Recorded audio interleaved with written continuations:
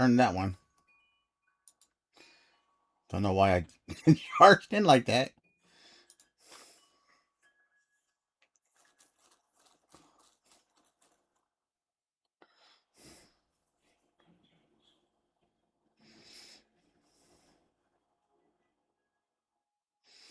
I'm definitely feeling some pressure on mana that I didn't have before with the warrior, cleric, and druid. I mean, warrior, cleric, and bard.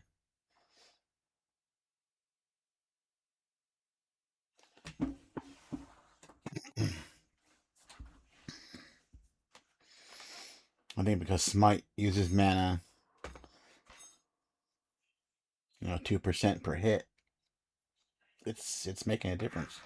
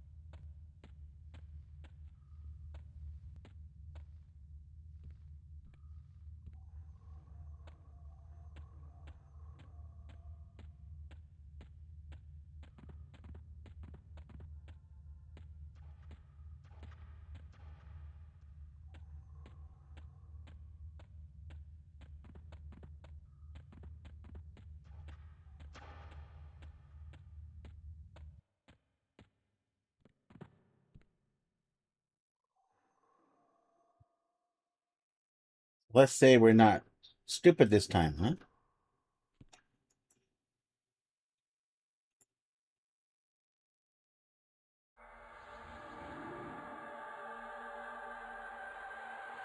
I don't know why this executioner is not listed on the map. Okay, jerk.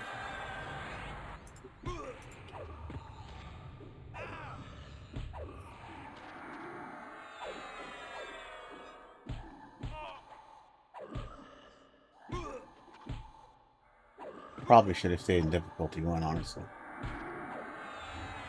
I thought by upgrading my weapon to +8, it'd make a big difference, and it's really not.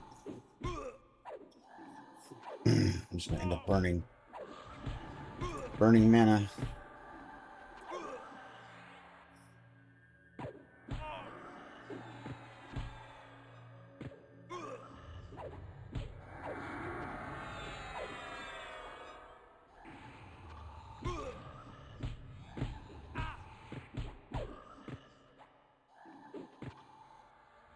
Miss, miss, miss, miss, miss, miss, miss.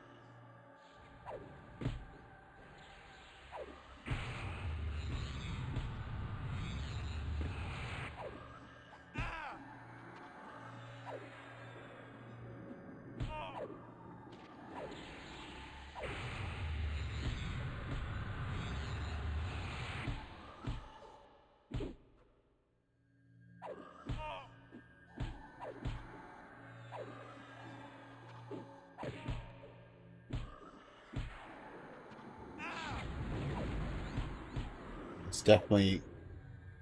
Smite is definitely a pretty huge amount of pressure on your mana pool.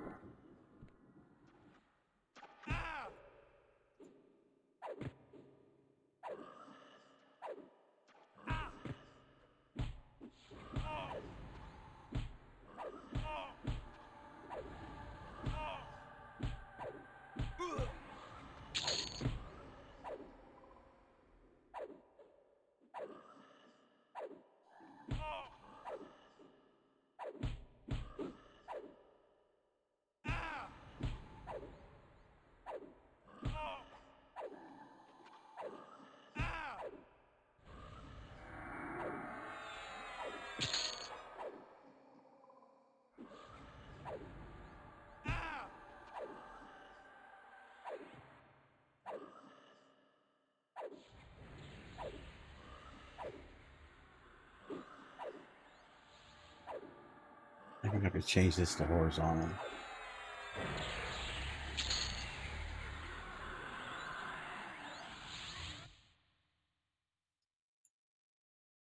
And there is a horizontal option, right?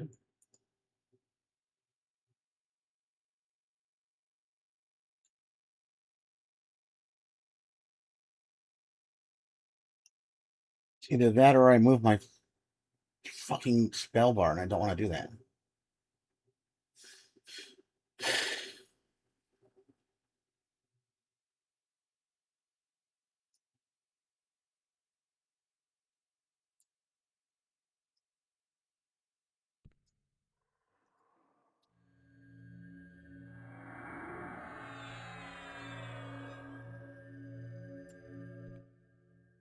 Alright, so that's cleared out.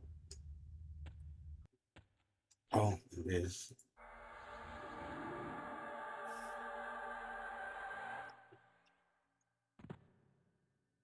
Cool night, cool night.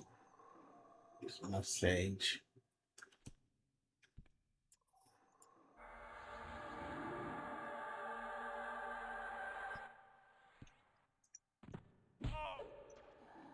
Of course. Guess they're linked.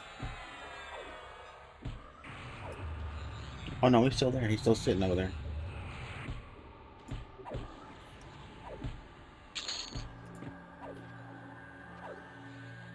It was.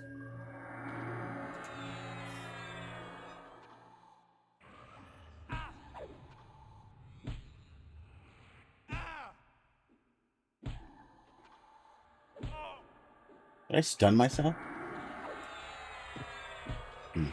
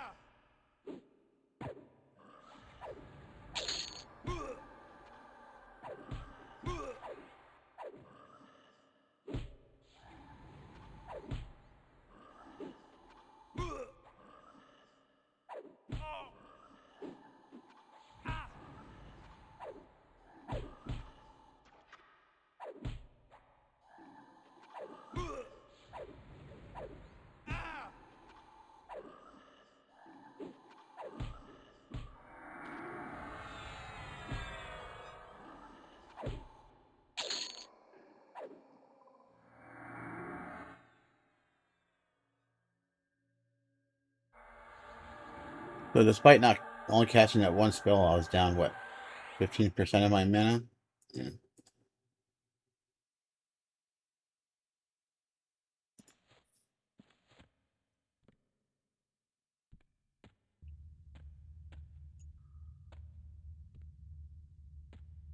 Alright, let's go look for Mr. Frenzy.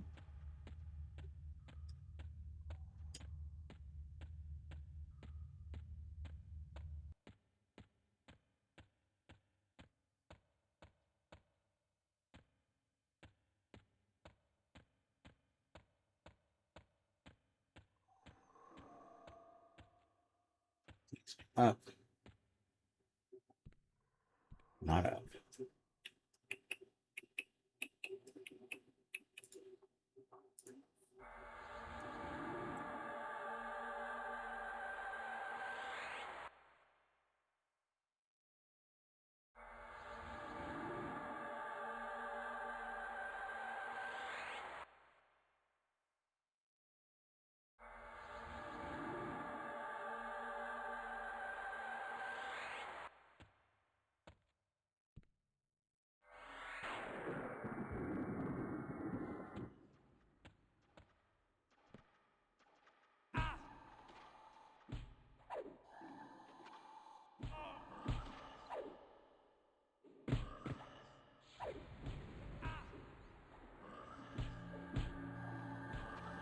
And there's someone behind me, right? Or it's... Yeah, I'm rooted.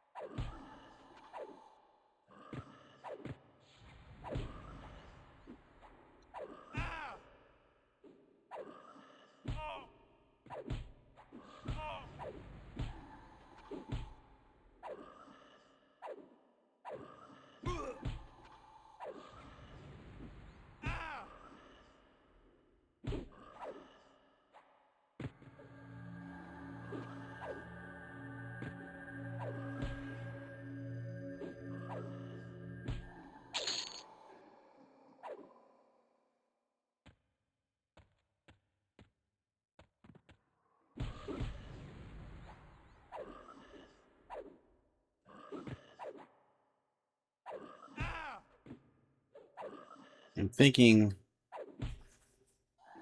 once this is 50, I'm not going to do any ways to get rid here.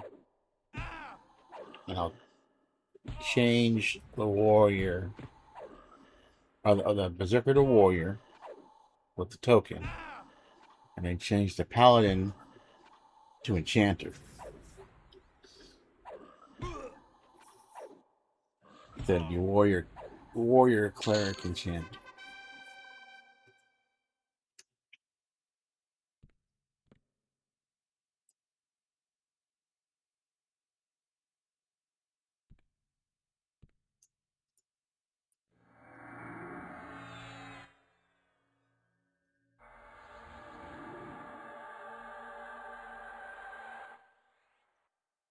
And we'll dual wield. So I don't have any good dual wield weapons, so it'll be a bit like starting from scratch. Not quite, because I still have fallen armor and shit, but I won't have this +8 two-hander to carry me and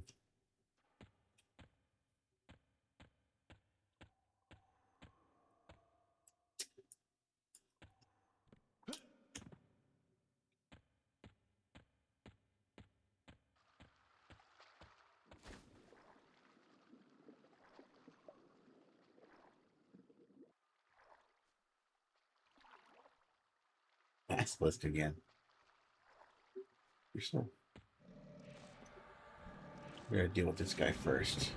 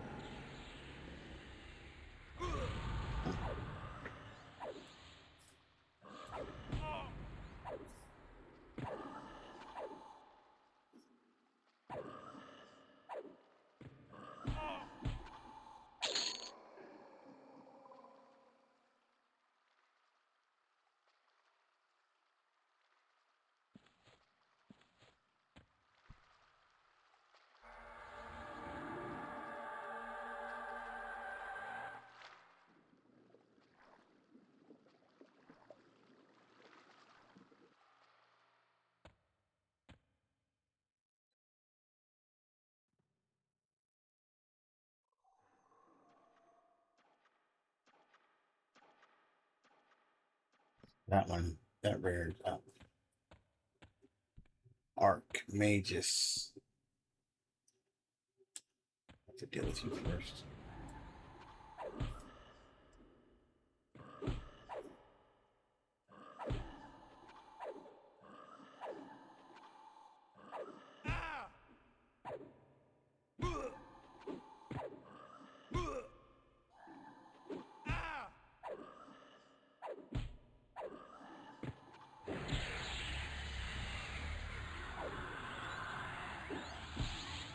You resisted?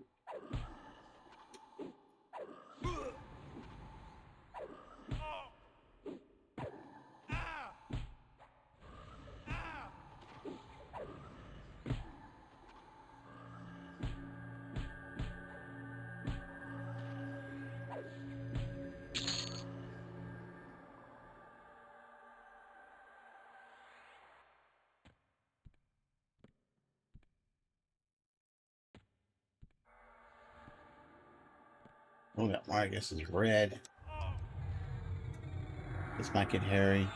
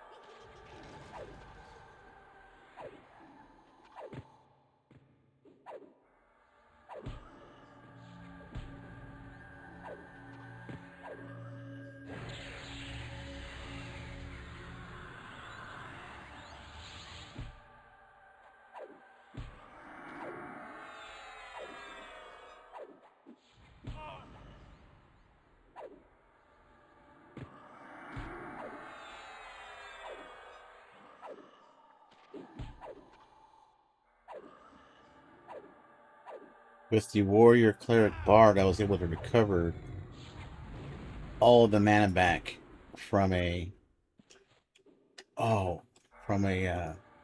promise renewal before I had to use it again.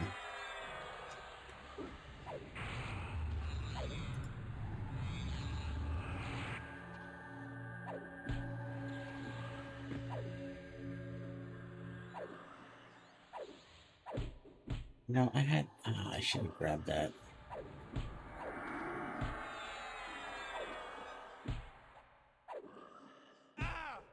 That undead dot I had.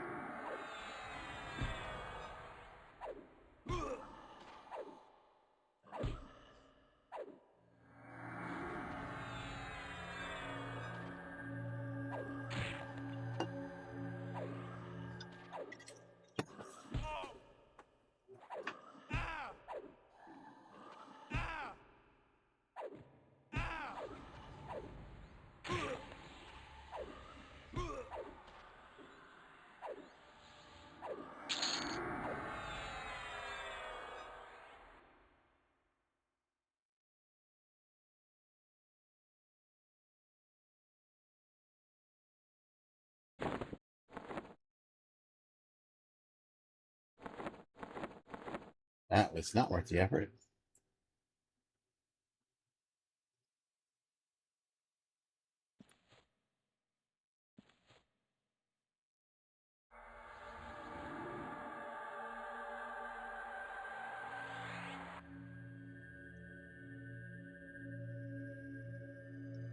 Alright, let's go check on the executioner again.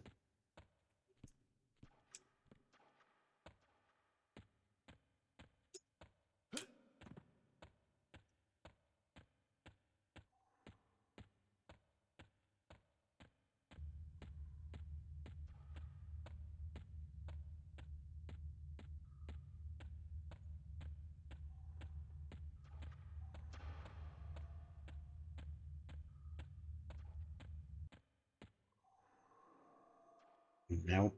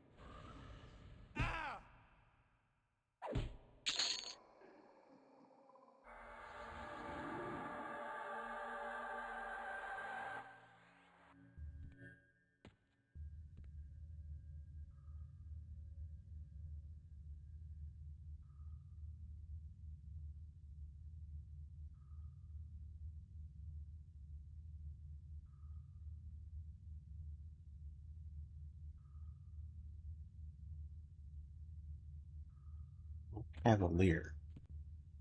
It sounds like he might have something for knights.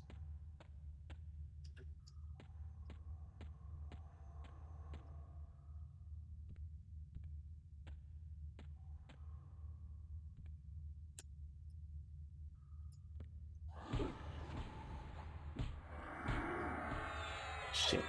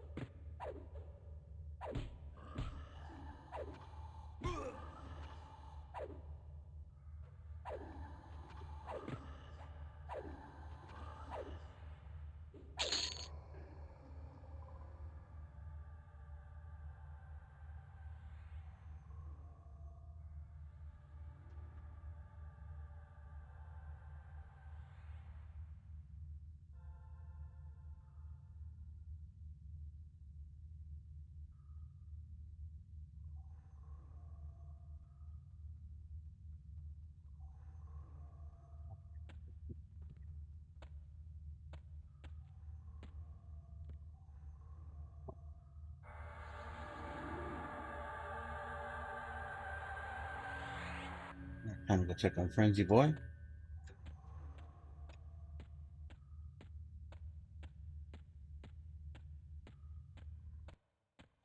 I'm kind of tempted to delete and start again. I don't know why. So I kind of get to this point and I'm like, this is getting kind of boring. Wish I had more to do right during combat. Frenzy goes up. Let's kill this asshole first.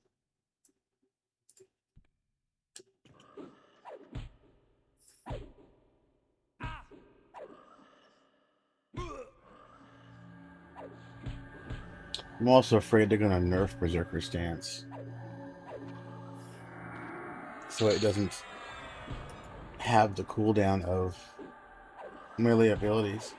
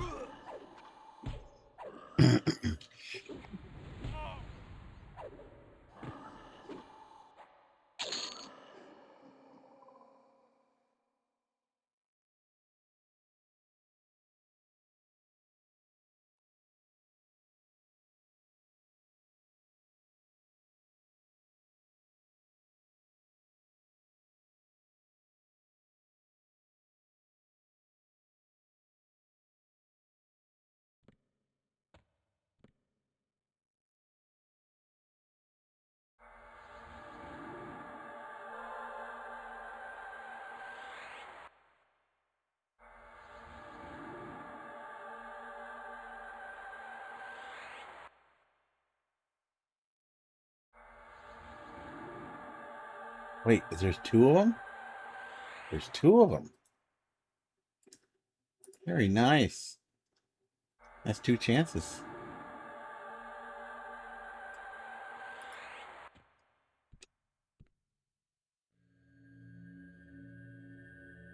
Hopefully one of these assholes gives me a belt.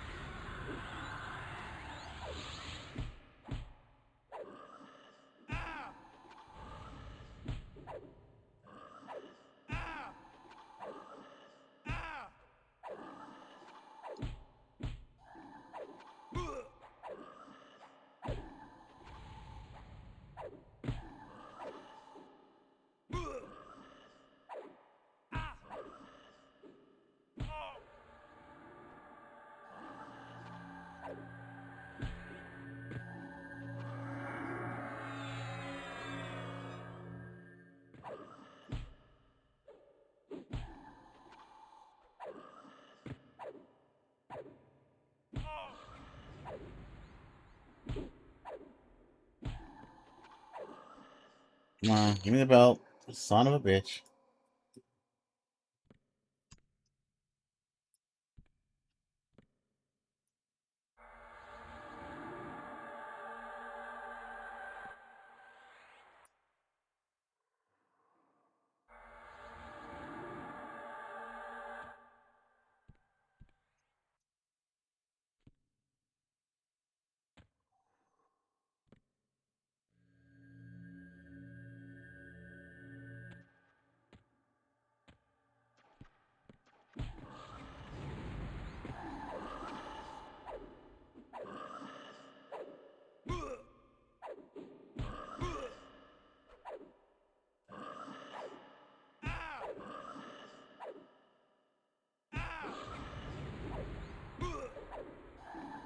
Yeah, Warrior Necro Cleric.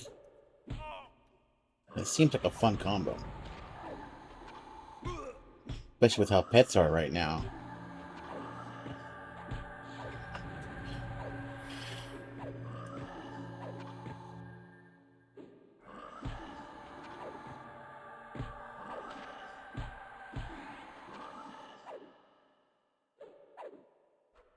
Then you just use Warrior Cleric to level up every other class one at a time, and yeah. 2 rings.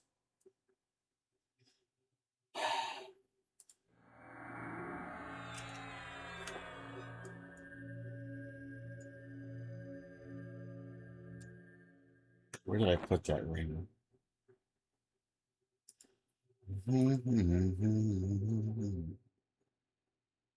Can't an asshole drop his ring twice. Let's kill the third one.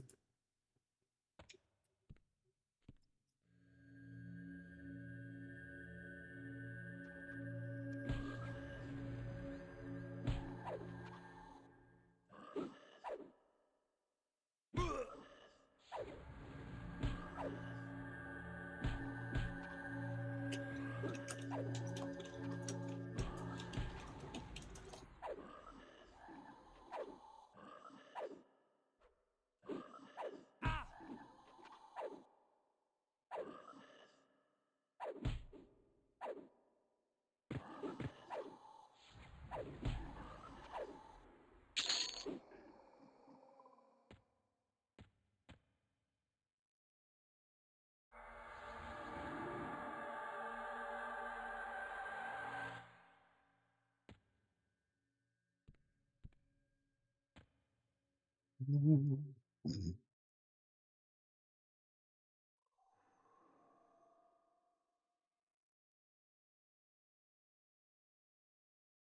think we want to kill it.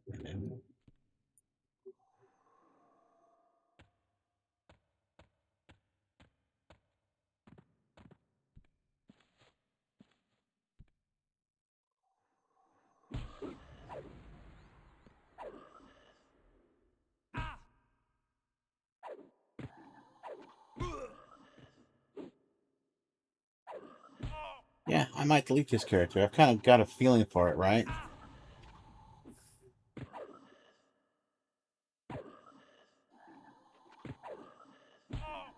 Maybe later.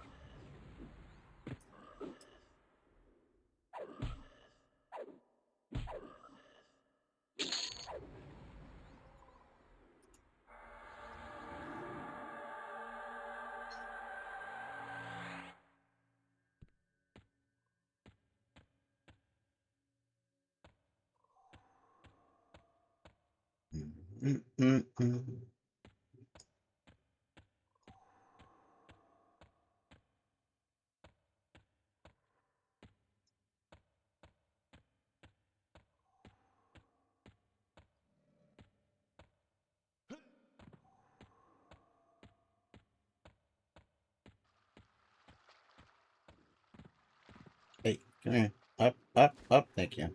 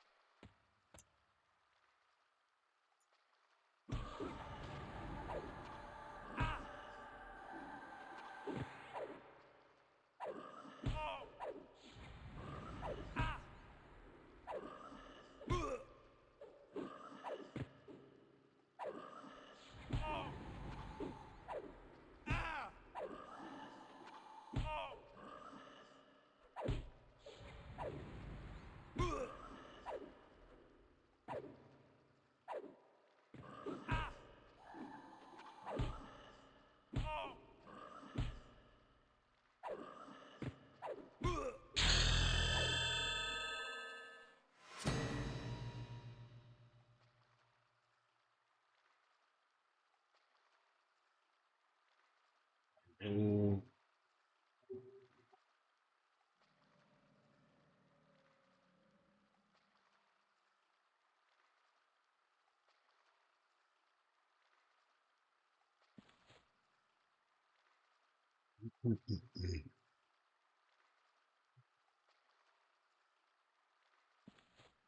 Probably refresh.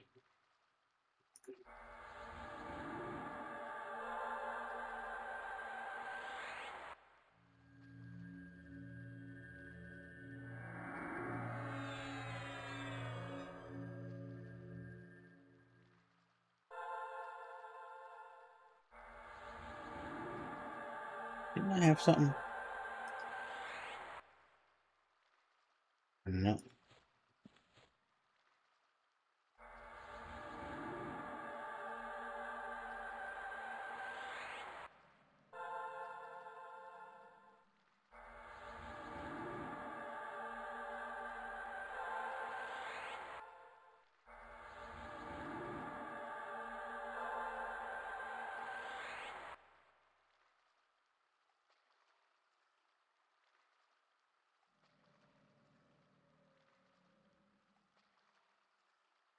Already 210.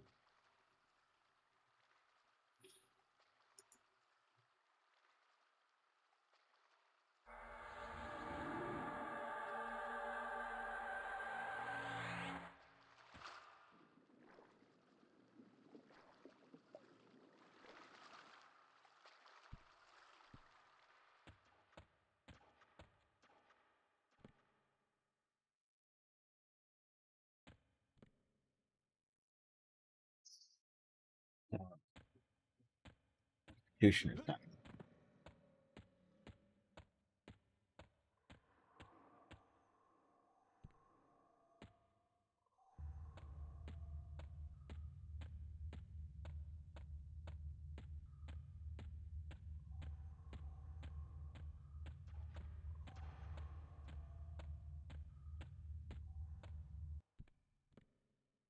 Still not here.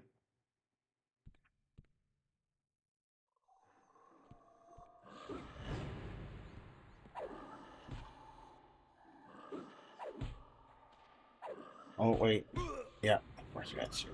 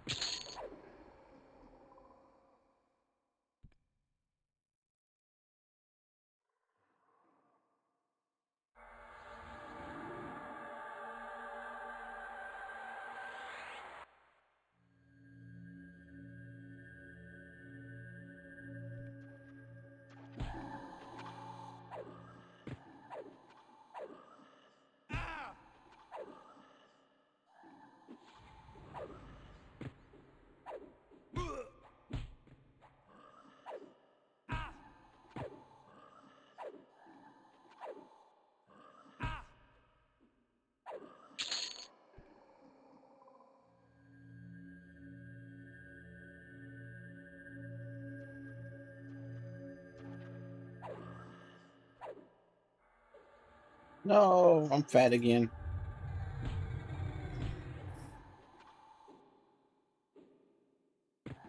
All right, less fat. I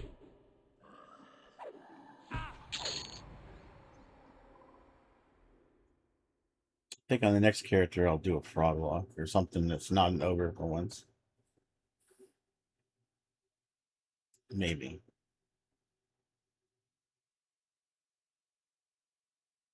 Maybe.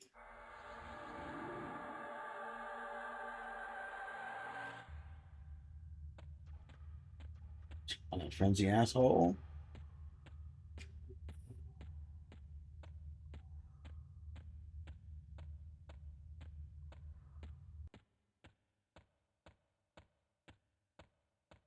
Mm-hmm.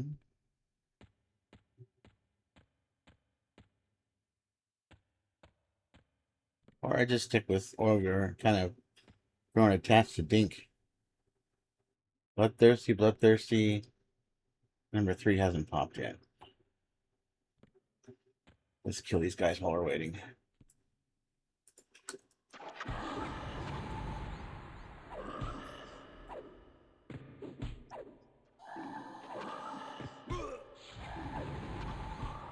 The warrior, cleric, enchanter, I wouldn't have to fuck with getting a shaman to 15 because I would have illusions.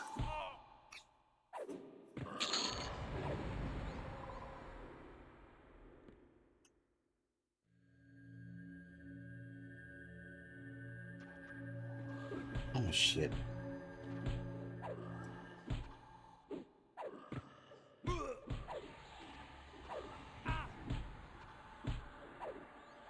Mm-hmm.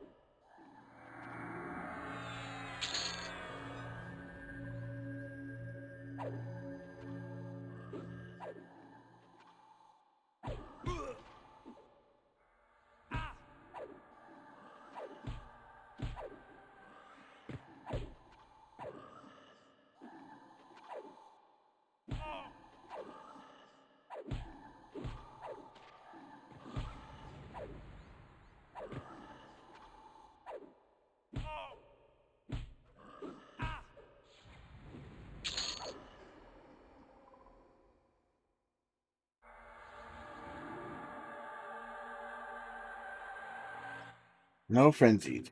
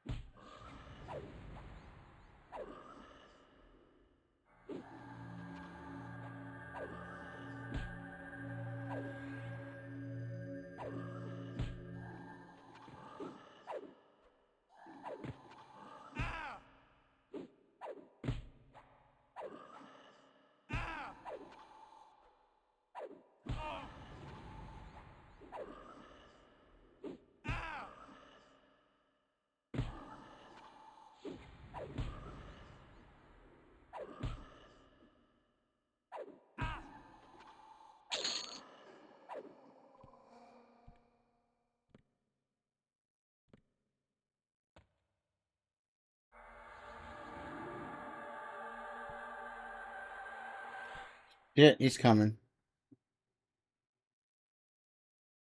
No?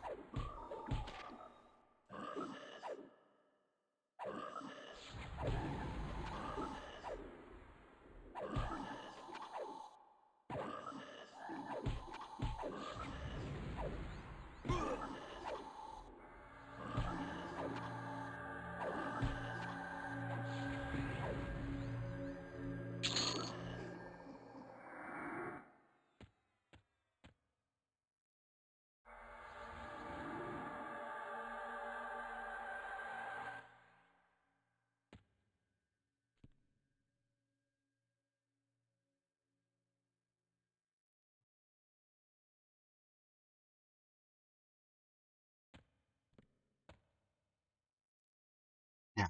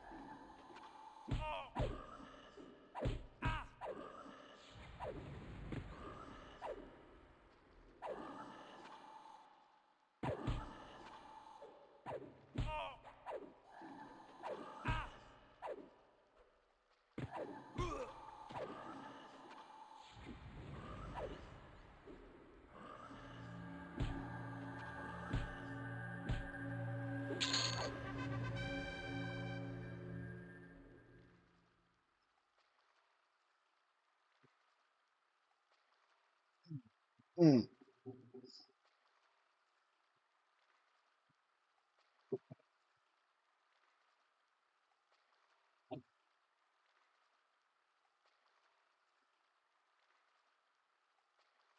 That hurt.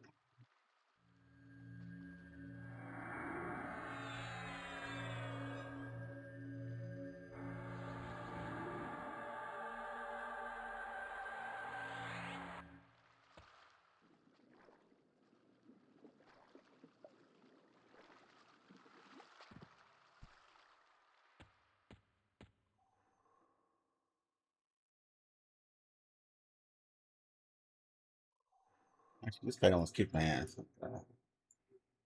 Not do him.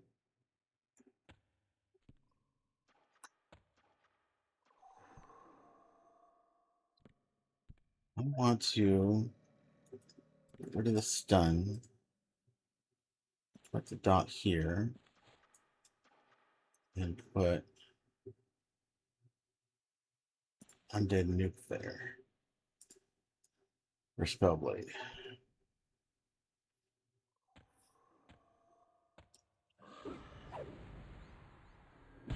No, no. Wrong spell.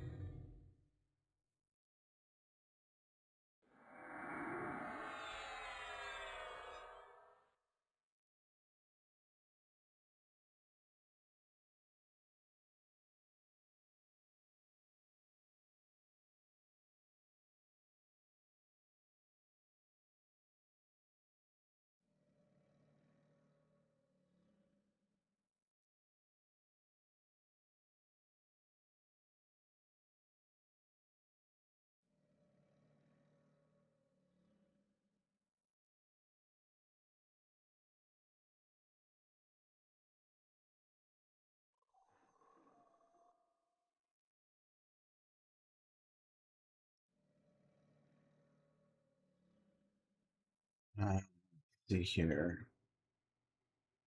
Races.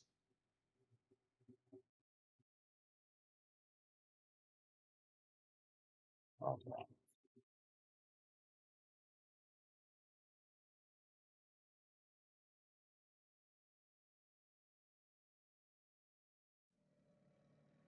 Huh. This wiki is useless. Doesn't even list the stats. Alright, fuck you then. I need to know.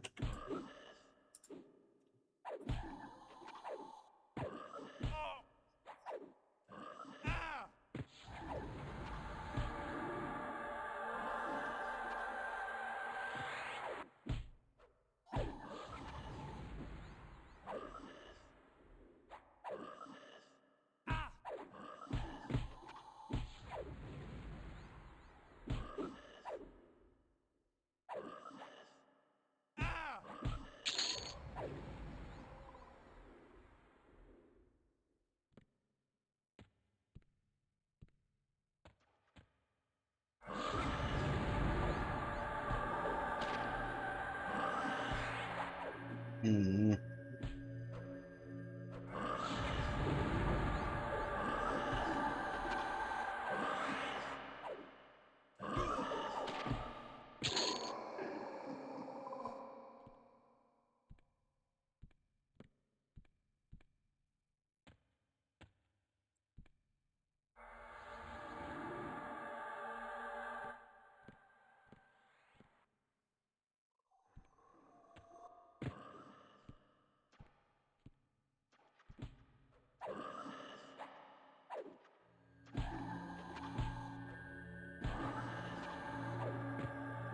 Where'd you come from?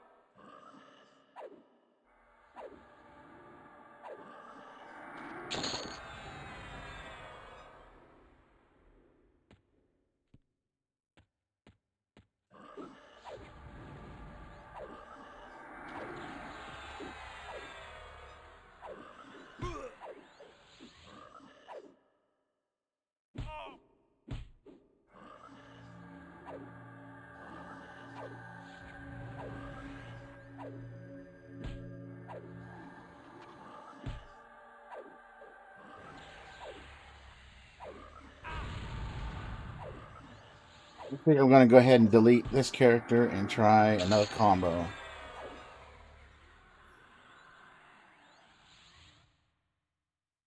Still going to be an ogre, so my starting. But I think I'm going to try warrior, necro, and cleric. See if the necro can add a little bit more DPS than this does, while having the sustain from Lich to not be a burden on the cleric and the necro using spells at all. By casting long dots and just going into recovery and letting Lich do its work. Since you do get Vampiric Embrace, which for necro procs more often and does more damage. So let's do that.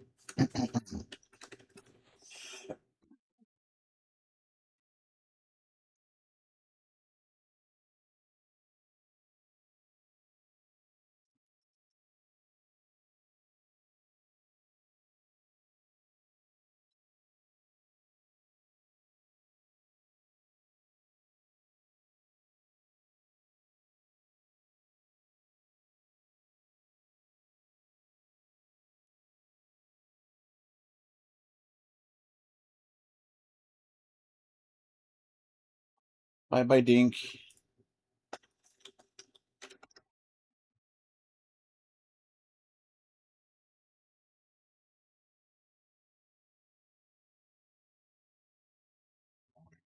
Oops. Wire and necro.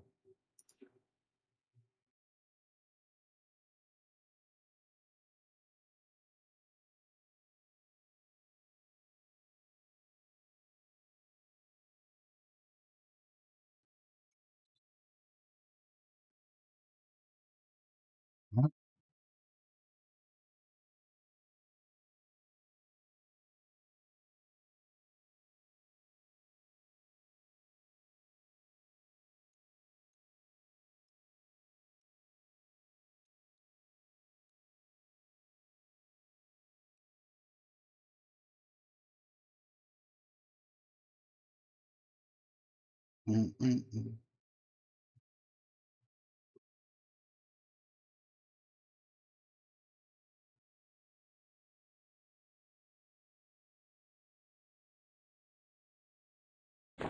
Oh, oh, excuse me. Okay, so first thing is layout. Dink. That is from today. Yep.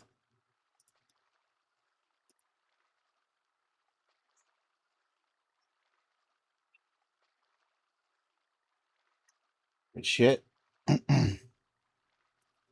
This we gotta move down. Rolling bones. We don't have any. Still need bone chips for that, right? Yep. No bone. Got no bone chips. Life tab.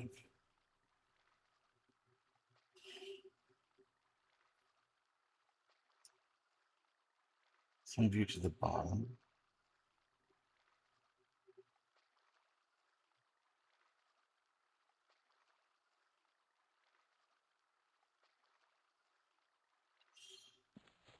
And move you to the top.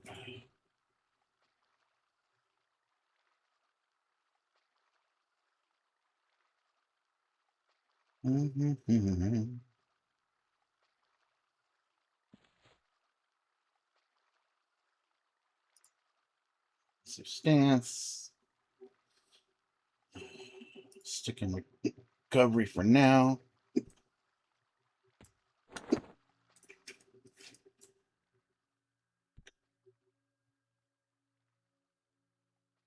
Gotcha. Letter for Doug. There you go, Doug. Oh, let's talk.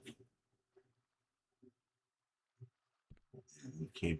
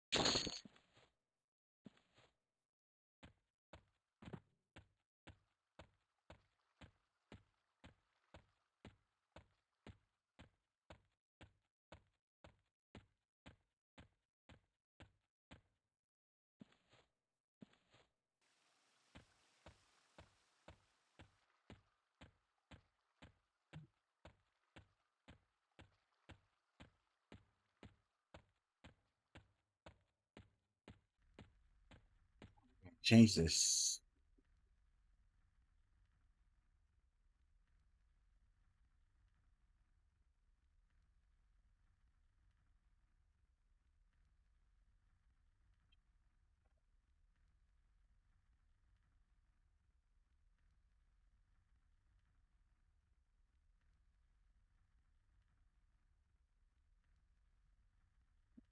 Oh, excuse me.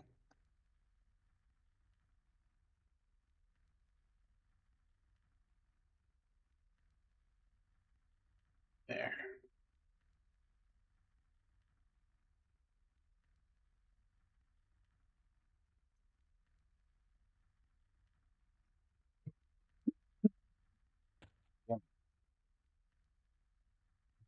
Mm.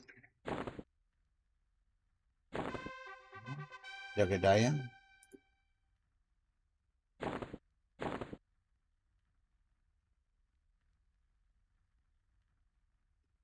All right, back to Little Doug.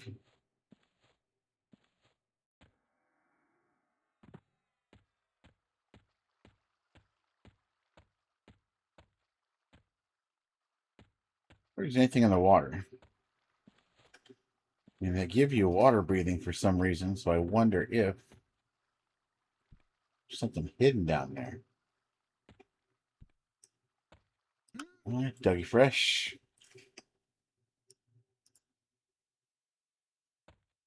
Talk to your grandpa.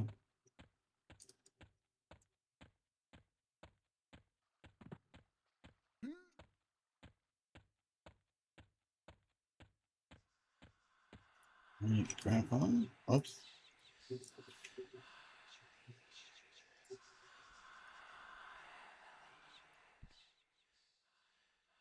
Nice.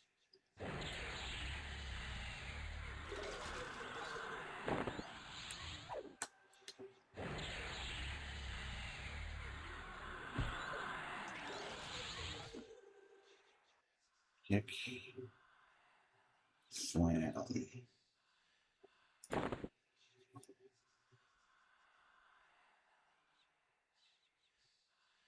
Don't have cleave yet.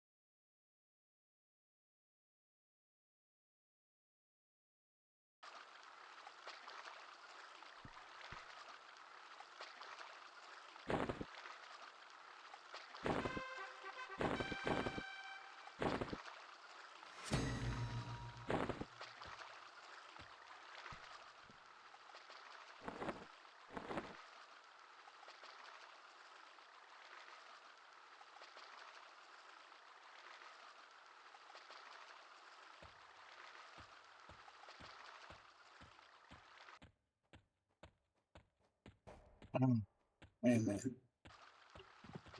This is.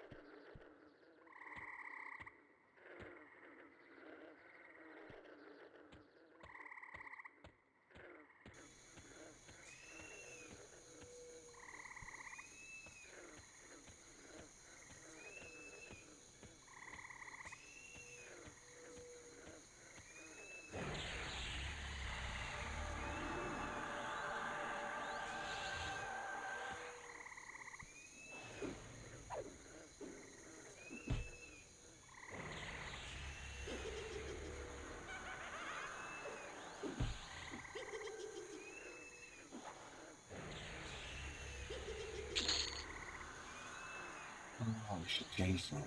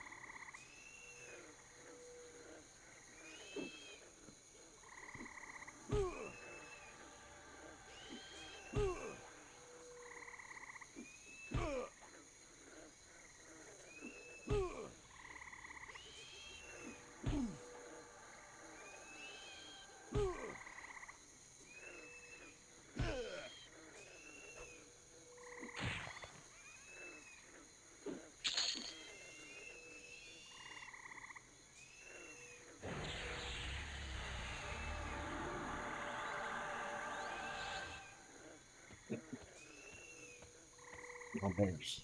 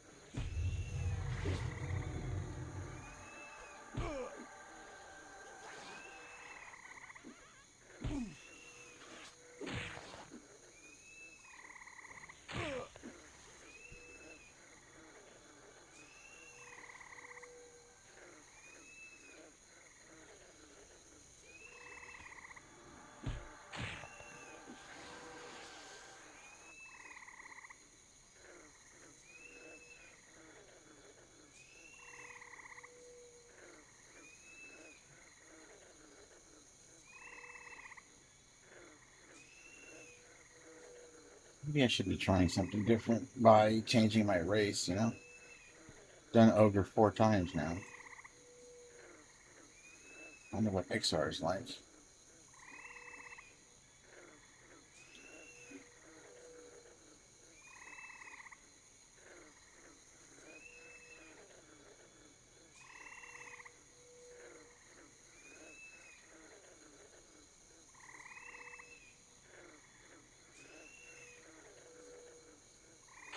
Ah, fucking bear. We're dead.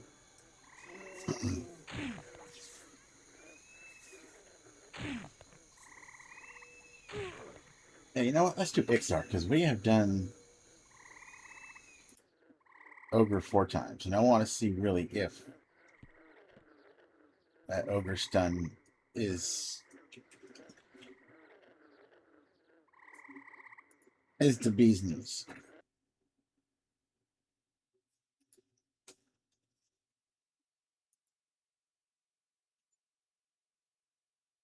So,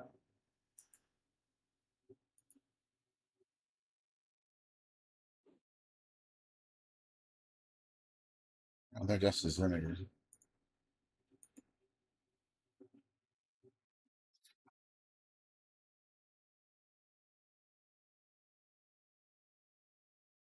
Start cleric first. Don't like downtime.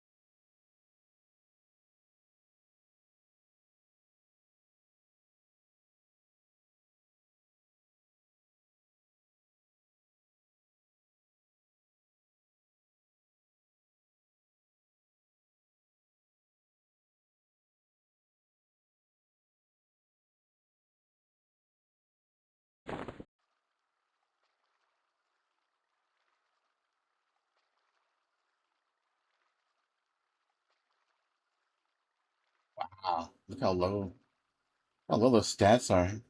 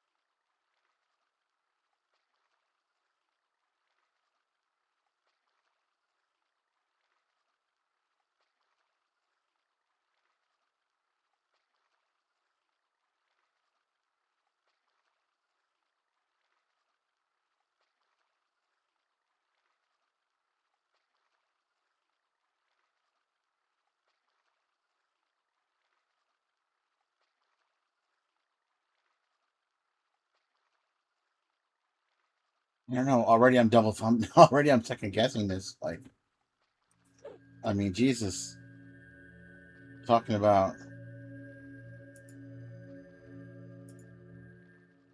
talking about 60 more strength for 10 more dexterity, 20 more agility.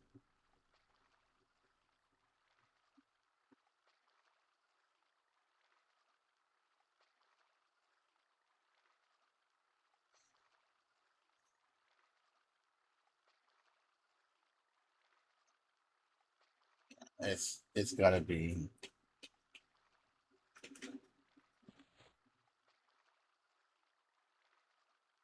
I might.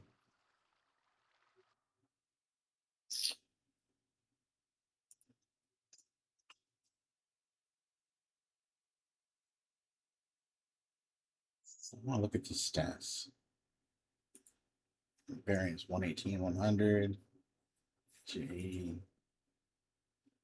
That's horrible. Dwarf is okay. That's horrible. That's horrible. FL. Control 108, 124.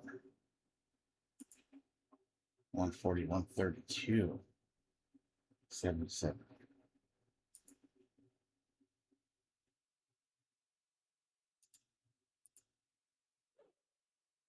They just have higher agility and dexterity.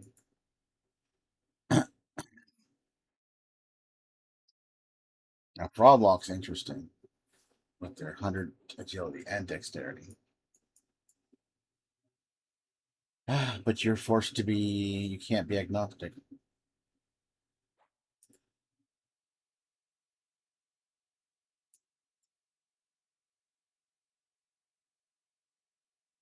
Let's do female this time. We'll have less of an issue with getting stuck. We're slightly smaller.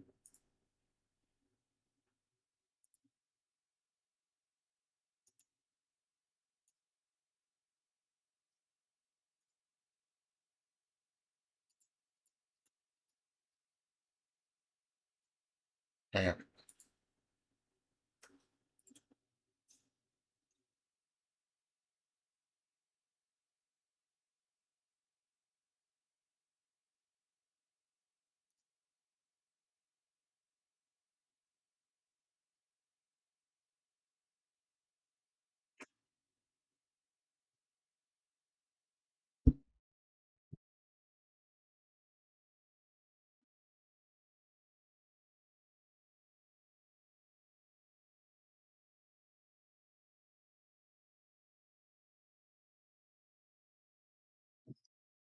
That ogre strength is really hard to ignore if you're going to play melee.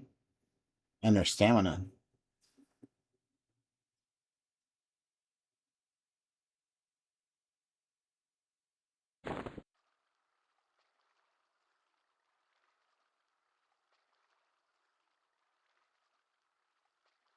So when we hit 10, we'll do warrior necro, shaman until 15.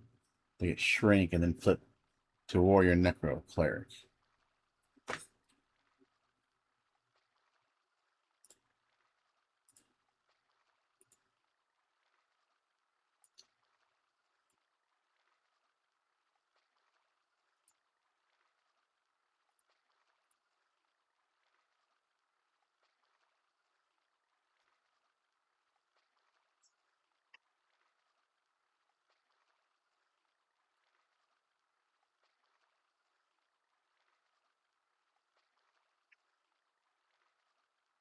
Gotta fix all this.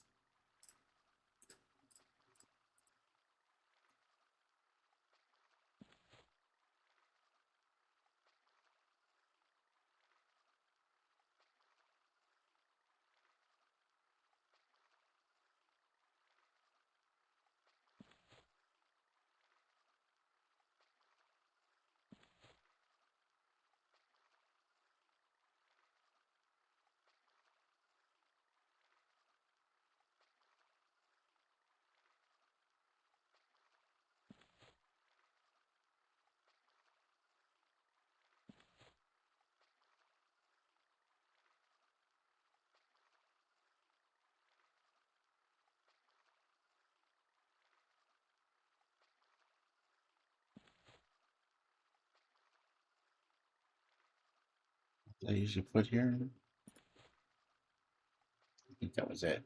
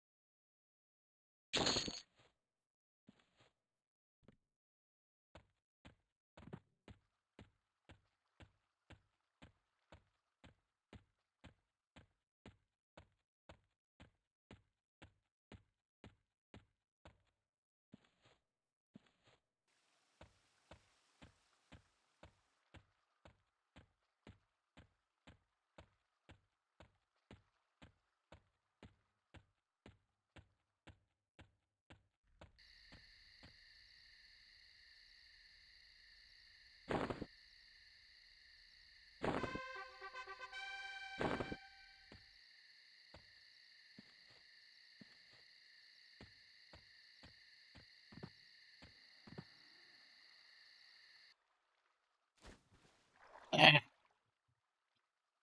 Oh God. Okay, here we go.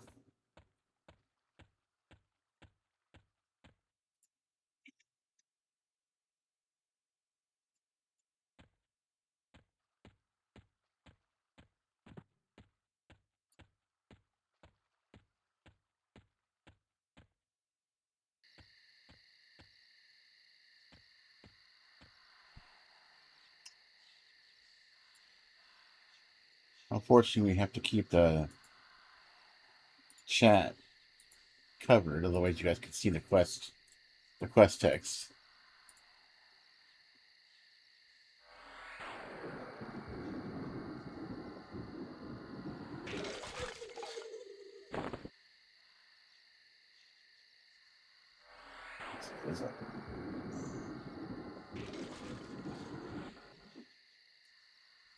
No, no, no, no, no.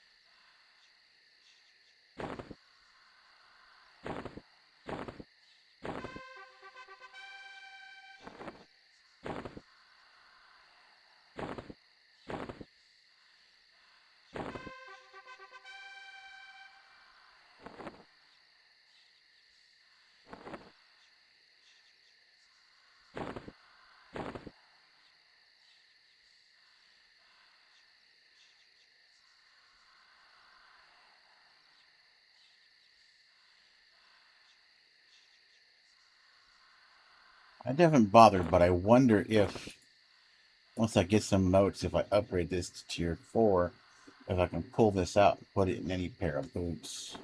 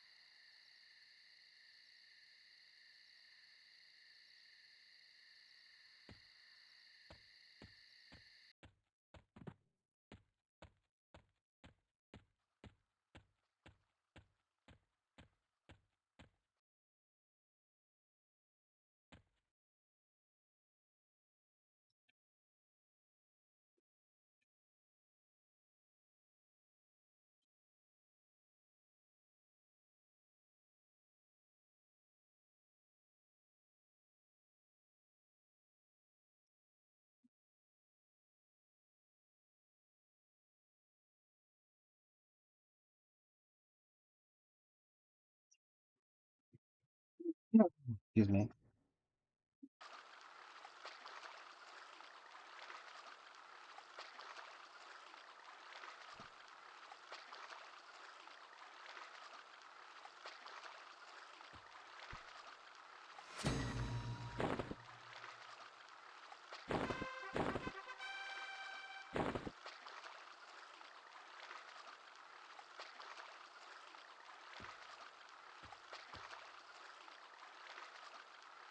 I just realized I took all my bone chips out of the trade skill depot and didn't put them back in before deleting.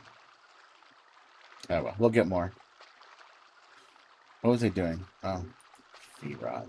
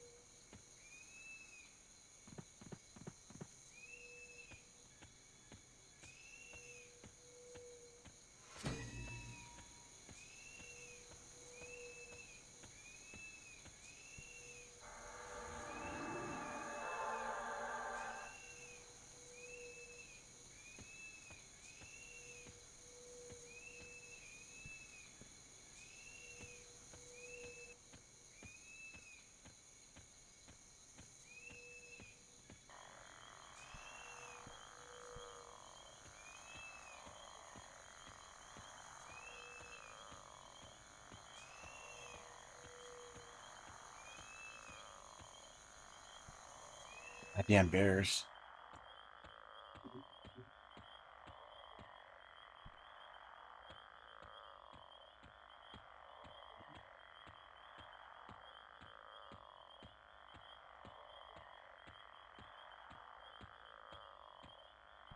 I wonder if it's better just like go to a different newbie area to level up. It's so sparse in Feerot. Although there. Hello, Falturbo. How are you doing?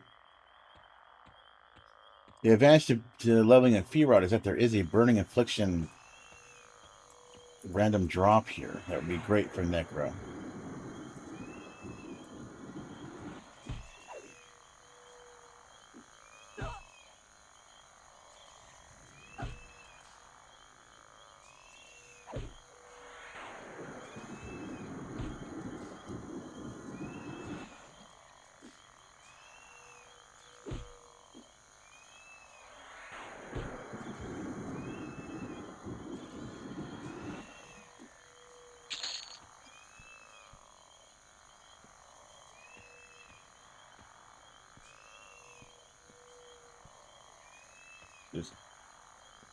It's not very dense out here.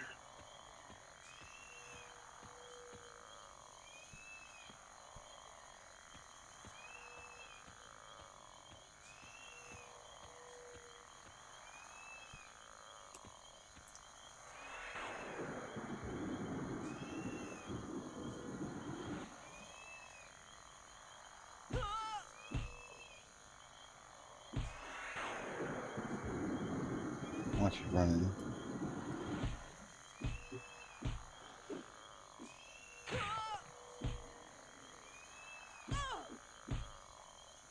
Oh yeah, this is the fourth reroll I've done.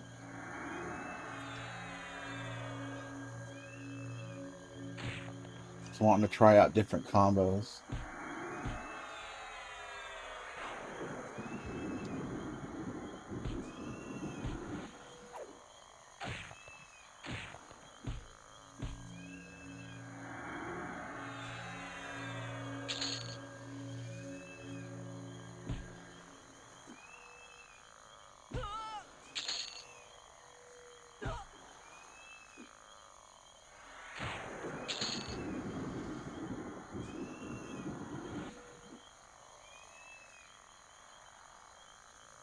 I'm not too worried about gear, but I do want that Burning Affliction exaltation out of Feerot since I'm going to be doing Warrior, Cleric, Necro, and hoping that the dots will fill the DPS gap that Warrior Cleric has. Well, DPS gap, but I mean, it's once you get into the 40s, it's not a very high DPS combo until you start getting gear.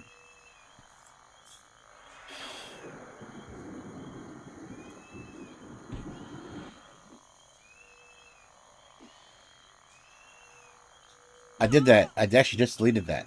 The problem with Paladin, at least with the Paladin and Berserker combo, is that the Berserker has the cooldown on um, shit like Smite and that kind of thing, right? Well, that's great. But Smite uses mana. And so as I got higher in level, and then fights got longer and more difficult, I was having mana problems. Because Smite, sucks 2% of your mana every hit.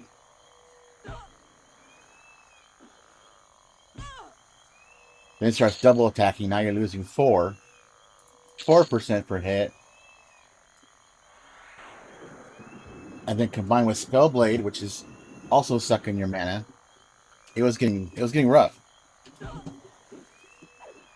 So if you play that combo, you're going to be okay with having to stop and or not meditate, but stop and let out of combat regen get you going because recovery invocation wasn't enough.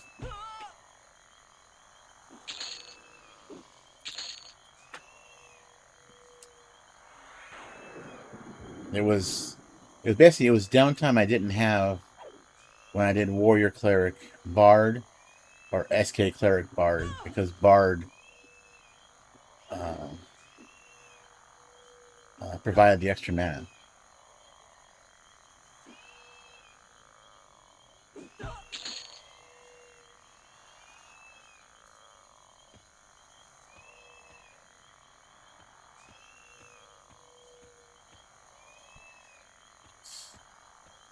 I mean, not just a stance. You'll have to actually, turn smite off. Because in recovery, when I did warrior cleric, bard in the 40s, and then in the 50 when I was farming hate, as long as I wasn't overwhelmed and had to use it too often, if I sat in a recovery stance, I could recover, and I had one of the mana songs going. I could regenerate all the mana, all the 500 something mana from using Promise Renewal before I had to cast it again. In the paladin, what's wrong with him?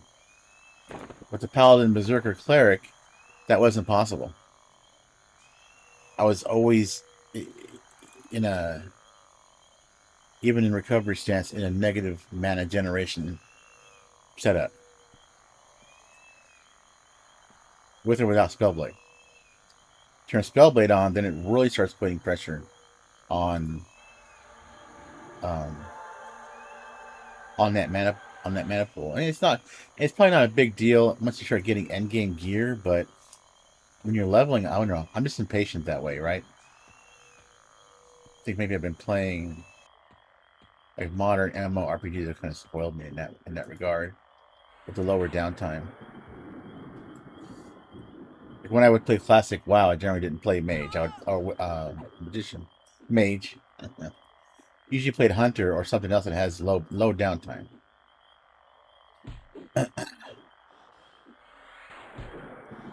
Hunter or warlock, usually what I played in classic. Got booties, but I have better booties. There's a fucking bear right there.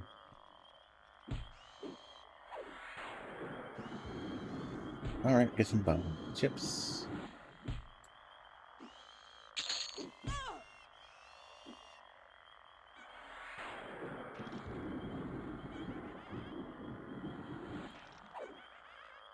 There's a streamer, Grant, who was, I think he was one of the first to kill D4 Kha'Zix Thul, and he did it with Paladin Berserker Cleric, but he also had to use a charm item. At the end of the fight, he was out of mana, and he could not get it back because Smite was draining it.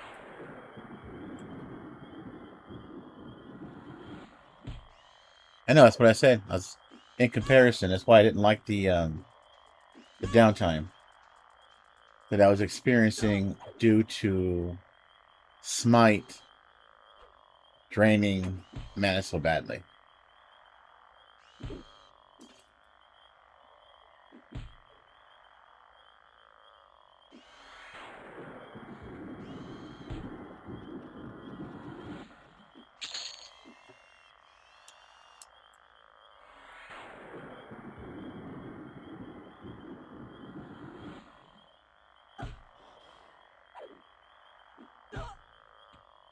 That fucking bear is coming over here.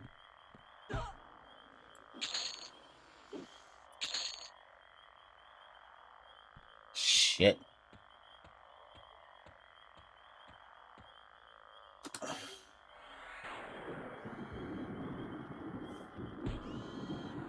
I wondered, especially with the recent pet changes, if it would be possible to do a ranger with a beast lord.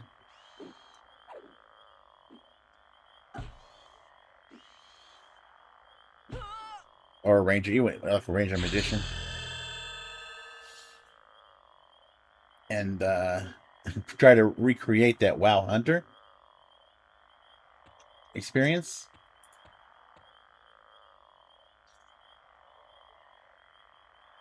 Fuck, I might even do that. That's a good idea.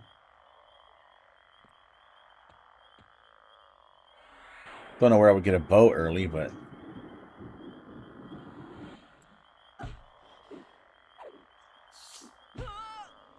So it'd be a pet class with the pet tanking, ranger with range damage, and then something in the third. I don't know what would be a third. Bard, maybe?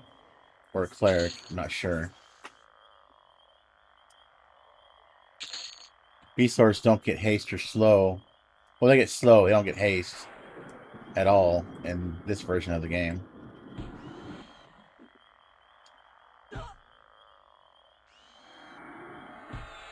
That'd be fun, right? Like a fun concept. It might not be able to farm D4, but it should. Because pets really, even with the changes, don't tank that well. Still, and you'll have to gear yourself and your pet. And if you only use one pet class, you've only got 4 pet slots.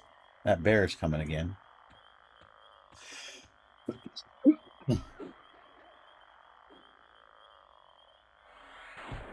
Coming again. That's a fucking bear.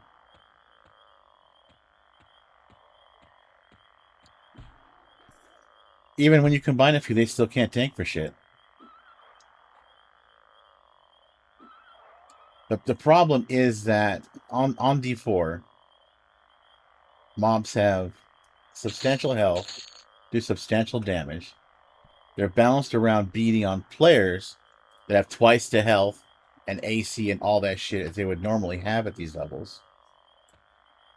But here you have pets. You know, on the regular game, a pet has 19 equipment slots. If you have only one pet class in the mix, you got 4. So you'd have to get everything to like +7, +8 to even try to make up that AC deficit. And that's why they're getting their asses kicked, even with their HP having just been doubled this last weekend.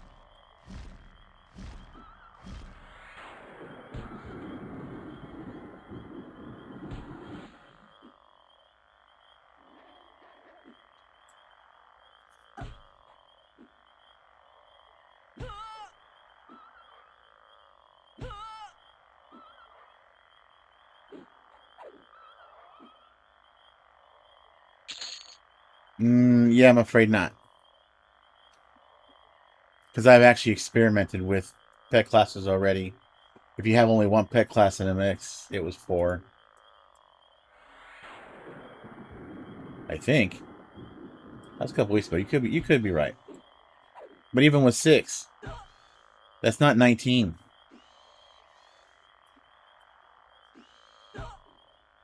And also people have been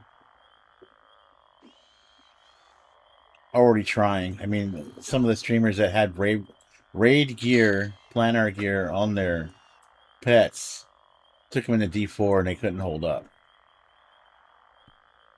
So they're not going to be not a replacement, but a substitute for a player tank if you want to pure caster it right now.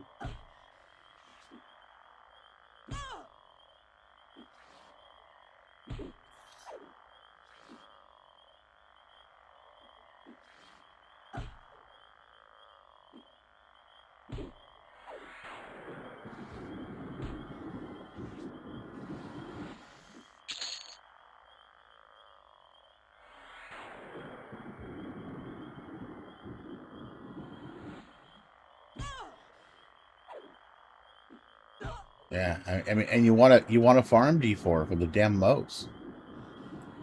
How you gonna +10 your gear? Going the wrong way. How you gonna +10 your gear if you can't take it yourself because you're triple pet class and your pet can't take it? So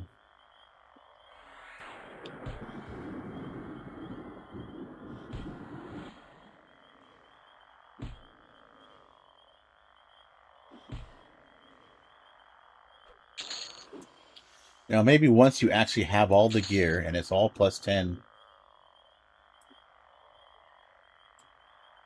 you know, maybe then you can do it, right? But there's a lot to do before then.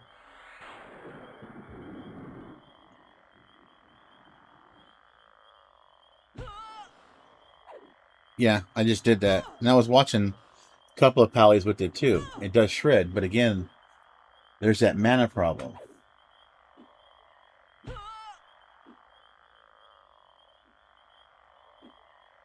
Smite consumes 2% of your mana pool every time it's used. And with Berserker's Stance, it's using it every 7.5 seconds. it could be using it 2 or 3 times, right? So you could be losing 6% of your mana every 7.5 seconds on a triple attack. That's with how bad mana regen is, with how big mana pools are when you have 2 casters or a caster and a hybrid in the mix. You're at a constant mana deficit even in full-time recovery.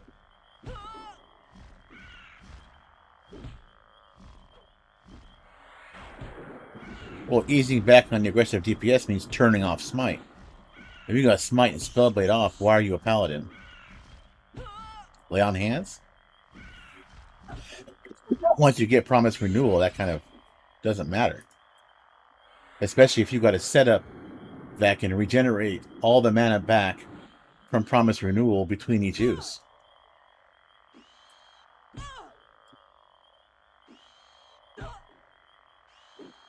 Who, Grants?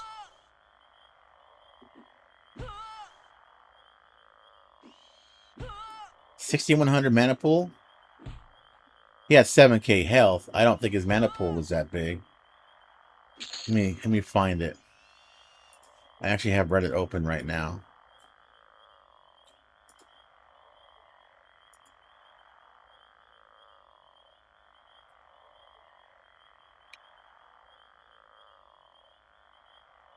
There it is. But he doesn't have the UI that shows the numbers. So I gotta wait for him to actually open his. Yes, yeah, he has 5.8k mana. So at 5.8k mana, every use of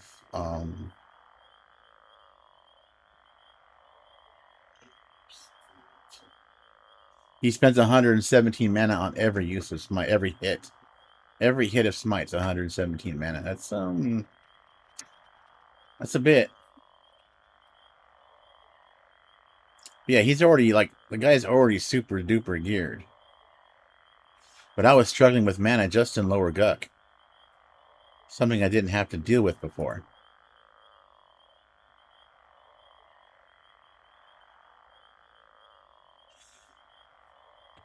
Yeah, I just pulled it up. It was Grunt. Well, who's the guy you're watching?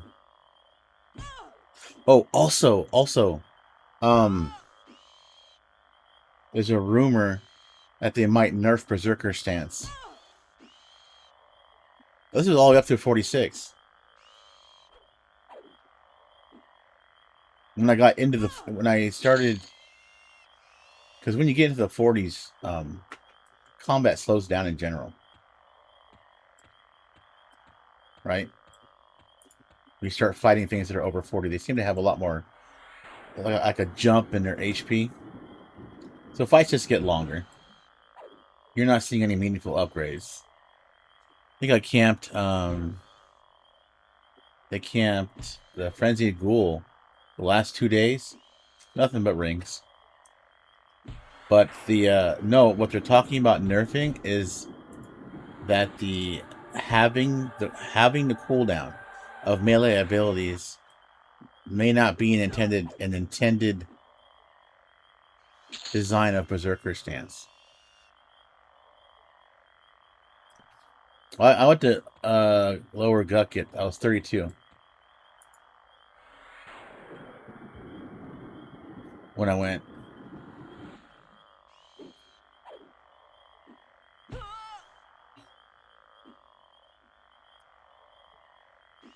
And I usually just stayed on +1. So nothing runs.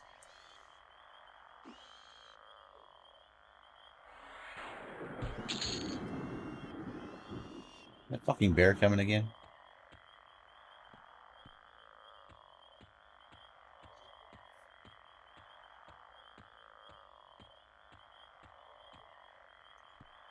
It was just, it felt like it was slowing me down. Because I was burning so much mana. Despite having recovery stance on all the time. And not casting anything else outside of using a calm to single pull. I was always in a mana deficit.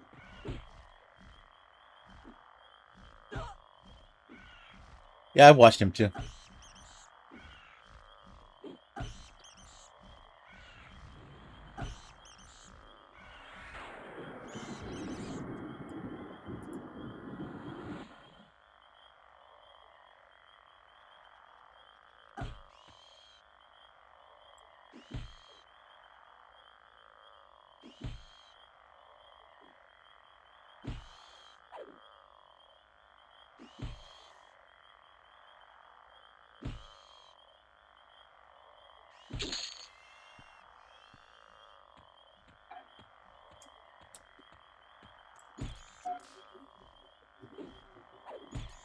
There was another guy on a beta that he did it with. Let me see if I can find it. It was the other day. I don't know if I can find the video again.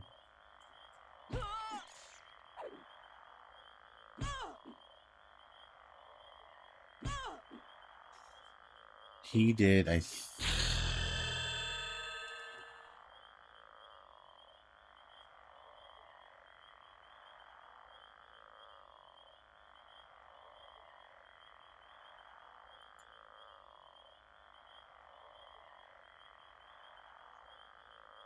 Yeah, it does seem Paladin, Cleric, and Berserkers are doing a pretty good job with it. Shit. This was not happy with the mana loss. Let's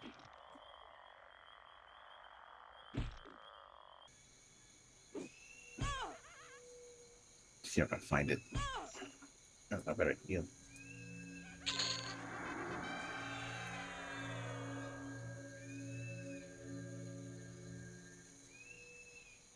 Nope.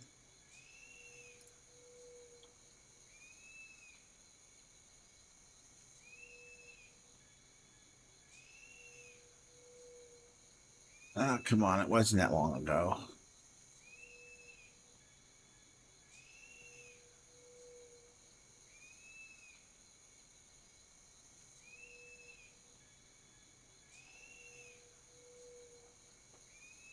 We chat so much on this damn Discord.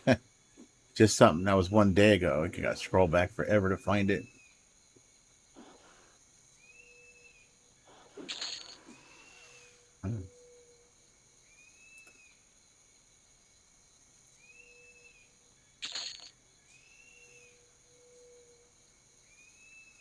If I think anything will work.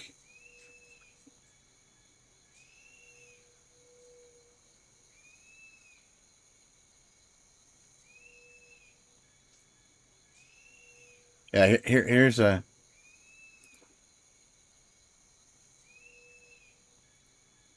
Here's a fun one. I'll link it in chat here. This one is Warrior, Shaman, and Necro. And he solos D4 Kazakh Thule.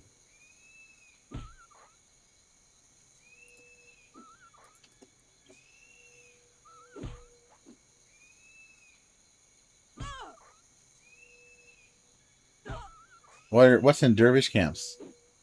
That's what Derv is, right? Dervish?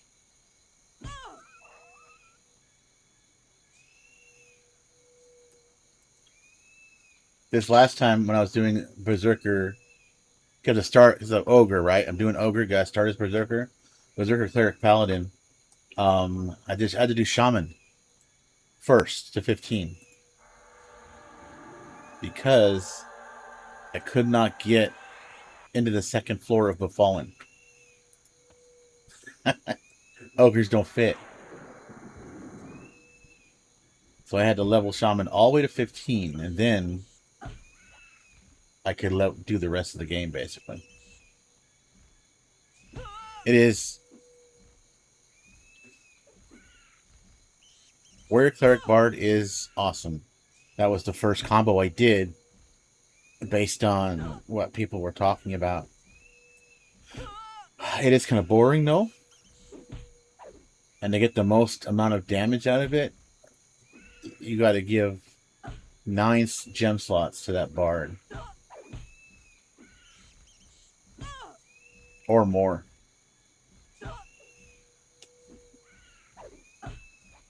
And then you have to sit in, for the raid bosses, you gotta sit in over channel.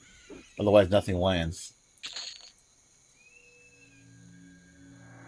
I think Hammock J just put out a video of him doing D0 through D4 Yale today as that combo, and he's done it before as SK um,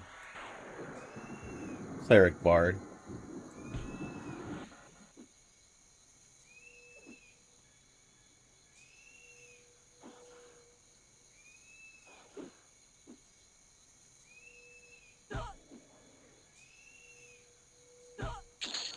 The rings don't. There's 3 different rings in Befallen. I've only ever seen one consistently from that Gronktar, that one Skelly on the 3rd floor. The Platinum ring. That's the only one that seems to drop consistently. So if you're saying that the dervishes drop another ring, yeah, right. The other 2 rings that are dropped, one that has dexterity, one that has stamina. I think they don't have AC at all.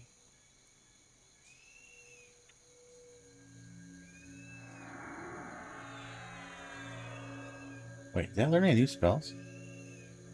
I did. Son of a bitch! Right when I got rid of my fucking goddamn bear. He's gonna kill me.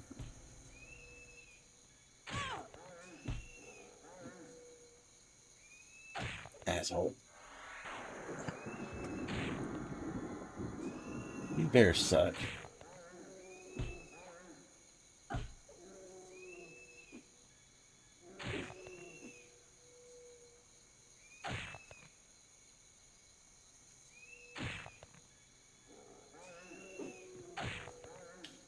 Fuck this bear.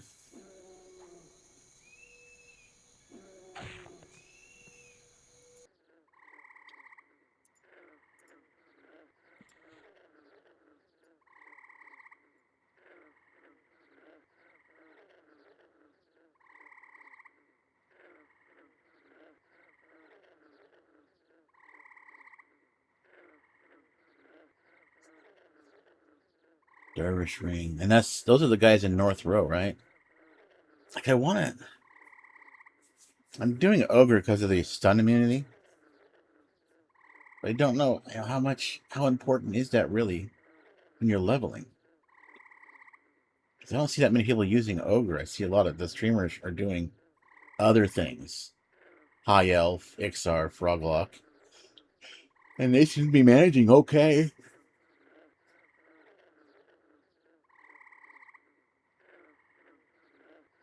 You can have 2 Dervish rings? Mm. And then if I wanted to do Paladin and Berserker and Cleric again, like if I do Ogre, how would I even do the Fiery Avenger quest without a shit ton of faction grinding? I don't know.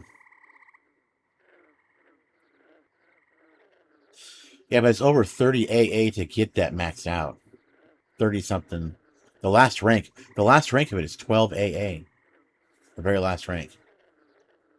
It is expensive. It's an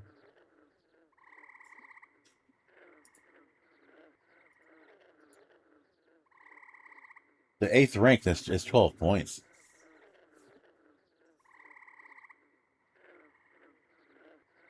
I mean, if you go Bard, you already got to put your first 30. You got Bard AA. You only get about 75. You only get about 75 in that first trip from 1 to 50.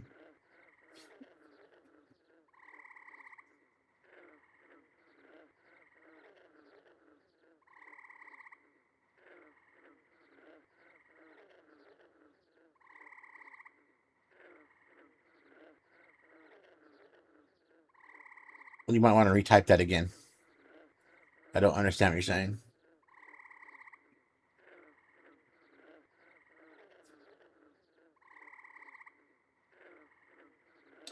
Yeah, monks aren't tanks. I was watching. I think it was his. Who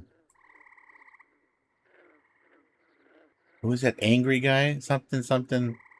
Dirty old, dirty old socks. I was watching him trying to do just a D1 Innerrook, and his, he's monk,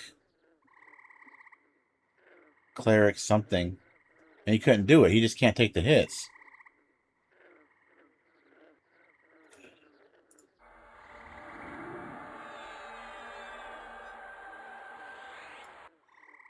Yeah,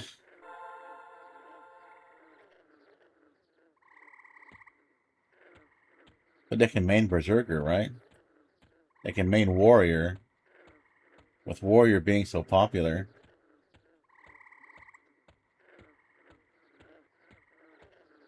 Well, you can once you get to 50.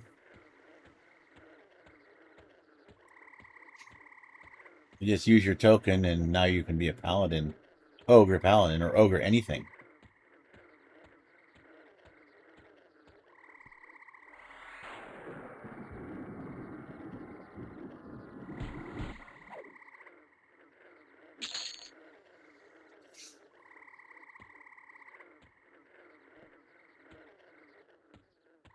It takes probably, I don't know. I mean, I don't have that much experience in this game, so it's taking me longer. But from what I've seen, it takes people about 25 to 30 hours to get to their first 50. That's pretty quick. That's without any kind of, ooh, excuse me, any kind of AA farming or anything like that. It's kind of why I want to try a warrior cleric necro and see if layering dots on powerful dots when combined with the mana regen of Lich form to counteract that is enough.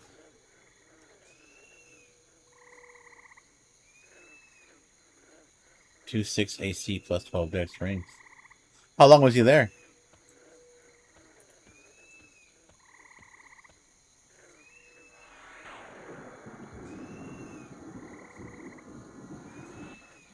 On my first character, which I put about 120 hours into, I did, I farmed Befallen a lot, and I got 2 of those enchanted maces that are, strength and wisdom.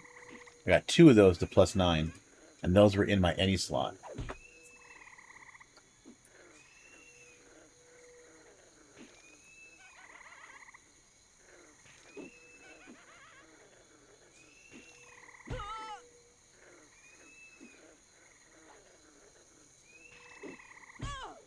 Oh, yeah, yeah, that's how I got my shit in Befallen up, so I...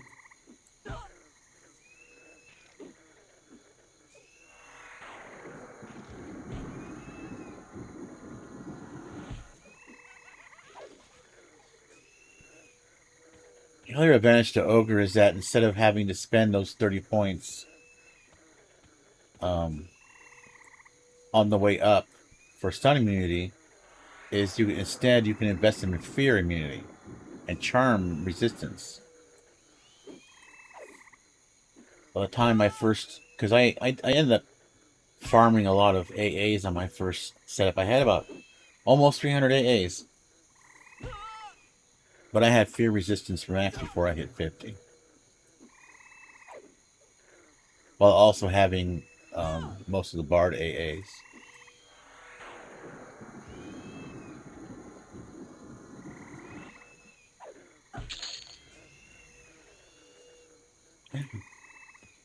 Makes sense. He was an Ixar, I'm guessing, right? Or was he something else?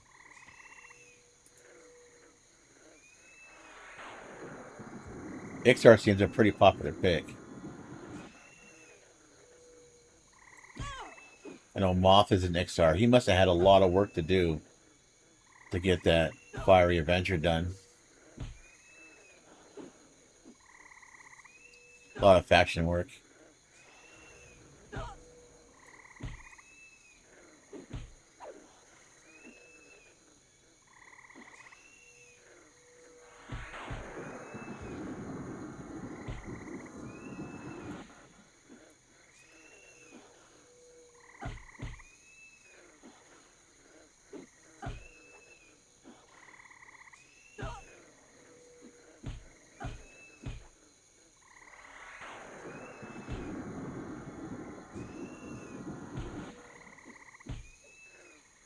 Apparently it can be done.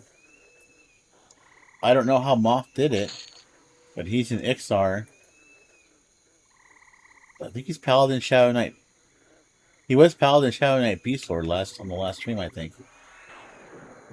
And he has a Fiery Avenger.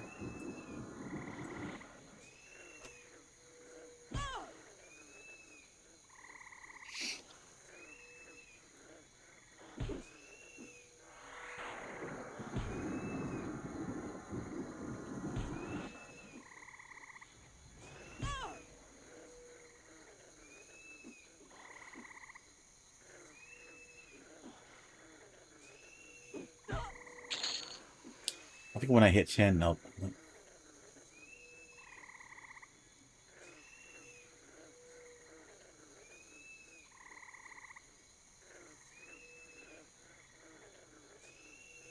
So that's really a matter of the fact that, you know, these guys have all the pre-existing knowledge of the game. I think new people are going to struggle with it. My first 50, when I got into the 40s, I was getting pretty frustrated because the experience in Guck was getting really bad. And it was so slow. And I was told, well, go to Soul B. So I go to Soul B. And holy crap, they have so much HP. I was like, this experience is just as bad as staying in Guck, killing blues. Why would I want to come here? Because they take so long to kill. And then someone said, well, it was Hammock says, go to Hate. I go to Hate at 46. Okay, so I go to Hate. Same deal. Even on difficulty 0, mobs had so much health that it took a long time to kill anything. And so the XP game was, again, no better than killing blues in Guck. And then someone finally said, go to the hole. So I went to the hole. Much better. You know, HP wasn't that bad. The resist were ass, but Overchannel was in by then.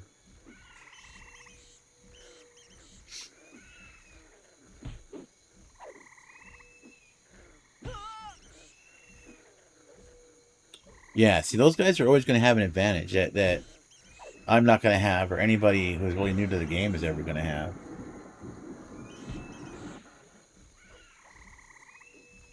Fact is, new players are going to be lost. Bear is really pissing me off now.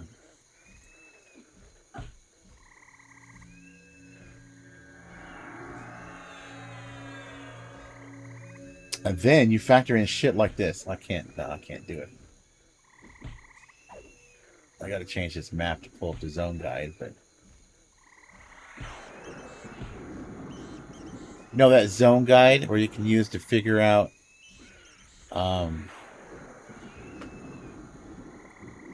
where you can figure out, you know, where to go. It doesn't work half the time. It doesn't always tell you it doesn't always populate a path. Like if I were to do it here.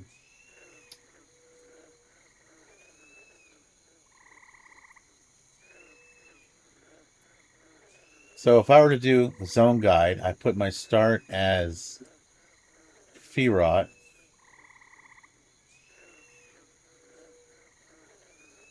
Let's start. And the Fallen as end. It doesn't populate, and I don't get activate path. So it doesn't work. So if newbies can't figure out how to get to these other zones they want to explore, if this doesn't work, they'll have to go outside of the game to ask, how do I get where? That's going to be annoying. I already bugged this.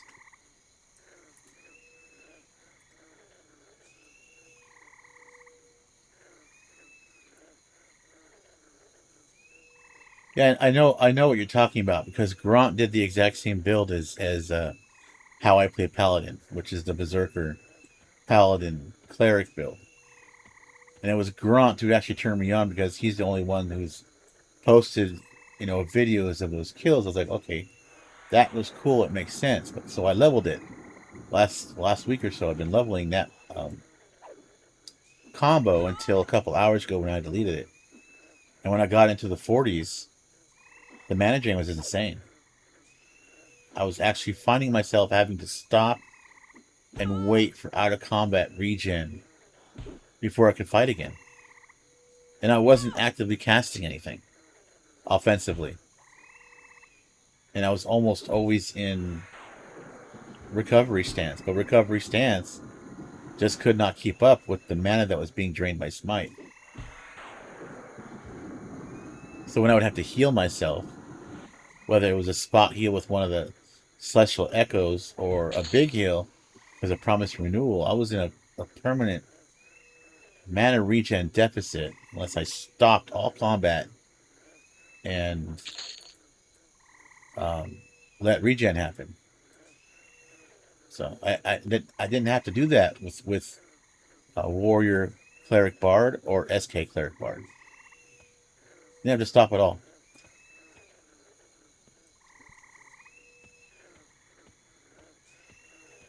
Well, I guess that's not true. I mean, if I got completely overwhelmed like by 5 or 6 things and I survived the fight, there was downtime for sure.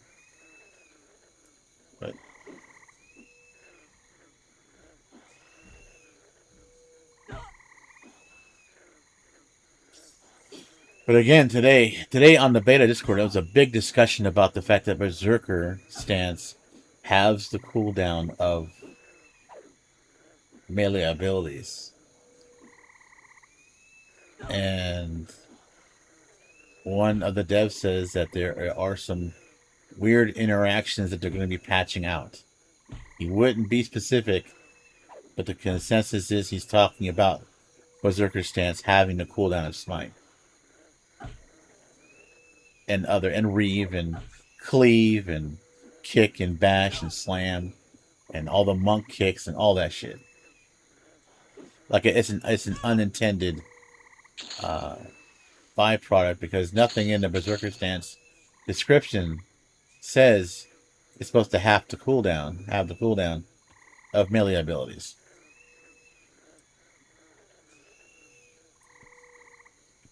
Doesn't work in Firot. And I think, and I'm going to guess because I don't know for sure. But when I asked on the Discord, how do I get to Befallen from Ogre? They told me Swamp, South Row, North Row. Right? And then West Commons. Well, it's different here. We have Oasis of Mar after the Swamp.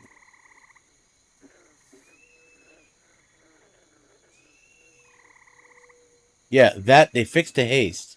I'm talking about the fact that Berserker stance cuts the cooldown of your melee abilities in half. The cooldown of Smite is 15 seconds. If you're in Berserker stance, the cooldown of Smite is 7.5 seconds. That is why Howai Paladin and Grant were able to get Lay on Hands back so fast. Because they are hitting with Smite twice as often in Berserker stance. That interaction is the one that they believe is not intended and may go away.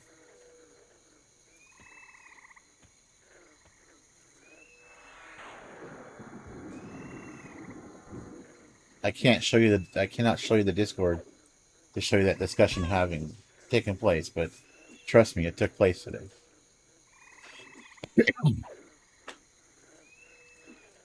No, it's still in.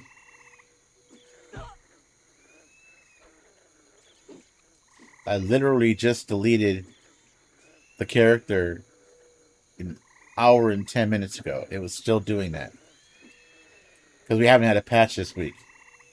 The most of the devs are at that summer game fest, whatever the fuck it is. They're all hanging out there, so there's no patch on Friday. There might be a patch on Monday or Tuesday. And we'll see whatever new changes are coming in. Hoping it's Blackborough.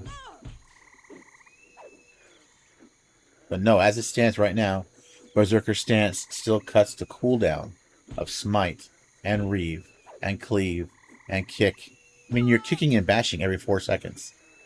When you're kicking and bashing, or because I'm an ogre, kicking and slamming every 4 seconds, You shut down cleric healer mobs.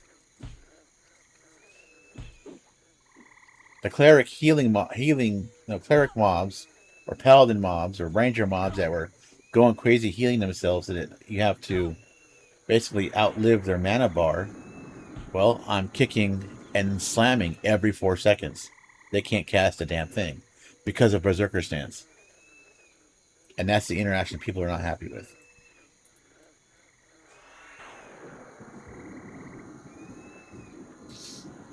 I just don't like the fact that Smite is a major drain on mana.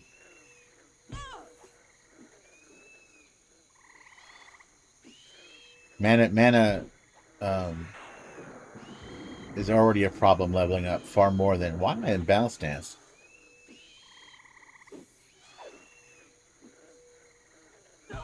It's 100% haste. It's not a haste effect at all. It doubles your melee swing. I can't show it to you because I'm not Berserker. Oh wait, you know what? I could show it to you. I should be able to edit my loadout now.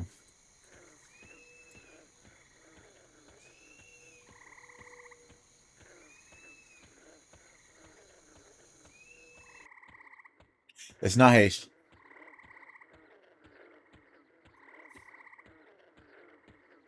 Because haste does not affect melee skill cooldowns. That was also the conversation today. So let me see if I can edit this. I'll go to Berserker. Cleric.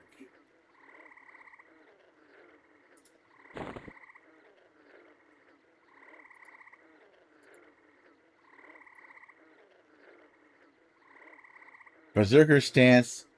Your attack speed and ability damage is doubled. Oh yeah, it's right there actually. These guys are full of shit then. It's right there. Your attack speed and ability damage is doubled. Well, ability damage. So your ability damage... Your attack speed, every point of damage dealt consumes a quarter amount of endurance. Reduction based on your strategy skills. So it doesn't say it's supposed to half the cooldown of Smite.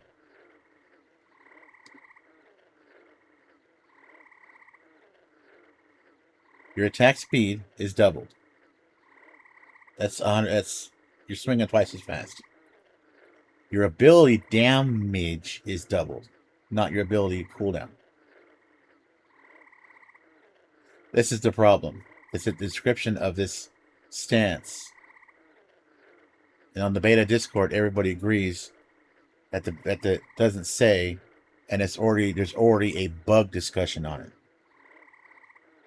But the developers are being coy by all they have said. So all they have said is that there is an unintended interaction right now, a problem with some code, but they wouldn't be specific. So everybody's expecting a nerf to Berserker stance, reducing the cooldown of kick and slam and all that stuff, because just having haste doesn't do that normally. Doesn't decrease the cooldowns of hold on a second.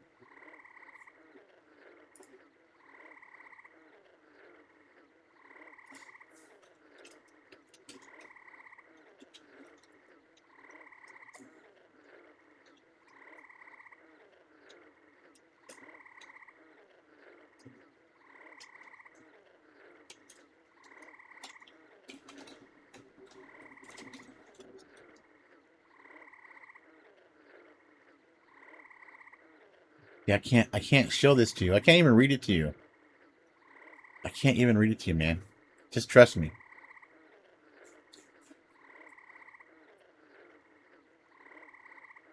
I mean, Berserker stance is nice. Being able to swing twice as fast is so nice, and it doesn't drain anywhere near as much endurance as offensive stance does.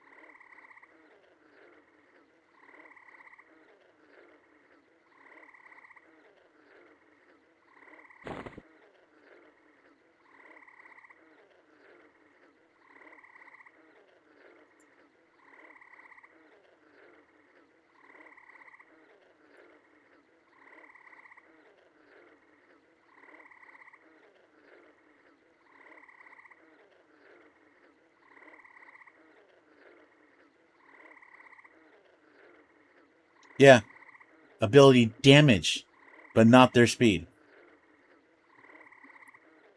So we're still waiting for clarification. If that's not clarified, the worry is that it's going to get nerfed. Oh, you know what I wanted to try? Because it's like impossible. Dual wield weapons are superior to two hand in this era of the game, and again, according to the Discord. But it's impossible to combine Berserker stance with dual wielding while also having the large mana pool by having a combo of hybrid and caster, right?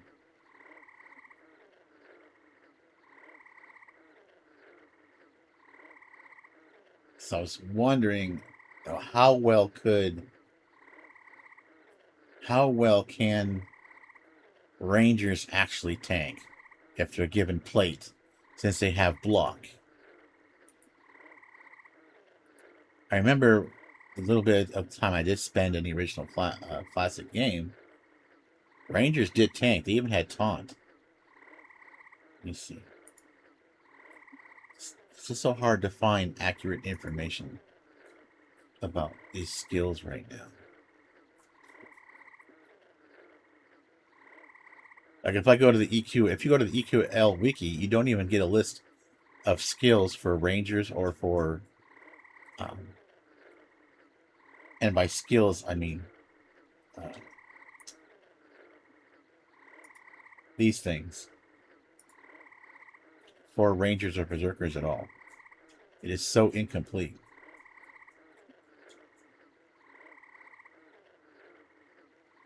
Berserkers I can understand because they don't exist in the classic, but for Ranger,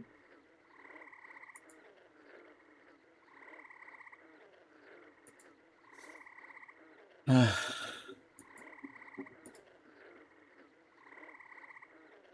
got too many tabs open again.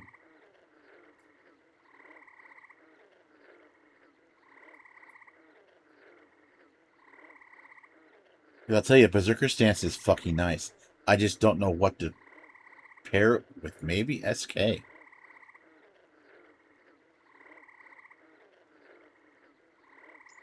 SK's Reeve is not a drain on endurance, but I want to be a warrior. Warrior's just the toughest motherfucker around. And if I combine warrior and berserker, I'm only going to have one caster. That's going to be a very tiny mana pool. Survivability would be an issue.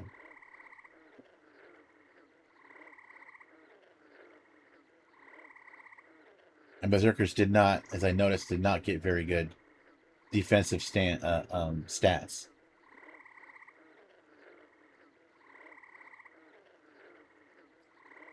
Fuck it.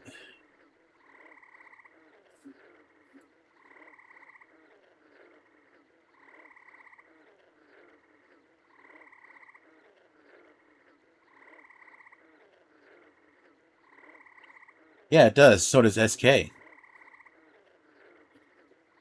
But if you want to dual wield as Berserker, the only options you have is Bard and Ranger. Neither are tanks.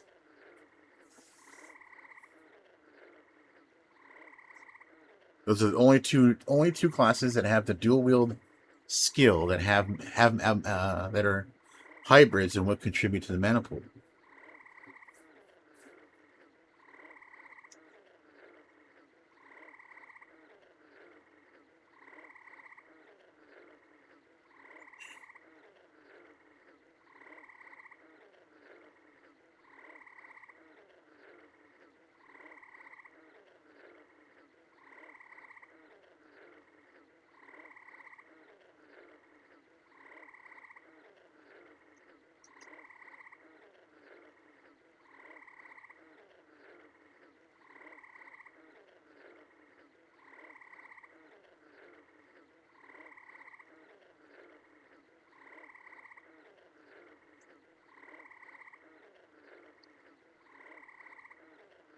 Rangers don't even get superior healing, I think.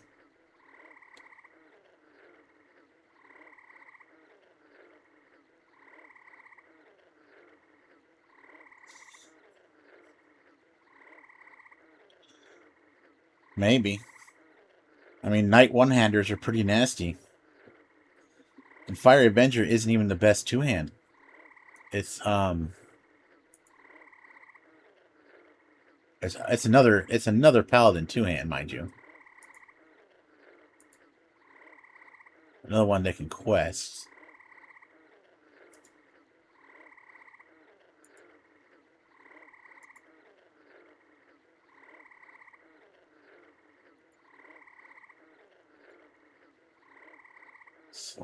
Two-hand slashing. Okay. This wiki is so shit.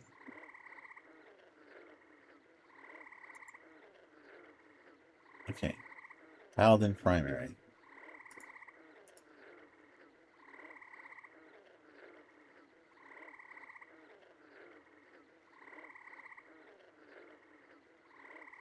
So I can't even show it to you on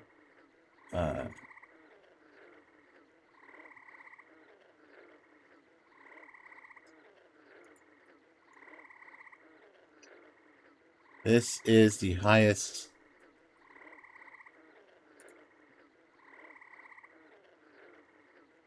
This is technically the better two-hand. A 1.6 ratio. The second one is Aldrin, which max out at 1.54.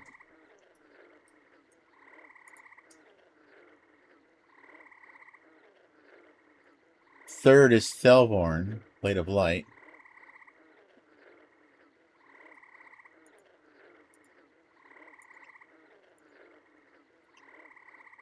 And then comes the Fiery Avenger.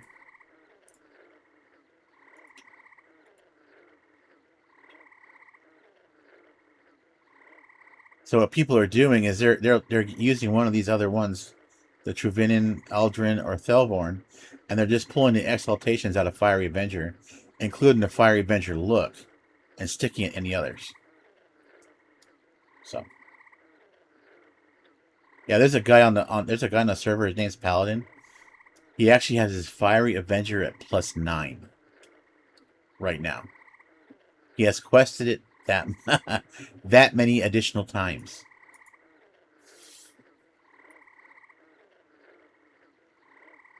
I don't know. It's definitely a crippling decision because if they don't sell class unlocks, if they don't sell class unlocks in the shop, I mean, it unlocking the rest of the classes it takes a long time. It really does take a long time, and we don't have alts. And if you delete, well, you lose all your shit because there's no account-wide bank. The Trade Skill Depot is account-wide, but the rest of everything else is not.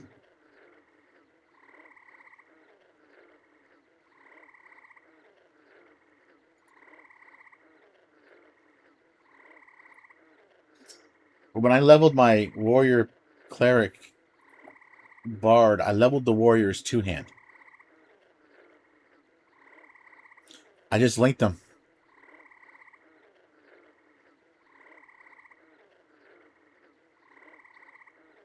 Truvinin, Truvinan.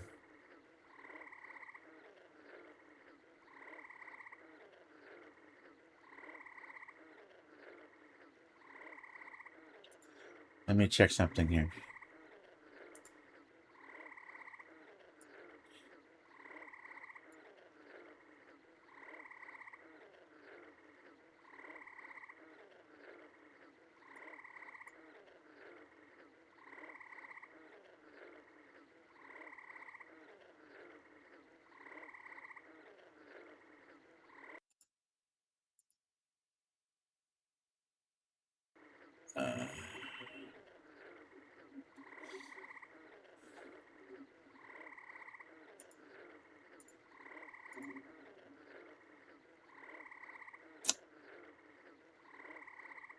Okay, this might be where I can show you. See if I can pull it over.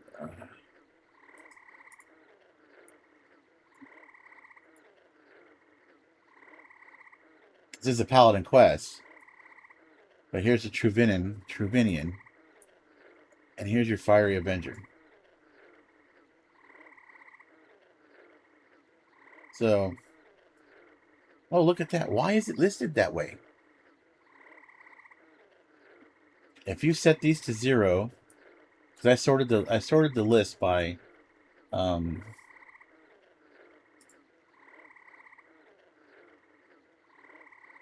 this must not be doing it correctly, because this says at 0 that Truvinian is 0.8 and this is 0.75.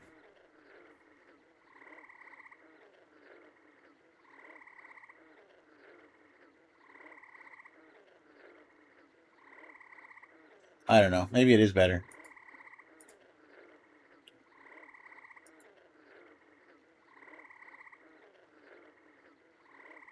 Yeah, all the stats on the Avenger are awesome too.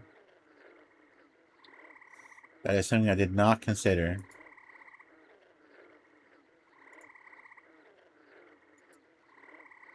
I don't know. I just want easy. I don't care about best. I want easy. I'm old.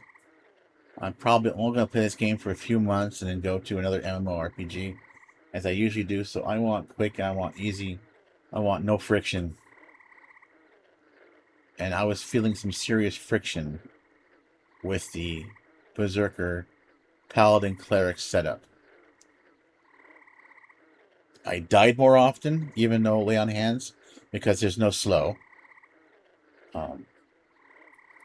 which I was missing from the Bard. And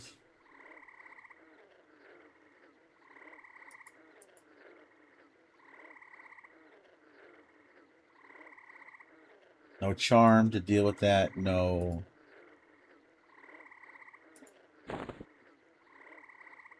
I gotta do this shit now.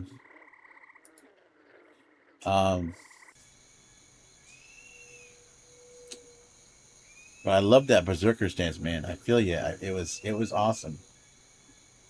If they don't nerf it, if they actually do not nerf Berserker stance, then I will do that at launch. I'm just afraid they're going to, because it really gives the knights a huge advantage right now, damage wise, over almost anything else. You get harm touch, you get lay on hands back faster. Smite and Reeve hit really hard. You get Frenzy. They're going to be buffing Frenzy at some point. I don't know how.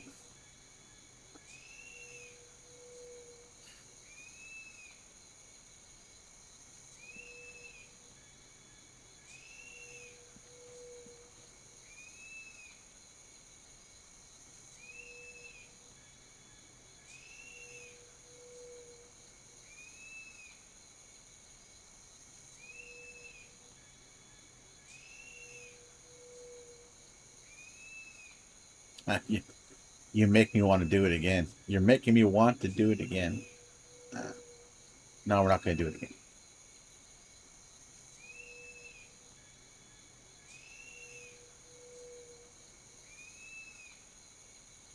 I mean, Warrior is still going to be tougher, right? I know Hammock J, I think it was his name. He started with SK Bard Cleric, and he was making videos of himself doing D0 through D4 of the various raids. And then he went and he did the same thing with the Warrior. And the Warrior, it was just easier. Even though the damage was around the same. It really was around the same. The Warrior doing a little bit more. The Warrior just didn't take anywhere near as much damage.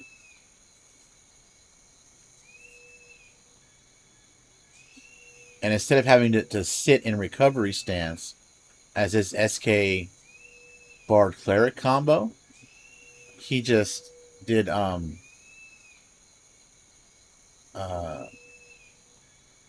sat in overchannel stance, so all the barge shit landed. Yeah, I don't know. Does that How I Paladin guy, does he have any videos of his kills? I would like to see where. Let's see. Let me check his YouTube.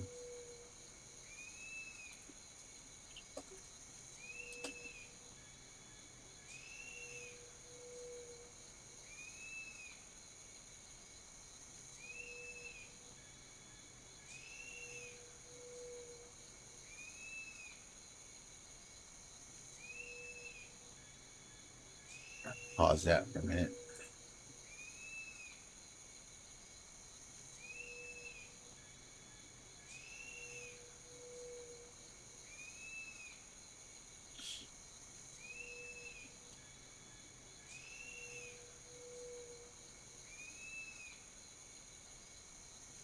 He's got this.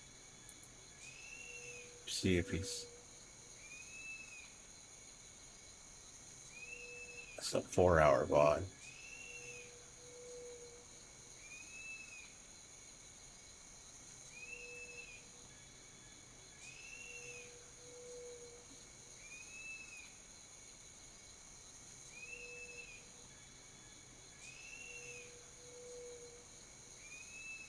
Okay, this could be interesting to watch.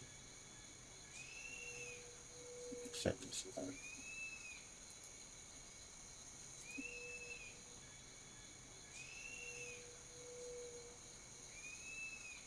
So he's on D4.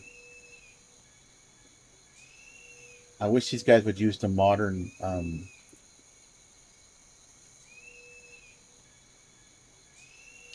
I wish these guys used the modern UI so we can see their health, their mana, their endurance's numbers. But here he's about to fight Enrook.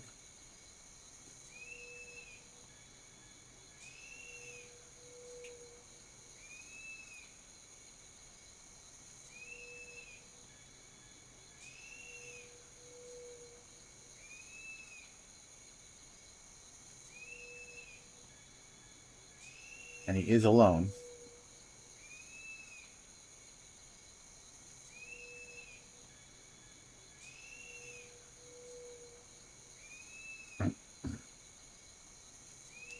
I don't know how people play in first person, man.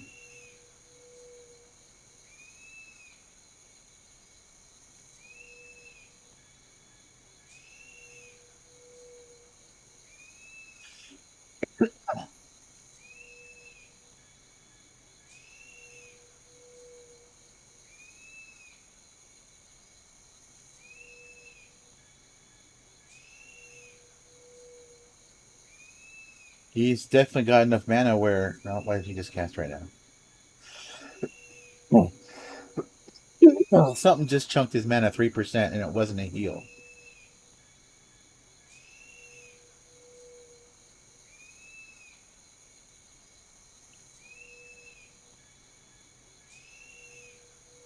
He's in Divine Invocation.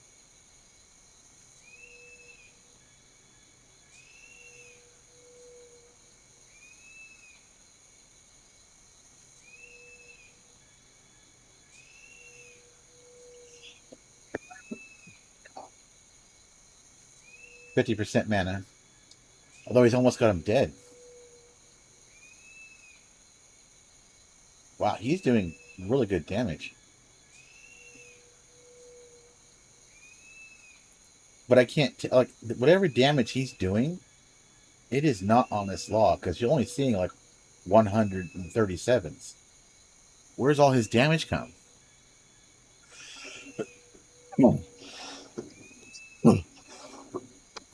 Oh, sorry. So, where is he doing his damage from if he's just auto attack?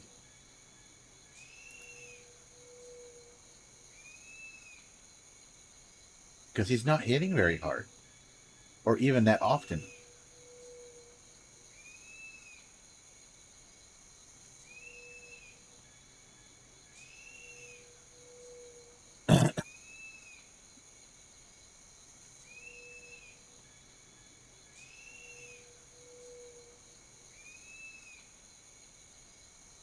Yeah.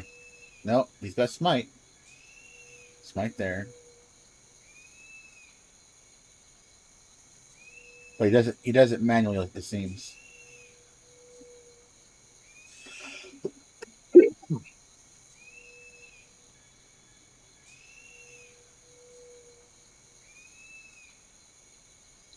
He's got frenzy kick bash on auto. He does smite manually. And taunt.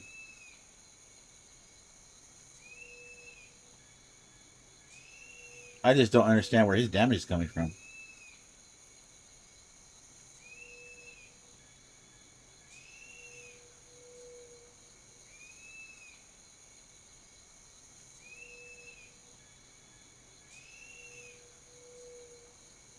Hmm.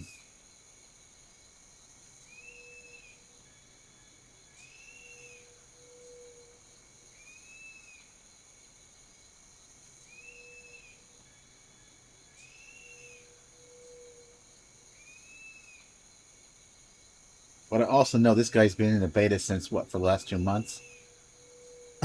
So he's got a lot of gear. Alright, you convinced me. I'll do it again. I will do Berserker Cleric Paladin again. Why not? But I'm not going to do an Ogre.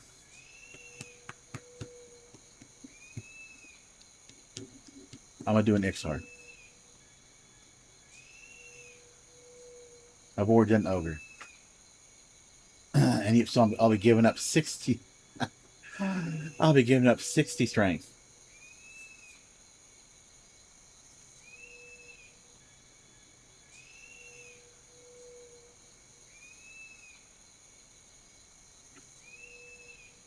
That's what's tough. That's for me is I'm not supposed to show that.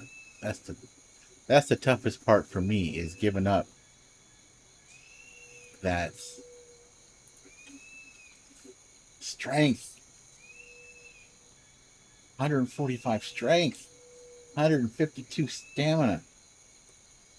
How do you give that up when you want to play something that's tanky?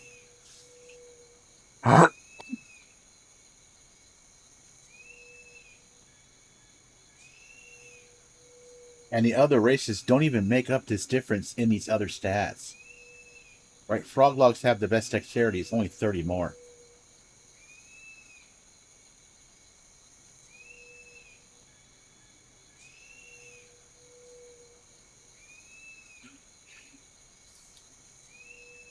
It would be. Because, at least according to Zam and the P99 wiki, Vampiric Embrace procs more often and for more on a Necro than it does for an SK. And you get Grim Aura still. You just won't Spellblade anything, but Spellblade is turning out. I mean, nobody's really using Spellblade. It is such a drain on mana and endurance. And a better pet.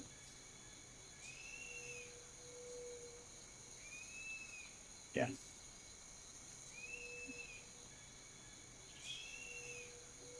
But you can't combine Warrior.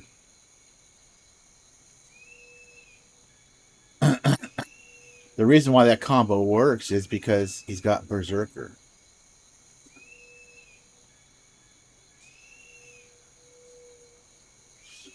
Yeah. But the Paladin gets lay on hands. The SK has Harm Touch, and Harm Touch is because I've already taken an SK to 50. Harm Touch is weak as shit. It does not. It's got a longer cooldown than lay on hands, and does not. I think it was 900 damage at 50. That ain't a whole lot of damage for something that's on a 20-minute cooldown.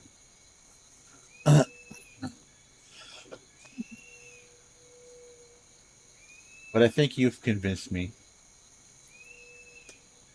to do. I'm gonna start with these two just because I want to Be able to heal myself well. Look, I still have my. Here's my +8. Oh, here's my Earthshaker I had, and here's my Guise of the Deceiver I had. So from the last character I had, still on the UI.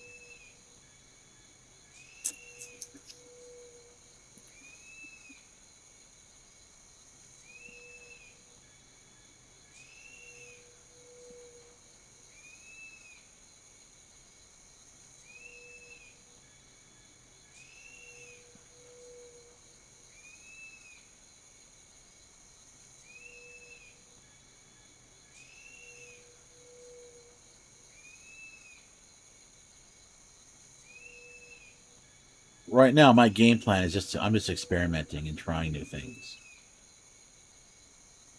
Um, to see what works for me, like what I like. I liked Warrior Cleric Bard. I didn't like the fact that the Bard took 9 spell gems, and that the single target DPS didn't feel that great.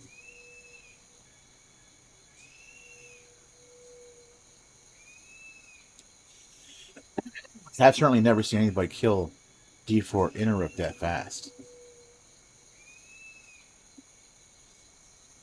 But I want to be Ogre, so my other concern if I do this, Berserker. Yeah, that's a good point.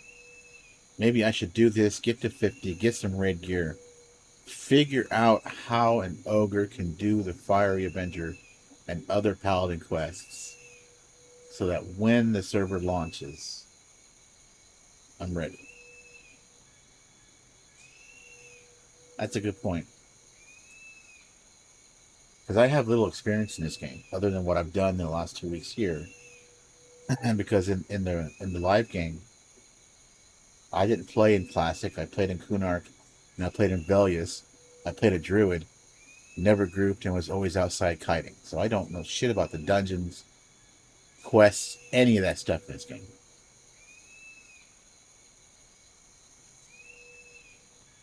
Is that cast MM? Is that Mistmore till 48 instead of Guck? I didn't. So Mistmore goes that high. Damn it.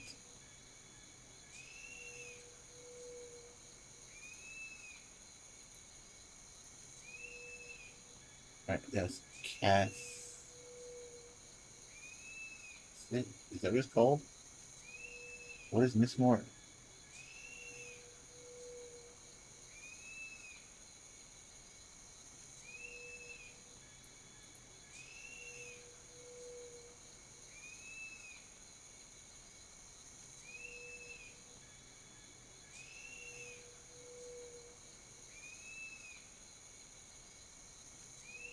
Castle of Mistmore, 15 to 40. Interesting.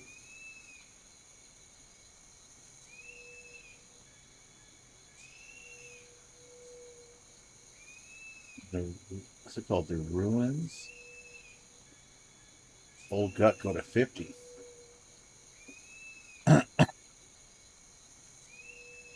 Oh, doesn't Mistmore have an earring?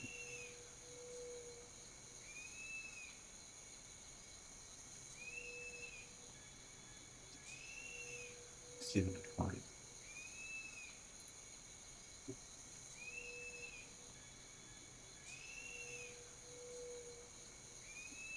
So the quest for Fiery Avenger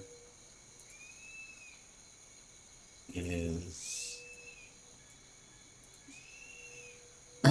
acquire Ghoulbane, acquire Soulfire. I think these are from the raids.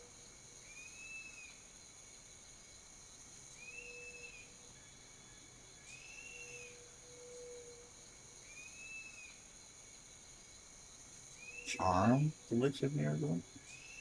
How does a paladin charm anything?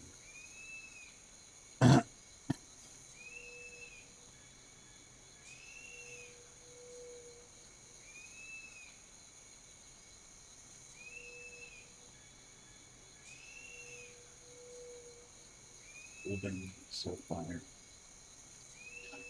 Gul'Bane is from the Froglock Shinlord. I don't think I've fought him.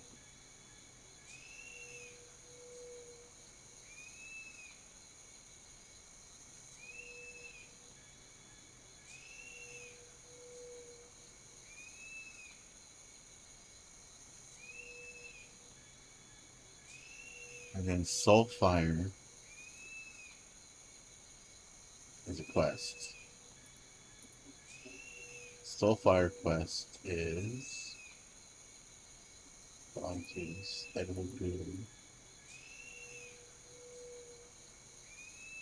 It's crafted. So you gotta do brewing for bog juice. Edible Goo is baking. You gotta craft. Fire beetle eye, rat ears. Oh shit, I better keep rat ears in. What was bog juice? Snake scales, water flask. Snake scales. I have to keep those.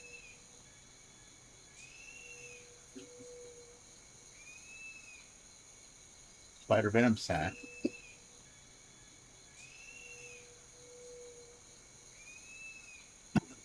Guard William. North Freeport. Oh, here you go. Mistmore, Glowing Sword Hill.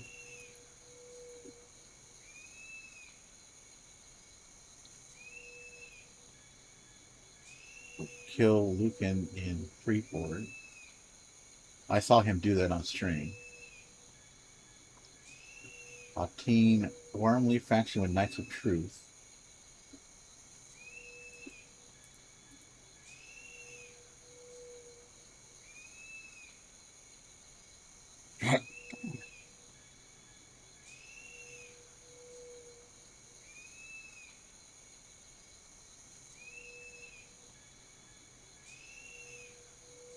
So I'll have to raid Freeport for that.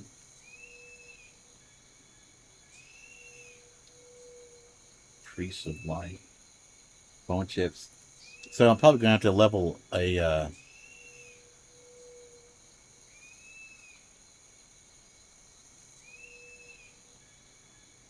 I hope not, Genesis. I'm hoping that they have all of the placeholder shit they promised fixed by then. Because what sucks in Guck, like I spent 2 days, the last 2 days, in Lower Guck, trying to get an FBSS. And all I got was the goddamn ring. I even had a double spawn of Frenzied Ghoul. Both were rings. I got the ring to +6, despite only playing on 1 and 2 difficulty. Never saw a damn sash. On my first character,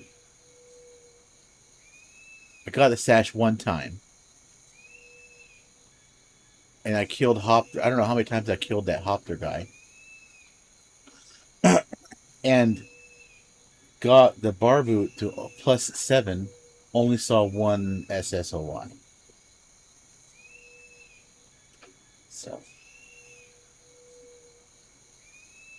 So I gotta do all this, but also as an ogre. So I'm probably gonna have to level an enchanter to, I think it's 25 to get all the racial illusions.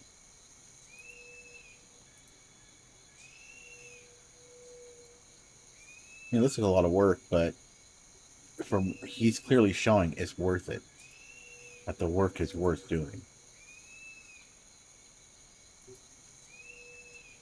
Alright, I'll stop fucking around so much. The character ain't gonna level itself.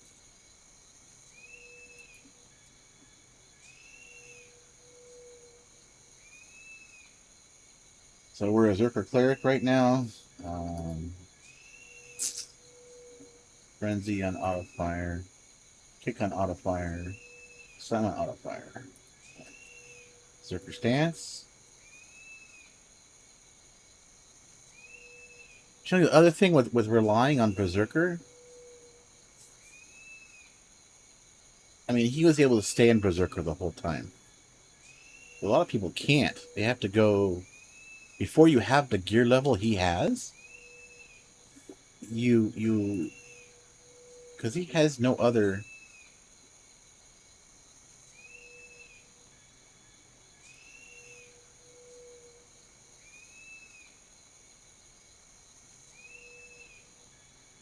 Oh yeah, he is in the 20s.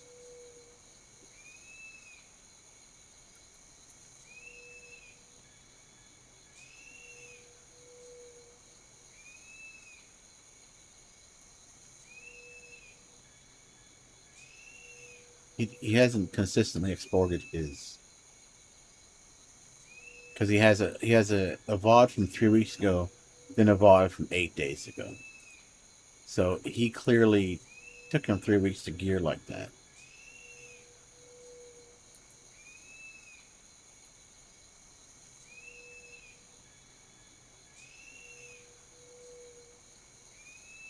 He is soloing.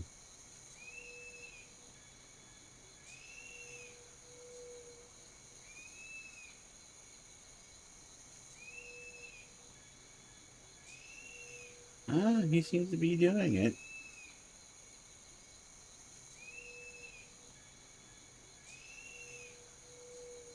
Yeah, okay.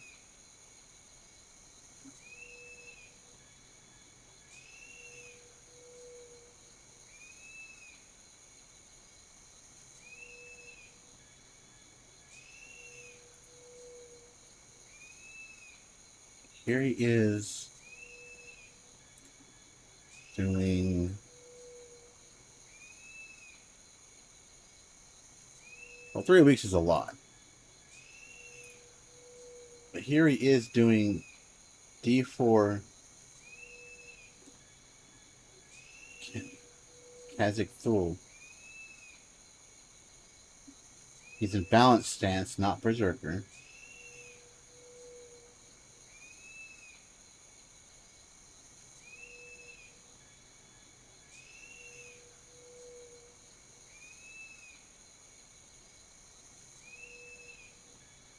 Looks like he's still manually firing smite.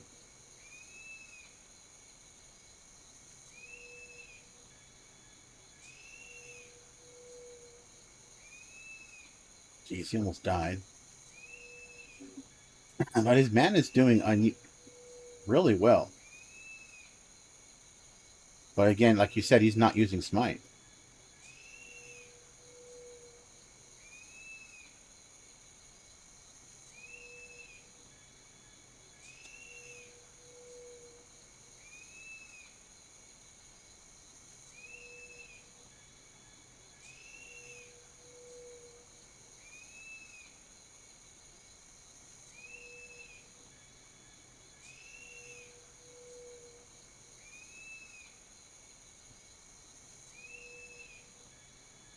See if he actually does. He does. He does it.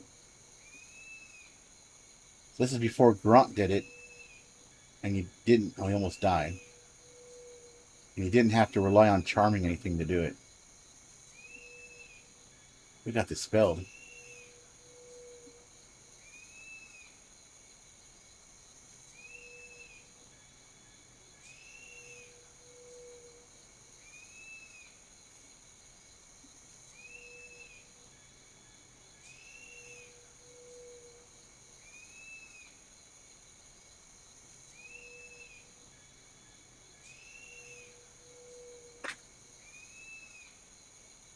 He did it without charming. Okay, I believe you.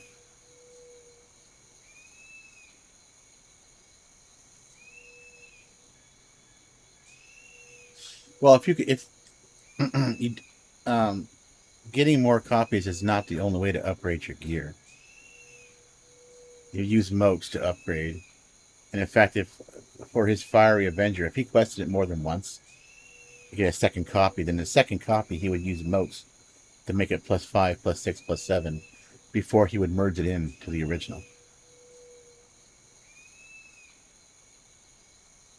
So if he's putting in the hours moat farming, um, I leveled my first character. I had 300 AAs, so that was a lot of leveling. And I did a lot of it on D4 once I had the gear, right? And I went back down. I did a lot of it on D4 Befallen, and I had a lot of moats 1 through 5. So when my FBSS did finally drop, I immediately made it +5.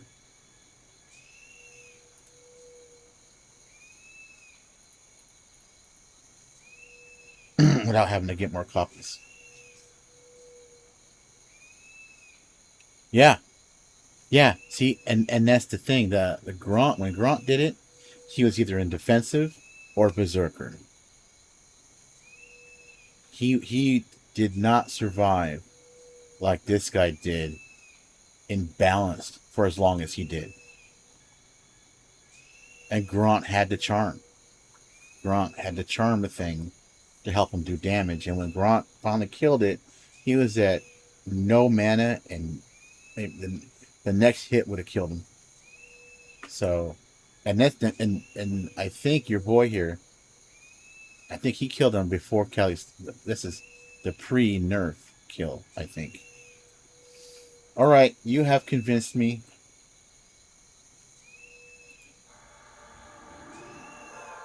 Although this might be a better run because the last run, somebody gave me a. I'm not very funny.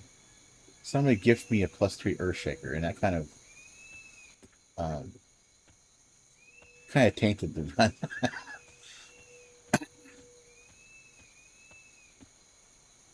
Dirt camps have fallen. See, I'll have to do Shaman to 15 first. You make me want to go to North Row right now. It's going to be a dangerous run. That's what those camps are, right? They're in North Row.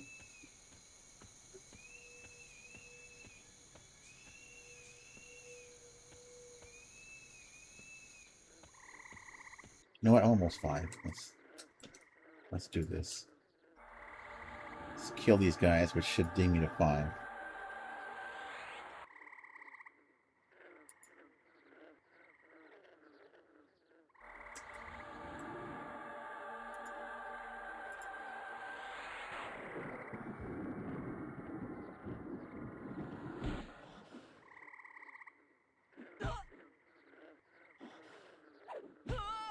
Do you know what it's called?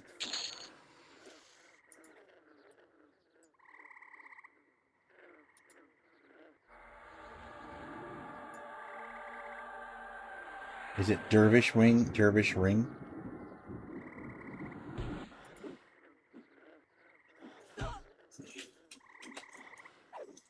Request. Classic Dervish Ring. Cutthroat rings.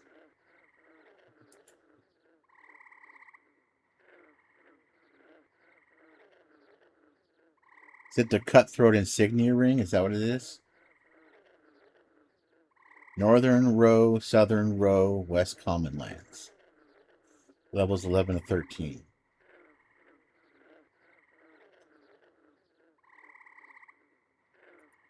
Okay, so they're all over.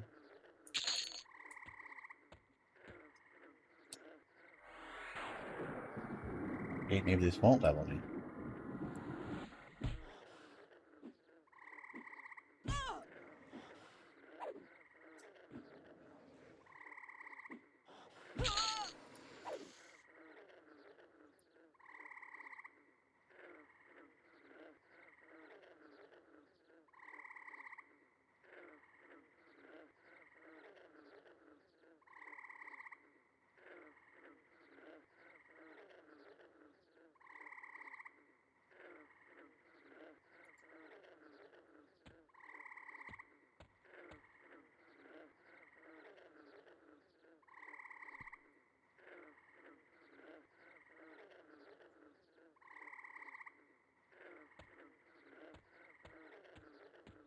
Let's check that's on.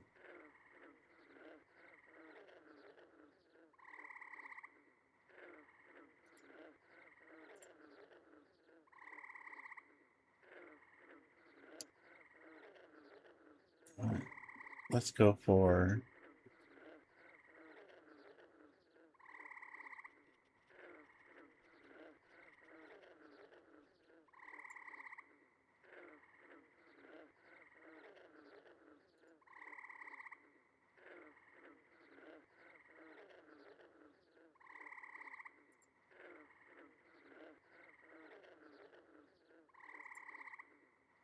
well, something different.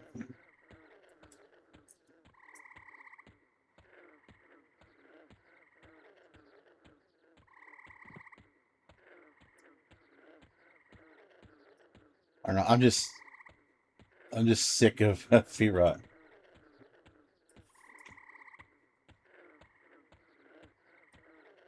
Shit.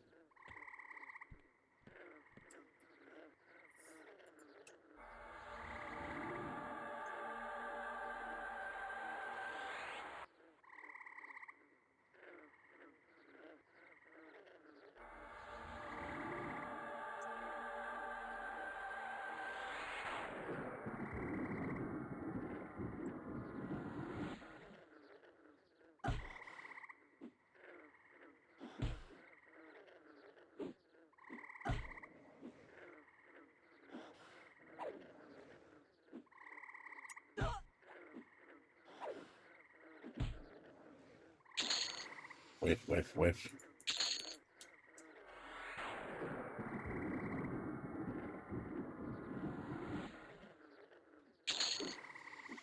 Okay, you just fell over dead.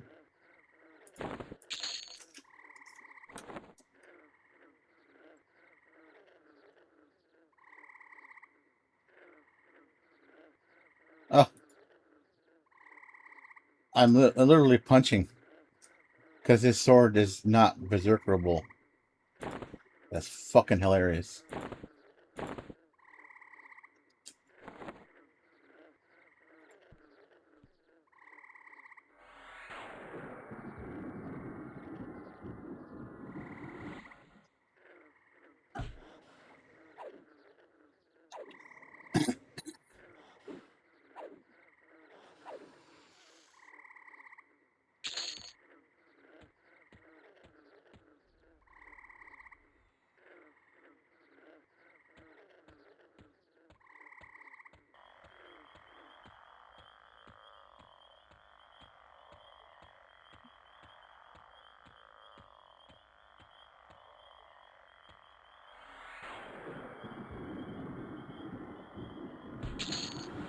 They do not get one-hand slashing, no.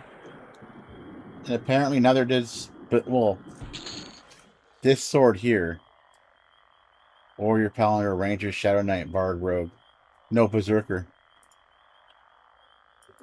Because I guess Berserker also does not get one-hand slashing.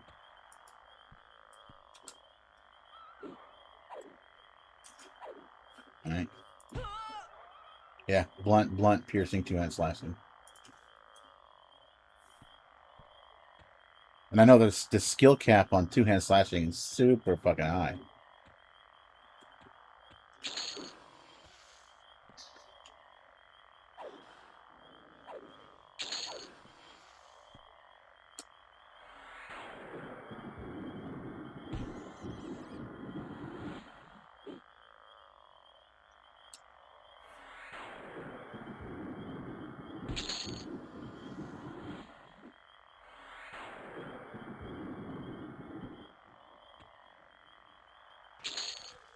I like two-handed better anyways. I mean, just from a thematic feeling.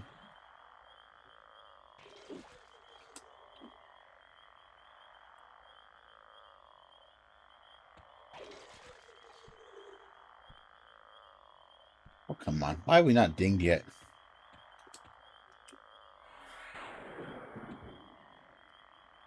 These first 10 levels are so slow.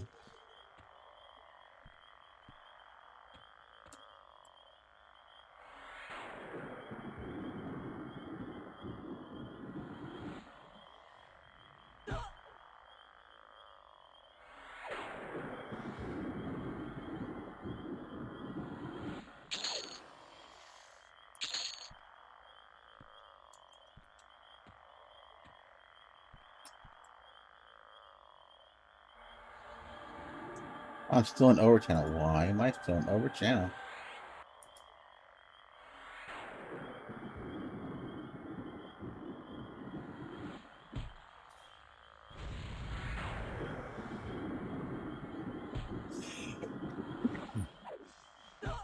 I'm blind.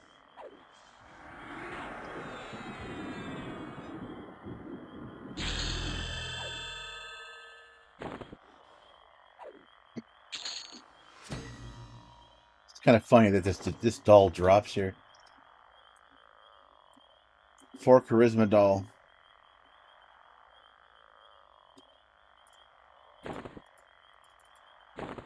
I can't do anything with it. Okay.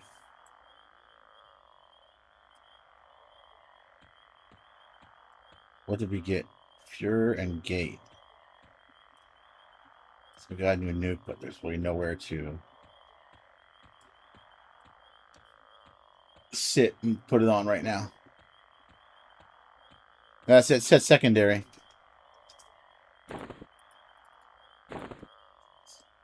Secondary only. I'm not sure why it drops out here. I mean, that's not going to be any enchanters or bards out of, ogres and trolls, but whatever.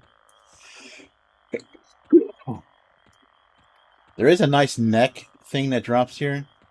It just has save. It only has saves on it, but it has Burning Affliction 1 on it that you can pull out and use on something else. It doesn't. So I'm wearing a two-handed staff right now. See? Nothing.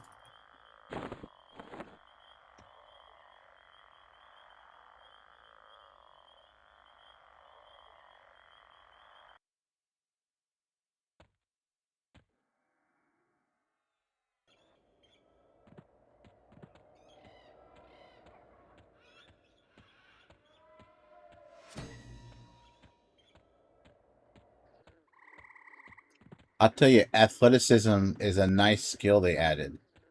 You don't even feel the lack of when you get into the 40s, man. You're running so fast. In fact, you're running about 40 speed. This speed, by the time you get to the 40s and your athleticism you're maxing out, you start running this fast naturally.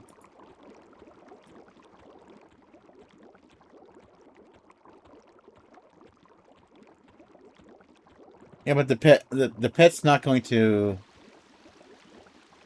Well, they get the AC from the shield. Well, so can I. I mean, I could do this.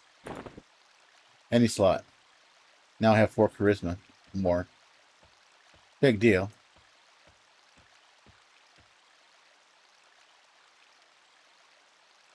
I can put this in for 3 more AC. That any slots are flexible. I usually get that one-hand mace that is dropped by what's her name? Asuka or whatever it is in Befallen. It's a one-hand mace that has strength and wisdom on it. I usually get 2 of those for my any slots.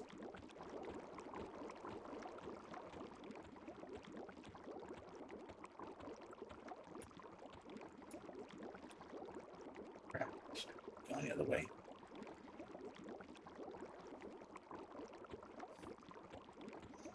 Even AC from shields works in any slots, but it won't put you over the AC cap.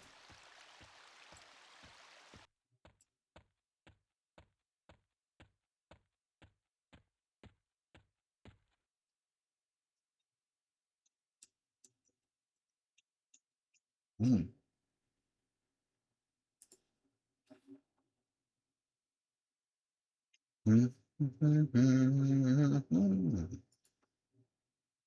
I haven't heard this in a long time.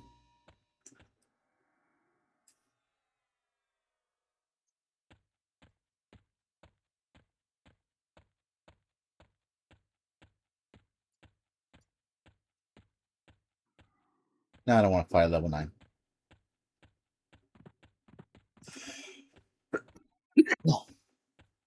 Oh.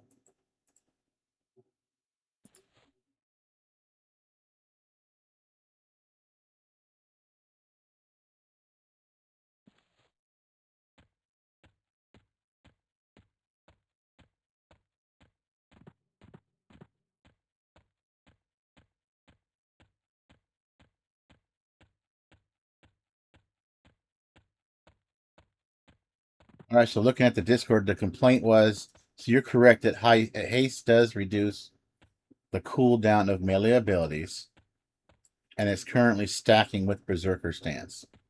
So the complaint right now is people are getting smite down to like a 4-second cooldown.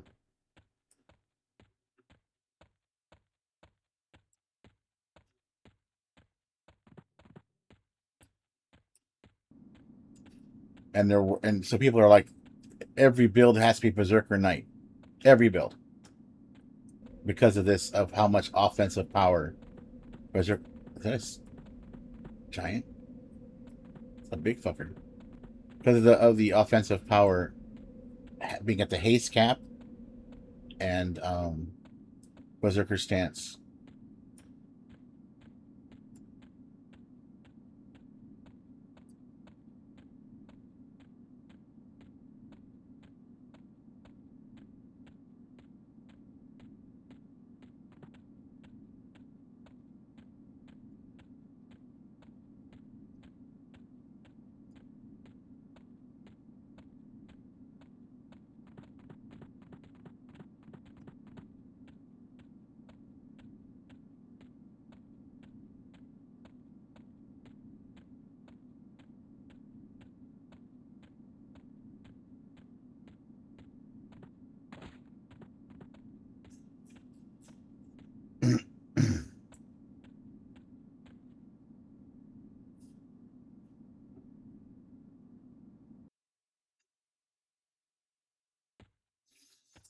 And killing in North Row would be nice because the spell vendors will be right there in New Sebulis.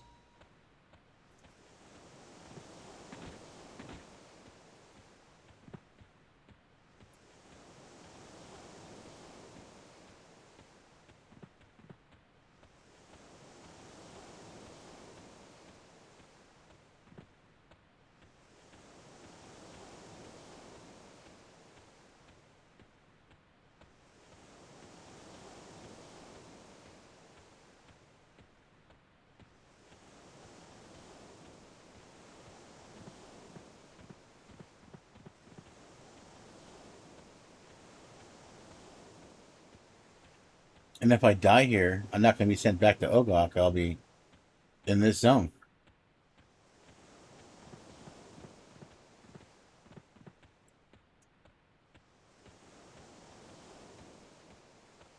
These guys are probably aggressive to me, I bet. The Ogre hate. It's the merchant that doesn't come on. Dubiously.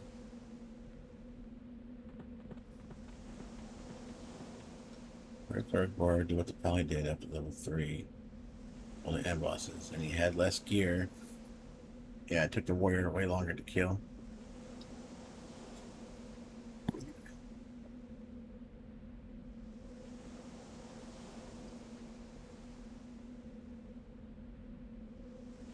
Yeah, that's pretty much what they do. He just sits in defensive, and that's what Gron did too. He just sat in defensive.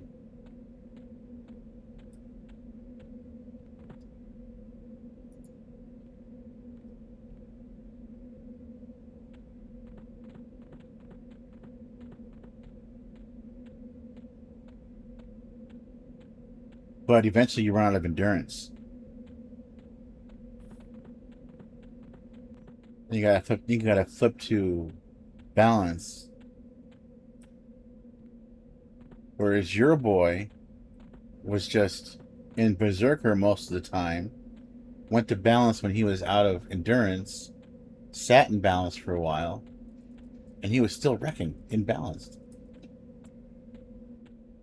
So.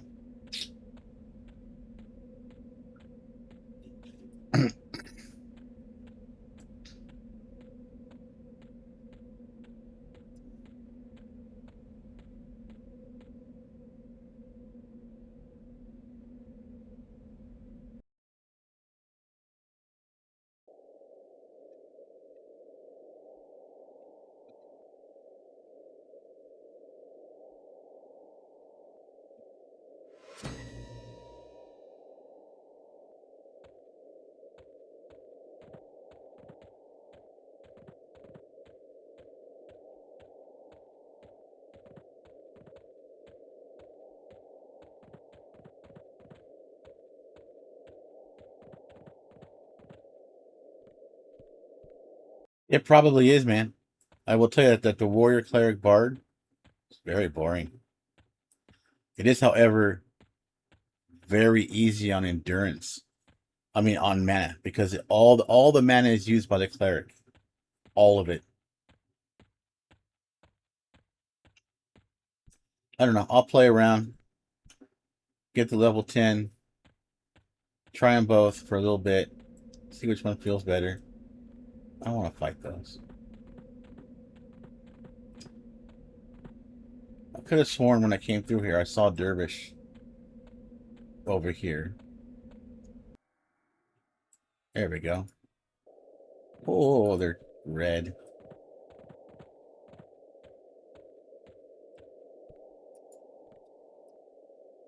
Let's hope I can land this and pull the yellow.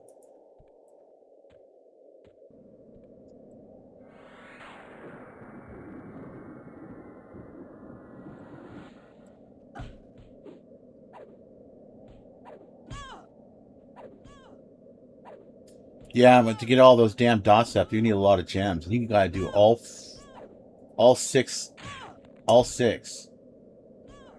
dots.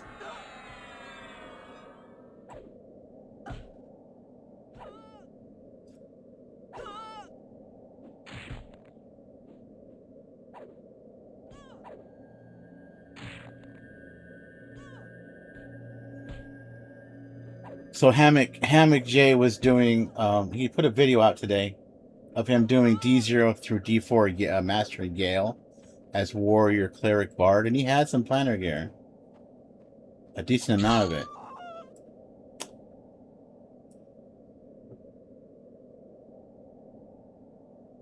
This must be the ring. Anyways, he did like 130 DPS on D4 because he was parsing it, but he did not kill D4 Yale as fast as your boy killed that D4 Interrupt. Not even close. And he had to turtle up in defensive stance. And he was still pretty low on mana when he was done, despite the fact that the Bard uses no mana. And on the parse, 37% of the damage done was Bard dots.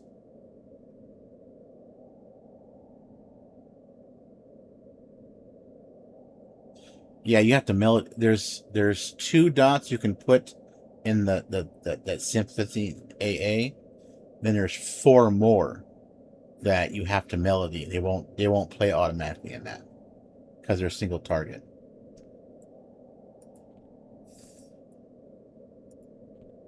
Okay. Please land. I don't even know where I would run if I got overwhelmed here.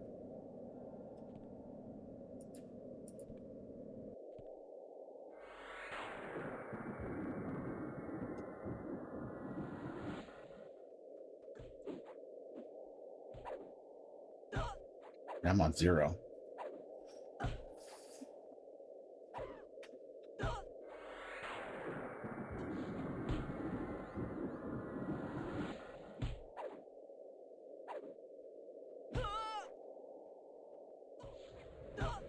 Is Puma's going to attack? Yes, it is.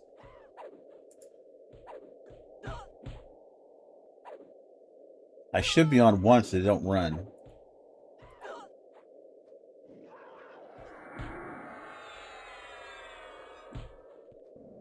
Bye, chick.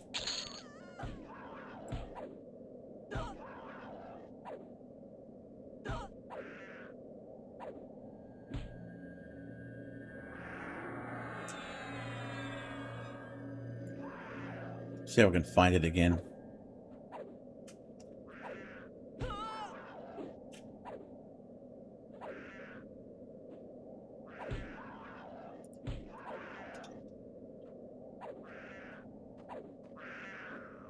There it is.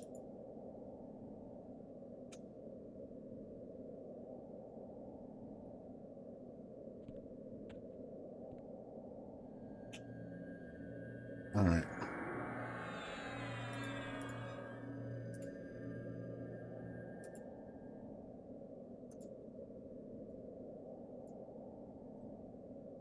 Here's, let me see one.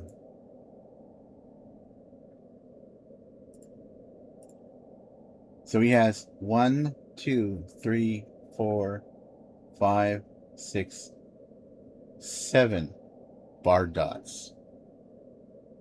And they did 37% of his damage. That was the D3 fight. D4 fight.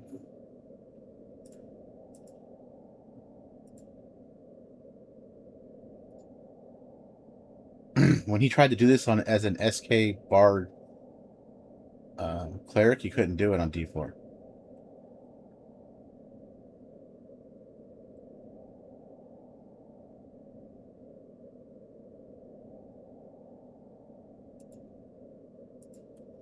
He did charm somebody.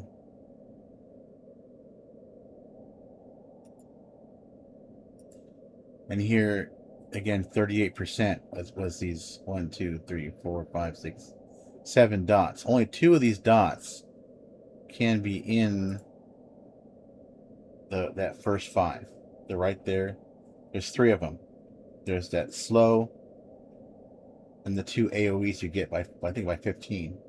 Then he has this 1, 2, 3, 4. 1, 2, 3, 4. He has those 4 dots on the melody. So.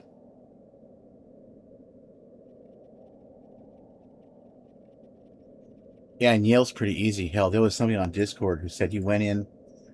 Somebody on Discord, not you remind me, was complaining that I think he did Warrior Cleric Bard. He was able to kill Master Yale at 40.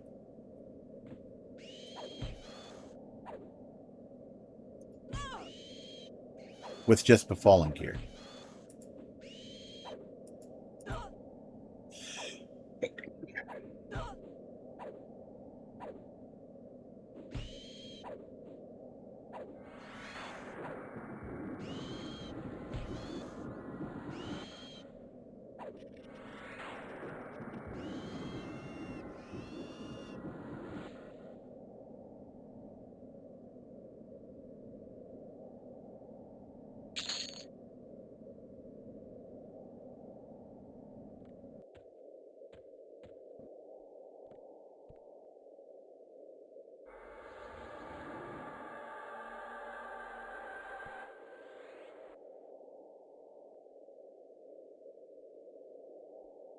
This could be risky.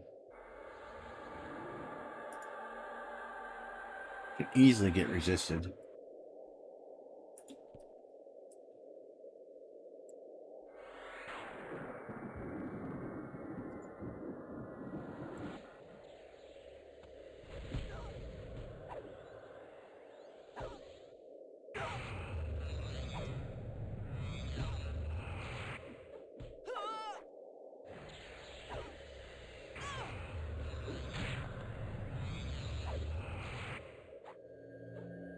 Yeah.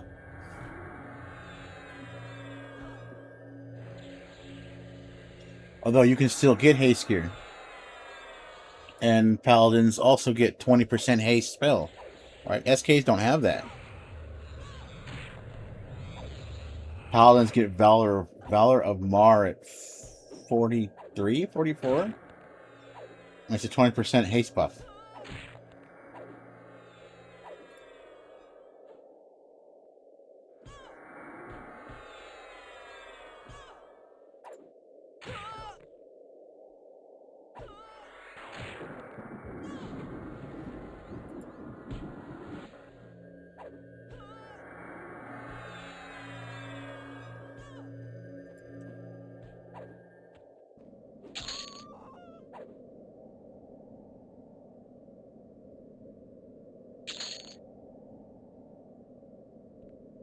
This isn't too bad.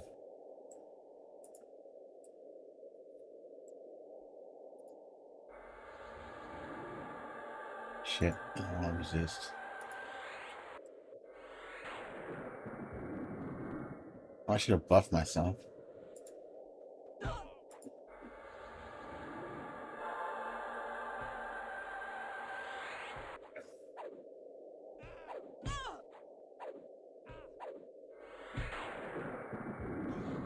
What is COF and RBG? What does that stand for?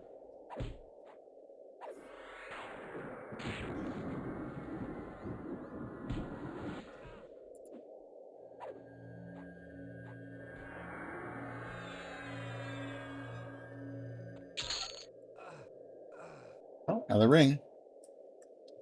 Now it's still +1. So I'm on 0. I should probably...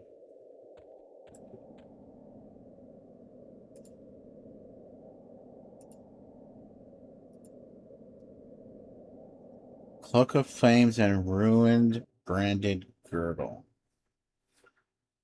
Cloak of Flames. Oh, it's got me in the tunnel.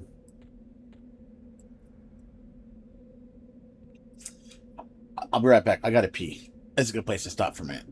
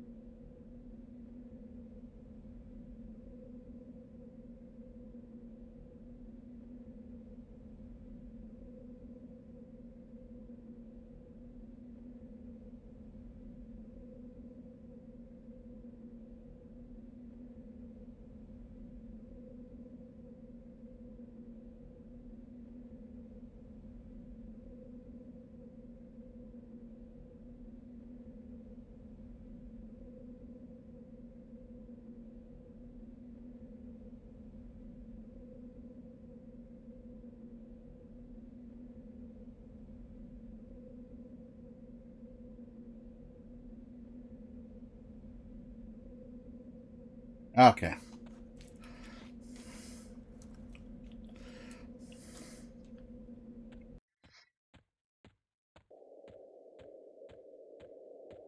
I think we were over here, weren't we?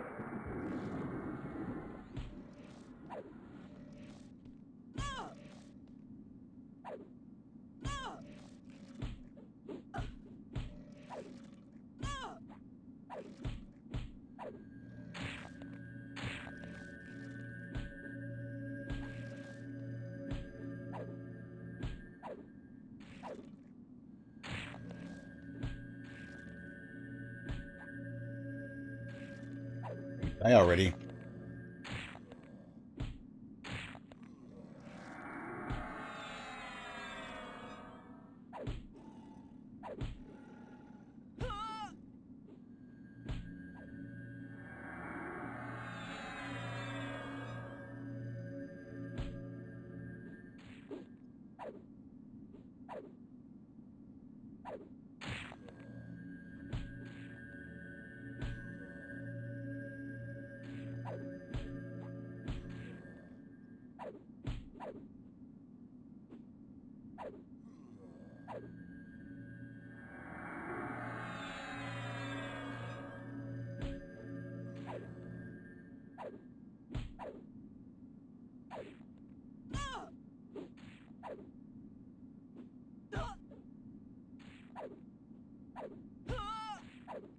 Nothing's labeled that way.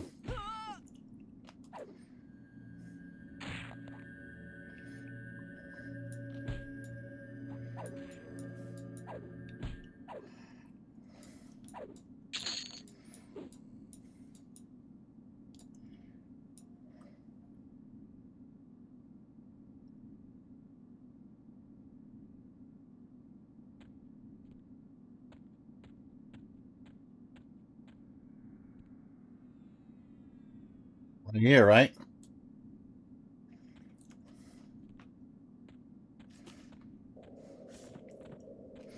Yeah, I think that's where I was before I changed difficulty. Yeah, this is where I was. They're going to be a little harder now, so hopefully I can still take them. Oh, who's that? Fisting.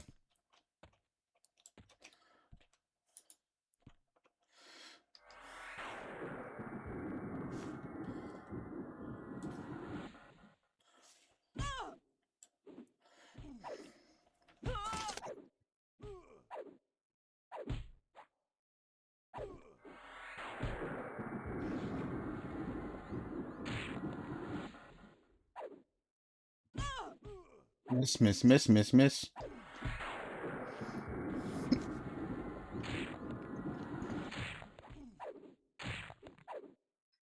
Fuck, you're fizzling. God damn, he started wrecking me. Look at that. Damn.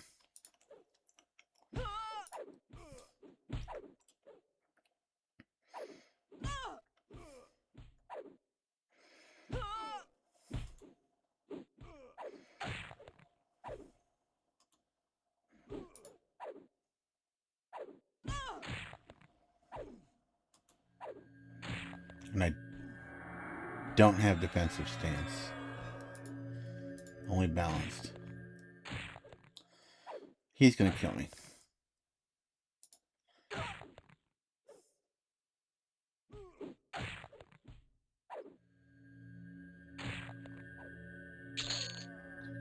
Yeah. Holy crap.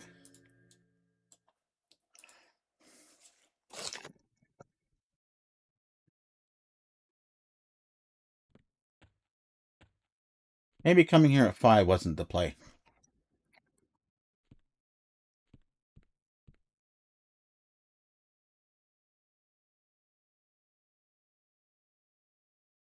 Yeah, I have one AA.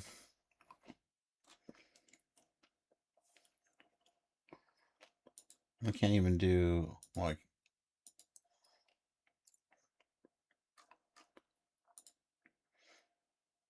Wait. Crit.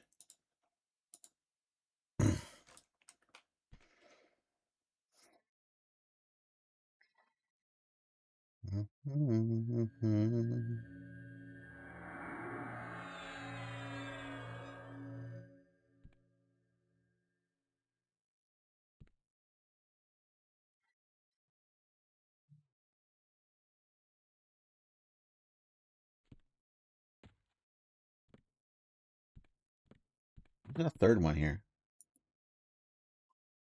Dorn Badin. And he's 16. No. No. We don't do 16s.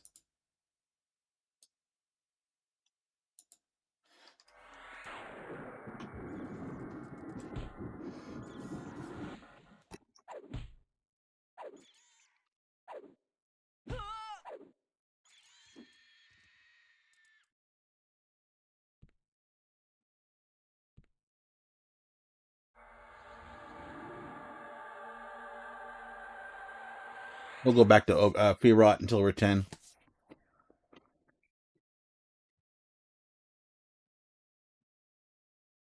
I got one ring. Or 2 rings. Probably shouldn't have merged them, but...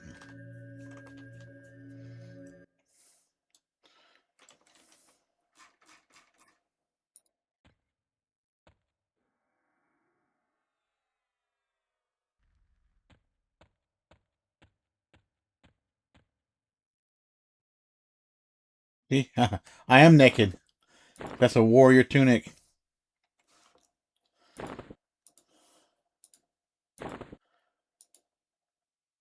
So I am very naked.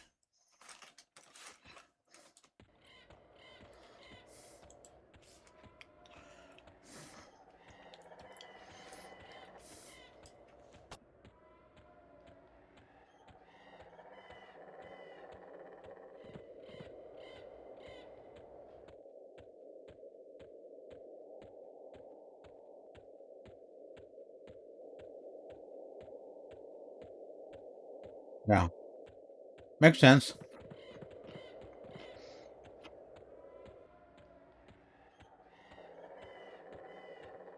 Assuming you haven't found something better by then.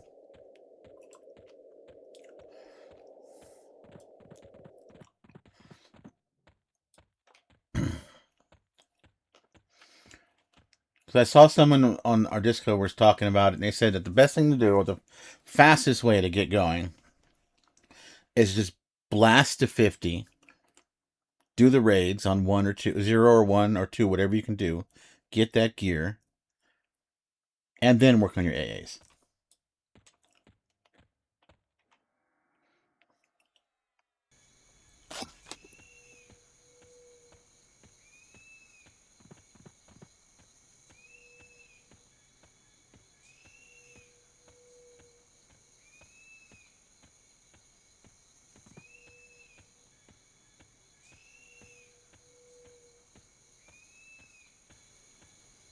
Fuck, I almost did it again. God damn it. Wait, I don't need that.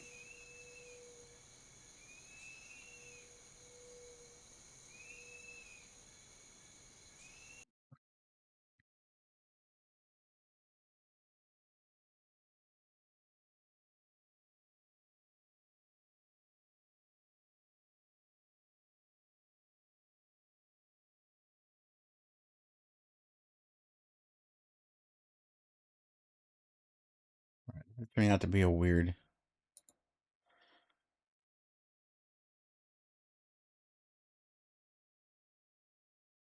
playlist.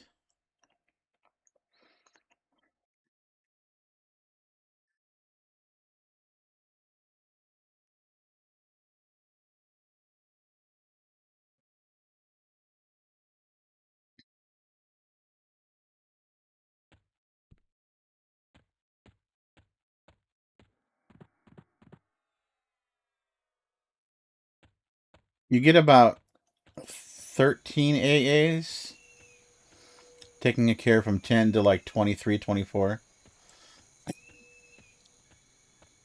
Obviously, taking a druid to 25, unless you don't want the Misty Thicket ring, is a play.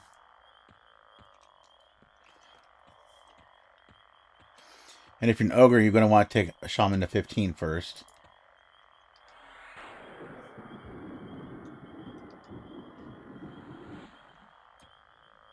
Fine. Don't cast anything.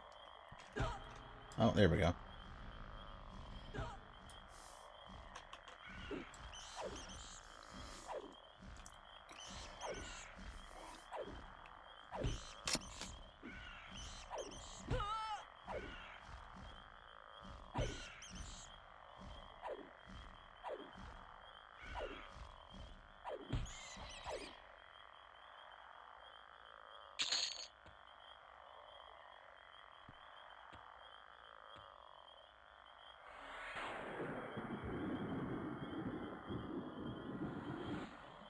The first card I deleted, I had over 300 AAs.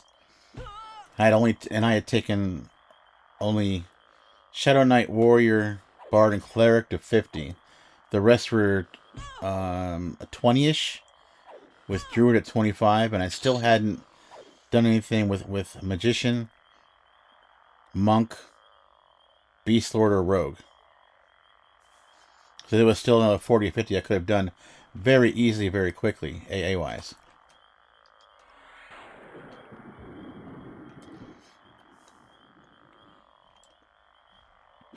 And I had all the crit AAs. The spell crit, melee crit AAs, the spell crit damage AAs. I had maxed out Soul Abrasion on SK. I had maxed out the Fear Resistance, maxed out the Charm Resistance, maxed out all the Bard AAs,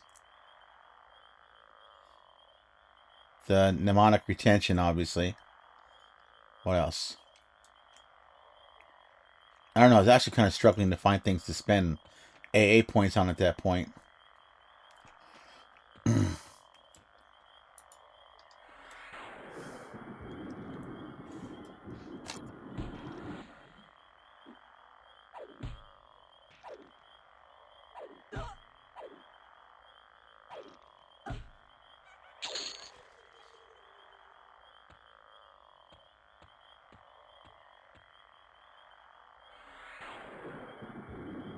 Well, if they do as they promised, that Ancient Cyclops should not be a long camp.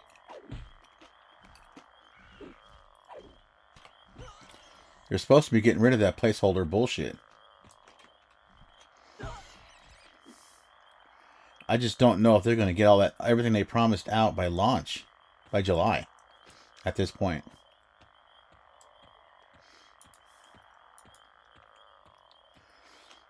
They've only revamped one zone.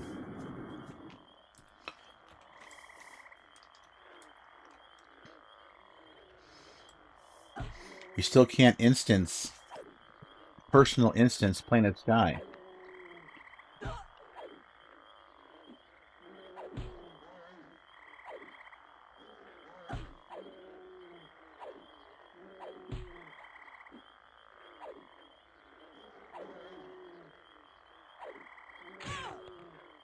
No, they've only we've only removed placeholders in Befallen.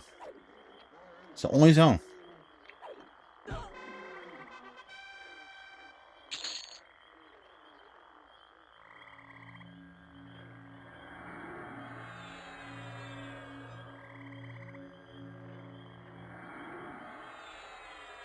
That's why everybody's going to Befallen, because they can get gear drops fast and upgrade them fast.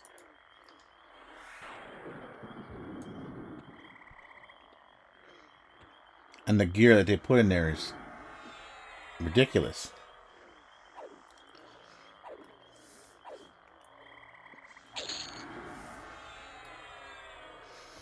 So that's kind of what the concern is that the release date may slip. Or they'll release it and then all these promised abilities or features won't be in. And then, of course, any newbies who join will get pissed. Right? Because let's say you're a new player, never played this game before, and you go through Befallen. You're in Befallen until 30, 31, 32. You leave Befallen, and no other zone is like that. Every other zone has, shitty, 30-minute respawn timers or more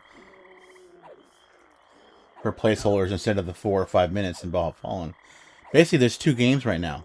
There's Befallen, and there's outside of Befallen.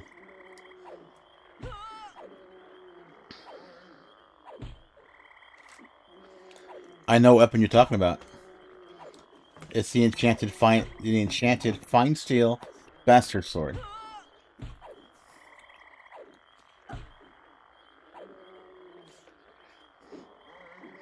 Lower Gook has not been addressed yet.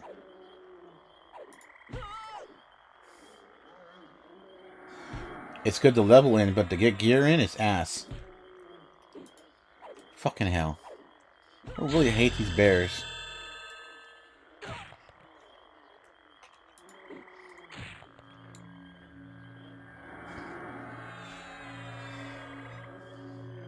Oh yeah, well, because there's nowhere else to go after 30. And Gook is compact, and I believe it's the highest level zone you can personal instance. So that makes sense. You can't personal instance the hole. The hole is considered a raid zone.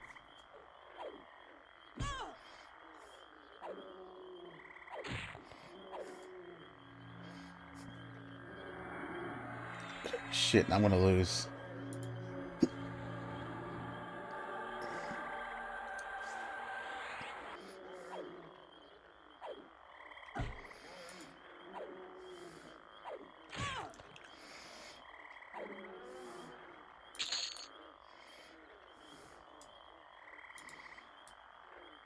I swear. But what I was saying earlier is that there's basically two different games you're playing right now. You're playing the game of Befallen, and then playing a game outside of Befallen. So there's rumors that Black Burrow will be dropping soon. It may even drop on Tuesday. That's great. But Black Burrow is even lower level than Befallen.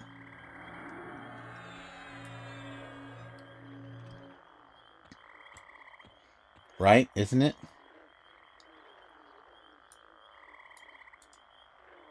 Damn it. Keep doing that.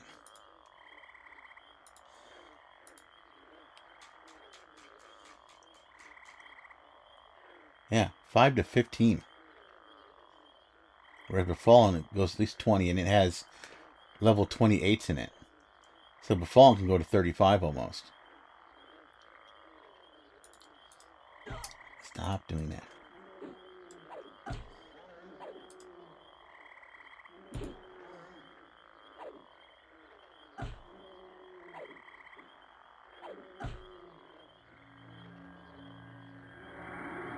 That would be great, Now the goodies will have some place to go. They don't have to try to walk their asses all the way to Befallen in Freeport.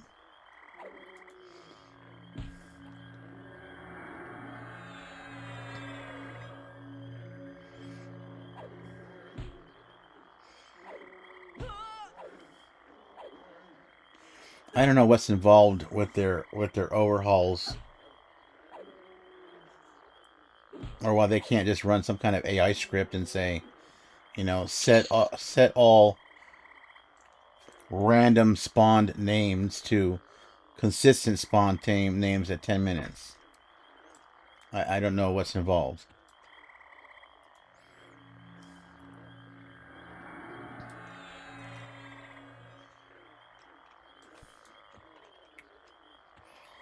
God damn it. I'm getting all turned around. It's a camp over here.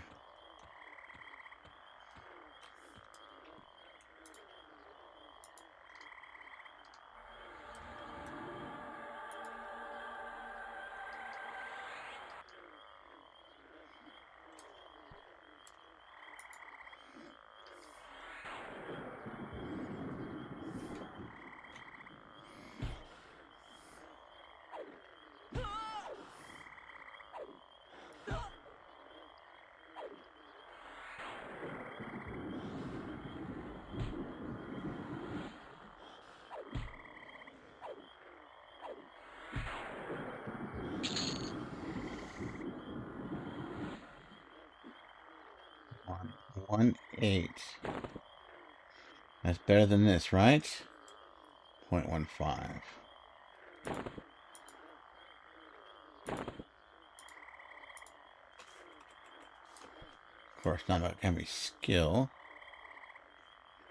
Yeah, the basement. That's where the two-hand you want is, but it's a very low drop rate. The knight that has it, he drops a one-handed more often than he drops that two-handed.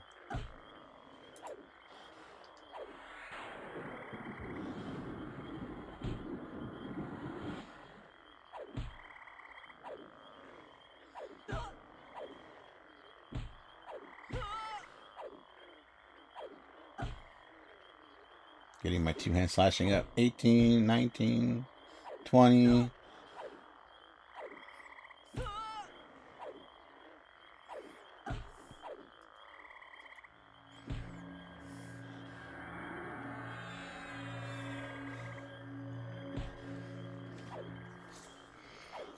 I farmed that to +8. It was great. The ratio was 0.81. I didn't save the picture of it.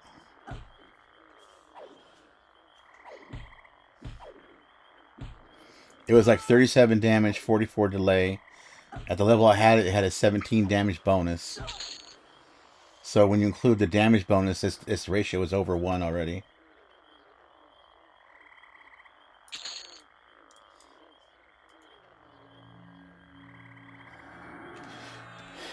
And that would basically carry you until you got, you know, some of the better shit.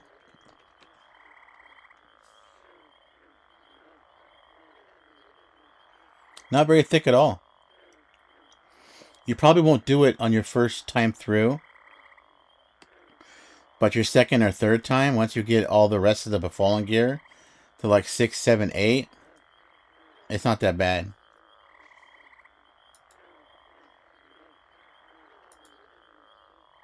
Why am I doing that?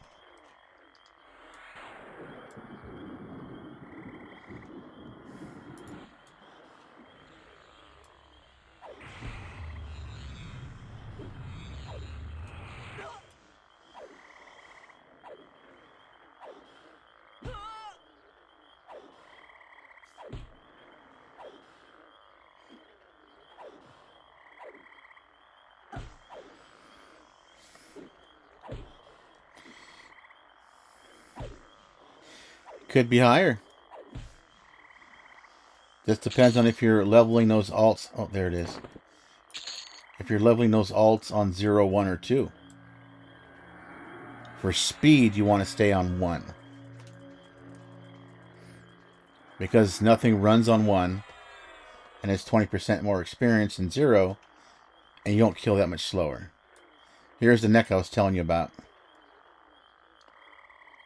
It's got a burning affliction.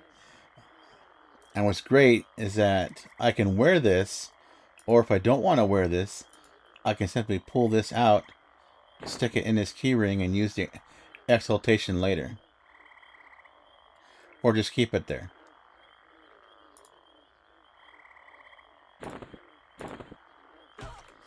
Goddamn bear.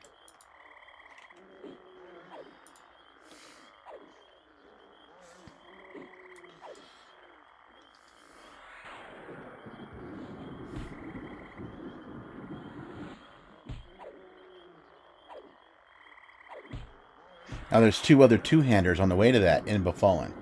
There's the Ebony Scythe.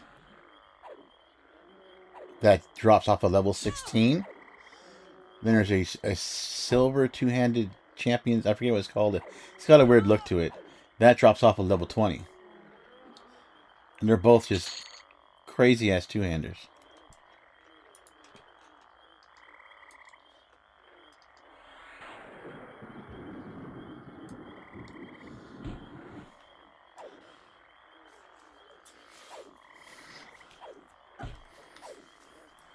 You probably see people using the scythe a lot because it's, well, it's not really any less of a common drop than the bastard sword.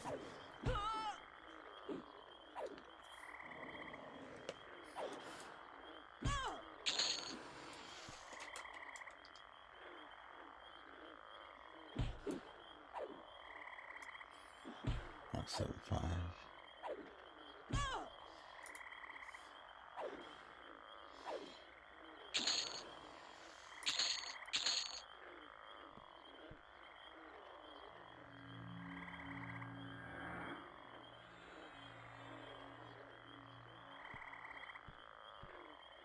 Yeah, it's pretty common because people will take their ults through and they'll stop them at 20, 22, 23 before they get to that knight who's level 28.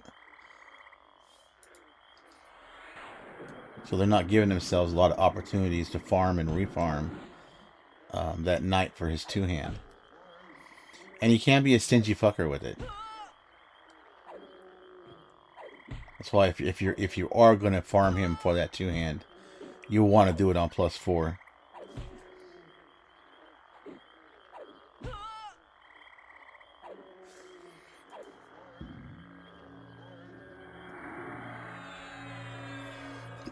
Yeah, just be careful. You know, you don't burn yourself out. I mean, I am getting sick and tired of looking at Befallen, but no other dungeon is good for getting gear.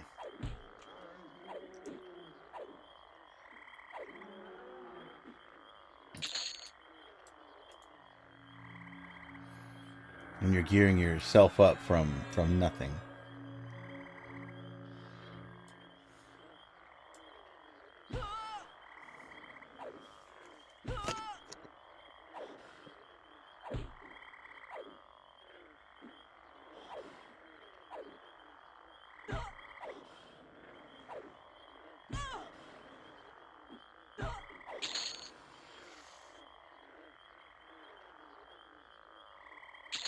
Nice, I just got a big upgrade. Went from 0.18 to 0.24.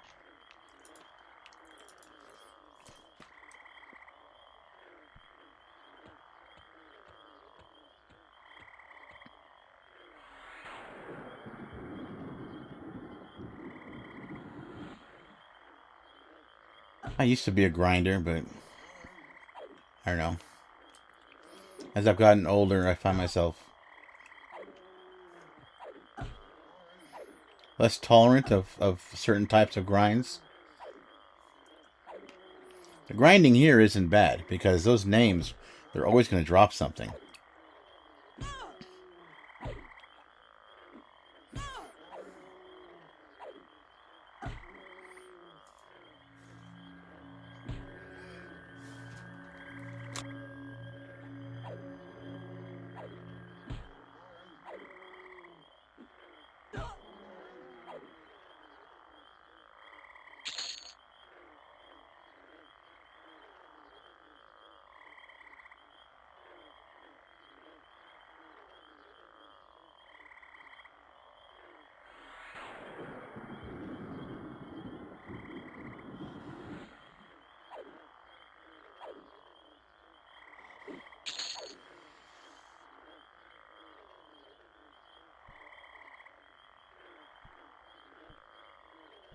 Friend?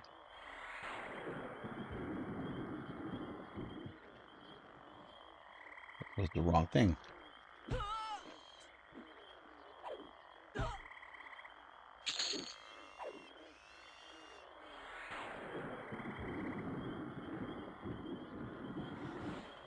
Yeah, I'm trying to make a game plan on how to do my AAs, right?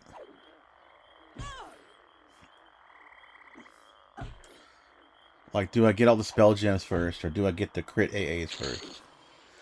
Kind of thing. Spell gems are not very expensive to max out early.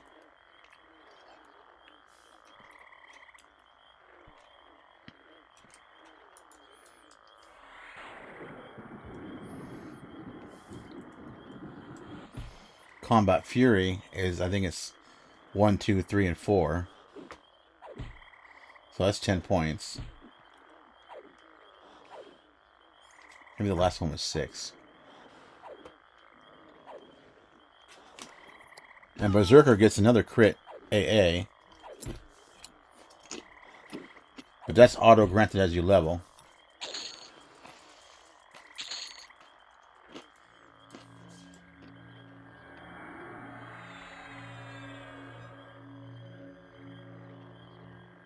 Oh, you will if that one caster's a cleric.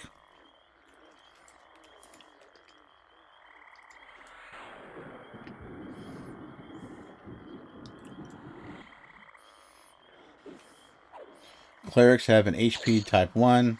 They have an armor. They have the blessing line. 1, 2, 3. They have a melee guard. They get another self-only armor. And they get a spell focus buff that reduces the cast times. So you got 6 buffs.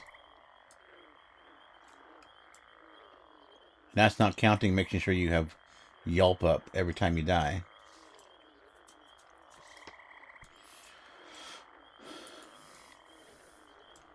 And then Paladins have a type 2 HP buff that's stacked with all that.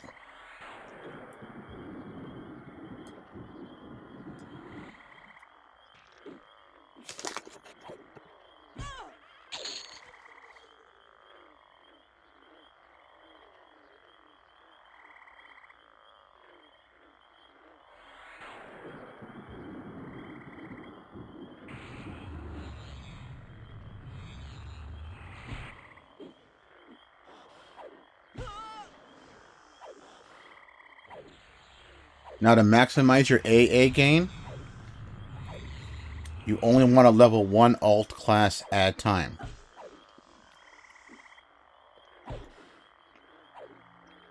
Let's say you get your trio to 30, and now you want to level a druid to 25. And maybe you also want to have a warrior. Don't do them together, because you're not going to get twice the AAs.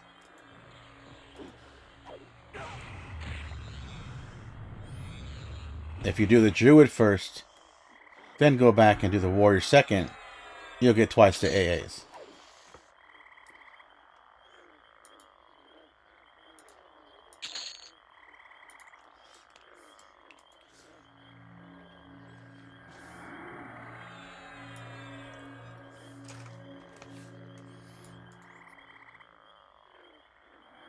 There's a white over here.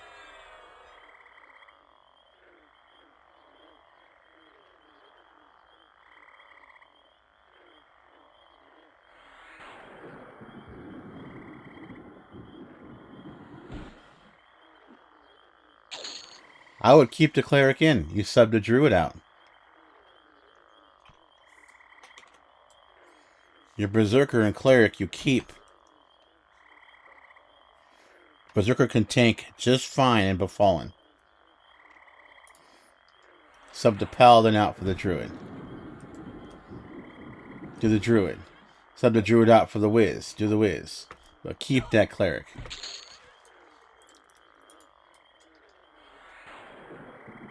And keep the berserker.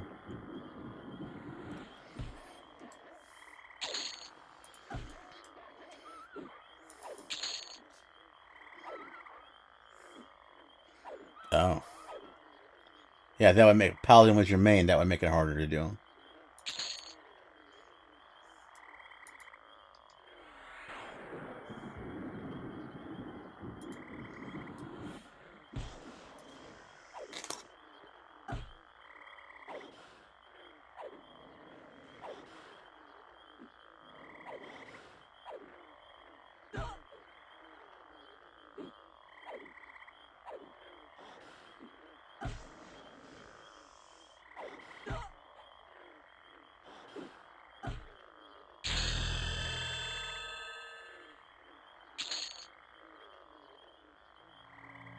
Center and root.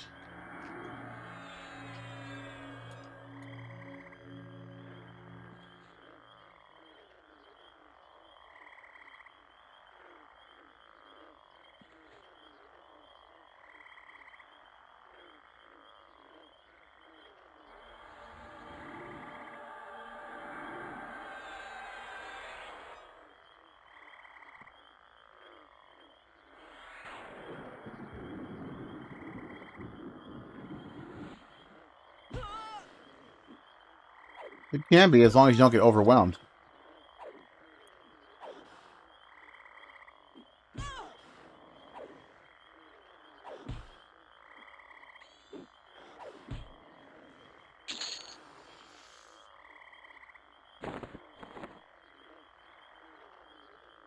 The shoulders back.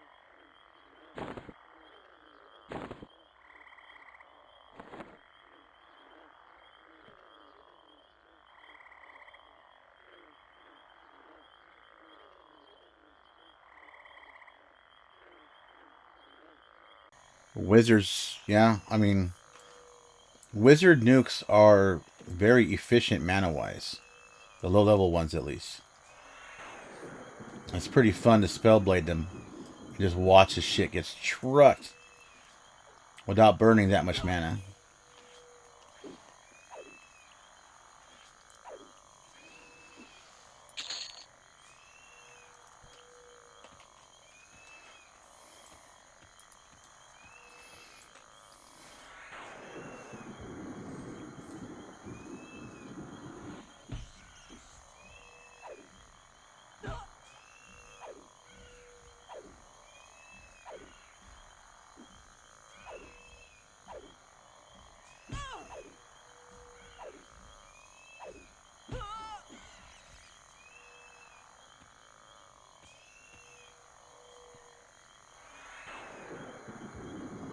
I do that. Only 3.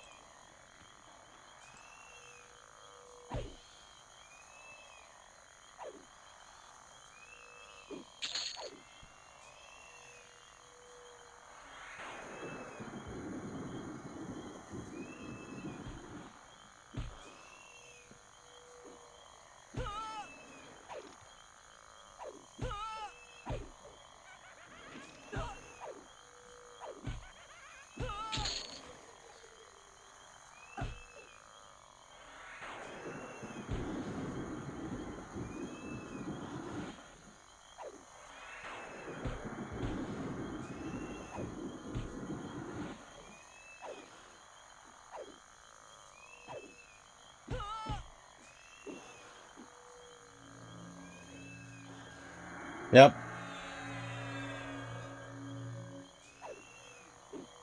No point trying to rush it.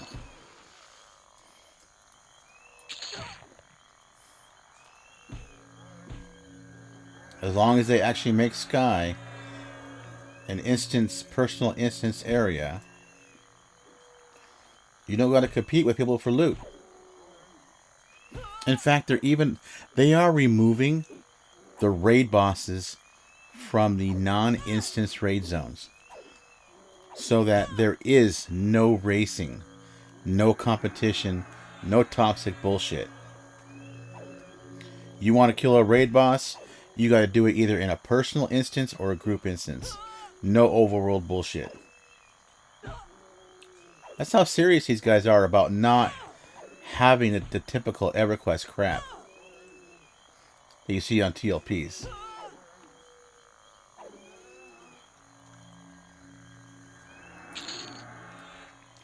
There will be no economy.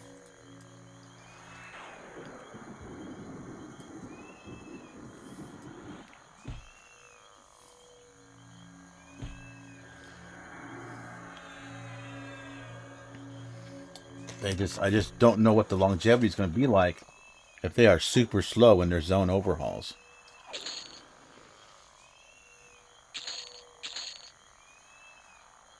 Like if Kunark drops in December and they still haven't overhauled all the zones yet, that would be a problem.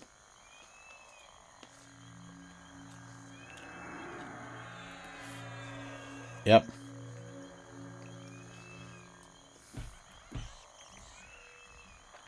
plus the minis, the mini bosses. They're actually going to be making the mini boss. Some mini bosses will be infinitely farmable, or not infinitely, but like, yeah, infinitely. You can do them once a day or something like that. I don't know. They were talking about it on the stream this week, but it didn't make any sense to me because I have not done the raids yet. I don't actually understand how that system works.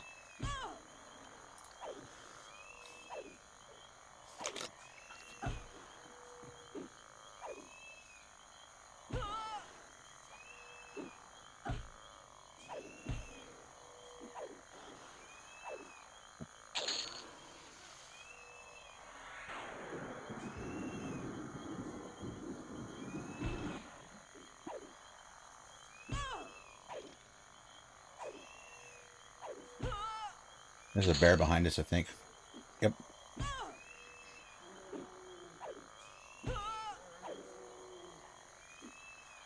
Yeah, but it's not instance.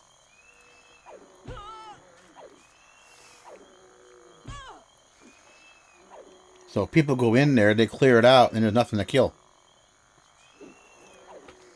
That's the problem with Sky right now, and it's people aren't happy because it's making it more difficult to unlock, other primary classes.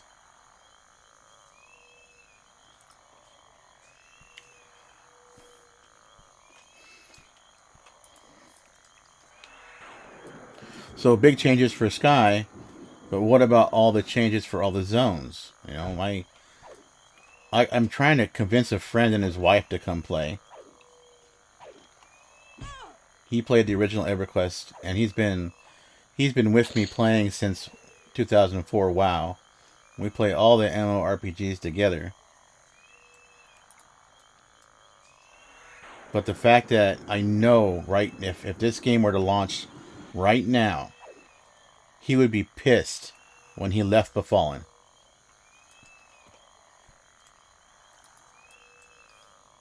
It would piss him off enough to not stick with it.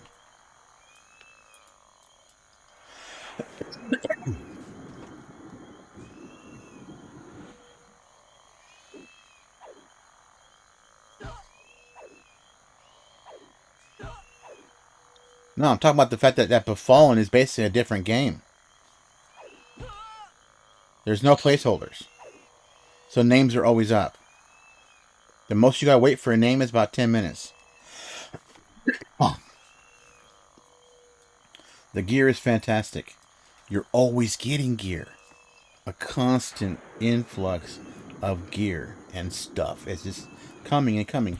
Then you leave Befallen, and the rest of the game is nothing like that.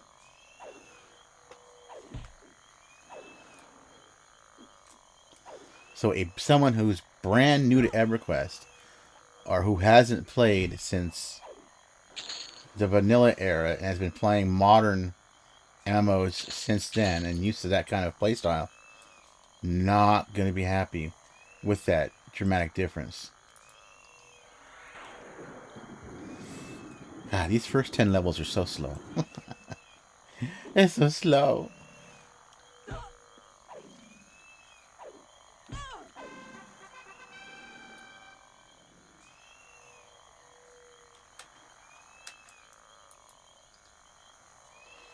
Oh, Combat Fury.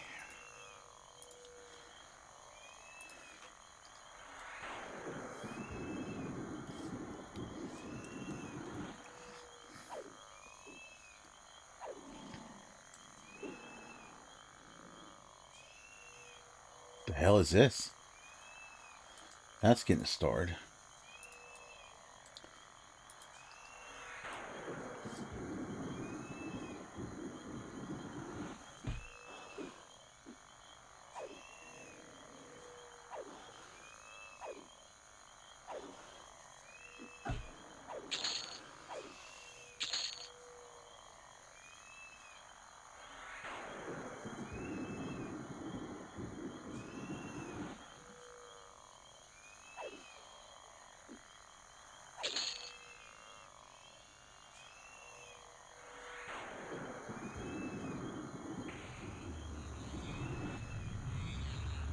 It's funny, I don't have tracking, but I have tracking.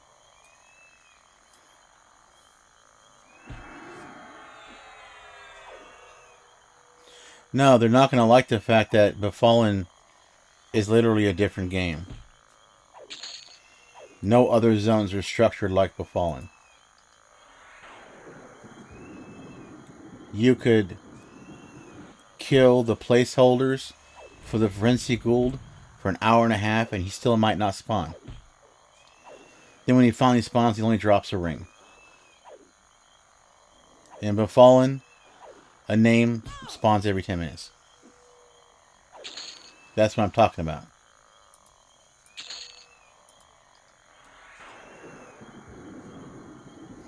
He asked me to go to Najina yesterday. He said there's an. I was looking up on the wiki, and there's a whip there that has a life tap proc. Maybe you should go and farm that. So I went to Najina. I looked it up. It drops off of Tentacle Terrors. There's only 2 of them in the zone. They got a 20-minute respawn. I was like, fuck this. Well, I'll give them all the time they want. But they got a lot of zones to go through in a month, month and a half, 2 months, whatever it's going to end up being. And we might see one new zone this week, right? And it's going to be a lower level zone than Befallen. Unless they add, which I'm sure they did, add more mobs to make Butcher Black Burrow last more than level 20.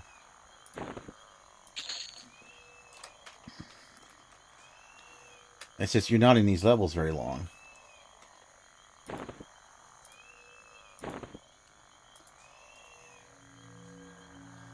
Unless everybody stops once they've maxed out Befallen, picks another class and levels, but that's not what's going to happen.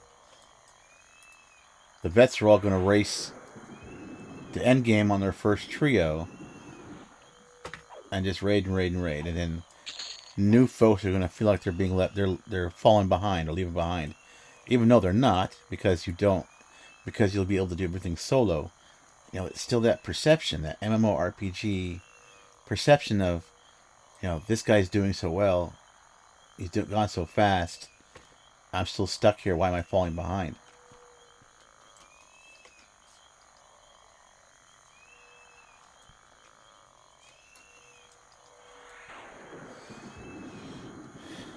So they fixed the starter zones, but then what about the zones after Befallen you have to level in?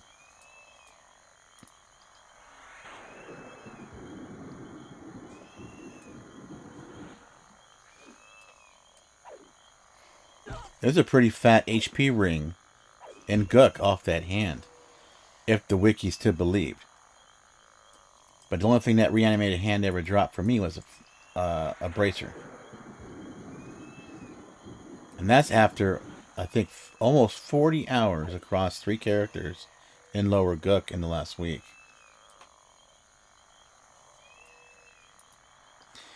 That's the thing, though. It's not really their problem. It's the MMORPG culture this game has to battle to ensure success. Especially if Daybreak has given them, you know, metric goals that far exceed even what THJ did.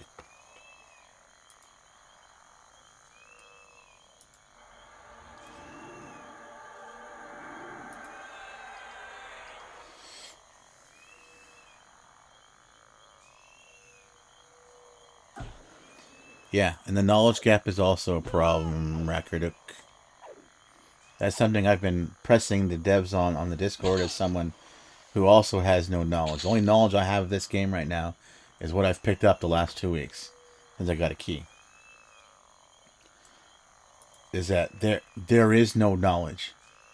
And let me give you an example of that, okay? On my first trio, I went to Befallen because I saw the streamers were all going to Befallen. So I went to Befallen. Stayed there till 35. XP was slowing down like crazy. I go on the beta Discord. I asked where to go. They said, go to Lower Gook. I had to find a video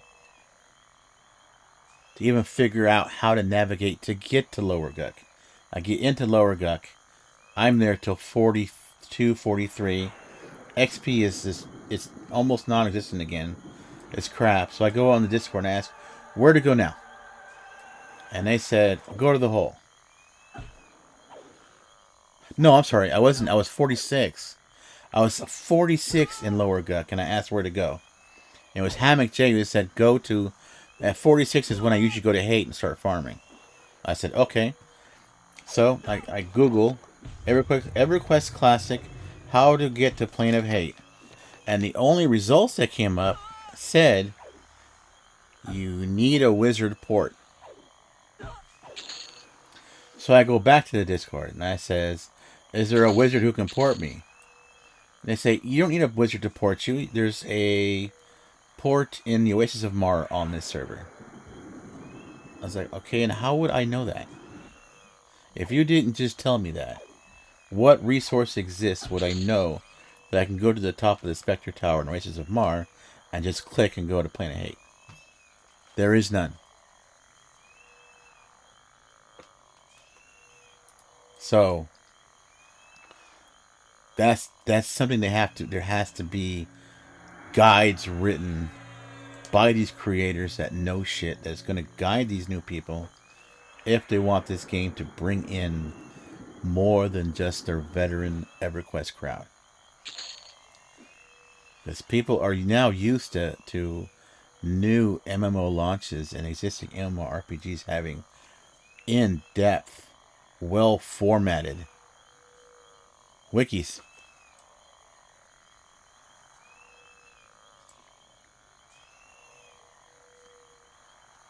Yeah, and the devs have said that they don't want it to be that way. They want to make an effort. And this is because I asked this question. This is the question I asked that got me the beta key on stream. It's like, is there going to be an effort made to ease onboarding and reduce the friction for people who don't know what the fuck is going on? And they said yes, they're working on it. And then I think it was Brass who said that they have some content creators who are working on guides. So these lizards are not spawning very fast anymore.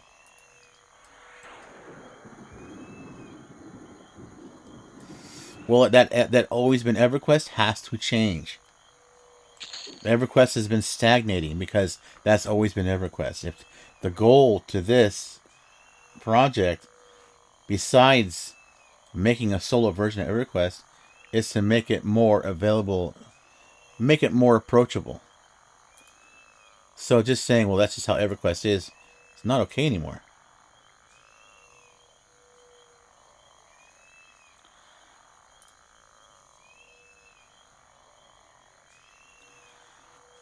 This is a really weird playlist.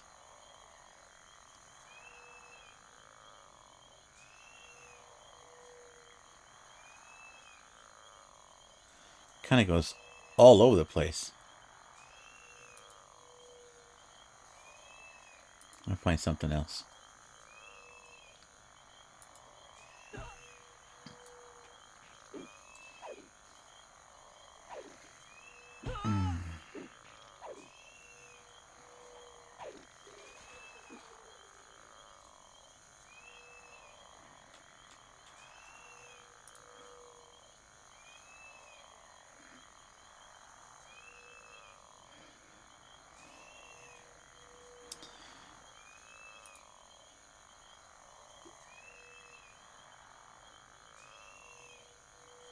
Yeah.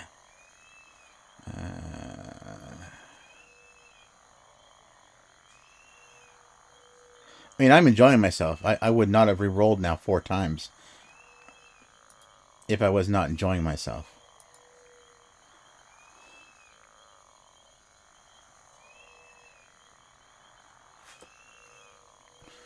But let me give you another example of how even the available information is not accessible to someone who does not know what they're doing.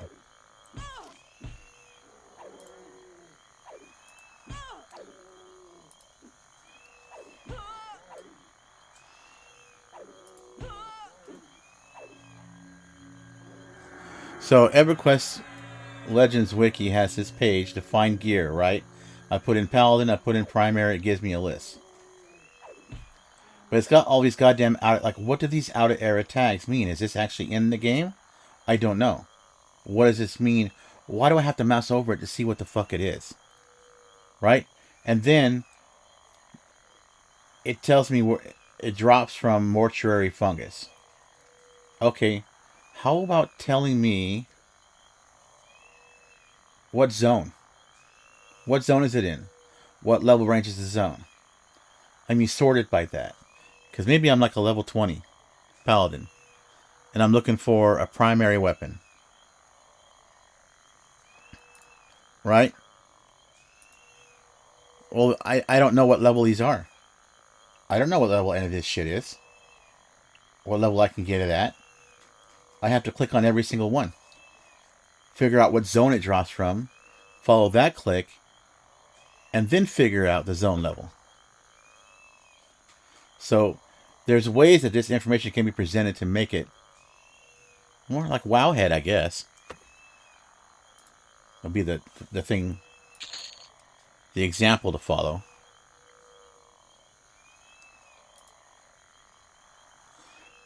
Well,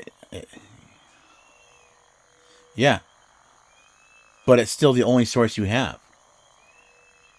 Is something that's outside of the game. There's no in-game resource that many modern MMORPGs now have, where they'll have like a thing where you can search in the game. You can look up the dungeons, look up what's in the dungeon, and what they drop. All inside the game. So if the only way to find this information is third party, I don't know. That's where that EQL wiki is imported from. The first couple of days that wiki was live, it just linked to P99 shit. Pages. The P99 pages. But it's still incomplete. I'll give you another example here of how it's incomplete. Nope, that was the wrong link. So, let's say you're looking up classes. I want to look up at the various classes. There we go. Class list. I want to look at all the various classes, what they offer. I go to Shadow Knight. I get all this write-up, what they're called, the races and their stats, the gods, the region, the spells, the pets, and all their combat skills and what they cap out at. Their casting skills, what they miscellaneous skills, disciplines, which are not here. Right, you get all this information. Now, you go to Berserker, it doesn't exist in Classic, and all you get is the class titles, the classes, and their stats. You don't get their skills, skill caps. Like, there's information that's missing. Now, I know for a fact that people have been in beta long enough now, over 2 months, that they know what a naked berserker's skill caps are. But it's still not updated. So relying on players is I don't know. It's not 1999 anymore. Right, but people are playing it. People are playing that custom content. They've been playing it now for 2 months. Maybe it's time to update that shit.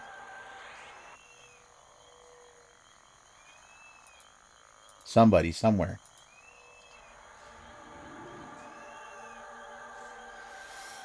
Well, then that's going to be a problem. Because they said they want to make more information available and easier to get for players. Information is key. If they want to bring in the modern MMORPG crowd to try their game, the information has to be there and not difficult to find. And when they Google it, they want that they're getting the right information. If someone Googles right now how to get the Planet Hate, they're going to be told the only way to get there is a wizard port, and they may not ask somebody. They may not join the Discord and ask. So they're going to assume That's the only way to do it. So I guess I got to level a wizard to 46. Then I can continue to get my other classes to 50 or farm Planet Hate or something like that. Right? Yeah. That's how Wowhead works.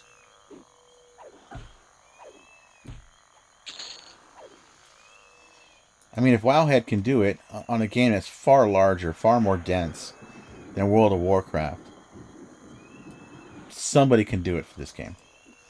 Especially if it takes off. Somebody can.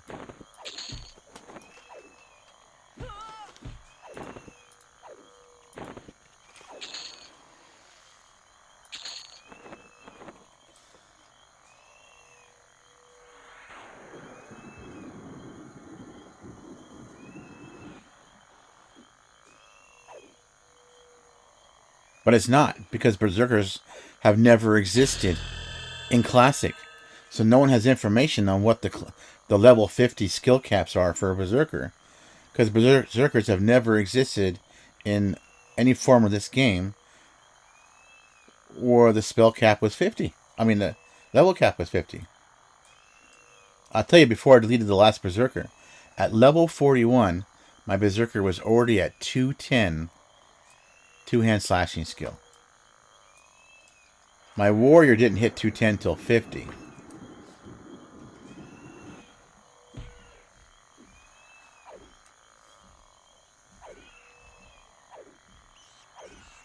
Well, Wowhead came from Thoughtbot. And Zam's pretty big, isn't it?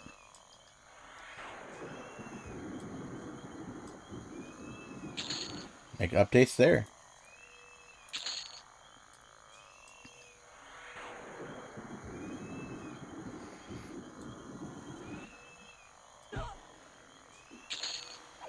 The question is are the veteran players willing to share it? Because it's the vets that are going to have the information first. Are they willing to share it?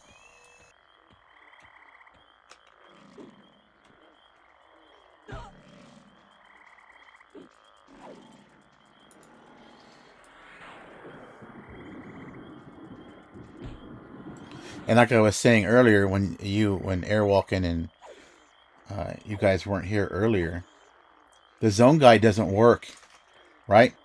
So they have added in zones that didn't exist normally in Classic, right? So let me show you. If I want to figure out how to get to the Fallen from the Firot, I'm a new player. I made an Ogre because I read they're excellent. And I want to go from here using this in-game tool to Befallen. No zone list. Activate path is grayed out. So the zone guide can't tell me how to go from Firot to Befallen. This was my day one experience in the beta. I knew how to use this tool because I have tried to play live multiple times over the last 10 years. I usually stop at like 60, 70 because I peter out. But I know how the fucking zone tool works. This was my day one experience. I want to go Befallen. I open up this damn tool. It doesn't tell me where to go. Right? So I go to the Discord and I ask. And they said Swamp, South Row, North Row, West Commons. That's not actually how it goes in this game. It goes South Row, or it goes Swamp, South Row, Oasis, North Row, over to West Commons.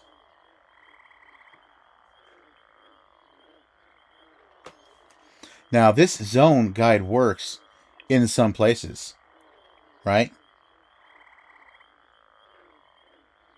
This zone guide actually works in some places. Like if I were to ask it to tell me how to go from North Row to Freeport, it won't work while you're in North Row, but as soon as you zone, this list of zones, the zone, this one here will populate. And clients, this is the exact same client as live.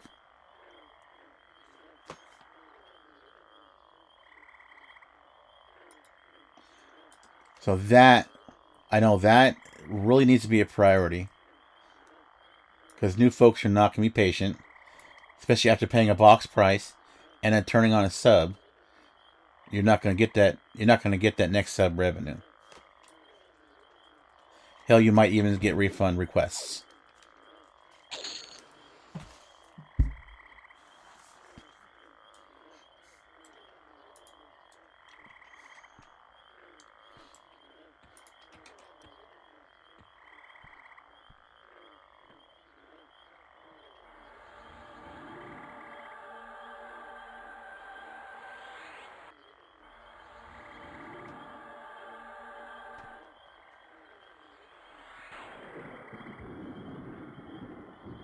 One streamer said that he talked to Secrets and they are going to prioritize or have pushed up in priority getting these stats to work and these stats to work. So right now they don't.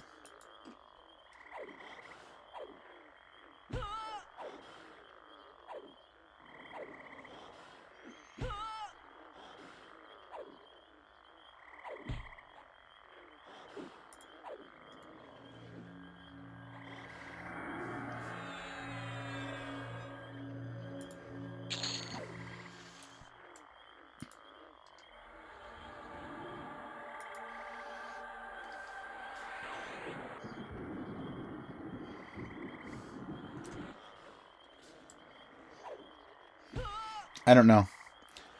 The weekend that I got my beta key, Secrets, it was it Memorial? Whatever the hell recent holiday we had weekend. She said that they had Daybreak had given them an infusion of cash to make sure that they make that July deadline, and so now everybody's working weekends, including holiday weekends. What I think is going to happen is they're going to get done what they can, and it'll release, and a lot of the zone updates will be treated as a post-release update. That's what I think is going to happen. Because they promised no placeholders, but they've only done the no placeholder thing in one zone. And to me, the no placeholder thing is going to be a really big deal for new players.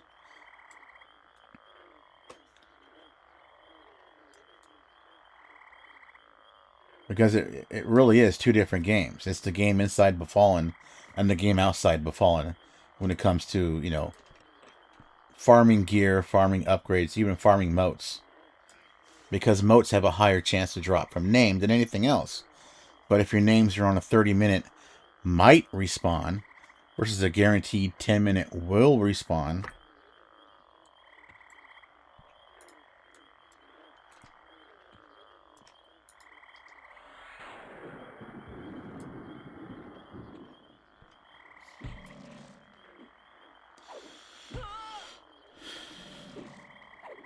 what's up, Big Wilfred? Yeah, I guess we'll see. I hope they make it. I mean, I'm in the beta, right? I can play whenever, but before I got a key, dude, I was chomping at the bit.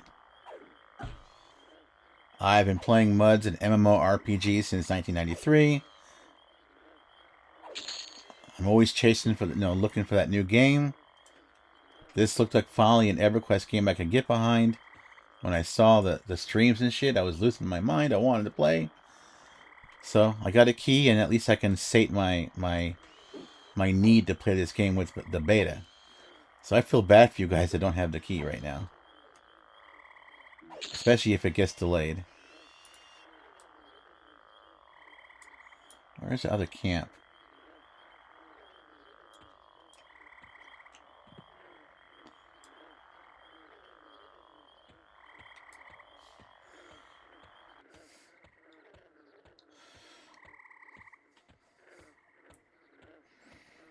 And I mean, it's clear that the reason why they have not given out a whole bunch more keys is the fact that right now, with the population they have, at least according, I can't tell you this from experience. I can only tell you what's being talked about on Discord, okay? So I have not bothered. Every time I get to 50, I always either re-roll a new character or go back to 10 and roll alts. I have not fucked with the raids or Planet Sky. But according to the chatter on Discord, Planet Sky is always wiped out. It can't support even the current population of people at 50, which is severely hampering their ability to unlock the other classes. Unlocking the races is apparently pretty easy. Froglocks and Ixer are not in right now, and Halflings too, apparently. So there's no way to unlock them right now. But the other races are mostly just turn-ins. You turn in a bunch of red wine, and boom, you can be a dark elf. But apparently those hell, there's like math and graphs of the drop rates and shit of the various whatever you got to get on Sky. Yeah, it's a huge conversation about how irritating it is trying to unlock just one class right now. So that's why you're not going to see new keys until they allow instancing and Planet Sky. But it's not just instancing it. People are saying there's parts of Planet Sky that you cannot kill solo. They are too hard. One guy posted some mob that knocked him back, rooted him, and was still able to melee hit him, but he was out of range for his melee. So he just sat there while the mob whittled him down and killed him. And he could do nothing about it. So stuff like that. It's not as simple as just making it. Okay, now you can make an instance. It's now you can make an instance, and now you can actually solo this zone that was designed for a raid.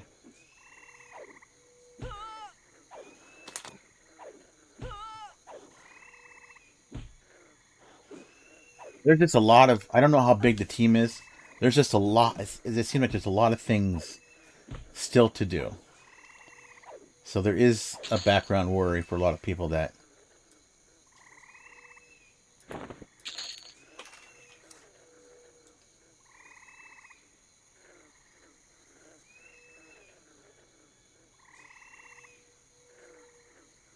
Ah, 51? I don't think so.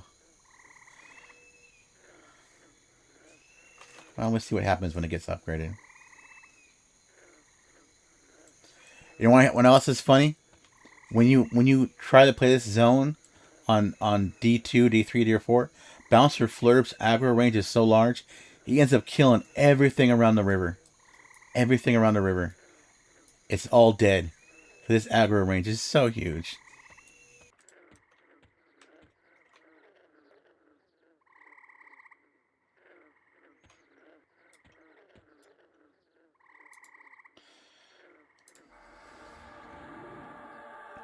Yeah, I can't tell you guys exactly what's being said on the Discord, but just trust me that people are not happy with it right now. With the state of Planet Sky. Now there have been some weird class combos that have killed some of the D4 gods, I guess, whatever they are. The other day, somebody was a warrior shaman necro, and he killed D4 Kazakh Thul. So, had a video of it and everything. And according to the devs, these guys have been killed on D4. All the content has been done on D4 by a triple melee setup and a triple caster setup. That's what they're claiming. But then after they claim that, they majorly nerfed +4 in dual classes and solo instances by 66%. So, I don't know.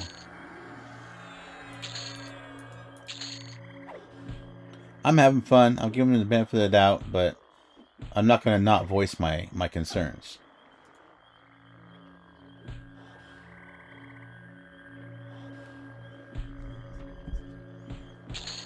Well, pets still can't take a damn thing.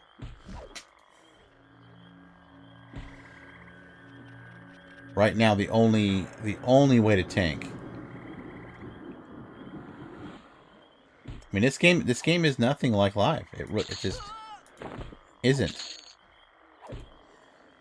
Pet tanking anything harder, even after the recent changes, not going to happen.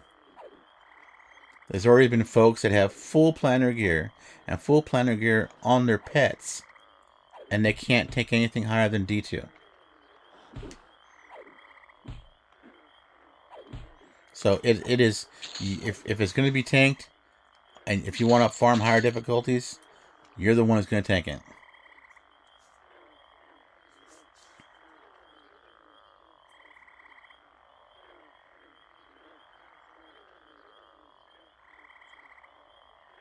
Depends on the difficulty. Yeah, there is some luck, okay?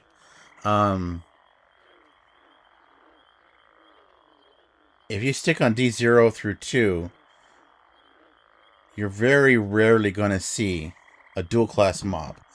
Even on difficulty 3, the majority of the trash mobs around you, they're not going to be dual class. The bosses, any boss or name you come across will be. In D4, everything's dual classed, and bosses are probably triple classed in the higher levels. When they're dual classed, their HP is double. As you said, it can be RNG, because when they did the pet changes, I'll tell you right now, the Earth pet is a little ass beater. He's a warrior and ranger, and for the same reason that ranger NPCs kick your ass, the Earth pet he's an ass beater. And so you run to a pack of 3 or 4 things that either you failed your CC and they all come running, and all 4 have a ranger pet. You're dead.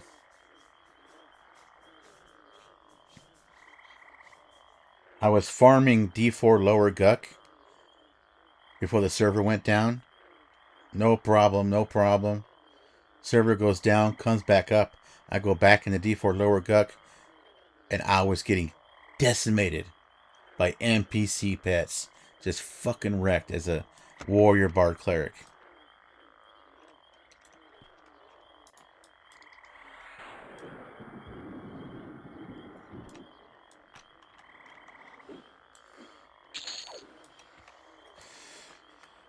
So it's like every time they nerf it to make it more accessible, they seem to be also at the same time increasing difficulty.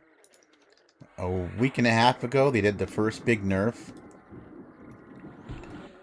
that lowered the health of dual class mobs and D4 by 66%, and it's only in solo instances, and lowered their damage by 33%. But then they fixed what they called a haste bug. Well, that haste bug fix made them all murder machines. And we were all taking more damage than we did before. Yes, they had less health. They died a little faster. But everybody was getting their ass kicked. So this last one, they fixed the haste bug, but they buffed pets.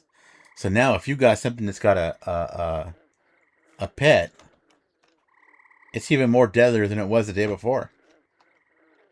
So they got things to iron out.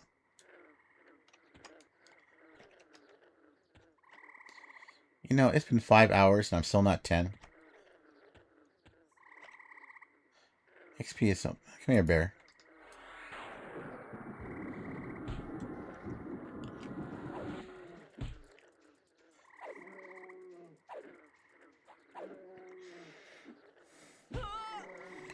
Now, all my bitching aside, I'm having a good time. I'm enjoying it.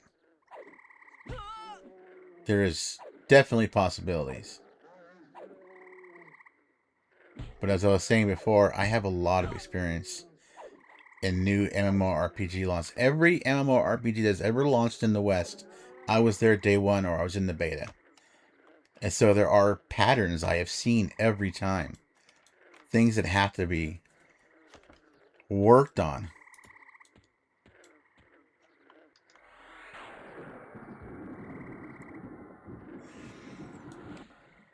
They are.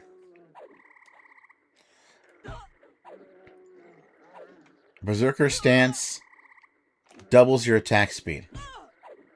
So boom, you're at 200% haste for your melee attacks. But it also cuts the cooldown of your melee abilities in half.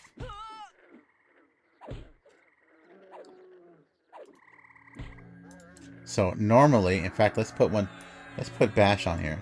No, let's put kick on the bar so you can see it. So kick is normally an 8-second cooldown. I have no haste. Right? Haste also decreases the cooldown of your melee abilities. But I have no haste. So I should have an 8-second cooldown kick.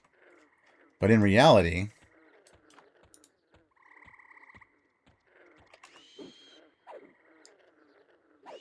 it's 4 seconds.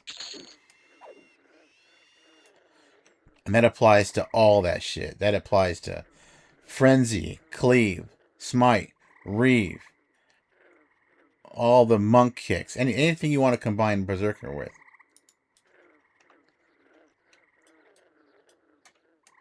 But there's a caveat to that. There is, yeah, archery abilities would be cut in half.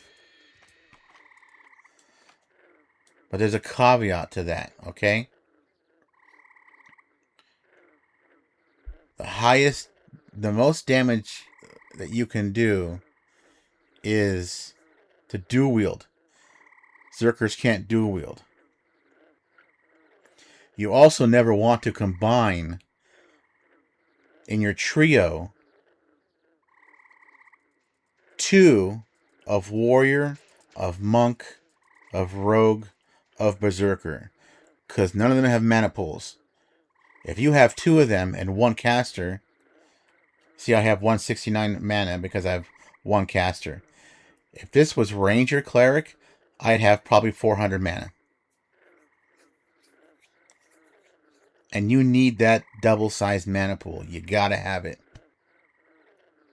So the only really viable combinations for a berserker is going to be the hybrids. And you're going to need it to tank. Because berserkers can't tank for shit. So it's going to be paladin. It's going to be shadow knight. It's going to be ranger.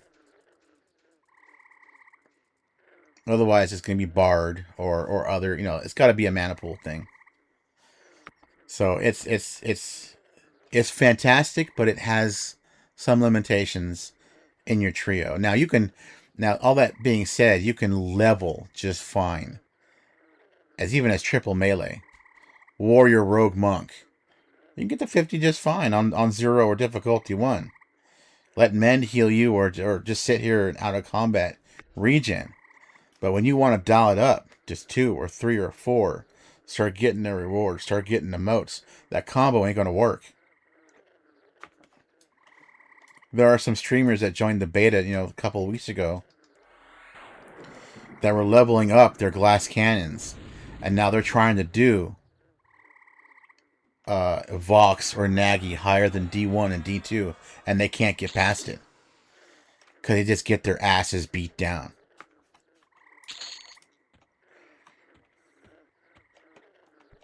I mean, you're going to want to level everything. Because why the fuck not? But for your main power trio that does your main farming on difficulty 4, it's going to be some combination of cleric is already set in stone, a tank, and some kind of DPS or support that has a mana pool to make sure the cleric's got enough mana to keep you alive. No, not shaman. Cleric. Because your paladin, berserker, shaman at level 50 is going to have 5,000 to 6,000 health. a 650 hit point superior heal ain't gonna do shit when you got 6,000 health.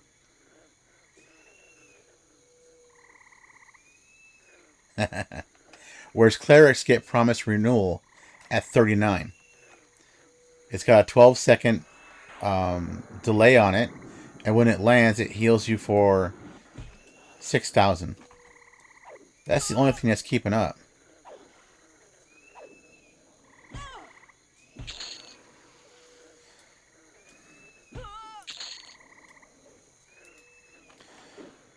Well, to be fair, Ping the Merciless, I don't think they've been working on this very long. They've probably only got maybe 6 or 7 months of development in this server. They're pretty far along. I didn't play it, but wasn't that other multi-class server just last year?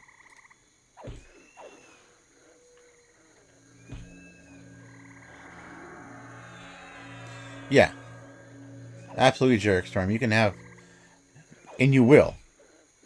I mean, shit. I think on my first character, I had actually maxed out.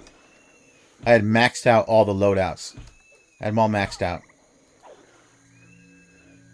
But when I wanted to farm something, when I wanted to farm D4 motes in the hole or in lower Guck, I only had one trio that did that, and that was my tank, cleric, DPS or support,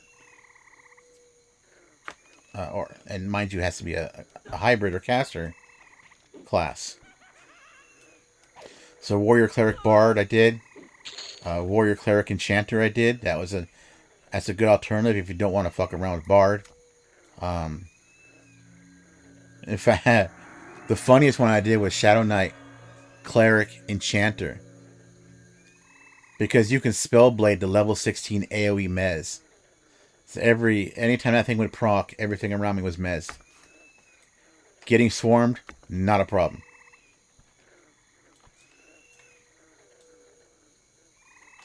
That was funny as shit.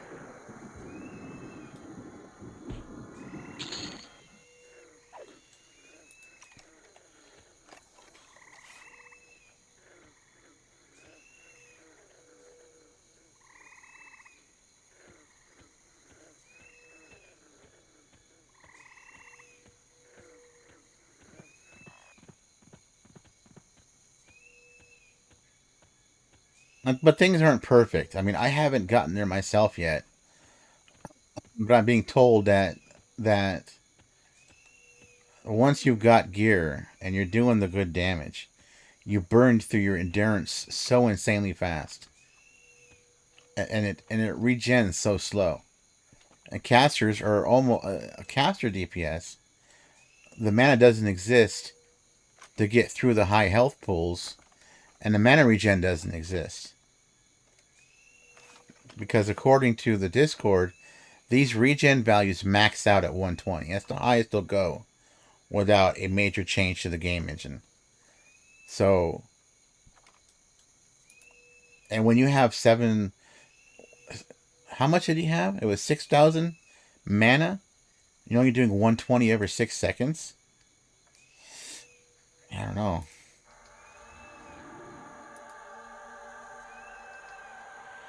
My warrior bard cleric wasn't really geared at all before I deleted it and made something new. It was an ogre, had 5,700 health, had 3,200 mana, and 3,600 endurance. And even with the bard songs going, the endurance regen song and mana regen, in balance, which doubles endurance, in recovery, which doubles mana, the highest I got was 40 mana, and I think it was 96 endurance regen.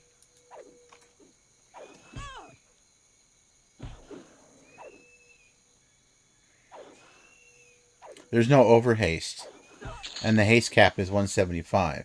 If you add Berserker, you'd be at 275.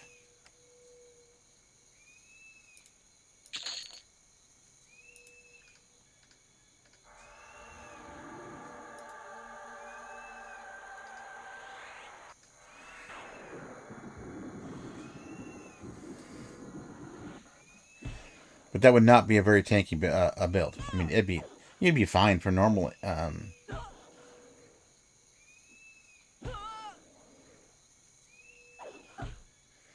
So right now, Paladin, Berserker, Cleric is probably the one of the most popular builds next to Warrior, Bard, Cleric.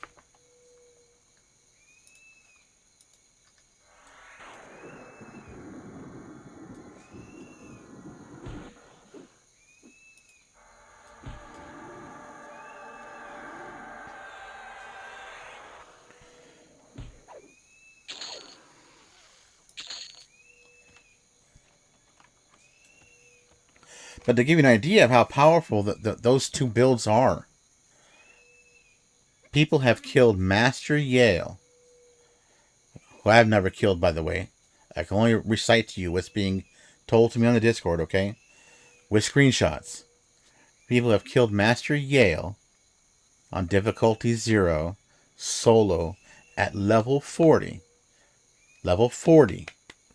With both Warrior Bard Cleric and Paladin Berserker Cleric.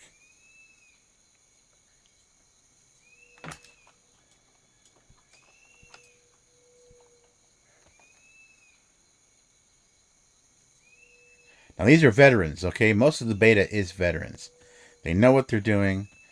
This person said he only had gear from Befallen. That's all he had. No gear from Lower Guck or anything else.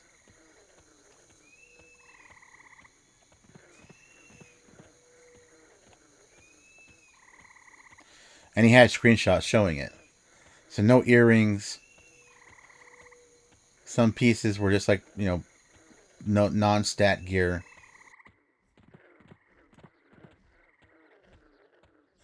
Yeah, it will change. It'll be made even easier. Because those two combos may be able to do Master Yell at 40. Nobody else is.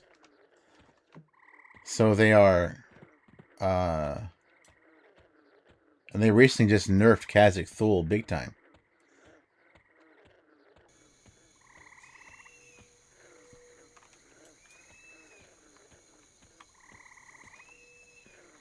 Because although it's not practical with there being over 500 possible combinations to make it soloable for all possible combinations, they want to make it as soloable as possible for as many as possible. If you have to have tank class, cleric, and some kind of hybrid support DPS, and that's required for D4, and then it's required for D4. They did. They did. They did, but they didn't. I have found, before I deleted it, because my last character before this was the same thing, Berserker Cleric Paladin. When I got into the 40s and I was doing Guck, I was having some... By leaving Smite on auto fire, I was having serious mana problems. That recovery... I could never use Spellblade, and recovery alone was not able to keep up with the mana use of Smite double attacking. Using 4% of my mana every 7.5 seconds. Or 8 seconds. So when I started watching that guy, was his name? This is how I Paladin. I was watching him, how he did. Now, he's geared to the teeth. But I was watching him, how he killed D4 in a Rook solo with not much issue. And he didn't have Smite, he didn't have Spellblade on. He didn't have Smite on auto fire. He manually fired. He only kept Frenzy, Kick, and Bash on. Because the mana drain of Smite is just too high. Reeve, on my first character where I took both Warrior, Cleric, Bard, and then SK to 50, Reeve can put a huge amount of pressure on your health pool. Because 3% health when you got 6,000 health, I mean, it's a chunk. And then it double attacks. And it's like, okay, where'd my health just go?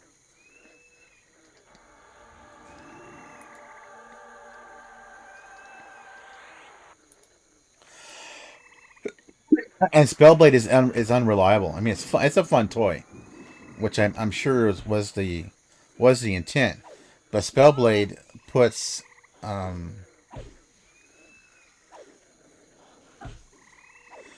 have a friend who will be playing Bard Cleric X and I'll play Paladin Berserk X. Will you guys always be playing together, or will there be times you guys will be alone?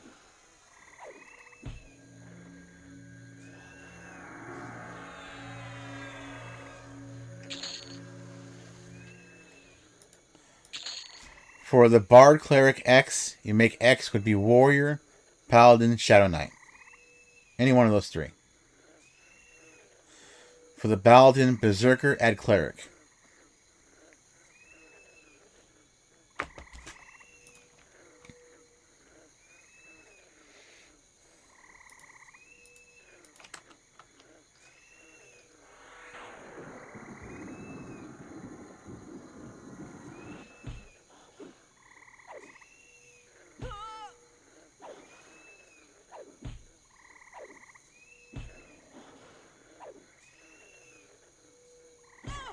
If you had said that you guys were always going to be together, then I would have said, add Shaman to the make Paladin Berserker Shaman.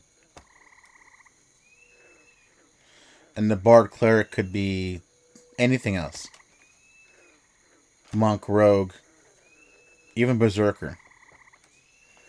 Because then you'd have Berserker with Berserker stance, dual wielding because of Bard. That would be a lot of damage. But if you guys are going to find yourself playing it apart, then you're going to want a setup that can also solo well.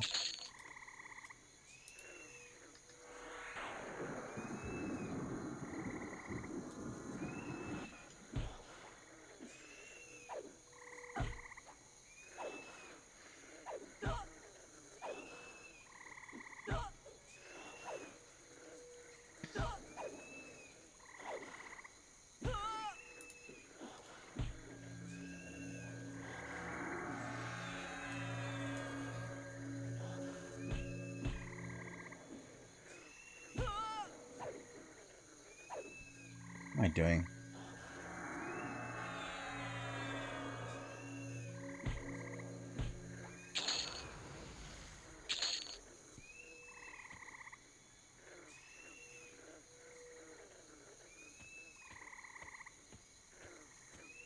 Yeah, you're gonna level more than that, right? Because AAs are earned at a set rate, even at level 50. They come in very slow at 50 right now. You're gonna want to level all the other classes, but once you've got your trio to 50 and you start doing that, you don't just replace two of the classes. You do them one at a time. And let me give you an example why that is. So let's say I'm level 50. Now I want to level up a shaman. Okay? And I want to level up a warrior.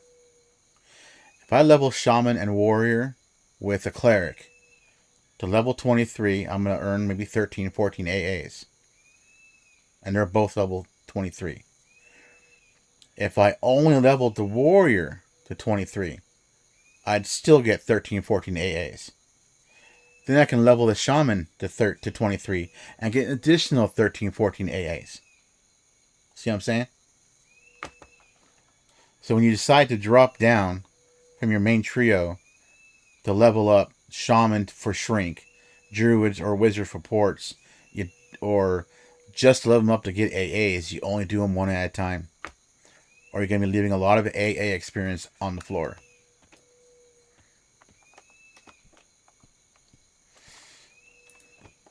If you're an ogre, it is highly recommended that the third class you put on first is shaman, so that you can get shrink as a ritual. Because if you don't, ogres cannot get below the second floor of Befallen right now. They get stuck. They get stuck in a permanent kneel situation. They can't cast. They can't attack.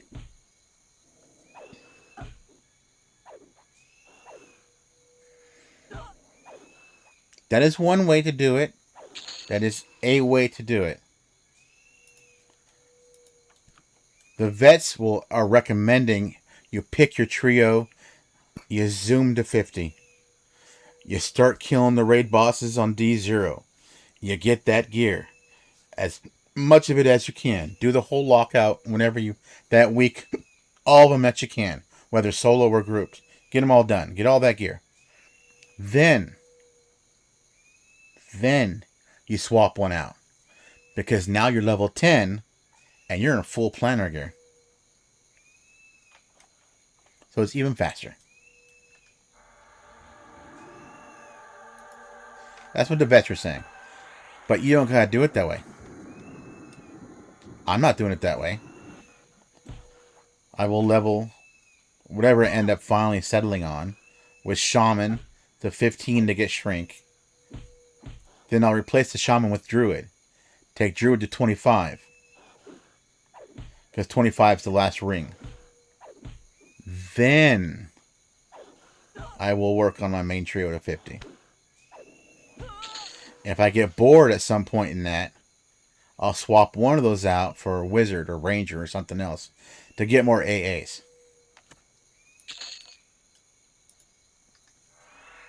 My first character before I delete it, okay, so if you just take your trio to 50 without stopping for AAs, you'll probably have around 70, maybe.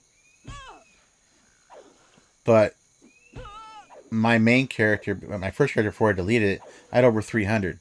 So I had leveled a lot of other characters to 20 and 30, a lot of classes to 20 and 30, and I still had 3 left to go. Does gear have a required level? No. None of it does. They removed all level requirements. They removed all race restrictions on everything except Guys of the Deceiver still has a race restriction, but you can use this clicky in your inventory as anything.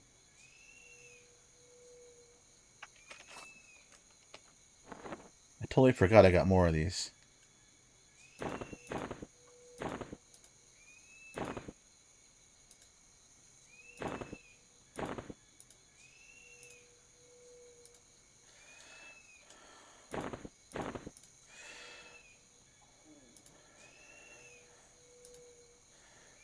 What else did I get?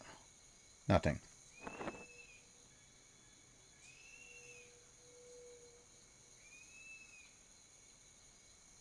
You erase all. Cutthroat Insignia Ring. All. What would not be all? Nothing I have right now. Erase all.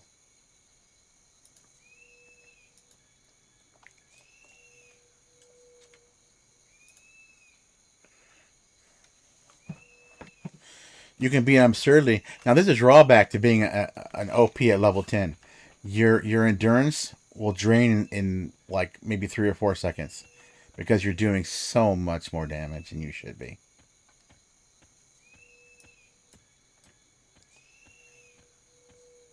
So if you're in offensive stance or berserker stance or striker stance, your endurance is just gone. But if you're going back down to level 10 with planar gear, you're probably already at the haste cap or close to it from gear and any kind of self buffs.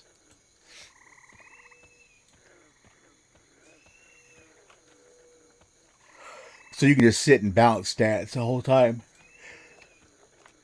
Ooh, big yawn.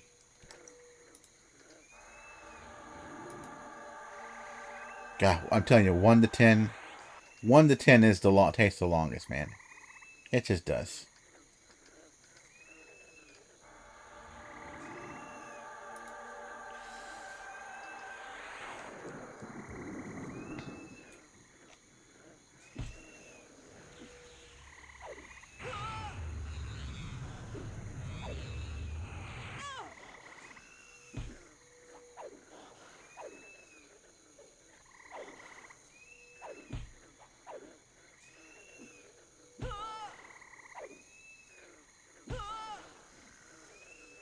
They said they're working on it. I don't know what they're going to do.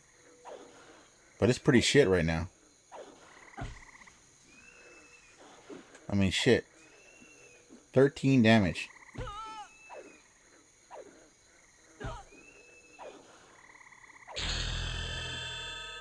Finally. Did I get anything new?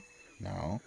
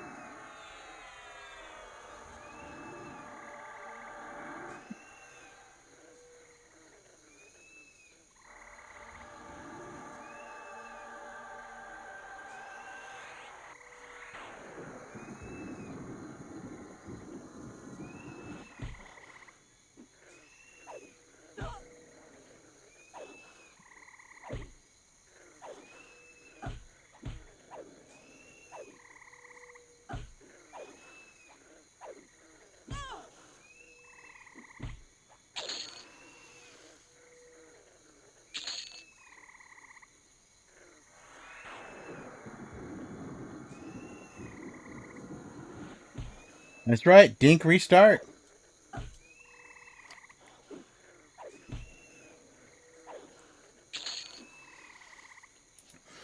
I was going to do something else, Chaos, but then decided to do the Paladin Berserker Cleric combo again. But this time, without the cheat that was that free Earthshaker.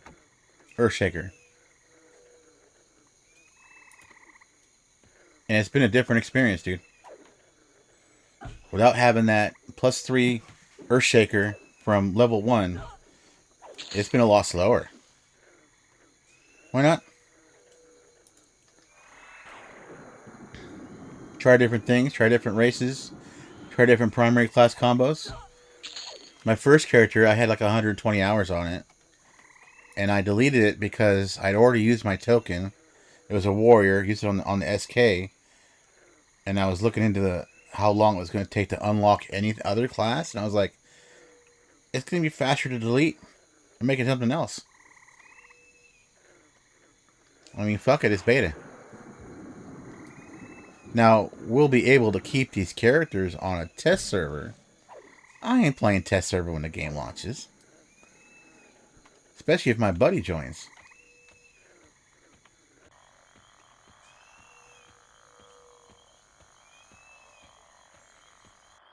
In fact, I think more of these streamers should delete and restart. Because if you saw all those streamers that were showing the pet changes when they went in a couple days ago, every single one of them were geared to the teeth themselves, and they had planar gear on their pets. How is that telling somebody who's going to be rolling new on the game if triple pet classes is actually viable? Nothing about pricing yet. Now, most of the devs were at that Summer Game Fest this weekend. And I know that they had interviews with a lot of journalists and shit. But nothing's been released yet. So I think there's going to be an info drop soon with all of that. And it may be that it's embargoed right now.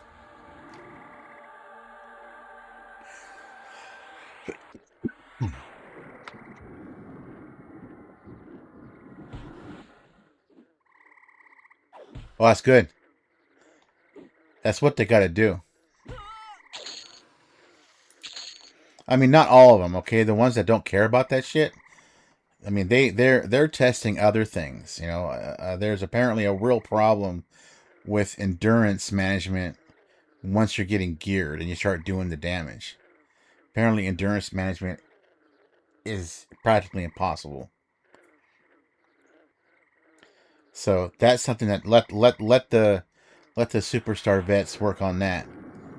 But those that are trying to appeal to a wider audience, especially if they're trying to appeal to new players that might be wanting to get into this game, that have never played Everquest, or they have bad memories of trying to play a TLP and getting overrun by chrono farmers, or just had bad memories of the original Everquest in general, if they're trying to present, you know, this is what it's like now when you, with these new changes, take off the fucking planner gear at least.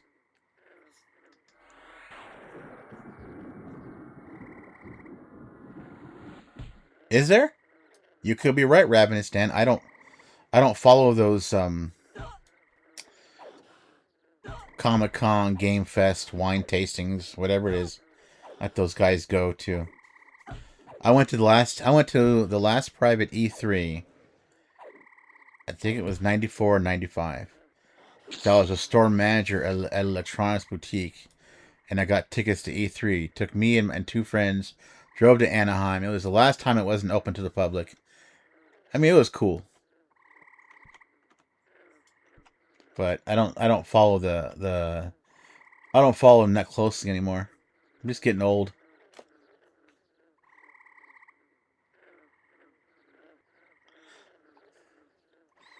They did. I was kind of falling asleep during the because I stream overnight. I was kind of falling asleep during the stream because the stream is at 11 a.m. my time. Nice. We could get pricing today. We could get information about a finalized release date. We could get previews on all kinds of shit today. Oh, I might have to stay awake all day then. That's not good for my heart, you know. I'm an old man. I just had surgery on my back last week. You guys are going to get me killed.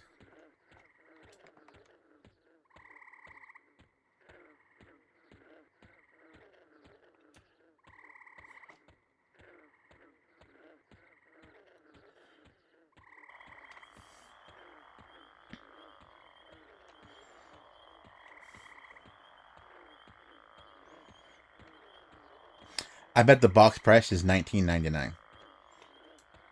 Because that would be funny. And if they really want to be classic, then the sub price back then for Meridian 59 and Everquest was $9.99. So $19.99 and $9.99 a month. I mean, the Daybreak Games All Access Pass is $14.99. Then you gotta pay other shit, right? You gotta pay these other $4 or $5 in added fees to do offline bazaar trading and this extra thing and that extra thing. So if it comes in at $9.99, then it's half the price of all access.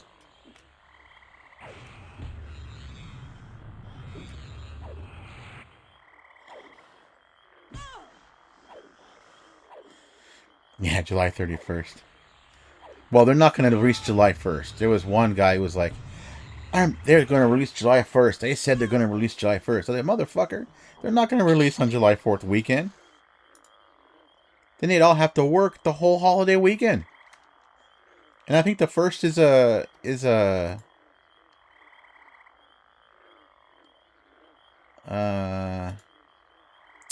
come on.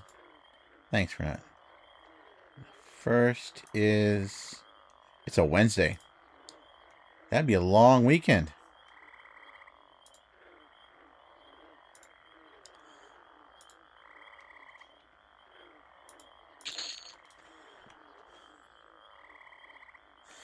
Right. Well, they could. I mean, who knows?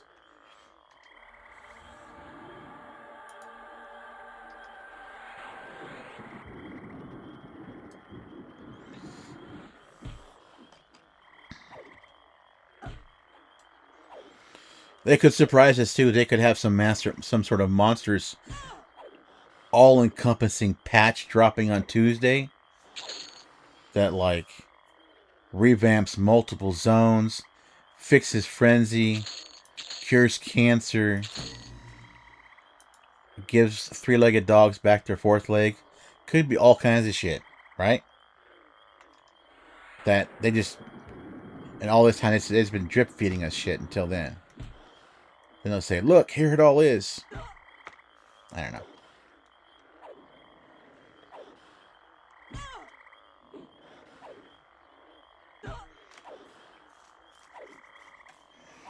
Oh, I got an achievement.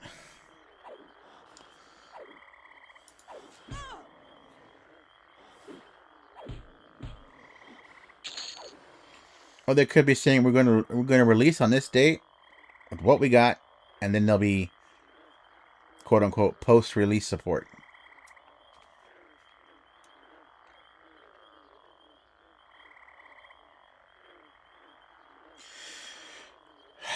Oh, Jarek, that is true.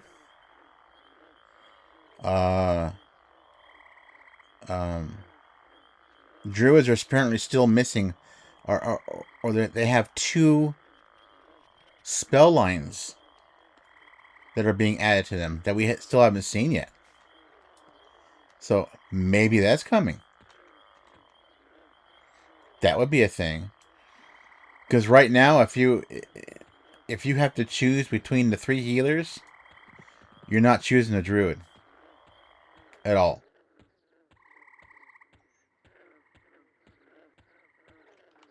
Shaman get you slow and haste and other buffs, and Puma, which is, as you know, is crack. Druids don't give you shit. Now that ports are rituals, there is no reason to have Druid as your healer or an active trio outside of leveling them for the rings. Okay, thanks for resisting.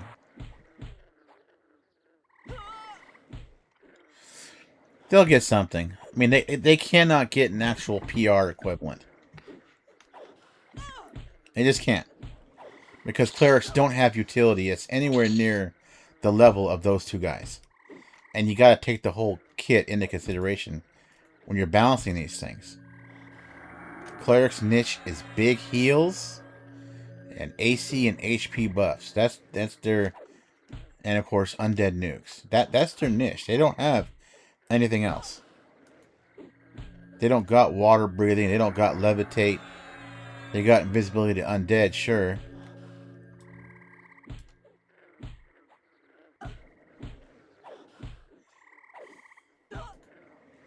I've not heard this song in a long time.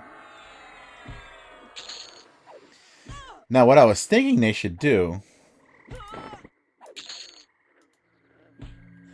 is, so they've been bringing in, they've been bringing in a lot of EverQuest 2 stuff, right? They gave paladins a spell called Valor of Mar. It's from EverQuest 2, and it's a 20% haste buff. They get it in their 40s. And some of the other new things they've added are basically they come from EverQuest 2. Well, why not just go full Monty? How do druids and shamans work in EverQuest 2? Druids have massive hots. Shaman are like Disc Priest in WoW. They apply shields. Massive shields. And when the shield expires, it applies a heal. And if the shield expires without taking any damage, it applies a bigger heal. So give shaman shields. Because right now there's no absorbs worth a shit. The biggest absorb is Rune 4, 396 points. We got 6,000 health. So give them absorbs. Give druids fat, long-lasting hots. Fixed.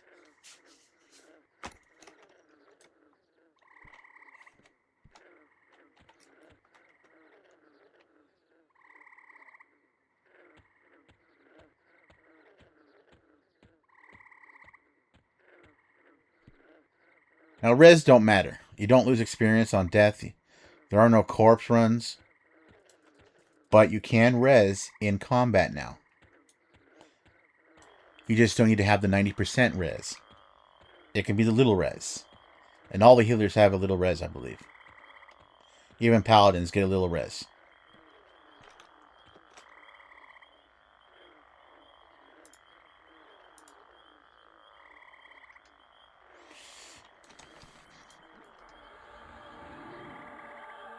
Death save would have made sense before they made it possible to res in combat. Now you can res in combat with no restrictions.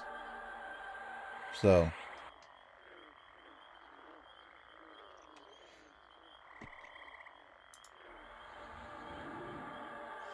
but maybe a self battle res.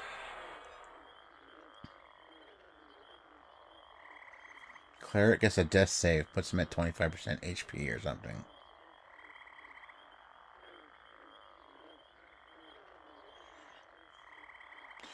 An invuln and shield. You know, like paladins in World of Warcraft, Blessing of Sanctuary. That would be something unique to give to cleric if they want to give. Did my shit just run out?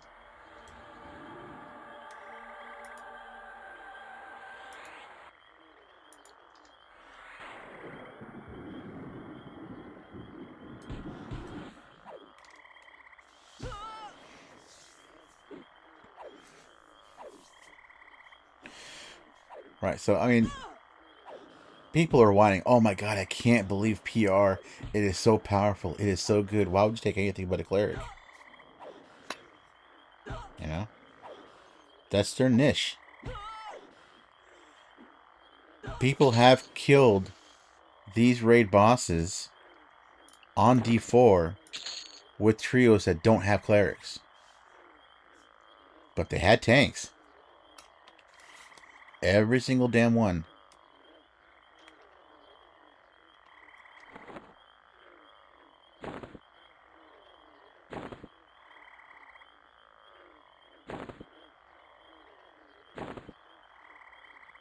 Is that repeating? What the hell? Oh, it's just two different versions.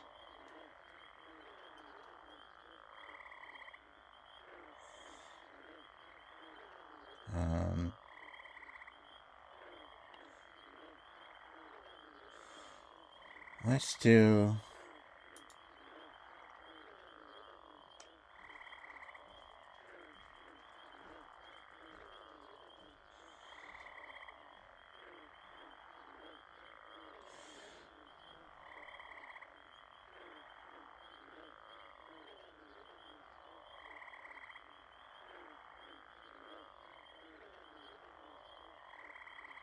How long is this one?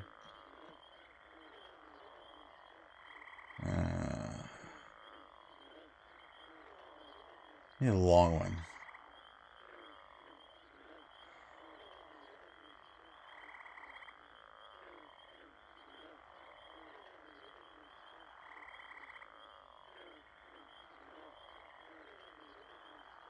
Okay, we'll get old this time.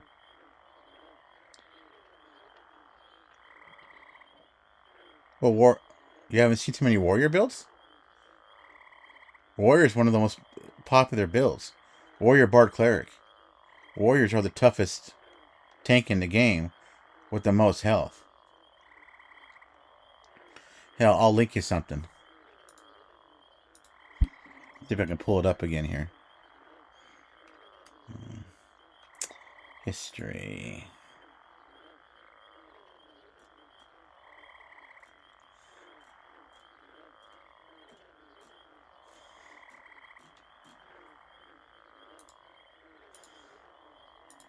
Okay.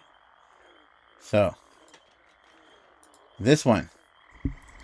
This guy, if you look at his video history from the last week or so, he did this exact same thing earlier with Shadow Knight, Cleric, Bard.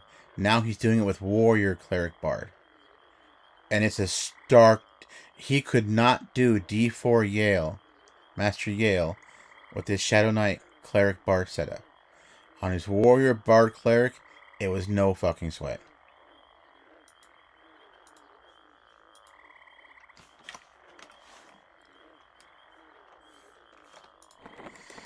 Warrior, Bard, Cleric is easily the most popular combination that everybody has. In fact, if I don't decide to redo or delete this character, I'll probably use my token to make Berserker Warrior and then do Warrior Bard Cleric. So I can compare face to face Berserker, Paladin Cleric, and Warrior Bard Cleric.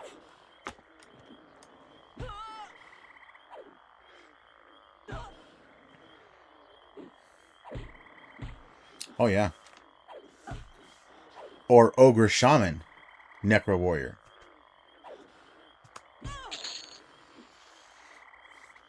Yeah, what's kind of neat about the class unlocks is that once you're able to, excuse me, when you unlock the classes, you can be an ogre necro, ogre bard, ogre paladin. Because unlocking these classes after this makes them apply to what any race you have unlocked. You can be a halfling berserker. You just got to unlock it. So you're going to be able to do race and class combos that never existed before as your primary class. Get out of the way, Bat.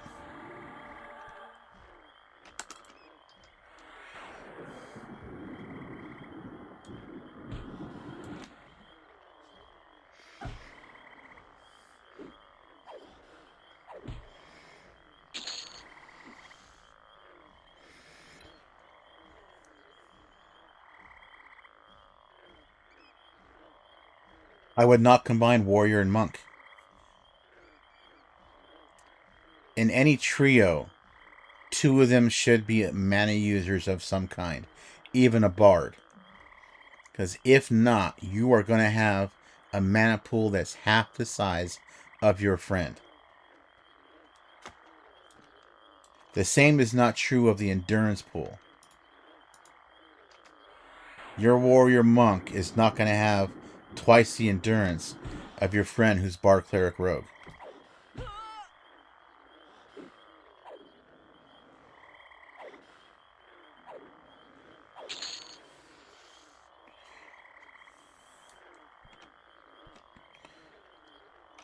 For a duo, I think you both should have a healer. Well, but then who's tanking? I mean, if you're tanking, he's going to be spending a lot of time keeping you alive. Okay, that's what you're saying. So, you guys are always playing together 100%? Absolutely. Warrior, I would do warrior, berserker, rogue. This will get you warrior cleave. This will get you berserker stance, which will bring cleave off of cooldown faster. Cleave is really powerful. And with rogue, you'll have backstab from the front. And you can backstab by putting a piercing weapon in your main hand, in your offhand, or in any of your two any slots. And you have rogue poisons. And then backstab will be off half cooldown before you even apply any haste. You can wear plate. You'll be able to dual wield. You'll have triple attack. And you'll have high defensive caps and the highest two-hand cap. Two-hand slashing. So that would be a killer. DPS only. I can tank, but I can't heal myself setup. And your friend would probably want to be bard, cleric, shaman.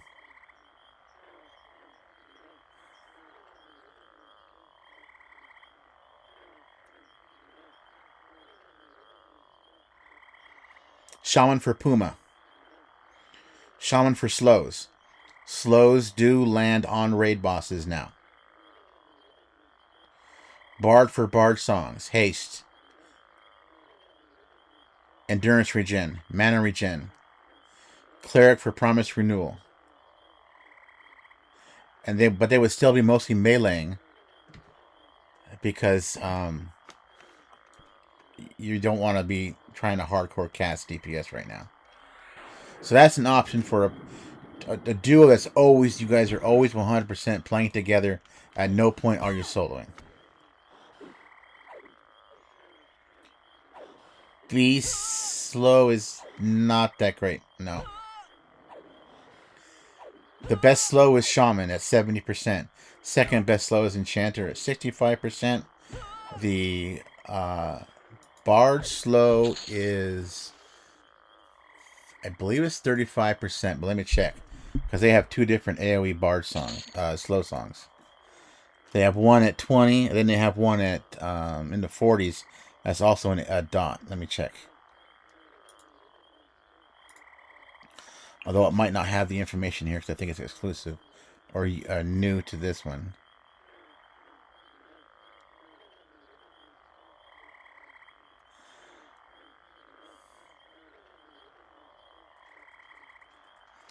Okay, so the one that's a dot is only 20% slow. The level 20 song is 35% at max level. Let me see. It is... well, at level 60. So it's probably also only 20% at level 50. Beast Lords... this wiki may be incomplete.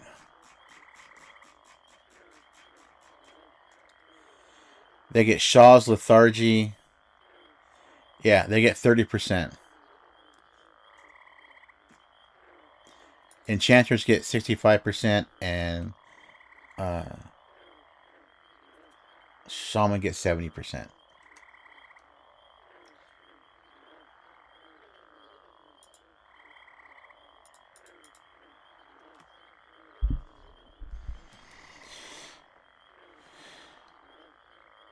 Rogues have a life tap poison. Monks do get feign death for pulling or splitting. Although I'll be honest, I don't think that's going to be. You'll be doing much of that in the harder difficulties. Everything is super hasted. Nothing runs. When you feign death, it takes forever to get them off your hate list.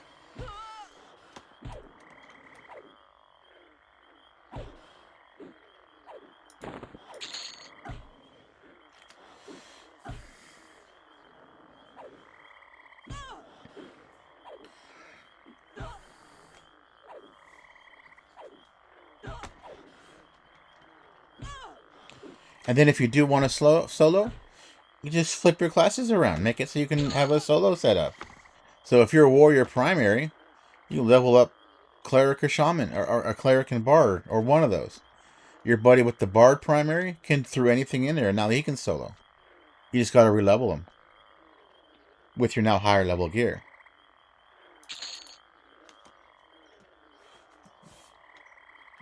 Yeah, everybody gets alchemy.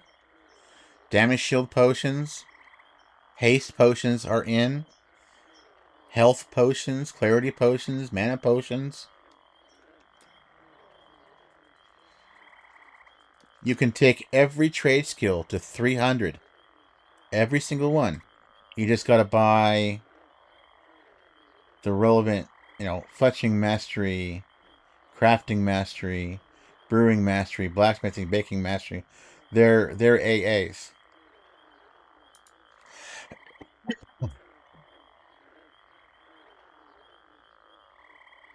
You're definitely going to want a jewel crafter because your earring options are a little bit limited. I'm lost. Where am I? Are we 10 yet?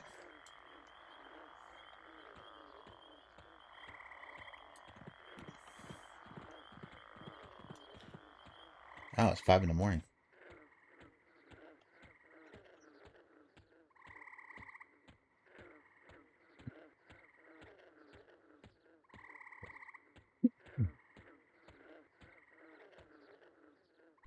And you ain't just making one. Yeah, you still need an enchanter to make the ore. And you ain't the only one. And of course, there's tinkering. And you ain't just making one ring or one earring. You're going to make that earring. You're going to use your motes to buff it up to 5 or 4 or 5. And make another earring. Use your motes to make that down to 4 or 5. Merge it into your other one. And you're going to keep doing that over and over and over until you get to like 6, 7, 8, 9, 10. Or you're out of money, Or you're out of motes and you go again. Trust me, there is going to be so much shit to keep you busy on one character without having the box, without having to do any of that shit. How did that resist with overchannel?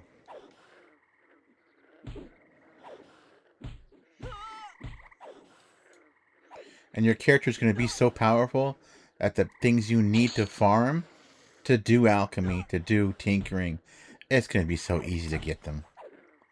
You just dump it down to difficulty 0, and you just mass farm the shit.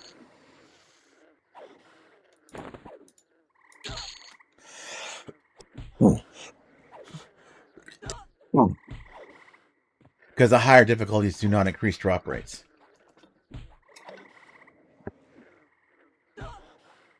As far as I know.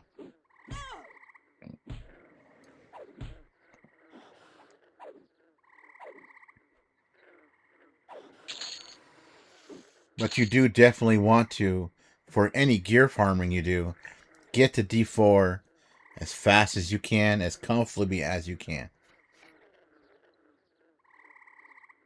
If I wanted to upgrade this weapon to plus 10, and I only had rusty two-handed swords, no plus 1, no plus 2, nothing, it would take 1,040 of them to do that.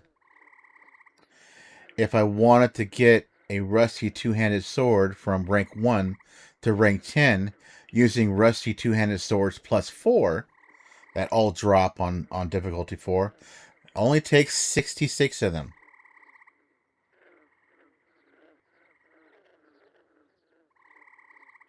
So you always want to have plus 4 gear.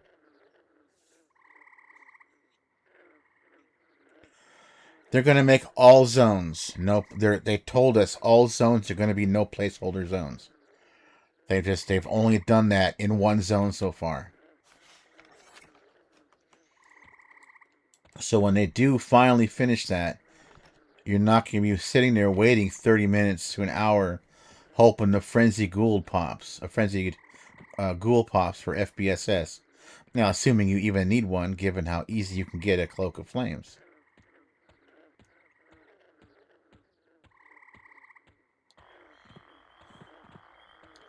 But yes, they are removing placeholders as a mechanic from all zones.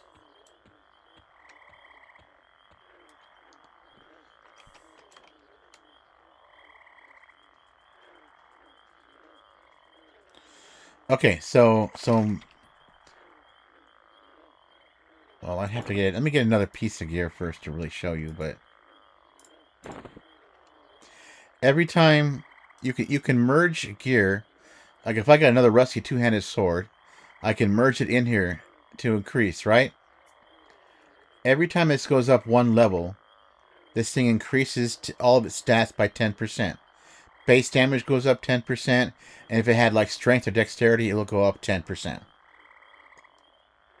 So, let me get on the wiki. And let's find...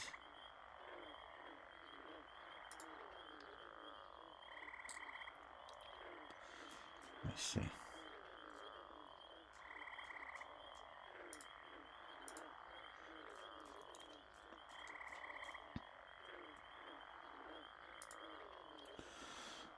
Okay, let me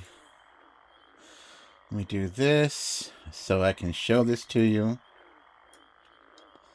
So, now this tool here is not 100% accurate to what gets reflected in game, okay? But it's pretty close. This is a Fiery Avenger. When you get it from the quest, you're done. Right? Damage 33, ratio of 0.75, has these stats.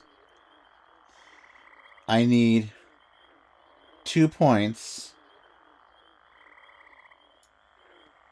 to make it plus 2. Now it's 0.89, 39 damage.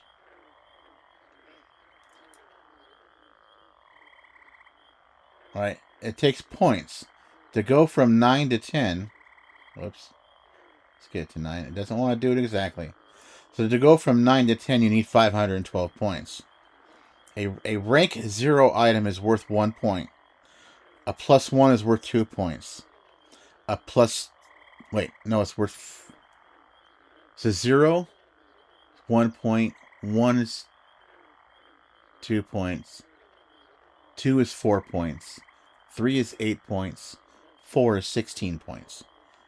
That's what they're worth as points when merged in. Same with motes. Motes are 1, 2, 3, 4, up through 10. And they're worth that many points. So, if all I have is rank 1 Fiery Avengers, and I want to use, rank 0 Fiery Avengers, and I want to use nothing but rank 0 Fiery Avengers to make this Fiery Avenger rank 10, it'll take over 1,000 of them. If I have them as +4, where they're worth 16 points, then I need 66 Fiery +4 Fiery Avengers. That's a +4 to turn this +1 Fiery Avenger to +10. And as you see, +1, 33, 0.75. These stats at +10, 1.5 ratio. All the stats are doubled. Saves are doubled. The only thing that doesn't double is this, the proc. Oh, you know what? Let's look at that mithril. Let us look at that. What's it called? Mithril 2. Is this it?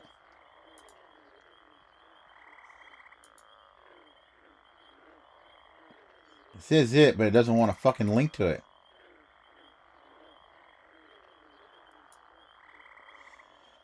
So the haste goes from 31% to 41%.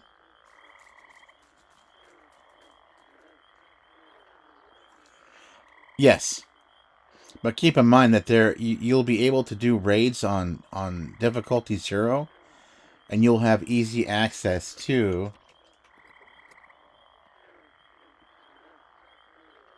a Cloak of Flames, which is 36% haste at 0. And if you have motes to use, you can immediately, if you've been farming motes, you can probably immediately make it +5, which will make it 41% haste the minute it drops, if you've been farming motes on difficulty 4.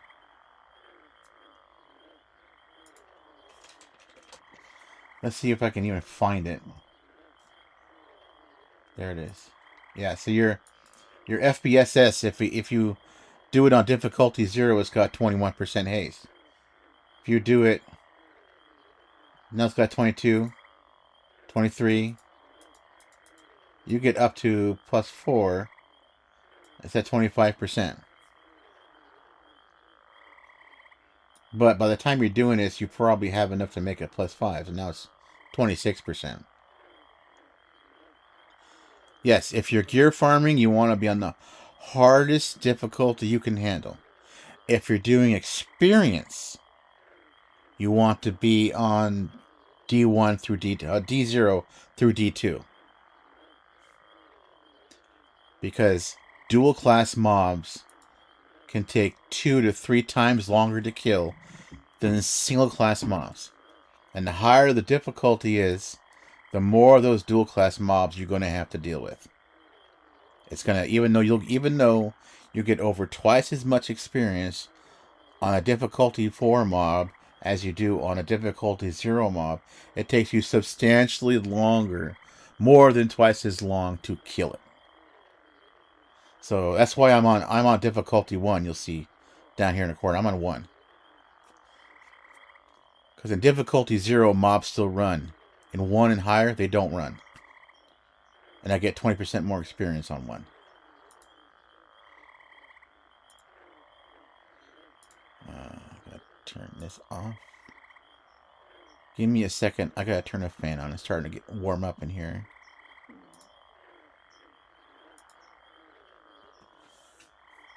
Yeah. D0, D1, D2 for experience.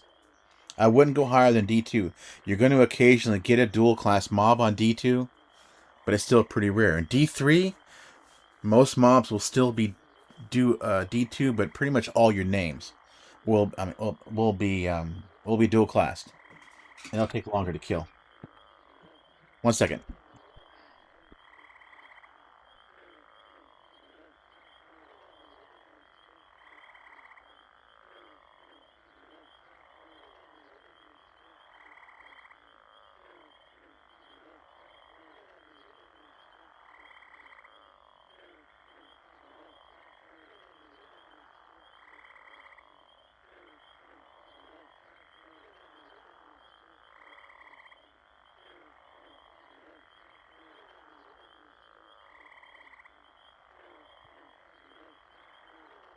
Yeah, so like Nagafen, or if you watch people rating D0 Nagafen, she starts taking off at like 10%.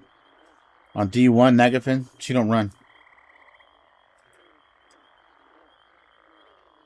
Where'd this come from? Oh, that's my boots.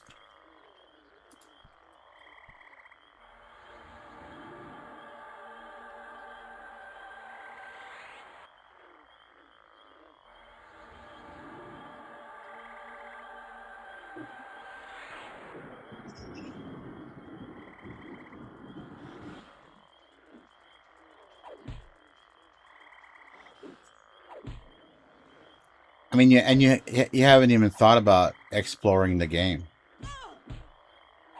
When I played the original EverQuest, I only played a druid. I never saw dungeons. Just stayed outside kiting shit. And I only played in Kunark, and I only played in Velius. So I was kiting, I think, Dwarven guards or halfling guards, no, or halflings in the rings, druid rings, Dwarven guards, and then later I was quad kiting in blood goblins. And I remember trying to kite frost giants and Velius, but they had made them so resistant to all that shit. Druids couldn't solo anymore, and that's when I hung up. That's when I hung the game up, and I sold my account when Dark Age of Camelot came out.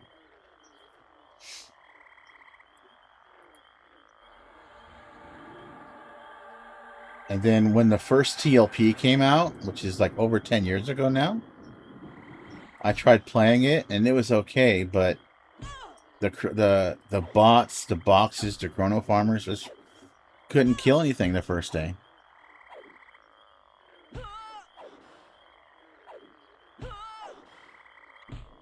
So I didn't play. So I have had so many failed starts or restarts with EverQuest in the last 10 years trying to play live. I have gone back. I even set up a 3-box.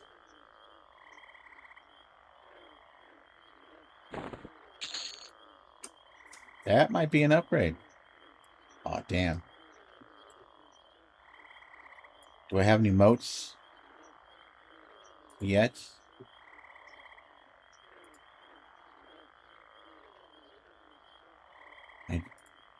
Oh, I do. See? So here you go. Here's an example, right? I got this bronze 2-handed sword. This is +4. This is 191 at +1. I either need another bronze 2-handed sword that's +1 to upgrade this, or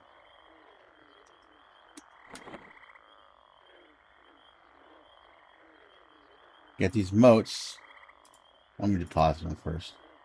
So your moats right here tells you strengthen the potential of an item up to rank 1. So it can only be used on rank 0s. This will strengthen the potential of an item up to rank 2. It can only be used on rank 1 items. So I don't have another bronze 2-handed sword to stick in here, but I can withdraw these moats, shove them in there, and it's going to make it tier 2. So now it's 0213. It's not that far off. But because I'm on tier 1, I'm not going to get higher than tier 2 moats. If I get another bronze 1-handed sword, I would need 2 more at +1 to make this tier 3. Or tier 3 moats. And you got a storage. You just stick them in storage. And they're always available. You can pull them out anytime. Alright, so I need to catch up with chat. Ranger bow fear cutting outdoors. That's what the shit. You don't gotta be Ogre. You don't have to be Ogre. There is. So only the 3 tanks, warriors, Shadow Knights, and Paladins can get full stun immunity. Everybody else gets 80%. The last 20% comes from being one of the tanks. But it's a lot of AA. It's like 30 or 40 AA to max that thing out. But that's not the only thing you want to max out. You're going to want to max out fear resistance. This was 2, 3. I think this was 15 points or more to max out. I believe the last rank was 9 points. And then you're going to want to max out the charm resist.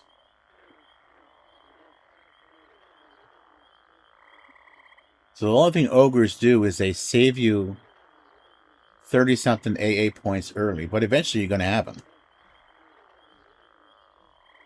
Combat stability increases the armor class soft cap of your cat class by 2%. Honestly, if you're not a warrior, you're probably not going to need this.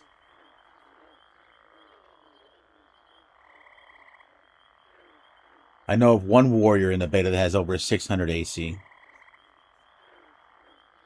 But he is again, fat geared.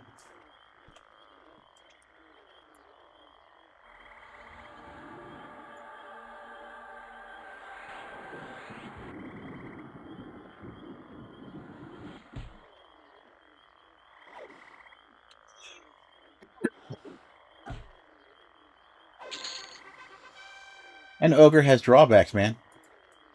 I have to level Shaman to 15. If I don't, I cannot get down to the second level of Befallen. I get stuck in a permanently kneeled position in one of the hallways, and I can't get down lower than that.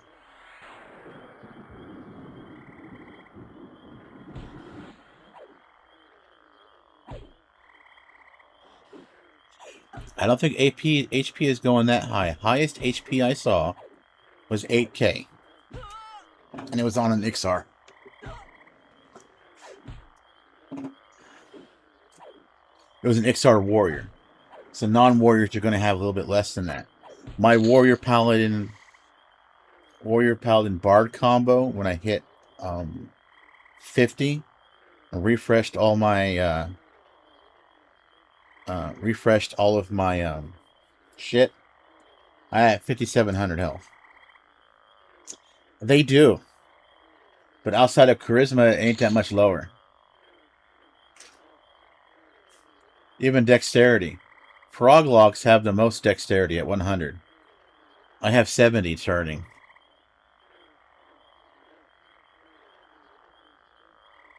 Wisdom is 82. Because I have a cleric slotted. When I add a paladin, it's going to go up even more. Sure, a high elf would have 100 wisdom. But high elves have 60 strength. That paladin is hitting like a little girl. Because high elves are little girls.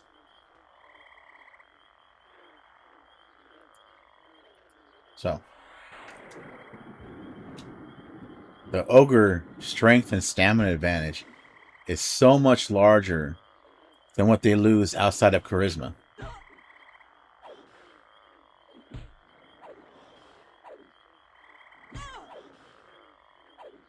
If they ever make charm viable again, as in you could tank with a charm pet, you wouldn't want to be an ogre with your 47 starting charisma.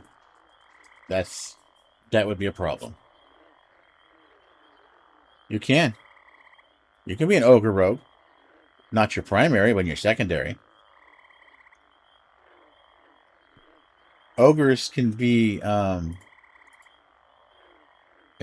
Beast Lords, Berserkers, Shadow Knights, Shaman, or Warrior to start.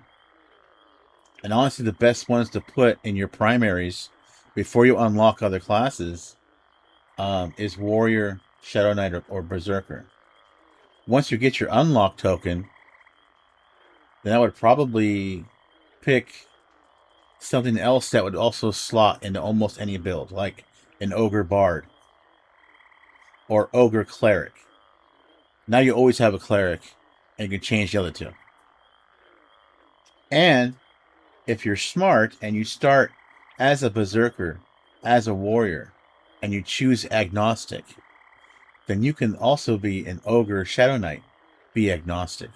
An ogre cleric, be agnostic.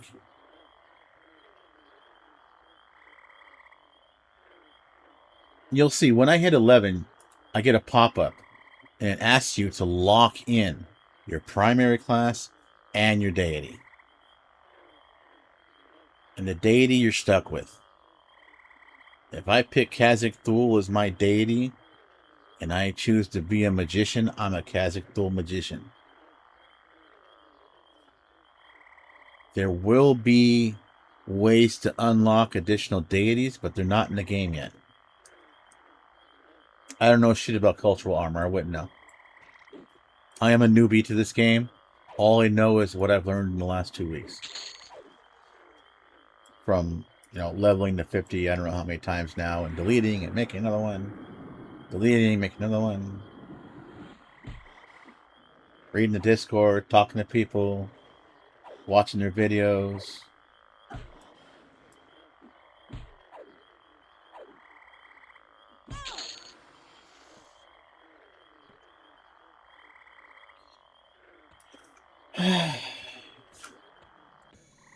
Level 10. Come here, level 10. I need level 10, please.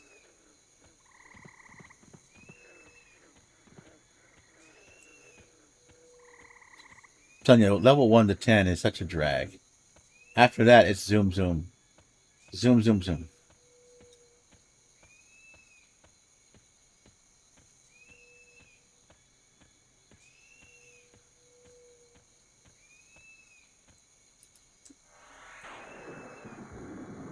We're just going to fight all three. Fuck it.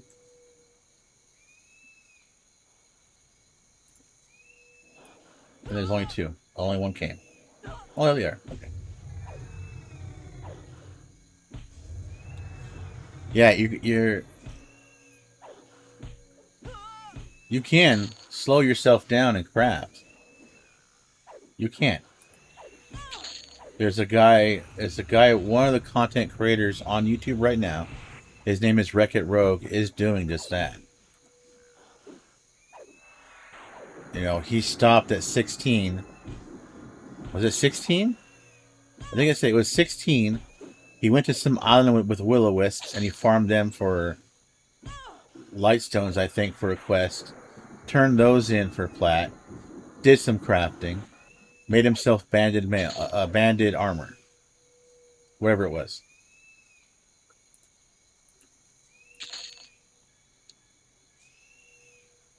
You can do it that way if you wish. He's been slow rolling. I know he's already max level and already rating on that character. But his YouTube series has not caught up yet.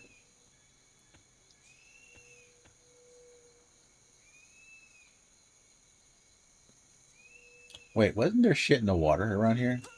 I remember getting jumped by some reds. Yes. Come here, bitches.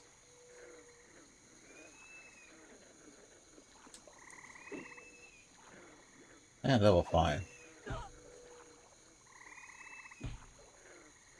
I could have sworn there was zombies down here.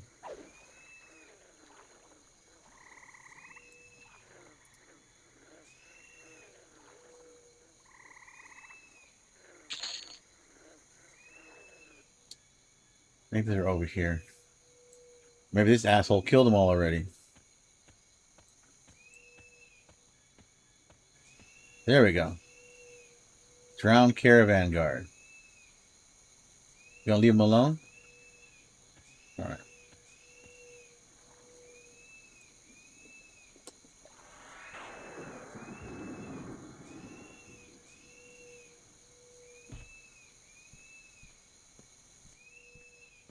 That's two of them.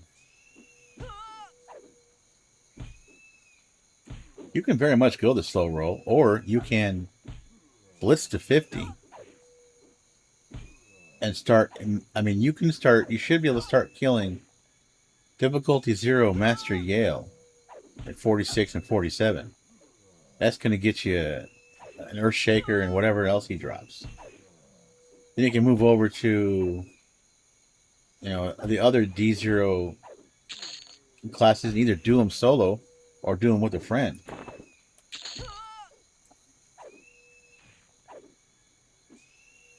You'll get yourself a few pieces. This is all personal loot. And then you may not need to craft anything at all.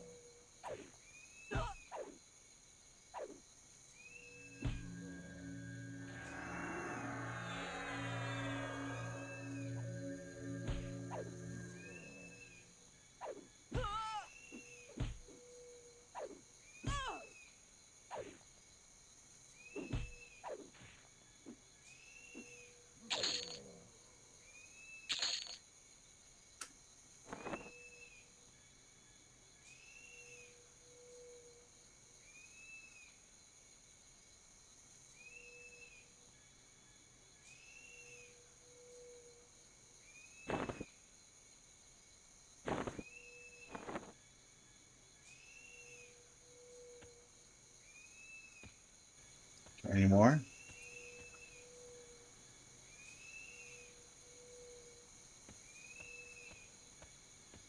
Oh, there's another one. Is there two there?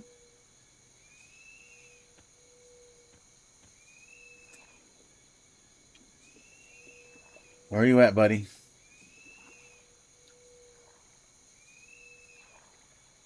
You in the ground? Oh, you're up there.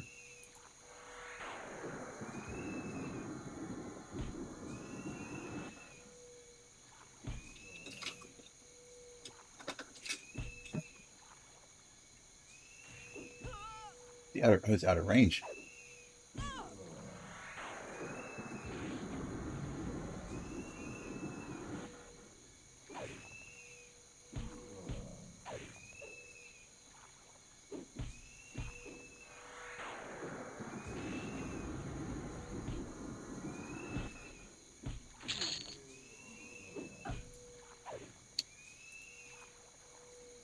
Oh, there's two of them. Let's get out of the water.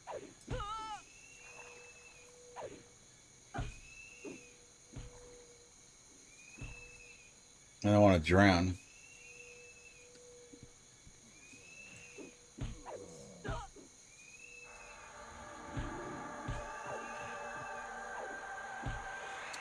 Jerk.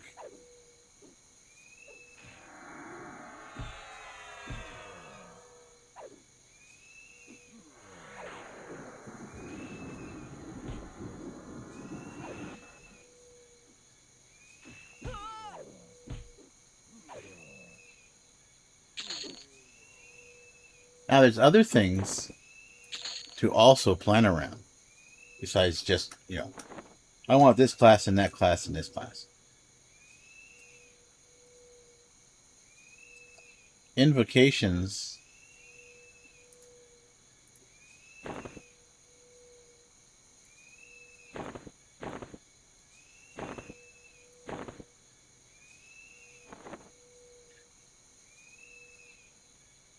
So, we have invocations now. These are separate from your stances, right? Divine invocation is for healers. Oh, there are. They're absolutely. If I was on a higher difficulty, I guarantee you those fuckers would have been dual classed with wizard or something else, and they would have rooted my ass underwater, and I would stay rooted until I killed one. Anyways, divine stance is for healers. It will heal if you cast a heal under divine stance. It will heal yourself or the lowest health person in your party for 100% of the mana cost of that spell.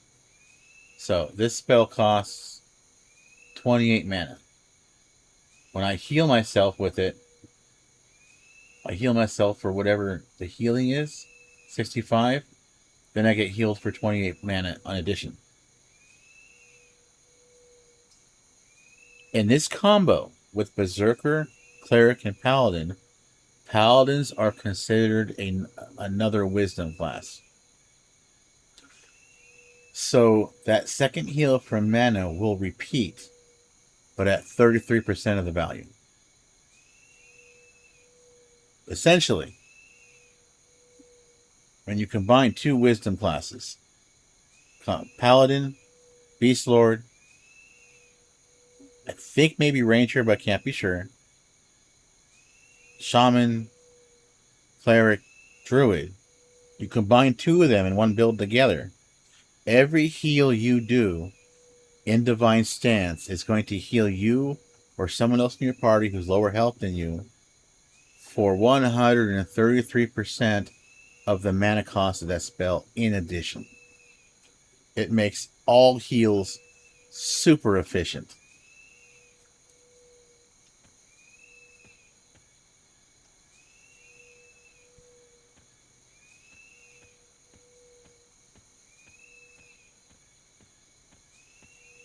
So stance dancing, invocation dancing, they're part of the game. There's been some streamers that I don't want to stance dance. You know what? It's part of the game. You're probably going to be sitting in recovery most of the time. You'll hit over channel, like I am about now, to lower their resists by 150, so I can land lulls and get single pulls.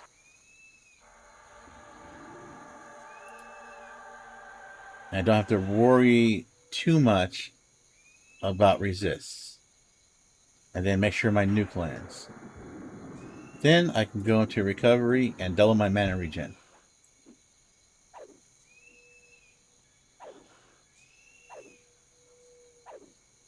Lull comes from the cleric.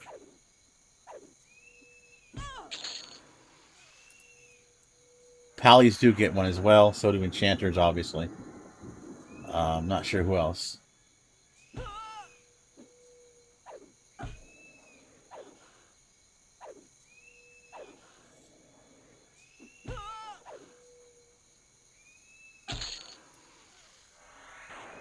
I don't have my paladin on here yet. I'm still only 2 classes until 10.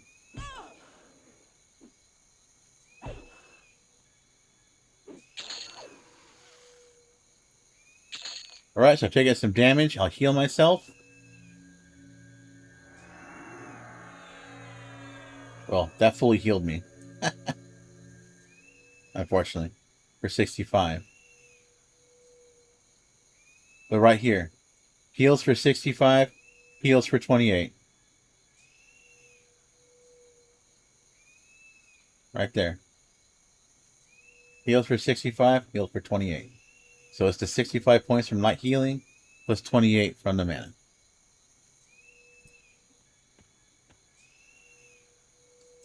If I had a third wisdom class, it'd be another 10, 12 points.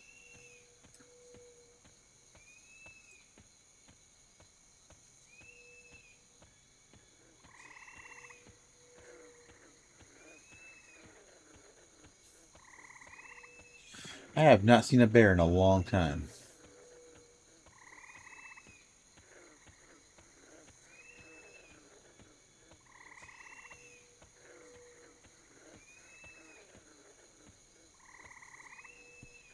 Let's do all 3.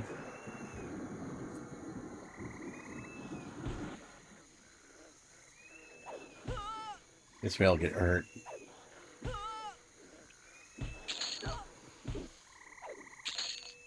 Stance dancing has a 6-second cooldown.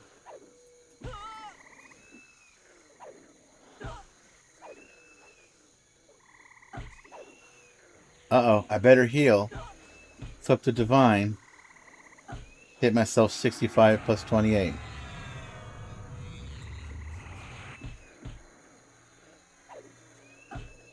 And do it again.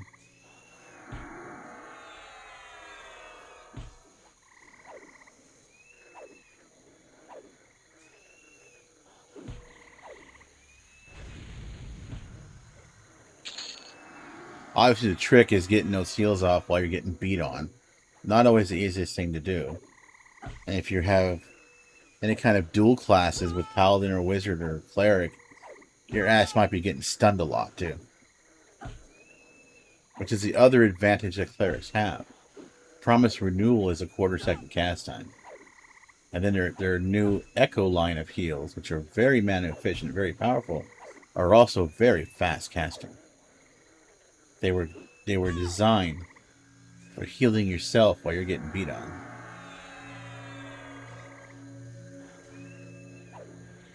And it ain't just heals. I'm gonna cast I cast Furor. I get healed for the mana cost. Alright, finally we're 10.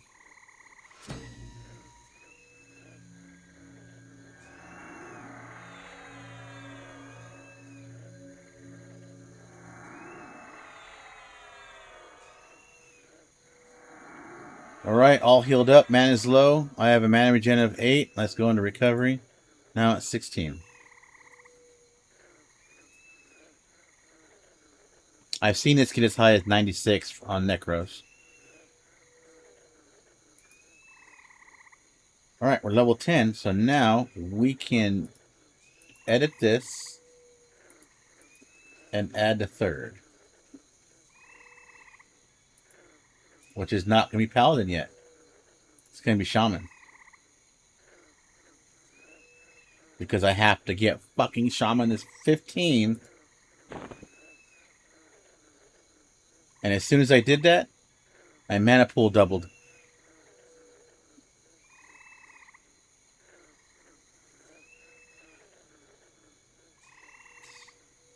Well, the thing is, that only goes so far. Right? I mean, Lich ain't available right now. I have mana regen of 18. I have 400 mana. Yeah, Shrink works like ports. At the time you get Lich, you got close to 3,000 mana. So it's helpful than before we had these. I'm not farming NPCs right now. Because I will be a Paladin. I will get a Fiery Avenger. I don't want to fuck up my factions. Any more than being a fat-ass Ogre already does. Alright, so 1 to 20, you also get auto-granted many spells. Not all of them, but a good chunk. So the minute I put Shaman on, I got Healing, Strengthen, Spirit Sight, Burst of Flame, Levitate, Dexterous Aura. I even got a Slow, Frost Rift, all these things. So now, level 10, I'm going to go buy some spells. After I do this. Open up my first extra slot. Second extra slot.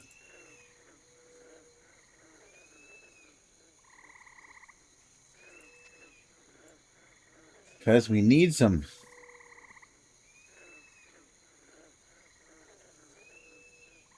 Have I not looted him yet?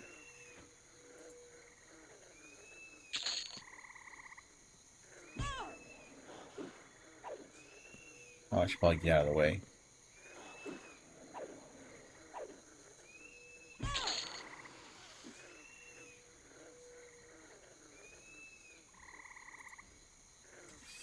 Alright, what to add here? Oh, first I gotta get Yelp back on, because it got turned off when I changed classes.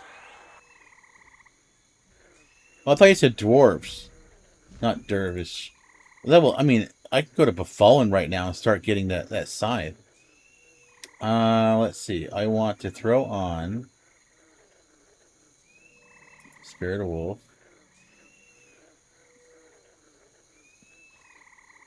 And I want to throw on Feet Like Cats.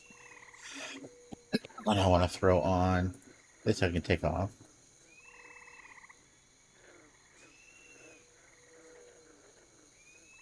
Dexterous Aura.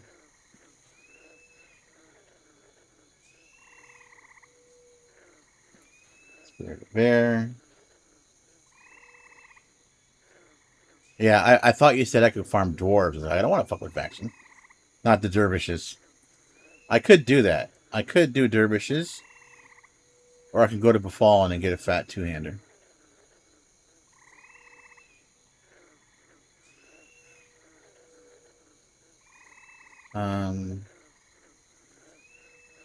But you know what? I might do dervishes just because I'm always doing befallen. But I do need to go buy spells. What did I do? Strength. Strengthen. And I want to slow. I want a slow.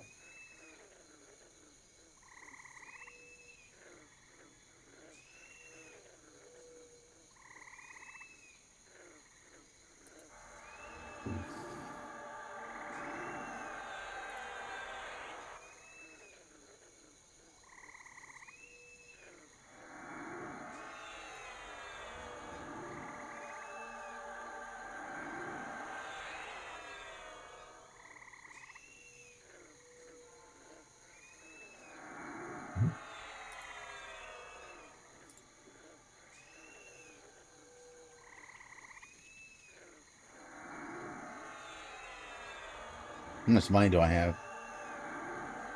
Almost guaranteed it's not going to be enough money. Okay. But now we have Sal on.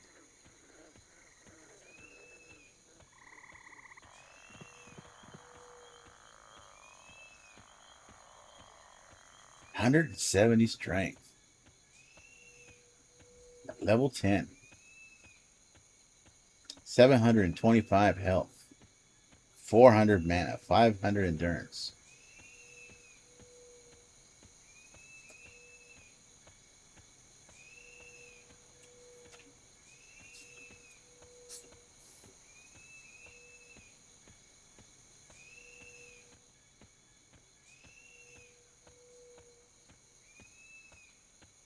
Yeah, I have one Derv ring.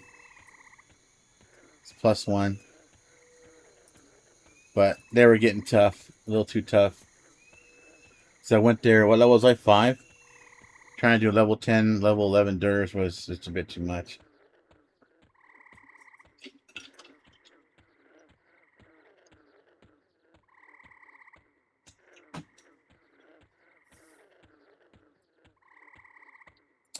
I should have. I now have Bind Affinity and Gate as rituals. No matter what combo, I will always have these.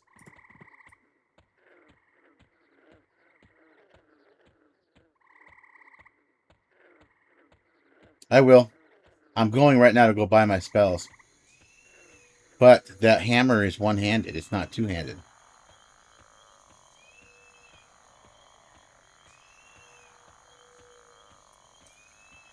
Right? Isn't it?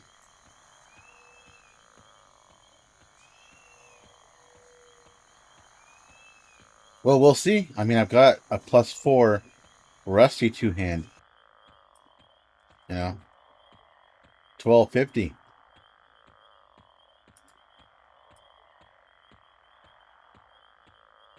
And I can't upgrade that. The summoned items cannot be upgraded.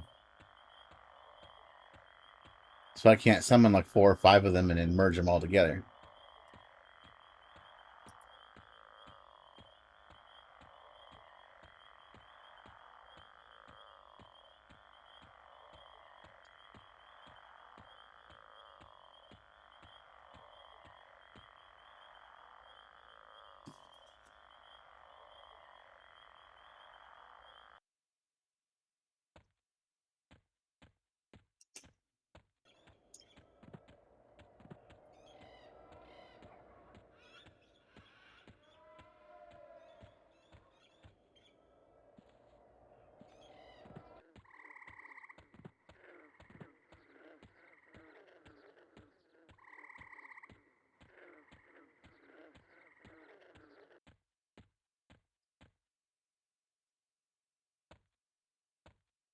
Damn, look at that.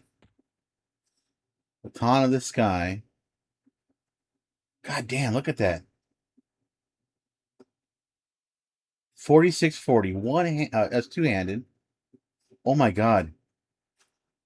I could use this.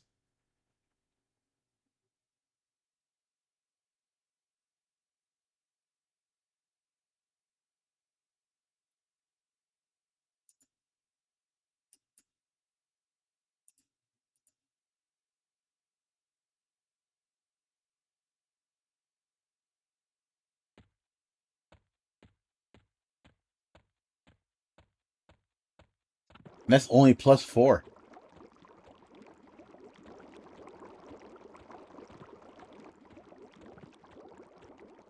Berserker. Do you know what it's called? I don't know what it's called.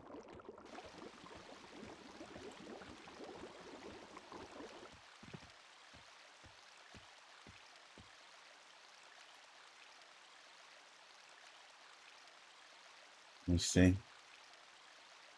By class. Berserker primary.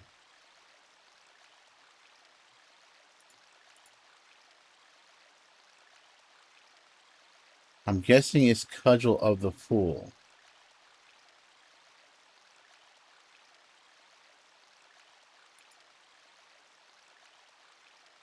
It's all fucked up. It doesn't. It's not. It's not in the wiki correctly.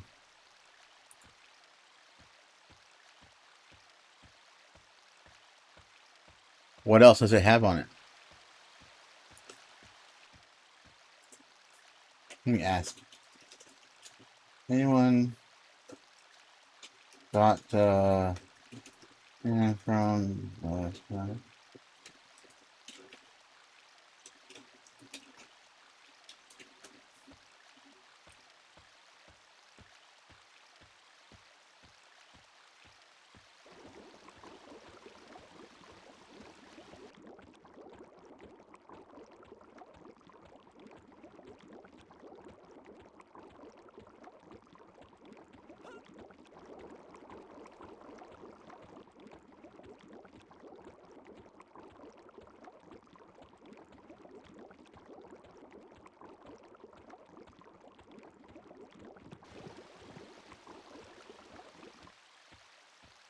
I asked in chat if someone would link it, and it's been crickets right now.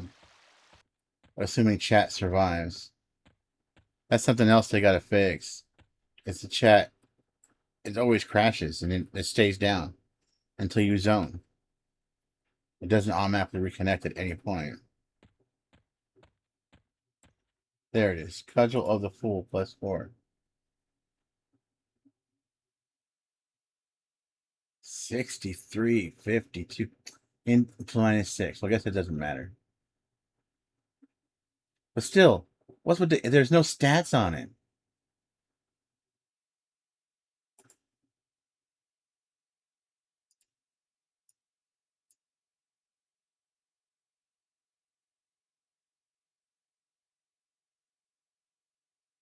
Ah, 1.4 76.52.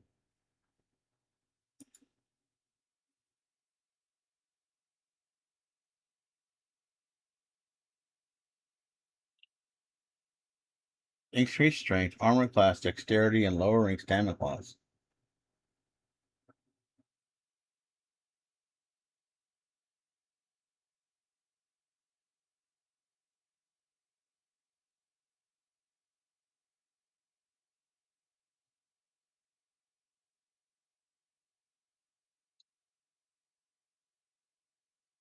Yeah. I mean, I wish it had stance though.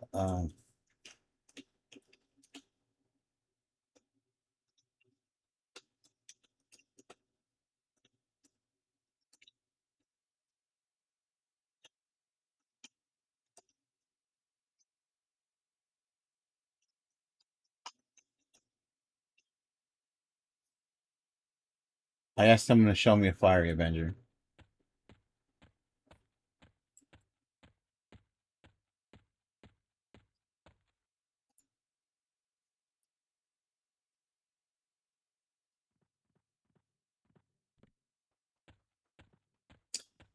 So 53.44. These stats, these saves, HP and mana, and you'll be able to slap in a promised renewal, virtuous bash. Doesn't matter to an ogre.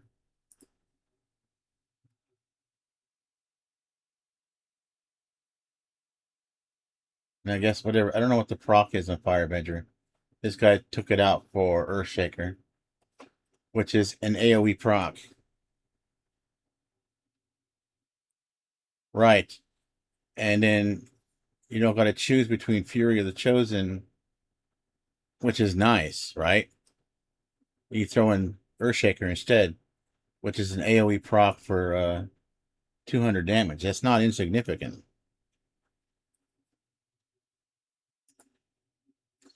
Well, this is +6, that's +7. Another plus on this isn't going to make this 1.4.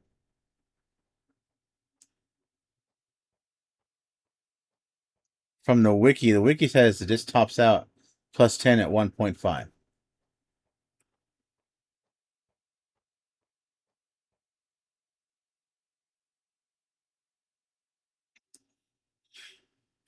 But it does have all these other stats.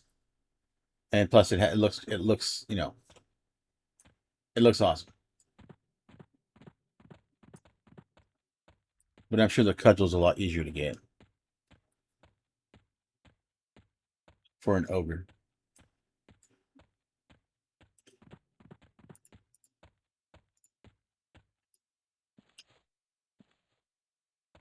Now what's funny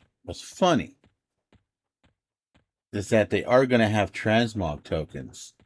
So you can make any two-hander look like a fiery Avenger when you get one.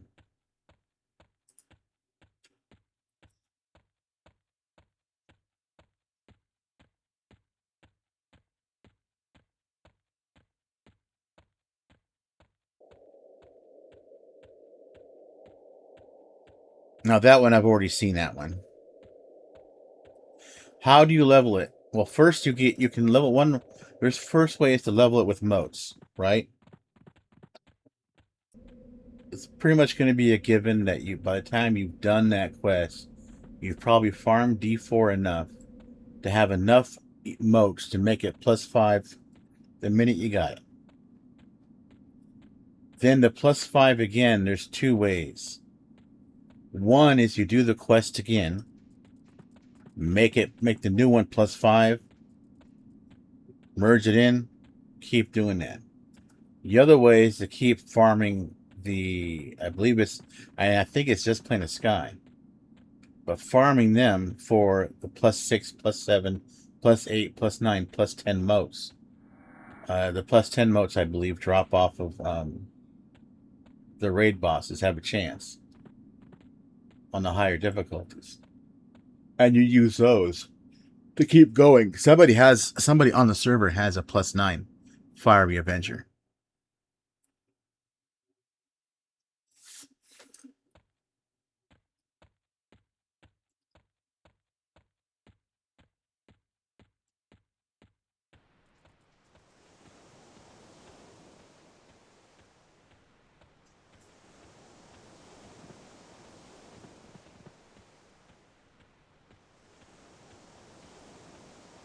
I don't know. I think it just,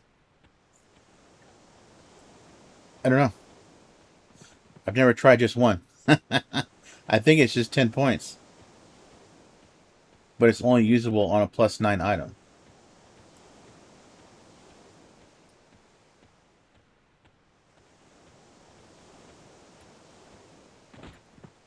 What the fuck is that?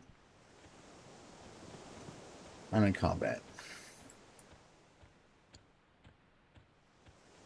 17 rule.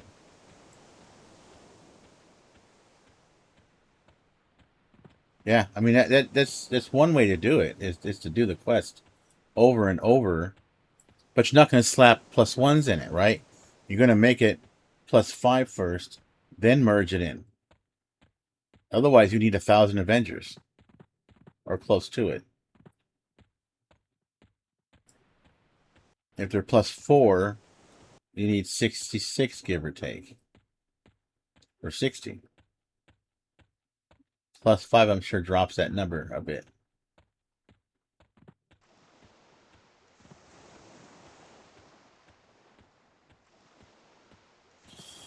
Well, I can always slap on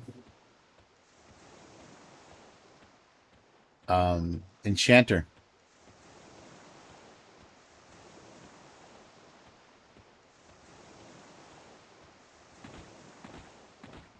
Slap on Enchanter and change what I look like.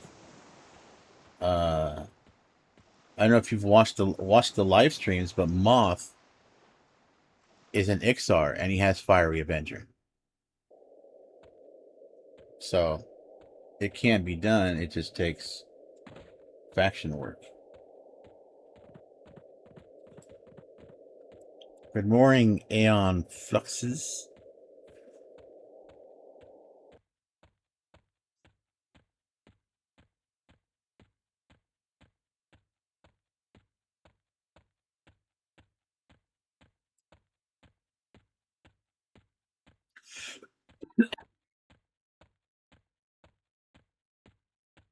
Well, he probably has +5 moats. I mean, what? Just on my first character, when I ended up farming Befallen for a while on +4, I ended up with like 10 +5 moats, and like 20 +4 moats, and like 60 or 70 +2 and +3 moats.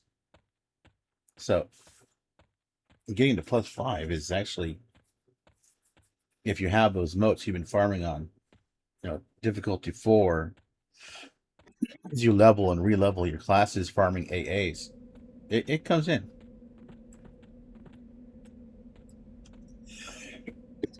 And it's after that it gets difficult.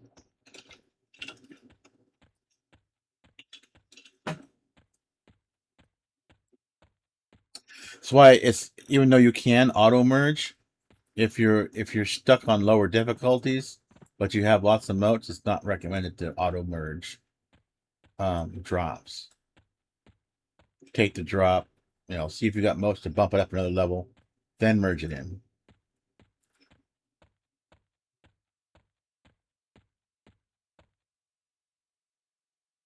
No, because the mobs have to be within 10 levels of you.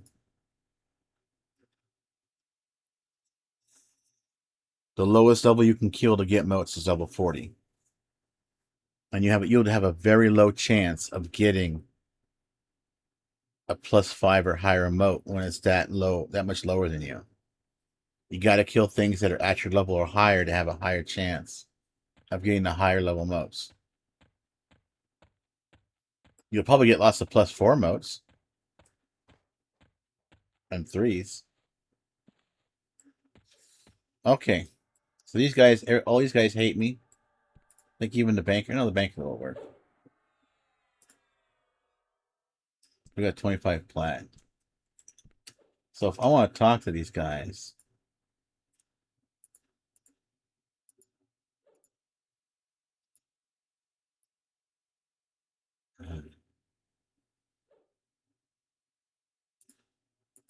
got to add rogue. Whoops. Like that.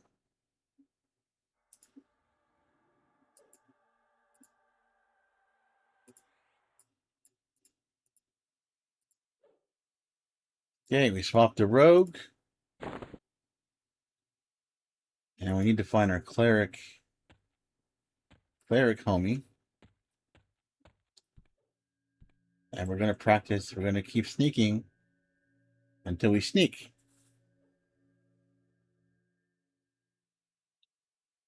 My favorite is probably Qanos. Just because that's the one I remember the most. I definitely don't like Fearot at all.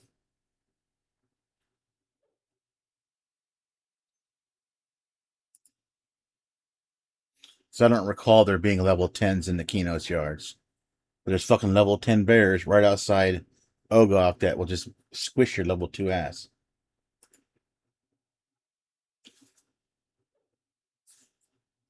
This guy is an Ixar. He's a cleric druid monk.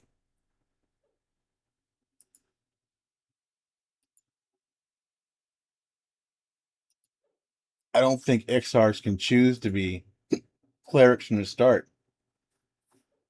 So he's already got a 50.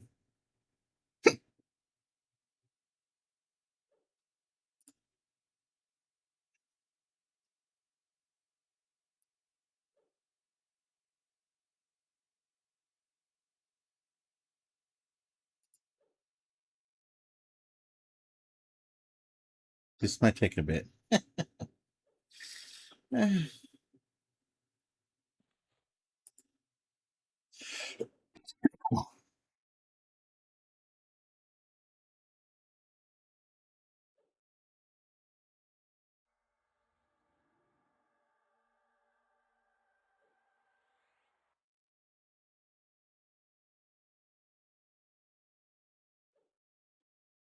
But Big Wilfred, you're gonna probably spend a lot of time in Befallen.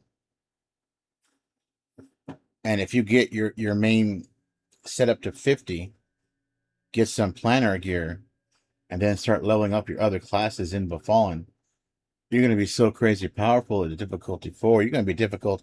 You can go right in difficulty 4 at level 10 with your new class, and just immediately start racking in the motes and gear upgrades and AA.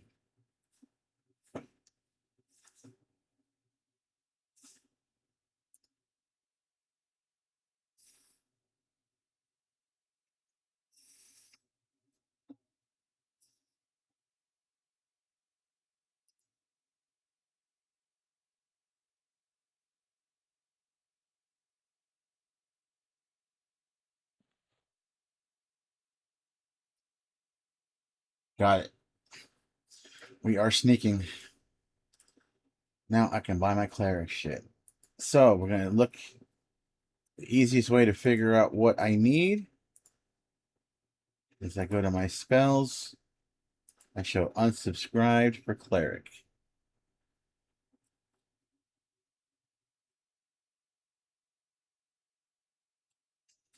So we want holy armor, since we were not granted that. We want stun.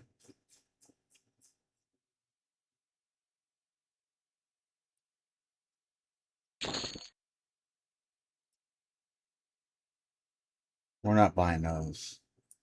We want soothe because lull is only good for 20 somethings. You want. Don't need that yet. Well, you know.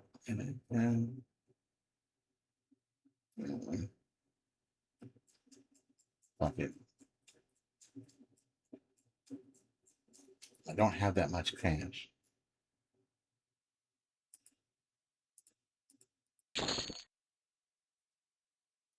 We'll buy your Hammer of Wrath just so you can see it.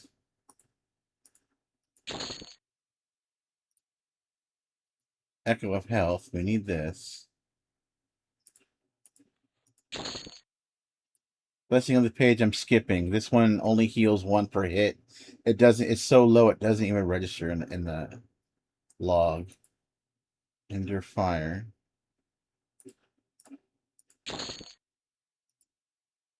I'm not gonna use an AoE this early.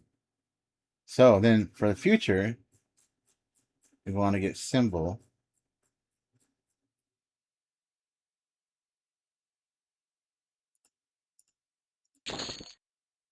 Rare Disease.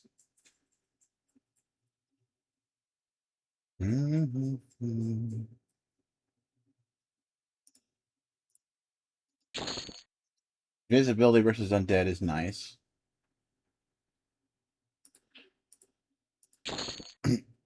Reanimation, res, I don't need it. An Undead Nuke, that's helpful.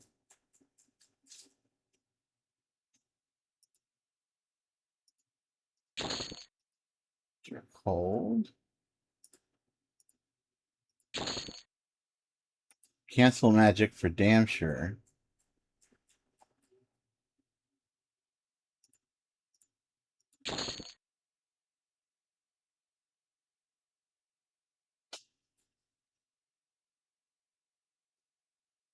Smite, which is our non-undead nuke. MNOPQRS Smite. Next Echo heal. I have not seen Pyzgen. Doesn't he? Isn't the glowing black stone? Isn't that in the Kinos Hills?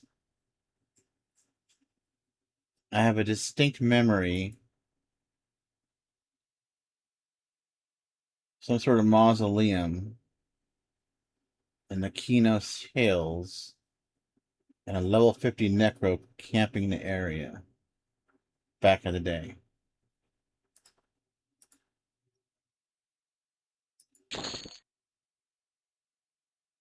Yeah, I haven't seen it. It might not be. I mean, Mana Stone's not dropping either, so yet. I mean, it will, but it's not dropping right now.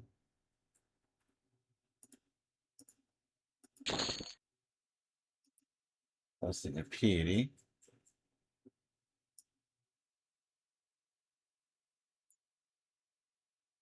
This is also an EverQuest 2 spell, this right here.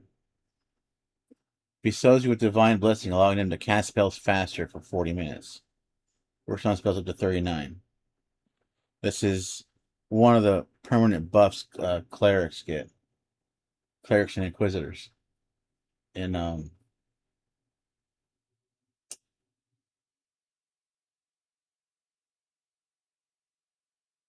it's not on here because I think I get it automatically. Calm will get, because Calm is the earliest, last one that goes to 50.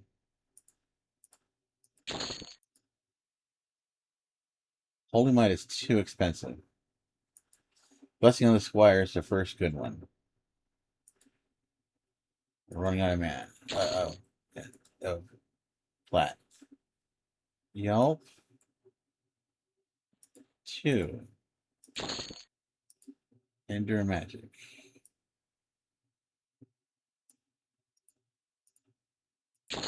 Now we're at the 1/1 flats. Daring.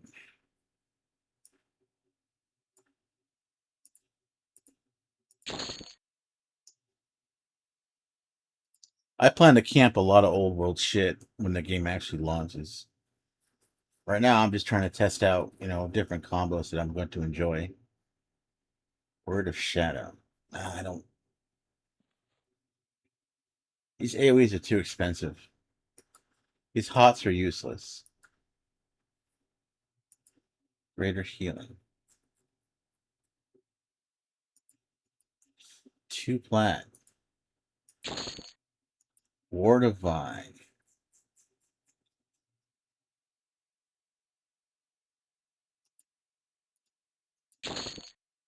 Symbol. Let's do the last one we buy.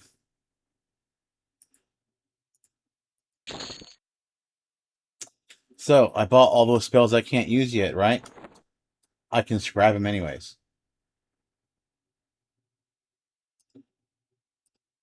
Even though I can't use them right now. I could scribe them even if I didn't have Cleric equipped.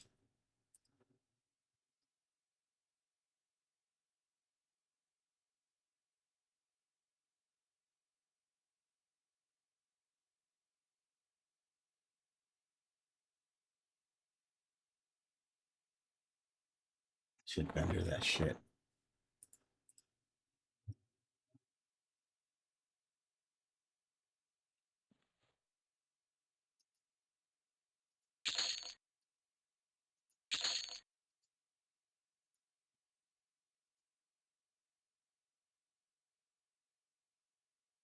I'll hold on to that one for now.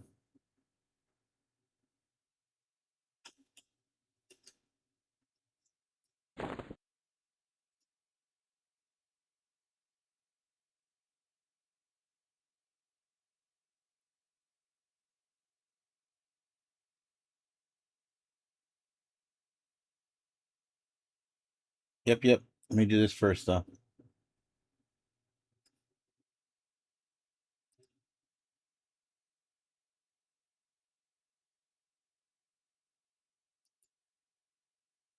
Fresh bone belt. Isn't that funny?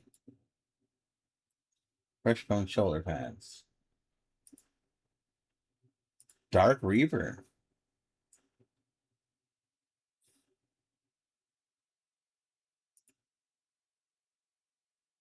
Someone actually vendored a Dark Reaver.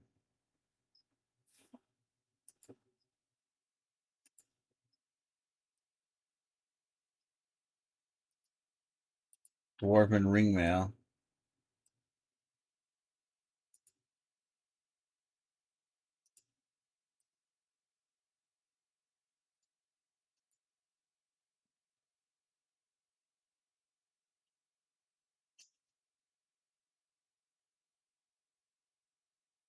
Maybe.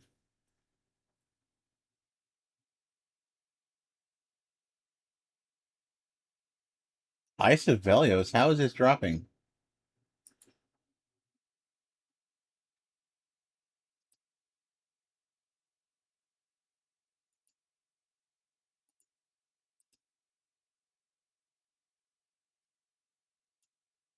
This pineal plate gauntlets.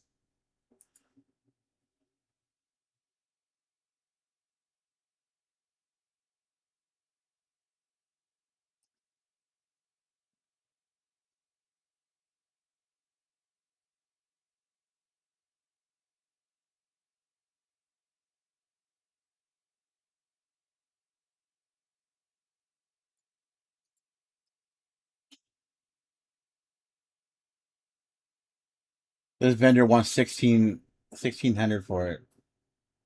Or 16,000 for that. Right.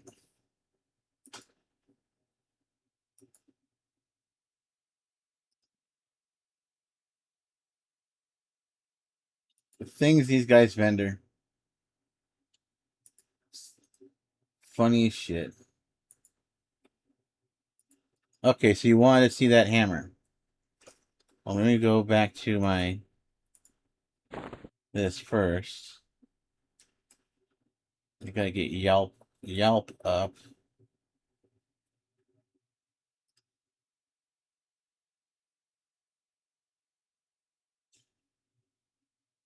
You know what? We're gonna do this.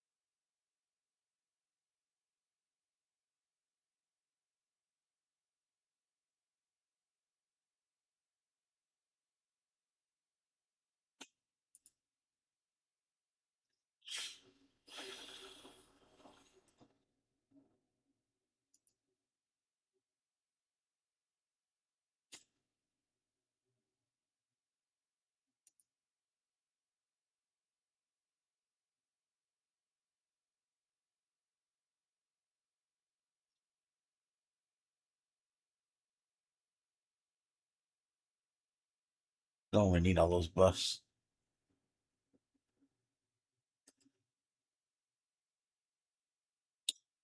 So you wanted to see the hammer.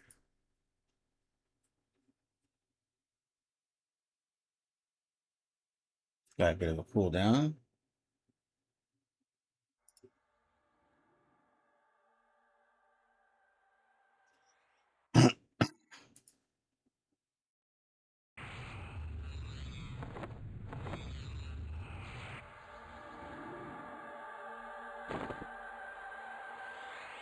.19 is one-handed. That's not bad. But I can't dual wield. Versus this.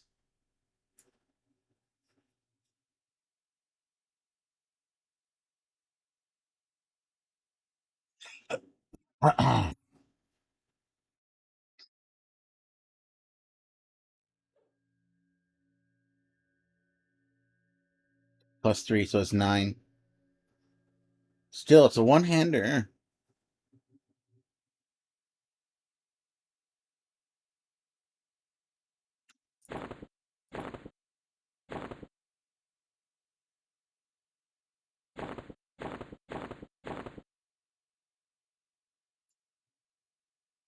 We can give it a try. It'll be swinging hell fast. I just don't know. Yeah, look at the skills. I can go to 75 with two hand, but only 50 with one hand. Because the one hand skills are coming from cleric. But I guess we can try. I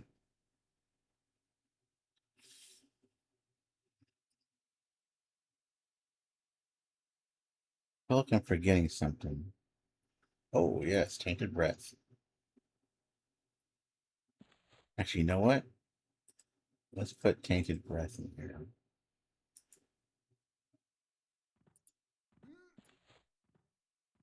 And we'll put ward undead here.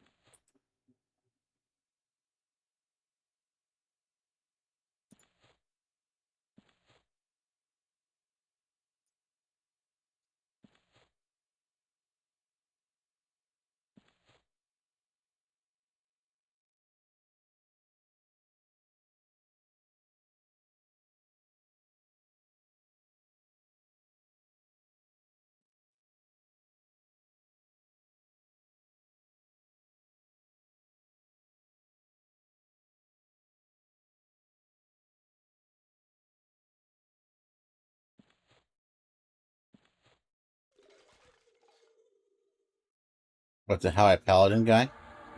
Well, maybe he didn't find anything. He didn't find any two-handers when he was doing it. You know,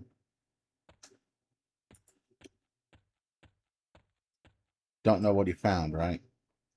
Oh my god, why did I do that? I need to get Yelp on.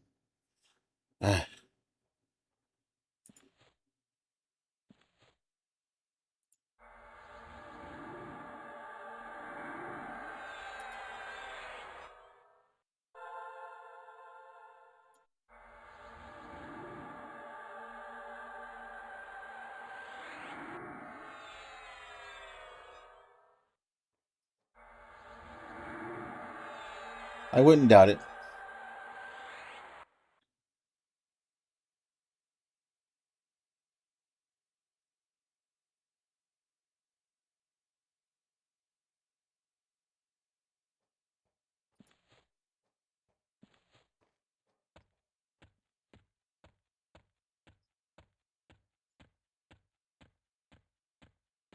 Bard, Mage, Beast Lord. That's an interesting combo.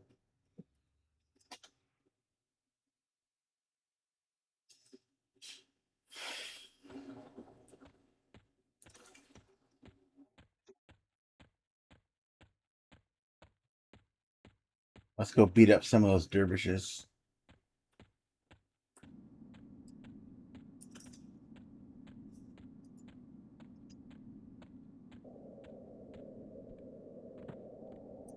What's that camp?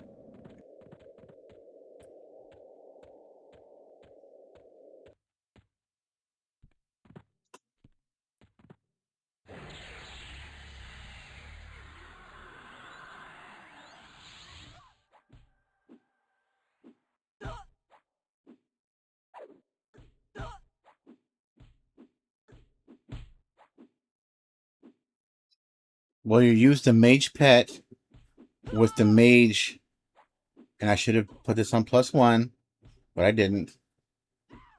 He's gonna run now. So you use the mage pet, the ranger pet, the earth pet specifically, with the mage haste spell for pets, and the beast lord spirit line procs, and the beast lord heals.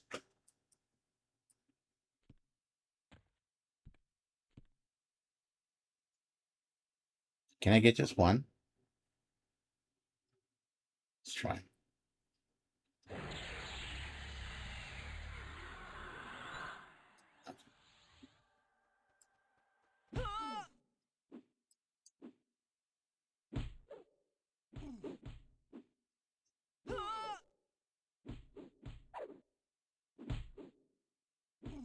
I mean, the thing swings so fast.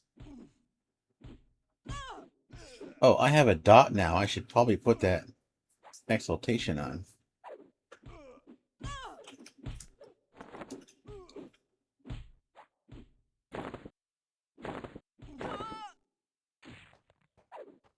Okay, 51.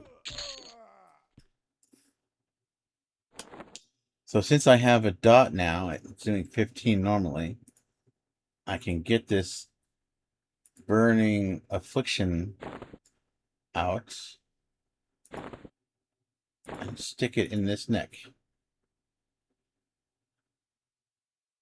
Oh, where did I put it? It won't go in there? There we go. So, burning affliction.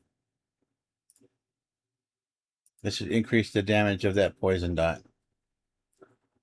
Time to become the ultimate bone knight. Warrior Necro Shaman. Or don't you mean SK Necro Shaman? But no, you're right. Actually, warrior, because I think the Necro Vampiric Embrace is superior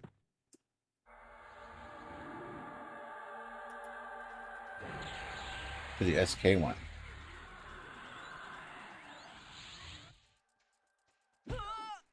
Now it's doing 17 per tick.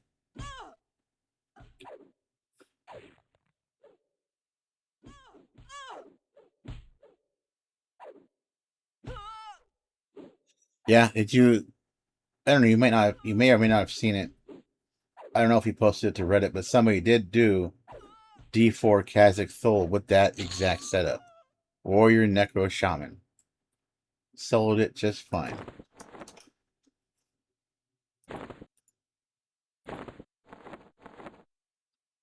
All right, this guy is 16 or 15.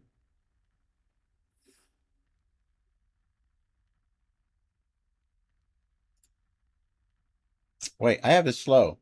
Why is my slow not in here?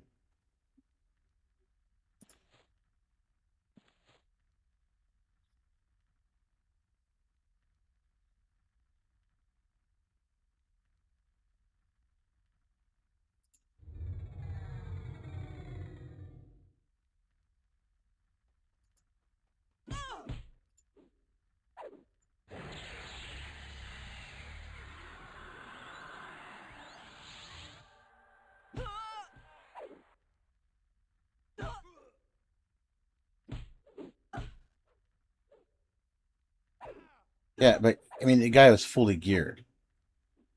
He already has the gear. He's fully geared, and he was still kind of touch and go in some places because his best healing was taps.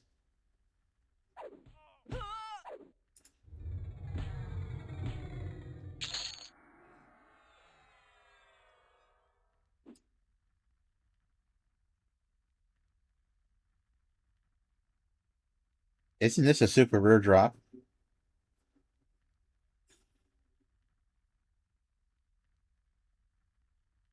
I can't use it.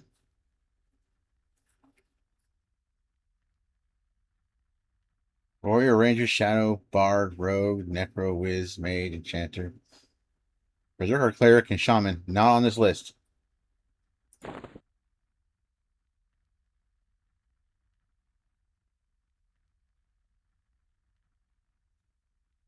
How do you figure he outperformed a Berserker, Cleric, Paladin solo?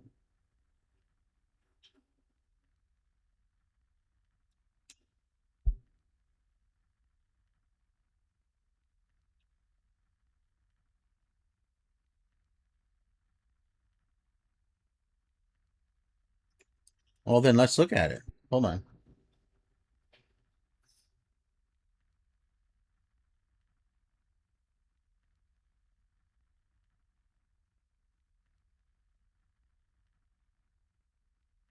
I gotta, I gotta scroll up and find this damn thing now.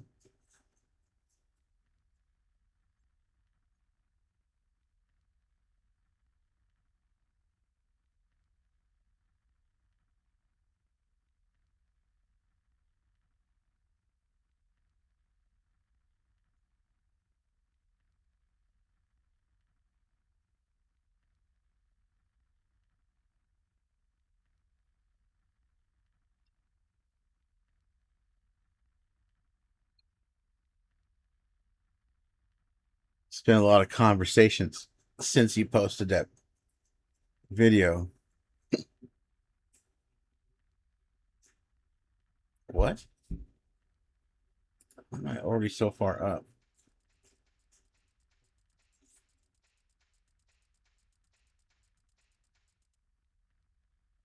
Okay, maybe it wasn't there. Maybe it was here. There's like 30 fucking channels on that.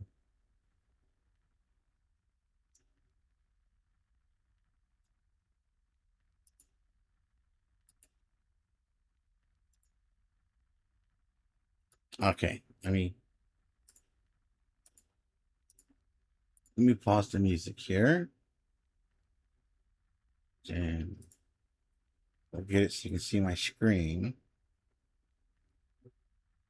And let's get rid of that. So this was an 8-minute Shaman Warrior Necro, right? And it took him 8 minutes. Is he on 4? I can't see it there. He's on 4. He's getting wrecked pretty hard. This was 2 days ago. So this is post nerf.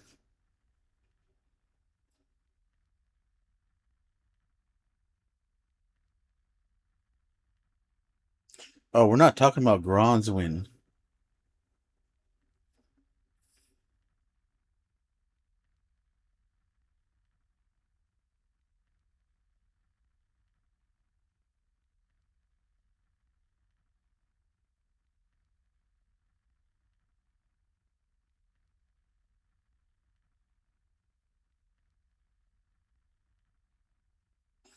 I mean, it's touch and go. I mean, the only heals he's got.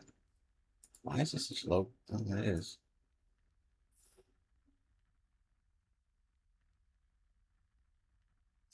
So while that's going, let me look for.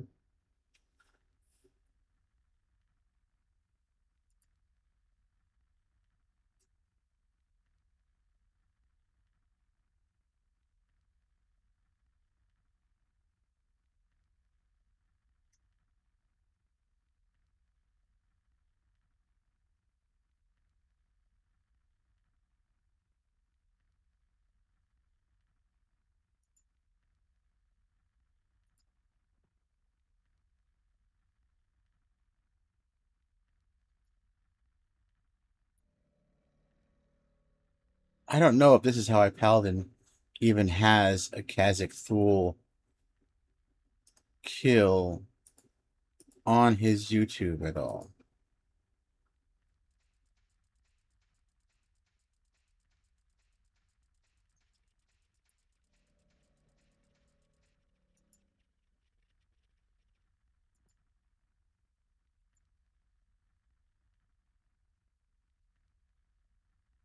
Oh, wait, he might.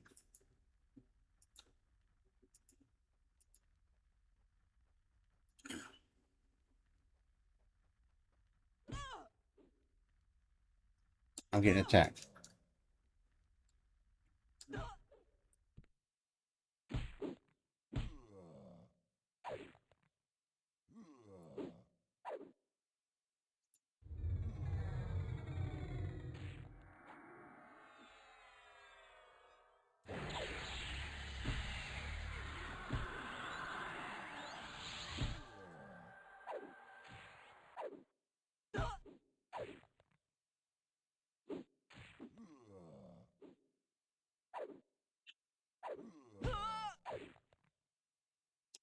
It's kind of hard to scrub through an 8-hour VOD to find when he kills Kazakh and Fear.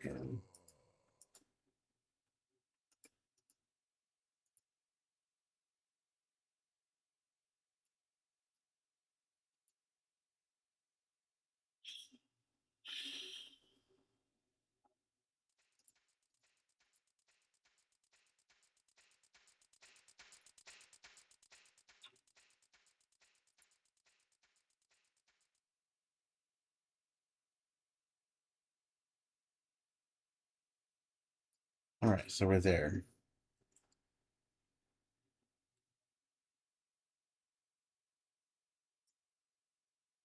So this is a 7-minute, 7.5 minute. He's already sucking wind and mana wise. Barely keeping alive.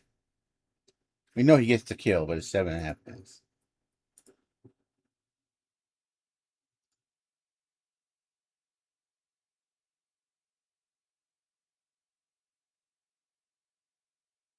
No, that's D0.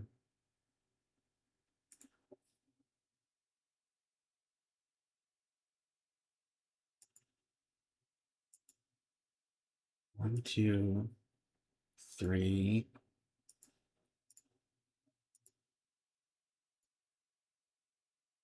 This, what day is this? This is 3 days ago. So it should be post nerf.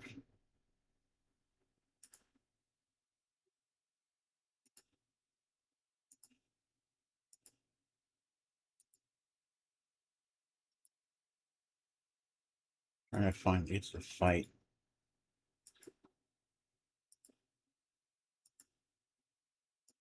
Village. Sorry, I can't see chat right now while I'm looking through this.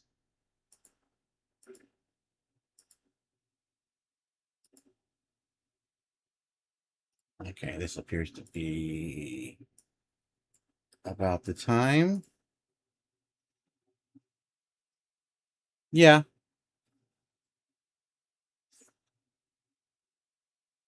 Yeah, I saw that one already. This is somebody else. This person's differently geared than Grant and uses different tactics than Grant. Doesn't use charms.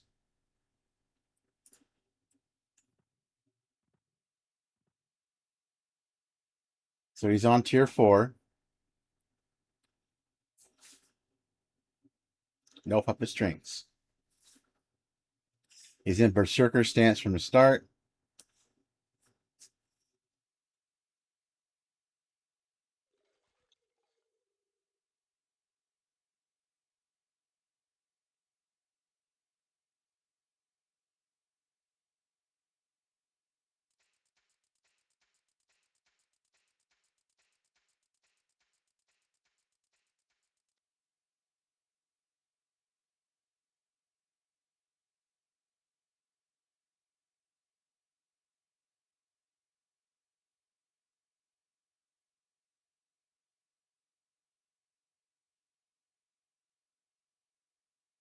When did he start?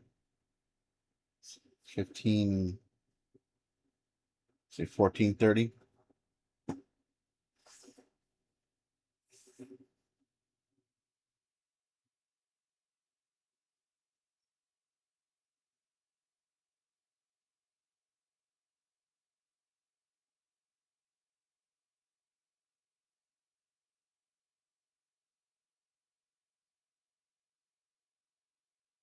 Playing in first person, I don't know when he can tell his illusions is spelled, but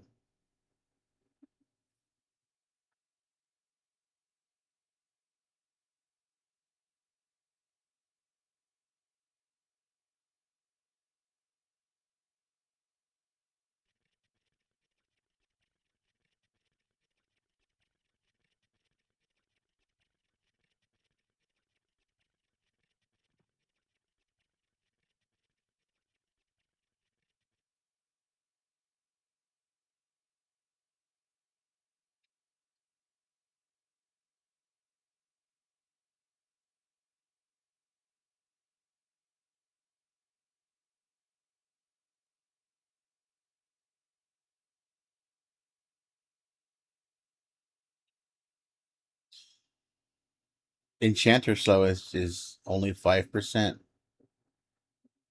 difference between Shaman. 5% difference between Shaman and then Enchanter Slow at max level.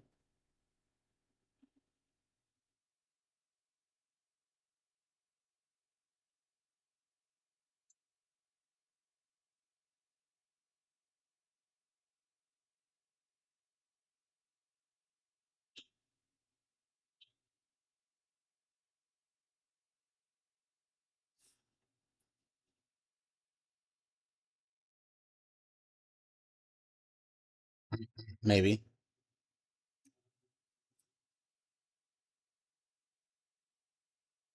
Kazakh Soul is level 60, 10 levels higher. It's possible that even with Overchannel and assuming you can land a Tosh, you may not get that slow on.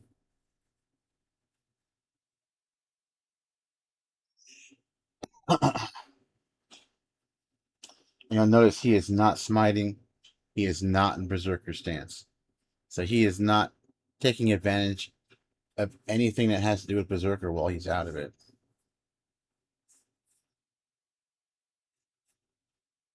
He's killing pretty fast.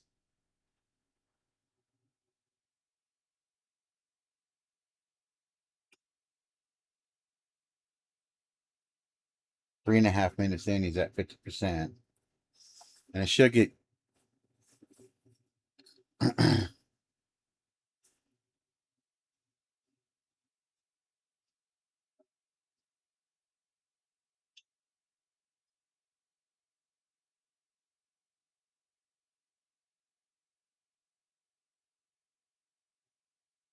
well, he's in Berserker stance.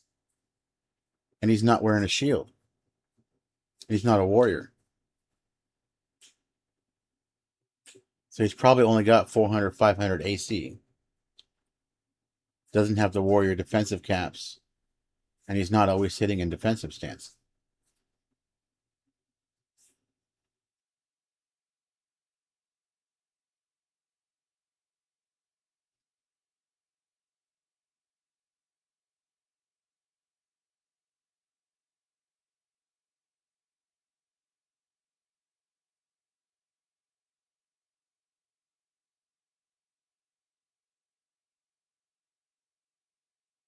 Only for so long.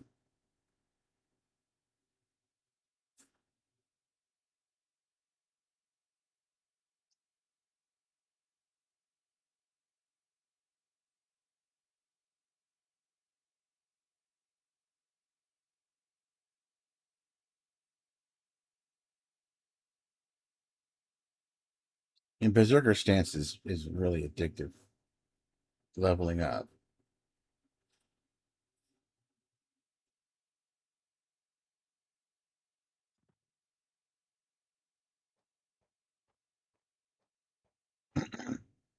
Yeah, and he's not using smite, right? Shit, sorry. It's fucking mummy.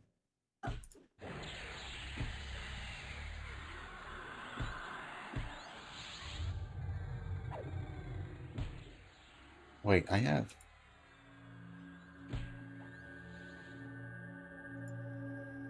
Yeah, 12 points. That didn't work. Oh, that's right. It's higher level.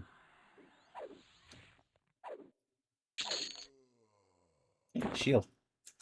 Okay, back to it.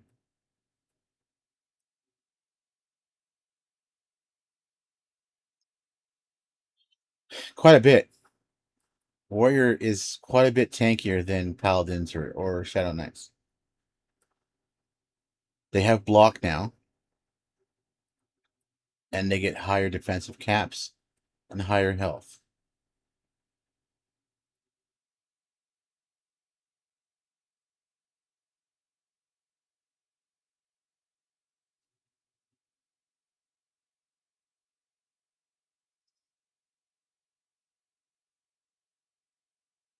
Right? He's basically killed this guy almost with most of the time he's in Berserker.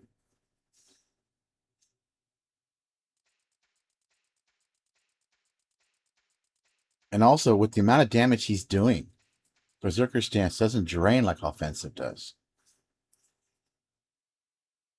Despite the fact he's doing damage to himself.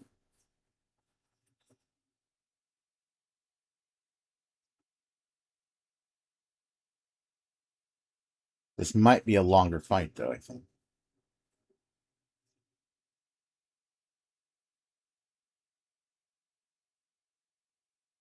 Down to the wire. I don't. And he still has lay on hands up.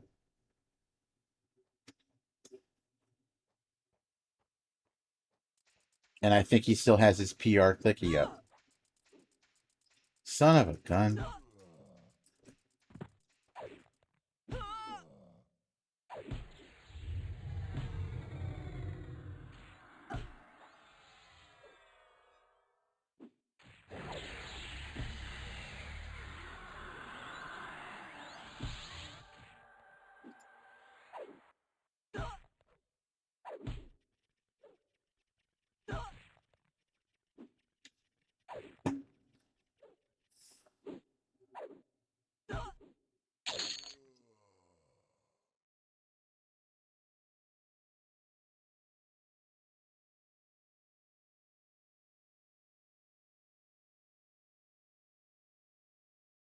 Now he's smiting for more damage. He's again still has lay on hands.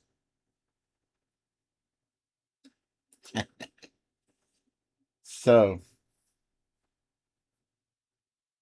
and that was about the same time, a little under 8 minutes. Whereas the other guy,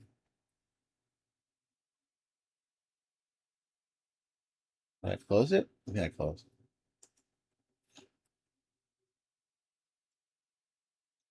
So let's see if he opens up his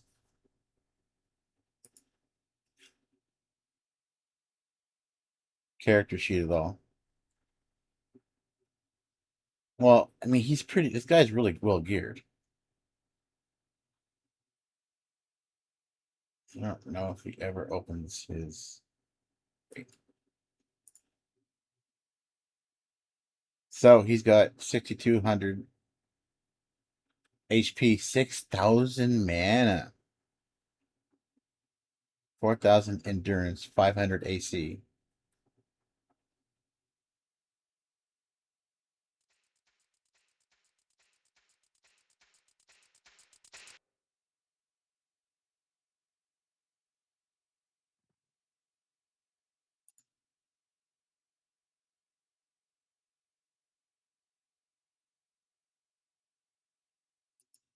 So, and then the other one, the Grand one, which I think I just fucking closed. Let me see if I can find it in my history.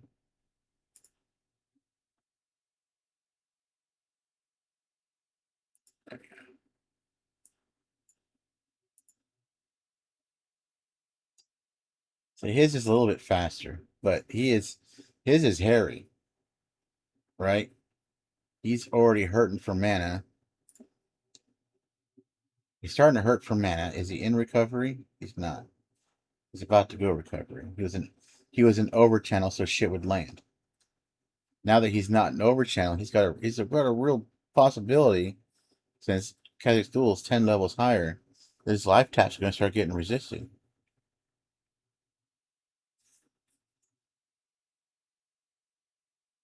Yeah. Which I think he just used, didn't he? Did he just use it?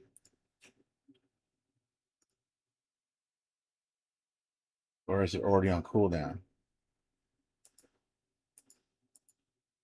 Come on. Okay. So he uses it here. I think it's around 1,000 mana. It sucks 2,000 health for 1,000 mana.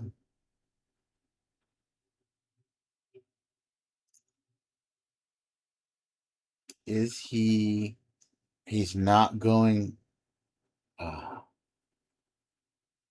he really could have helped himself here if he went into divine stance before he started superior healing spam.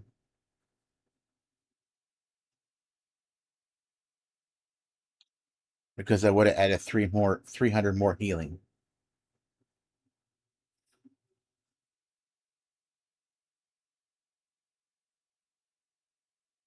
I don't know if he ever shows his character sheet. Hopefully, he does at the end.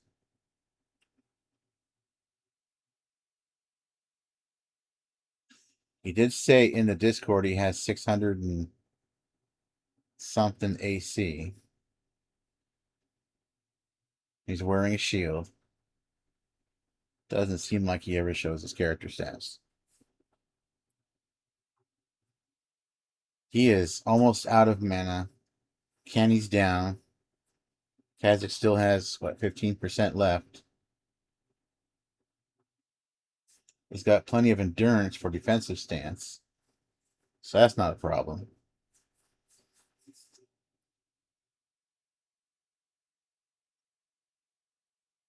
I will say that warrior defensive stance does not drain endurance very fast. When I was leveling mine, I could go into defensive stance, and it wasn't a problem. Within leveling the SK, it didn't last anywhere near as long at the same tactician skill level. I think warriors might even have a higher cap on that skill. But he's got him.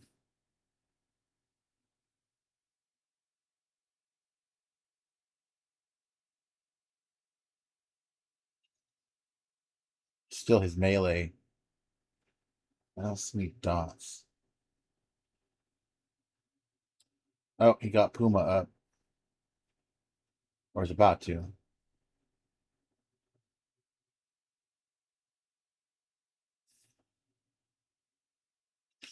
I mean, right here, he's got no gas left. He's got 100 mana left.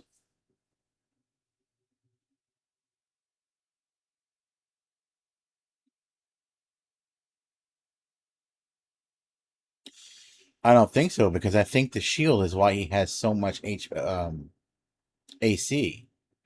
This guy has over 100 AC more. 20% more AC um, than assuming he's not lying on the Discord that he has 600 and something AC. He's got over 20% more AC than the Paladin using a two-handed. Yeah, he's in recovery.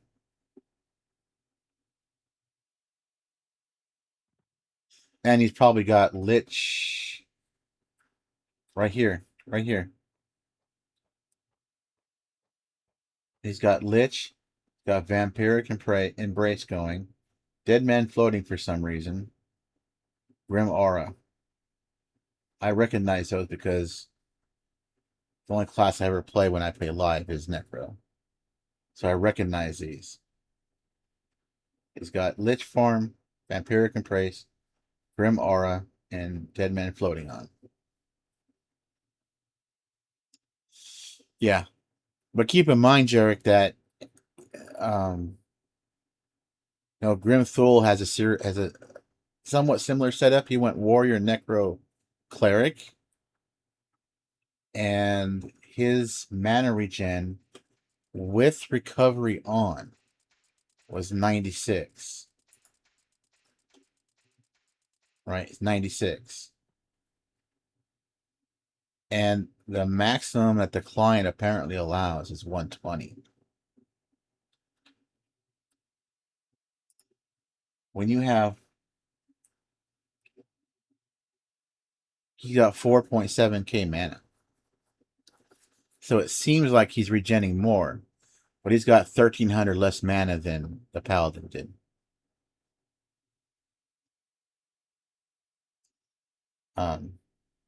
But even at 96 every 6 seconds, that's like 20 seconds to get a promised renewal back. About 18 seconds to get a superior healing back.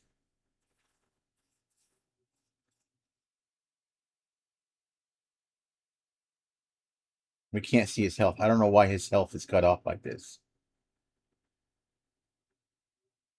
Must be because he's resized his UI so goddamn small.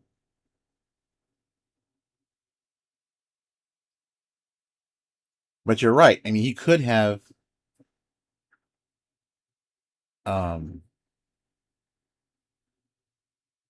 I know he probably cannied twice at least because this was over 7 minutes. So I imagine he would have cannied earlier in the fight. Why is YouTube being a dick?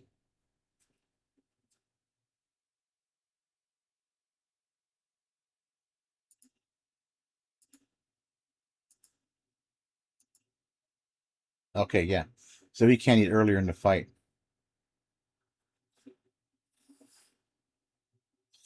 So he cannied at least twice.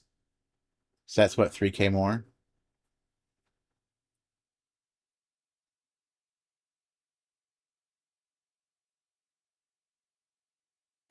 Or 2k more? So 6,700. So he has 700 more mana he went through. I just think it's risky.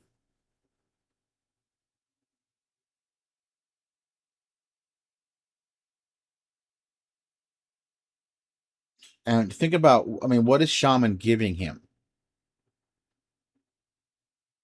in this setup where most of his damage is because dots is giving him what, one or two more dots? Oh, sorry.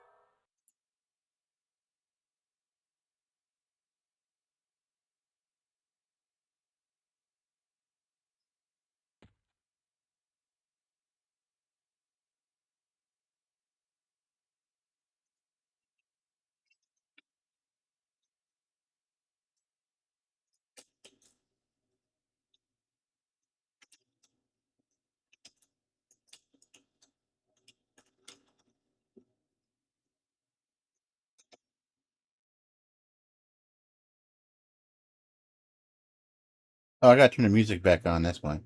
If the ad break is over, I don't have music on the.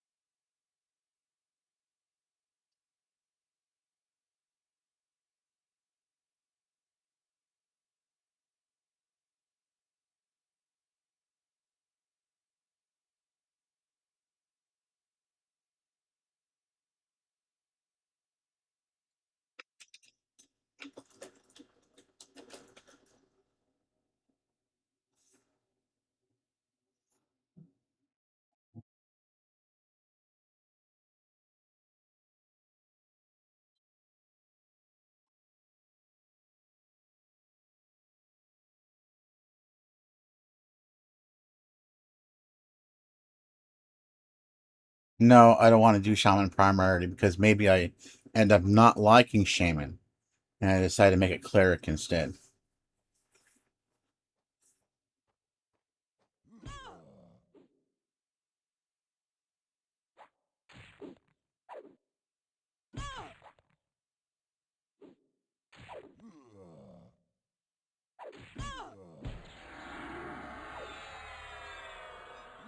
I don't know, man. Berserker stance is such an addiction.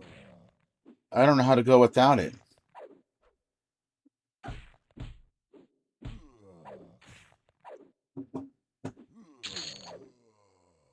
And then relying on magic damage while leveling up. I don't know. I don't know. I'm on the fence. I don't like a lot of downtime when I'm leveling.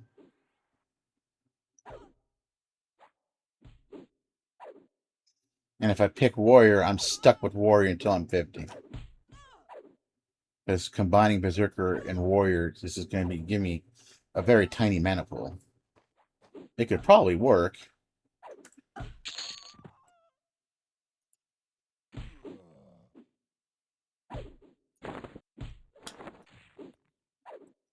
I should probably go +1 on this zone.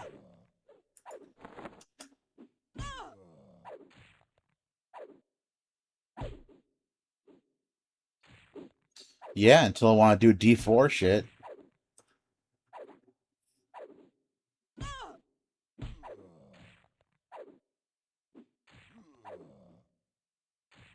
Then I got to spend farm gear for the Necro. I mean, Necro pet. Let's change this to +1. You know what? Let's change this +2. What in the hell did it just pop up?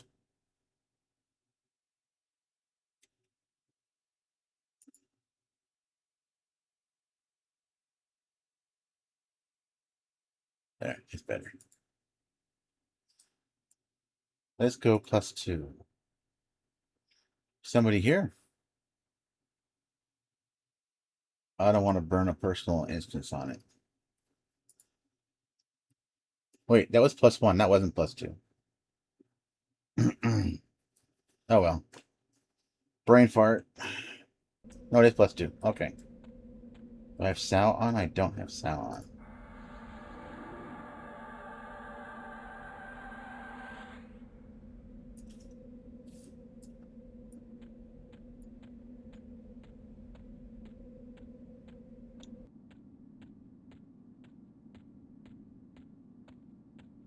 Yeah, but if I lock my primary class into warrior, you don't want to use 2 martial classes. You gimp your mana pool hard. You literally cut it in half.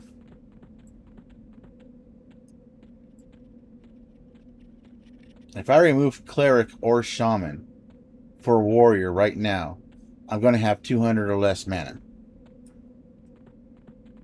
That is really hard to cast with.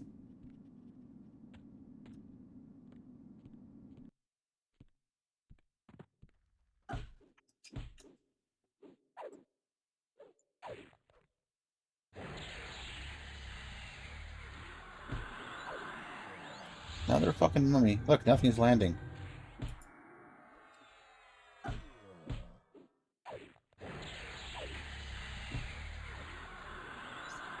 It's just that my fear of that combo, a caster combo, is I hate downtime. Yeah, I'm not going to do an Ixar. Ixars have 60 less strength. Erudites are weenies. Why would I play a weenie?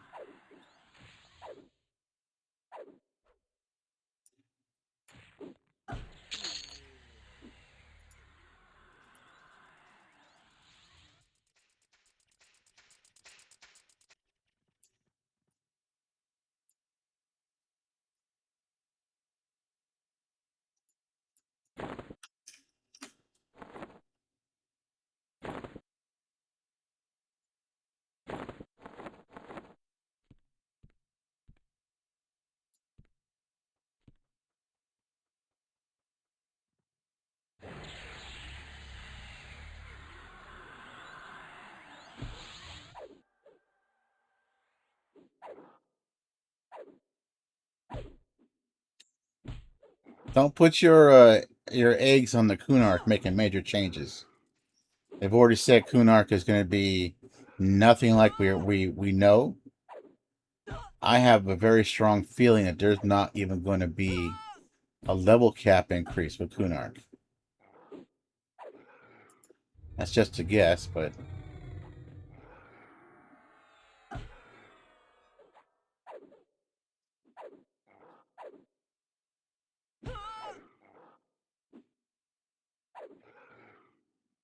I just don't know. I want to actually drop some raid targets on this character before I delete it. And I know right now that Paladin, Berserker, Cleric, and Warrior, Bard, Cleric can do it without a huge gear investment.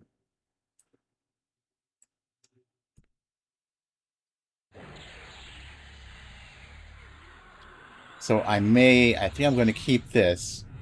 And then when I get Shaman to 15, I'll slap Necro in, level it up, just to see how it feels. How casting that much feels. Because Berserker Cleric can tank and Befallen just fine.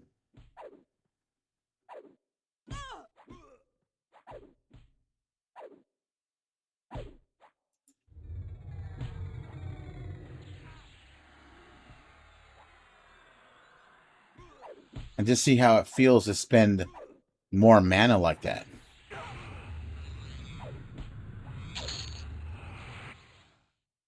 Yeah, but who wants to be a human, dude? Why be ugly?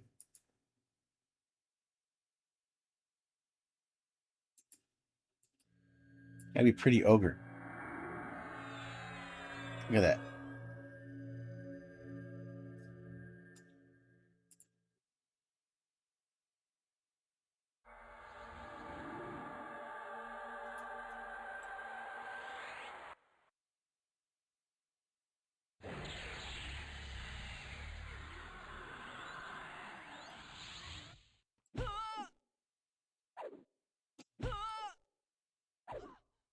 Oh, I gotta change the title.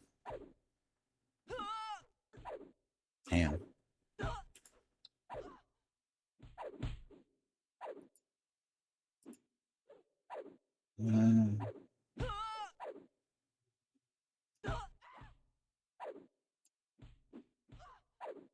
Just gonna delete that for now. There we go.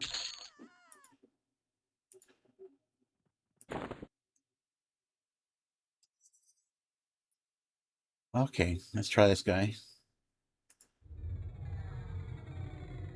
Yeah, you weren't here when I was first doing it as warrior.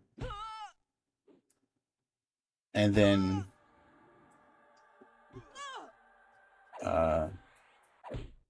Faltorbo there talked me into going back and doing Berserker instead.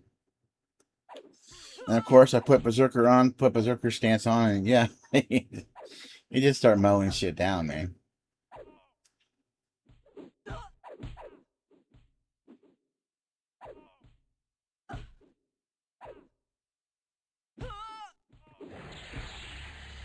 That was the wrong button.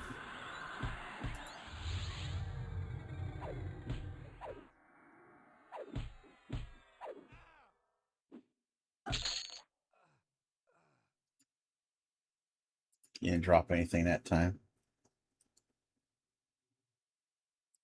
Where's there more of these guys? I'll farm these guys to 11, then I'll go into Befallen.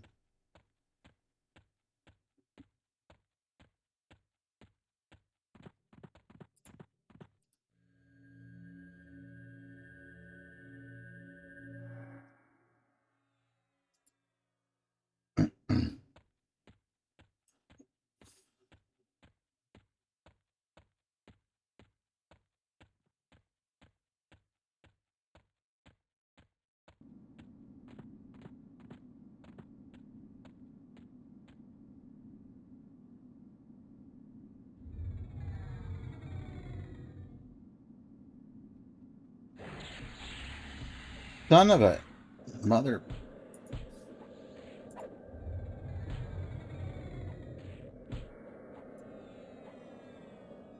I guess I'll kill you first. Oh, turn my attack off. Find my respawn timer?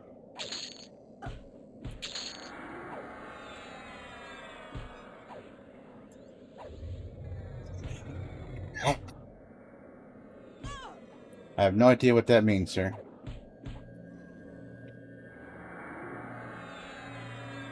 Oh, I'm diseased. Did I not buy the level 10? I should have had no heal. Oh.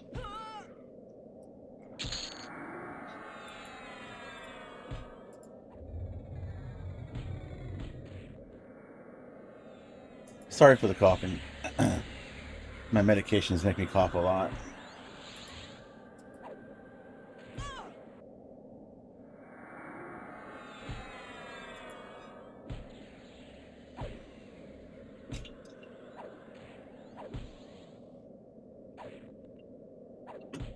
We'll walk back.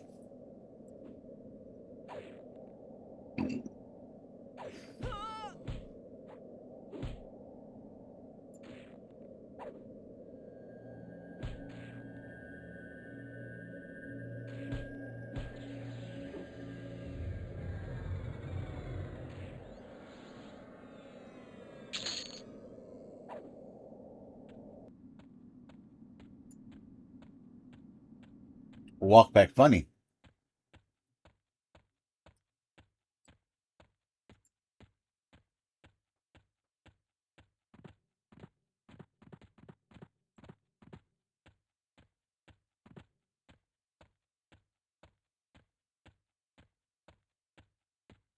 Yeah, it's respawning.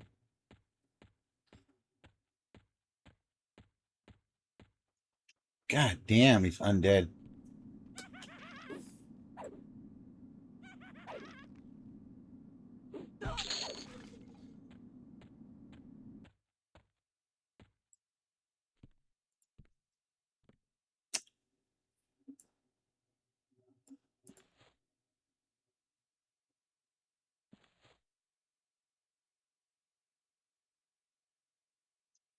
Cleave is fucking amazing. You need a two-hander to get the most out of it, because a one-hander seemed to be too short to hit 3 targets consistently, but it hits like a goddamn truck.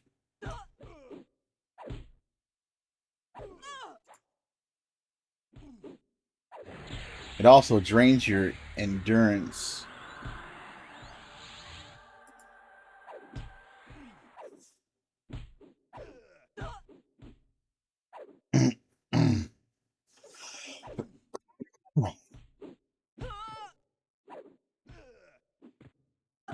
You smite and reeve hit pretty hard. Cleave hits so much harder.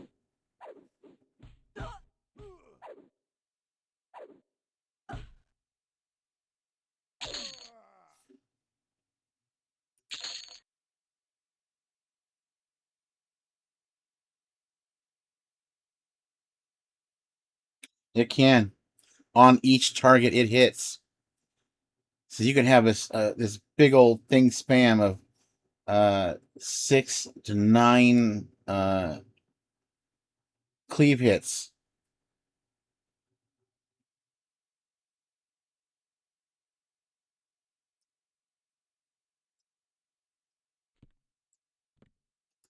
Well, just keep in mind, Big Wilfred, it's very difficult. If you want to have a berserker in the mix, it's difficult to do it with a warrior on your first leveling up, because you don't want your healer or whatever else you pair with you to be starving for mana. I mean, you see how much I use in a fight, just not really casting much. I cast a slow, I cast a dot.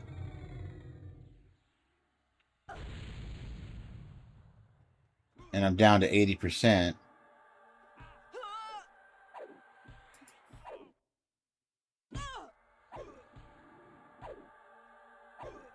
This will get better with gear, but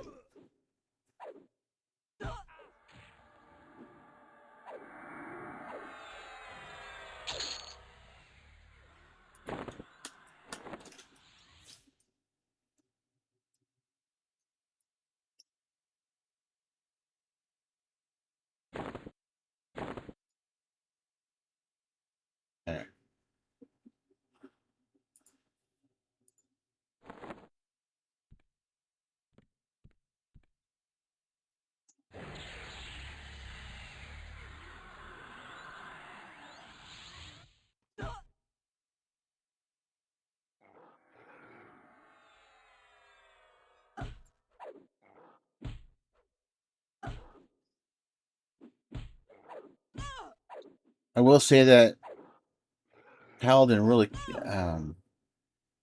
you can do it for a while, but if I left Smite on auto fire,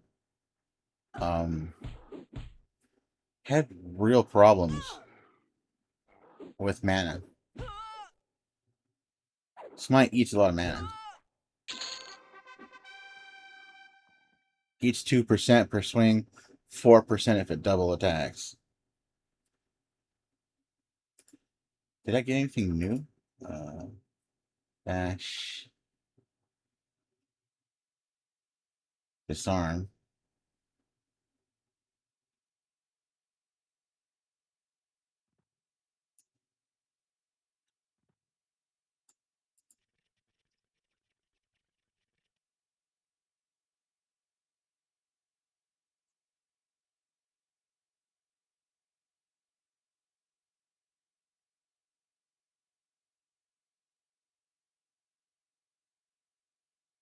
Range stance. Range monk. Or Berserker has range stance?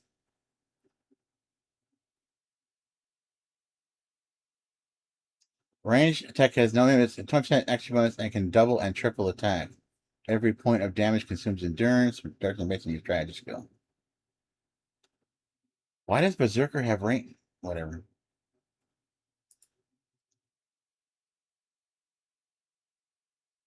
Striker stance. All right, no new abilities.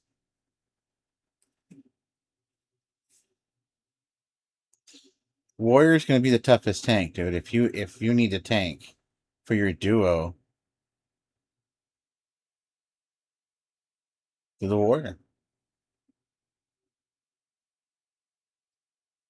And warrior, cleric, enchanter is pretty good. It's just it's it works a lot like the bard, but now you got better haste and a better slow.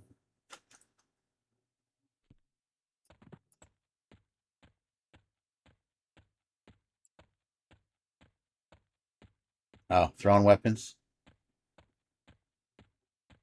I've only seen one ranged weapon, and it was a bow and lower guck, I think it was. Bow of the underfoot or something. But I had no arrows, so its use was limited. I gotta buff myself.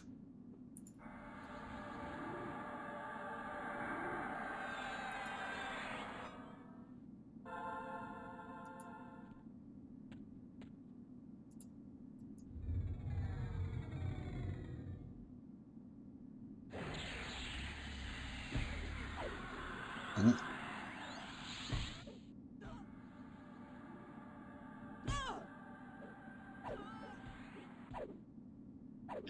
The other thing I worry about relying too heavily on on casting for damage is, I tell you, man, in 3 and 4, you get magically stunned a lot, ogre or not. You just get stunned a lot.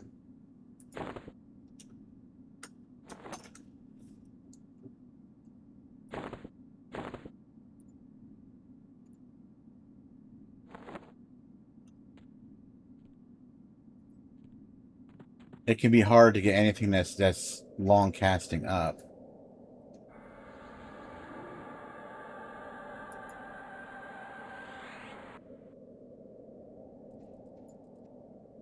I don't know how many of these guys are linked.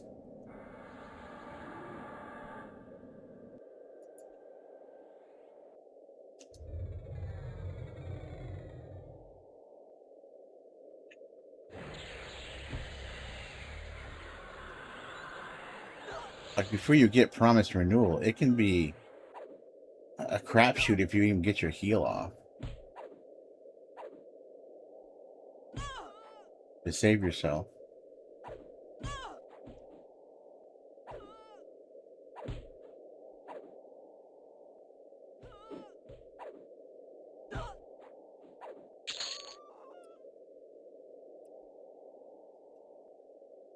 %.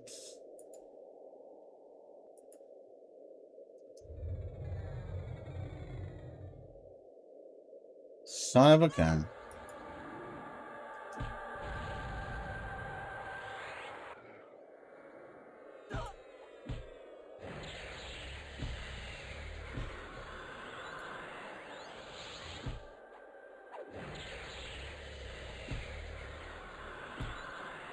It's very common to be tanking 2 or 3 at a time, like all the damn time. Like now. Necker would have feigned death.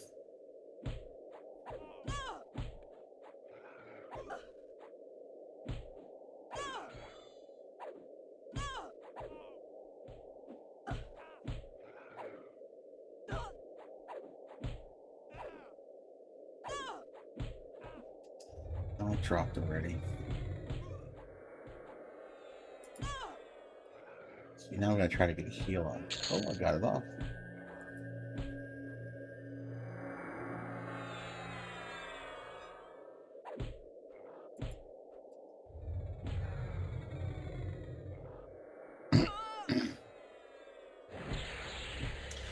Yeah, full melee feels bad.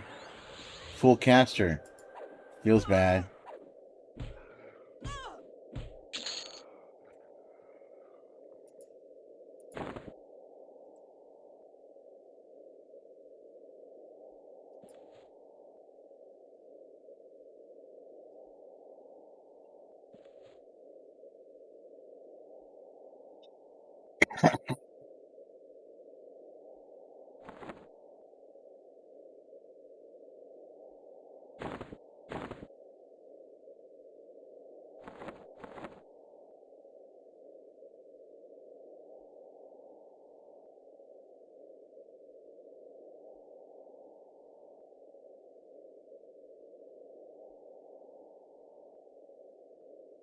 Yeah.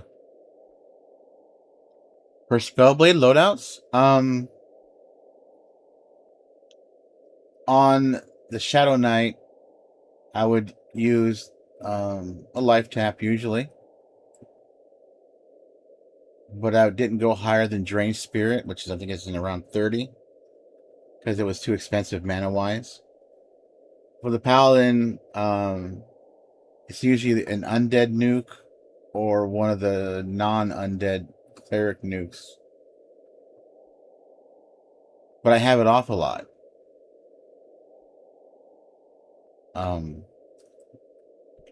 Because again, I don't like a lot of downtime when I'm leveling, so I don't want a lot. Is that, can I use that? So I don't want to have to sit and wait for mana or endurance or anything.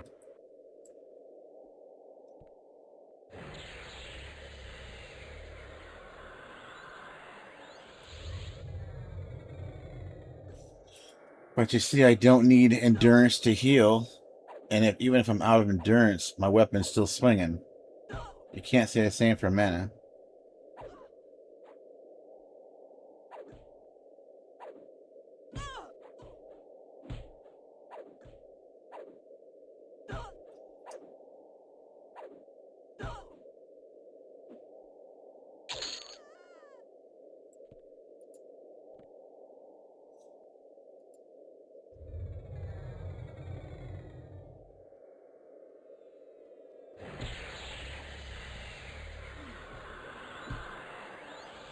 I don't know. Whatever I choose when I hit 11, I'm going to be stuck with until I've cleared some of the raids on D0. So it has to be a solid combo that can do that easily for a newbie like me that doesn't know what the fuck they're doing.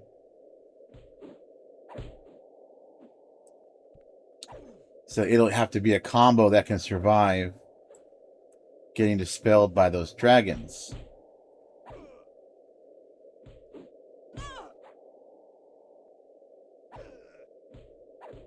You got me thinking about Warrior Bard again. Warrior Cleric Bard.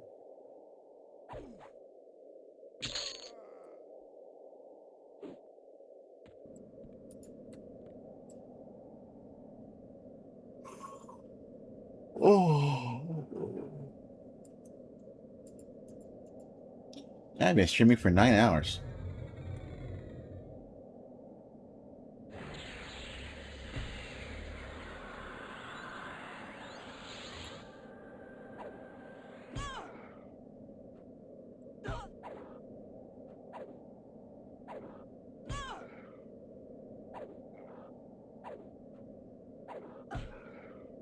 Oh shit.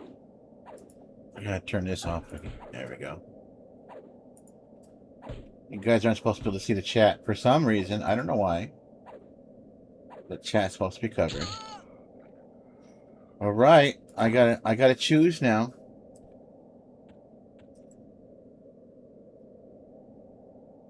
I can't get any more experience until I do.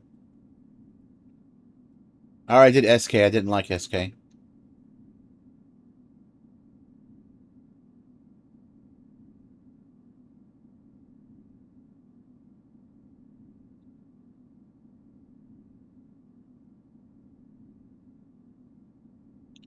Sad break.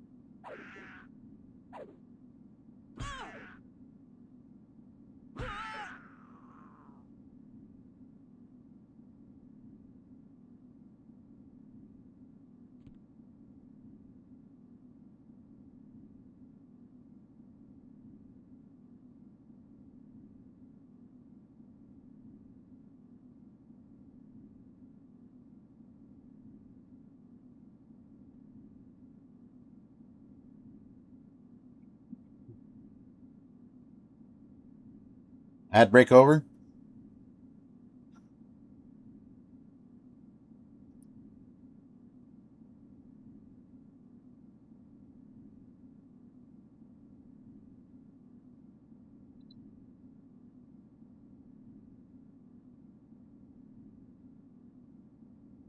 Mana is going to come from just the stats on gear. And my wisdom is 97 with no stats.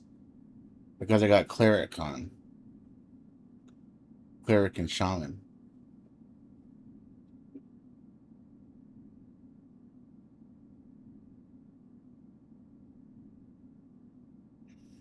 It's easy. It's actually pretty easy to unlock a lot of the race. Uh, um, you see plat. There's a guide on the wiki.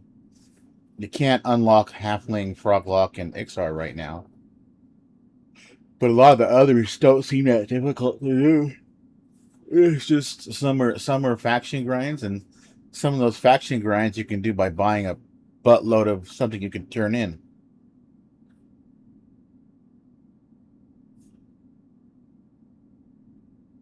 I mean, I'm sure it still takes a few hours per, but it's not as RNG based as unlocking classes in Sky.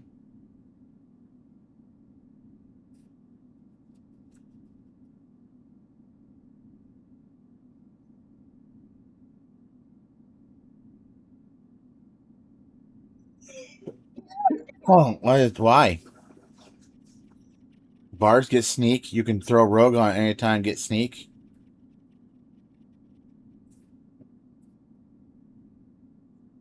No.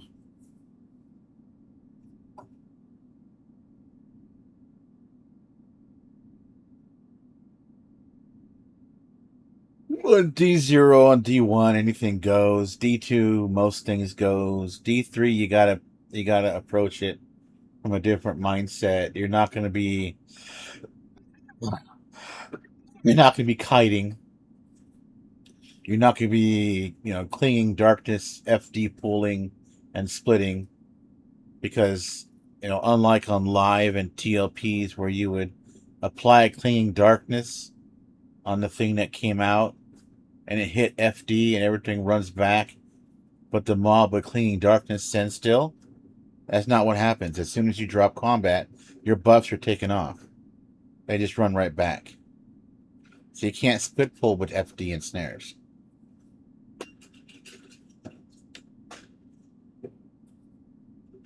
The only way to split pull is with actual CC, like lulls or mezzes or well, it's the side effect chrono of the fact that when mobs die, any debuffs they have on us are cleared out. So the same goes for them. We got them all debuffed. We feign death. The game thinks we're dead. The debuffs we have them are gone. Fear kiting ain't going to happen because these guys run like they have uh, bar speed. So you ain't going to fear kite. You ain't going to snare because they ain't going to put a dent in that bar speed they got a difficulty 4.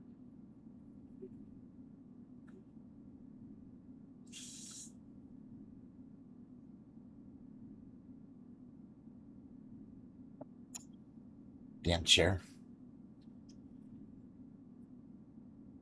So I've already done Warrior Bar Cleric. And I'll tell you, Warrior Bar Cleric was boring as fuck. And the damage was kind of pitiful. I just did Berserker Cleric Paladin to 42. It was fast. It was high damage. It was safe. It's just Smite, when I got into the 40s, Smite started being a serious mana drain. Yep. I got Cutthroat to 4, a 4 and a 3 already. Um,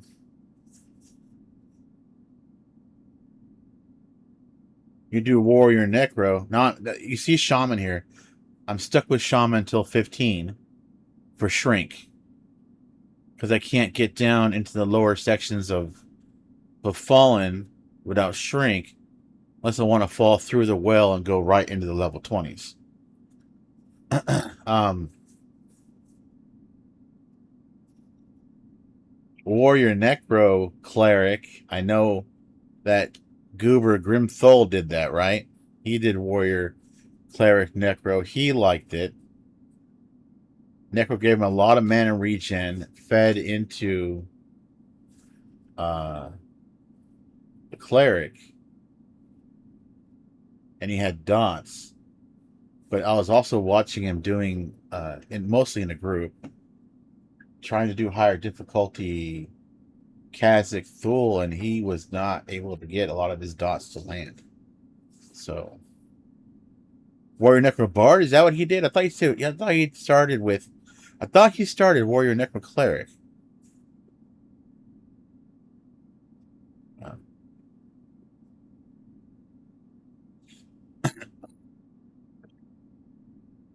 Well, yeah, I mean, you can't. I just don't trust relying on your only heals being crit life taps.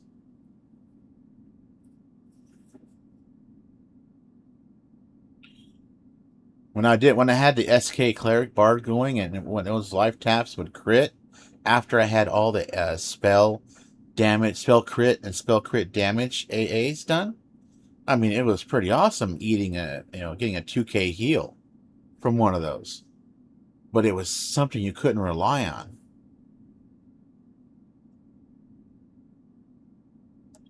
I can't. I'm stuck. I can't get any more experience until I decide what to do. Well, I can kill. I just won't get any experience. Oh, he was right there.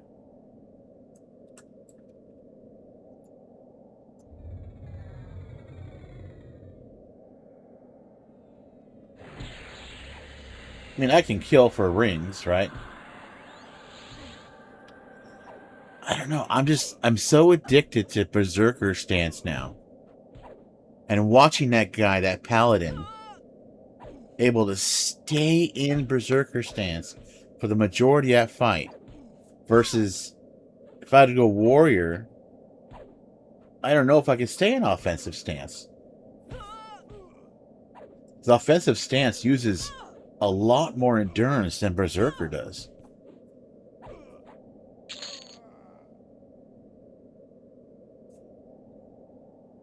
I hate mana downtime, base danger. I hate it.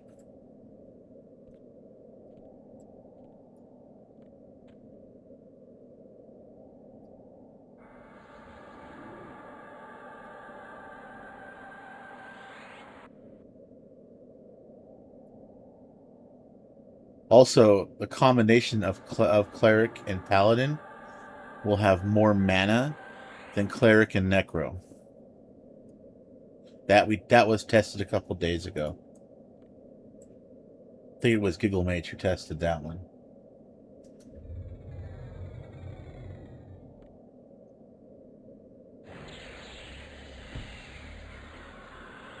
I mean, you'll still have double the mana pool than you would normally using Necro and Cleric. But if you got two Wisdom casters and you stack on Wiz,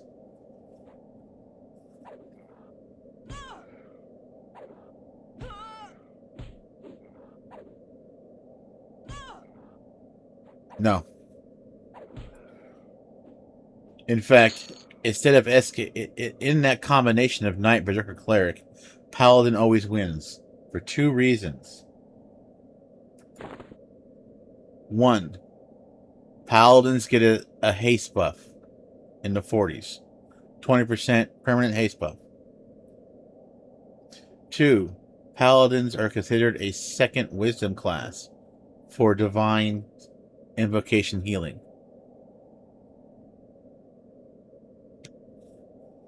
Oh, and number three, Paladins get a type 2, HP type 2 buff that combines with all of your cleric's buffs. So it's it really is the superior combination.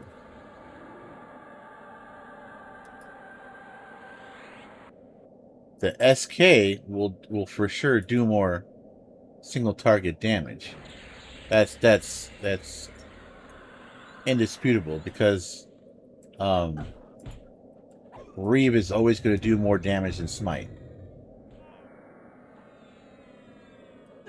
Unless you're that guy with 6,000 mana. SK is fine. Hammock J did SK Cleric Bard.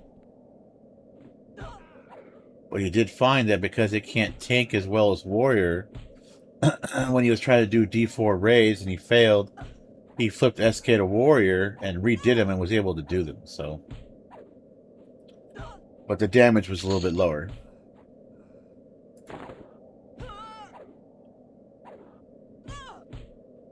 It's hard not to, man. Berserker's like crack. You know, let me go an offensive stance here. Now I'm swinging super slow. Bash has twice the cooldown. Frenzy has twice the cooldown.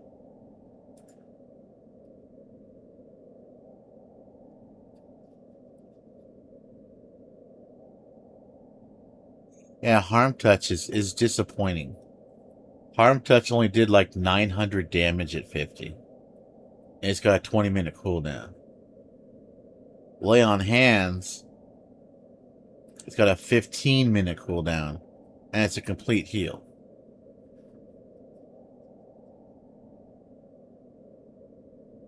So...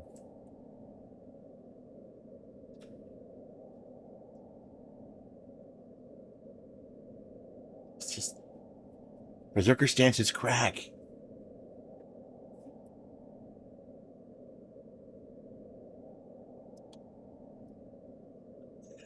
Dude, Lay on Hands was healing for 6k when I was in like level 20. I don't even know what it is at 50. At 40, it was already healing for 16k. I don't have 16k health.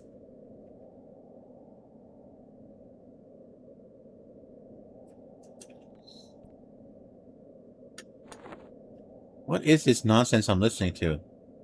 This hippie shit.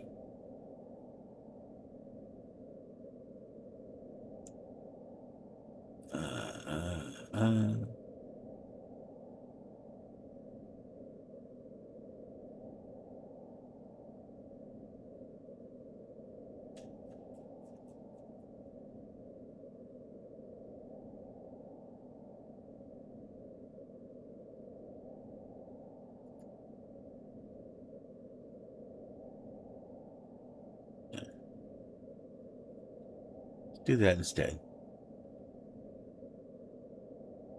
I don't know that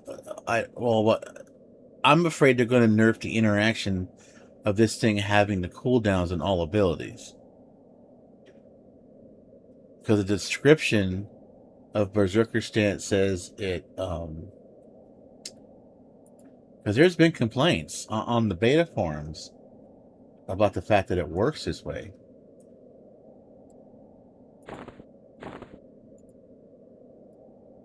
And there's been rumors that it may not stay this way. It's not, Rufkus, because then my cleric's going to have, like, no mana. In that setup, I probably have 1,300 mana. Whereas with another hybrid or something else, besides Berserker or War, to have, like, 3,900 mana.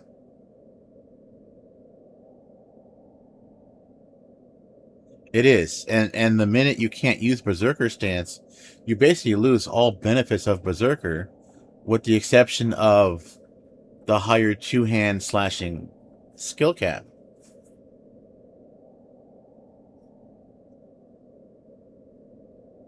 What I really want to try,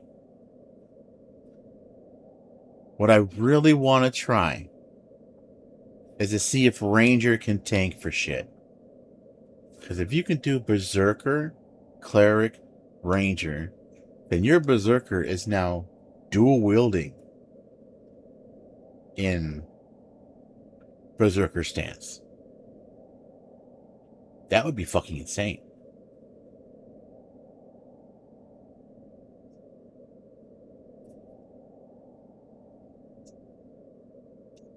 Dual wielding, ambidexterity, swinging twice as fast.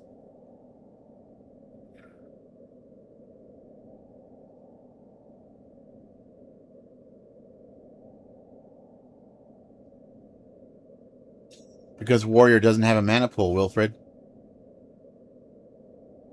If I go Berserker, Cleric, Warrior, I'll have half the mana that I would have as a Berserker, Cleric, Ranger. The only way to give Berserker dual wielding and not fuck your mana pool is to use Bard or Ranger or Beast Lord.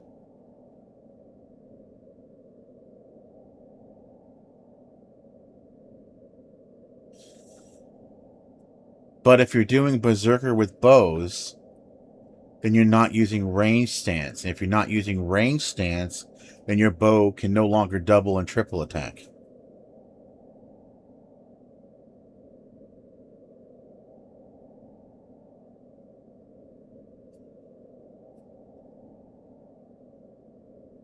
And beast healing, it's pretty bad.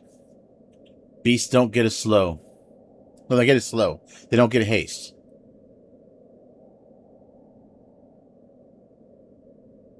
Do they? Well, we might fuck with that then. Okay, you know what? We're gonna do it. We're gonna do Berserker. Okay? And then when Shaman is 15 and I have Shrink, I'm not gonna have a bow, obviously. I have to do a fletch or something. And then I'll do that. Berserker, Cleric, Ranger. See how that goes.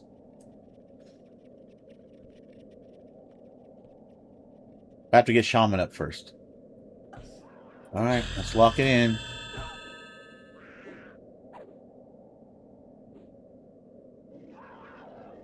Well, yeah, I mean, even, yeah, for basic leveling, if I'm just sticking in 0 and 1, Berserker, Ranger, Paladin works too. But I want the Cleric. I like the Cleric heals. They're so efficient. It saves on mana. It saves on how often I gotta cast. Yeah, they don't have haste.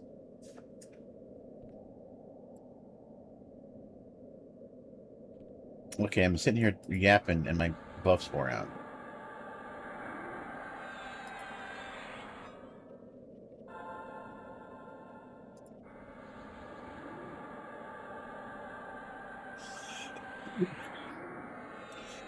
Yeah, I don't think Ranger gets defensive stance, does it? I think they get evasive stance, though. If Ranger gets evasive stance, that's a hell of a thing. Berserker stance does not use much, if any, endurance. Even when I had an Earthshaker, the last time I did this, Berserker stance, it barely moved the bar.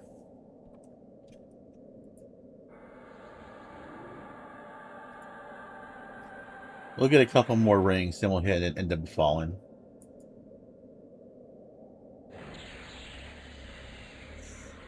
Beast doesn't feel like it's complete. I don't think Beast is ready. They have practically no AAs. Their melee has always been weak.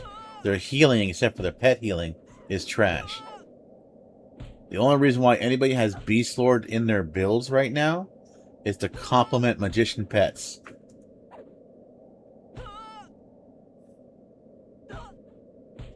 Why am I in offensive stance?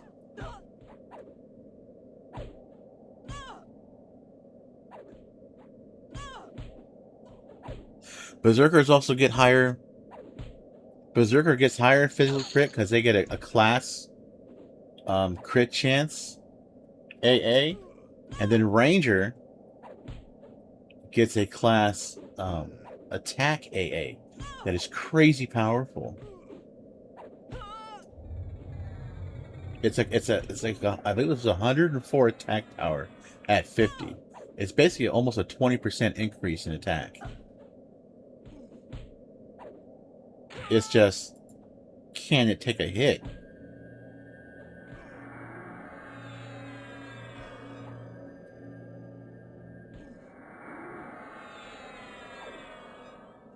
Does it? Are Berserkers and Rangers considered tanks that get that extra 20%?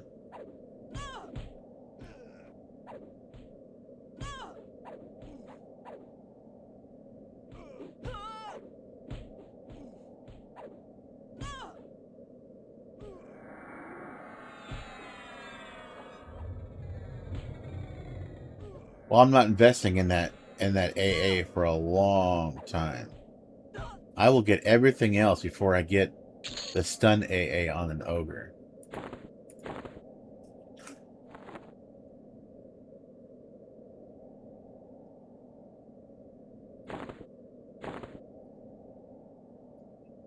$16. So what? 8 more rings, and I got them both at +5.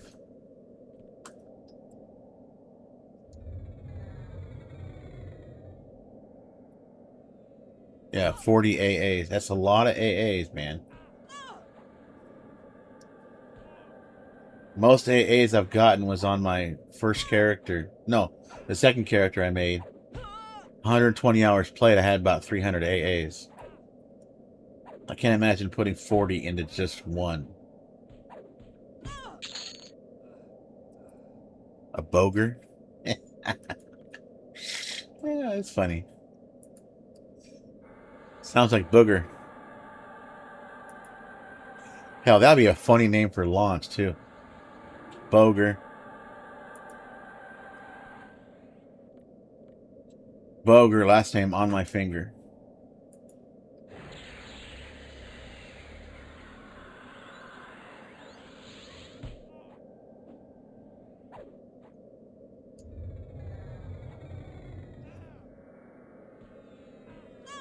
Yeah, Chrono and even the others who have been asking about what to play, do not stress over it.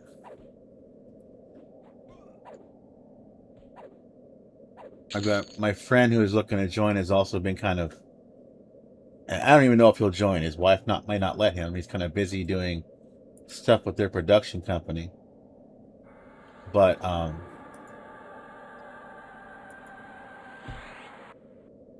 he's been agonizing over it too. And what race to play and all that shit. I'm like, look, man. It's going to take you 30, 40 hours to level to 50 the first time. And then you'll want to go back and level pretty much all the other classes one by one to 20 or 25 to get all the AAs you can muster.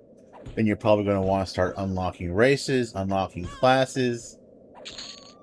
I mean, you got so much to do before you really even need to worry about, can I solo a D4 raid? You know, don't assume your experience is going to be like these 20-year veteran EverQuest streamers who are hyper focused, had a plan, went in. I mean, that guy How Paladin doesn't even have 200 AAs yet. He has like 170. So I wouldn't worry about it.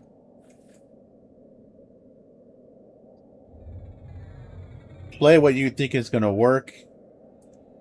The only thing I'll recommend is that if they do not sell class unlock tokens in the shop at launch, then I highly recommend that your main class choice be Berserker or Warrior or Bard or Cleric or Paladin or SK. One of those 6.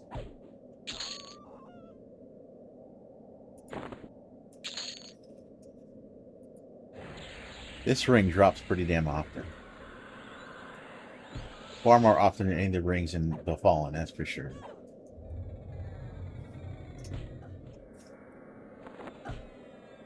Oh, got two of them here.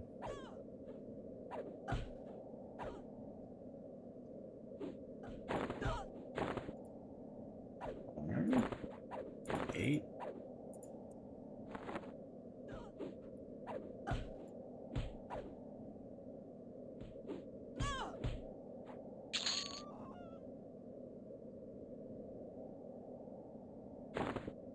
The hell is this? That looks like something that's for crafting. And for you other, I don't know if you guys are familiar with the loot, but here I can just tell it to automatically store it in my trade skill depot. It's gone. Now every time it drops, it's gonna automatically go there. I don't gotta visit the bank for it. Unless I want to get it out. Oh, we can craft from the trade skill depot apparently. Without having to pull this shit out. I don't know how that works. I have never done trade skills in EverQuest. But I swear I saw that spoken about in the Discord. And the trade skill depot holds like 5,000 items. 5,000 stacks of items. On live, if you pay the extra daybreak cash on top of your sub, I think it holds 300, something like that. 340. So they must have plans to introduce a lot of different crafting shit. Like a crafting rework or something.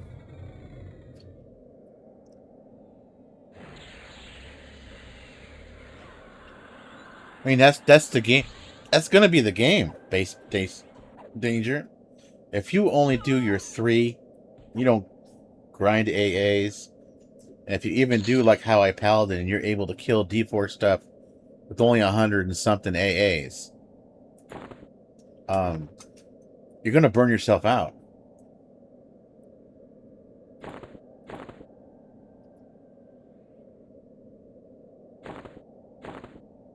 There.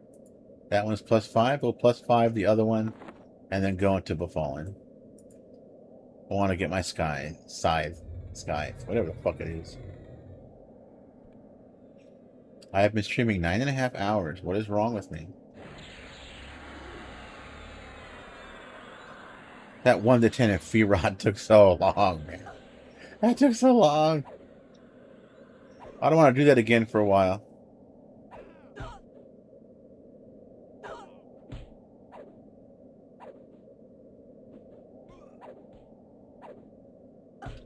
Telling you, Berserker stance is like crack, dude. It is so hard. So hard to give up.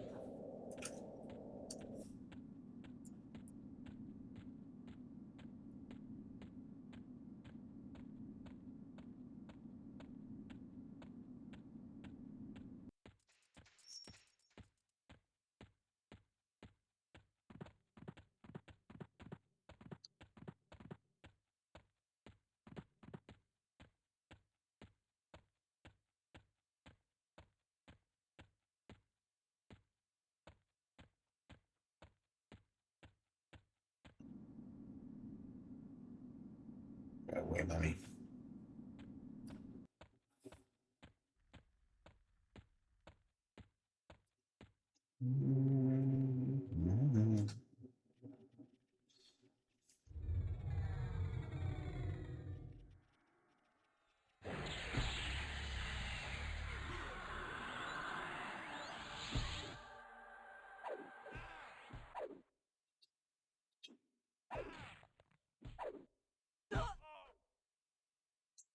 Berserker's crit quite a bit. I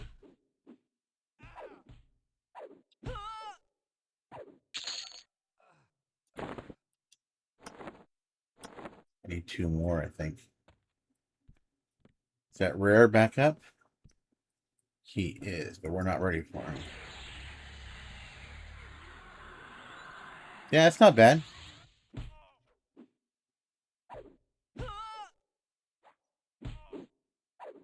I like the rings.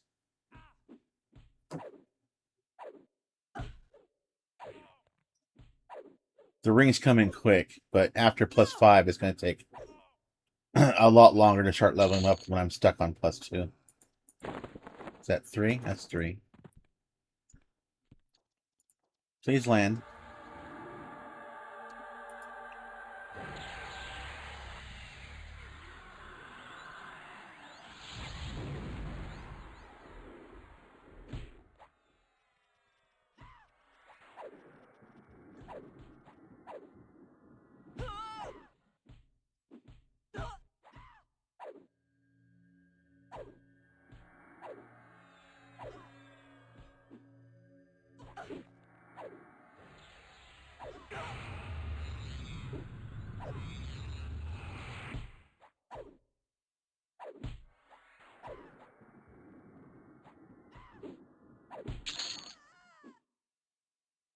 You'll go back to Buffalon a lot unless if you don't think you're going to zoom to 50 and immediately get planner gear, you're going to keep doing Buffalon because the stronger you make that gear, the easier and faster it is when you get all your other classes to get your other classes up. I had almost all the Buffalon gear at +9. And I still had 3 classes I hadn't leveled to 20 yet.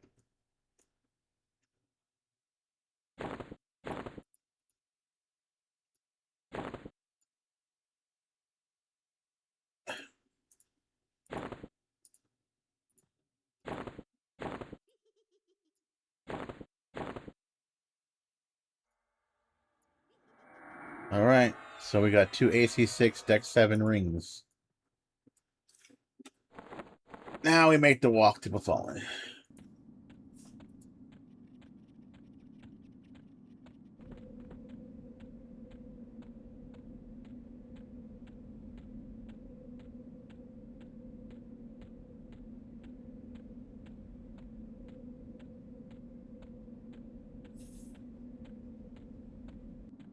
Yeah.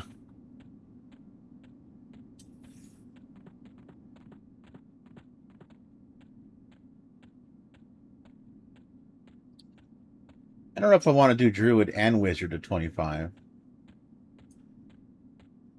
I'm kind of not sure how many places there's a Druid ring. There's a Druid ring and no Wizard Spire or vice versa. Wizards have the plane ports, but those aren't until 46. So you probably have to take a Wizard all the way to 46. And if you're going to 46, you may as well go to 50.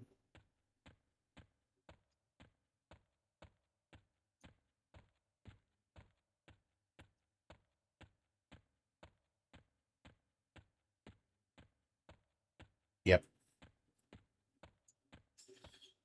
AAs are critical, man. I'm telling you, when I got 300 AAs, I felt so much more powerful. I mean, Vampiric Embrace, which normally hits for like 90, right? Critting for 300, 400. Was just crazy shit.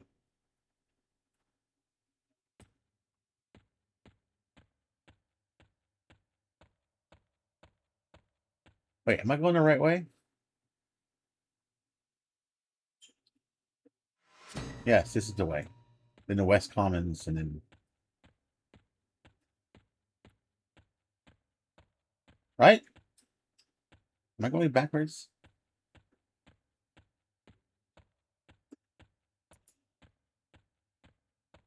Cleric, Wizard, Mage. What a combo.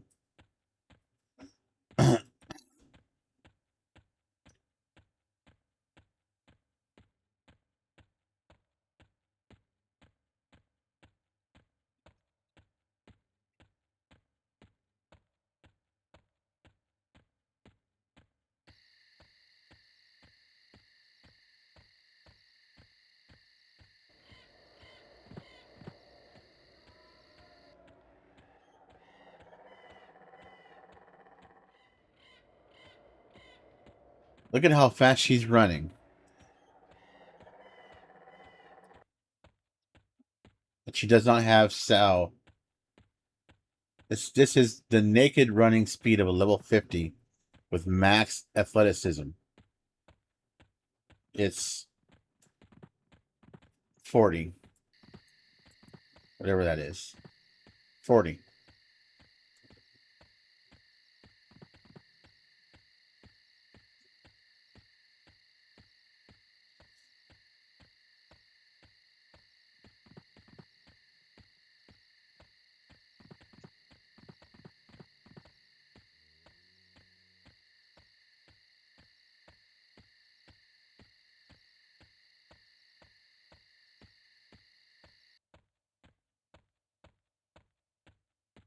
Yeah, but you got to be, if you do 3 laps of Derv camps on 0 or 1, it's going to take you, you won't get +5 rings.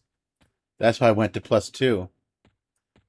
So that the rings were worth 4 points instead of 2 points. I would have had to have gotten twice as many rings to get both of these rings at +5. That's a bit more than 3 laps.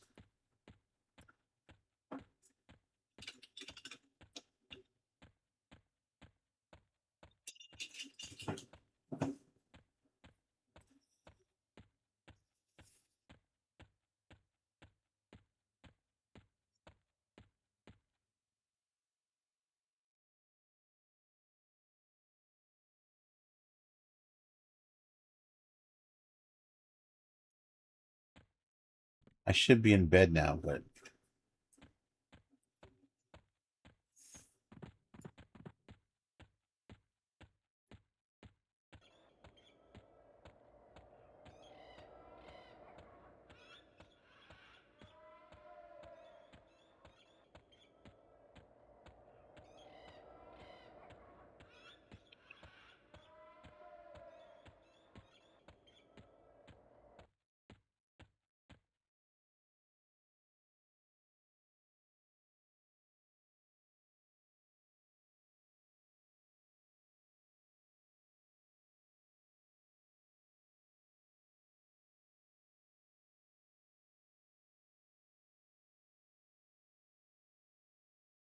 don't hate the moat. Oh.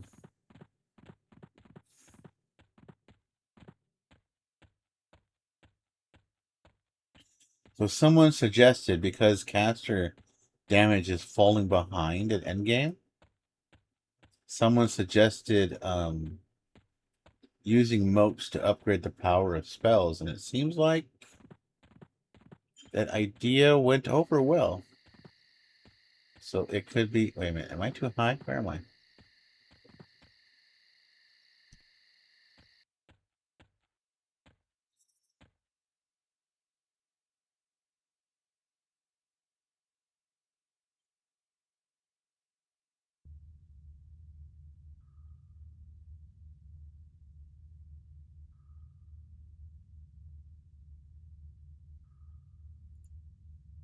Because ultimately, uh, weapons double in damage when you upgrade them to 10.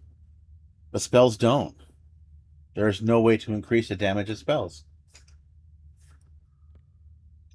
Alright, we're going to get into an instance here.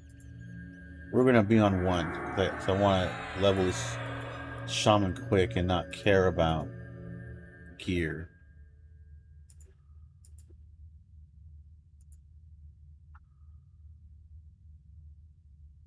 Oh, 3 sets like that.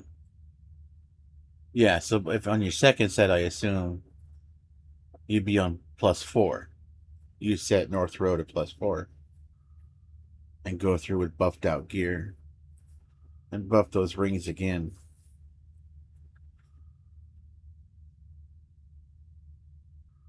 But you might already have better. I don't know.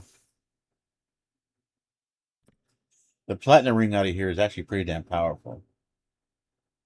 And that one dumbass drops a lot. I don't have my symbol buff on.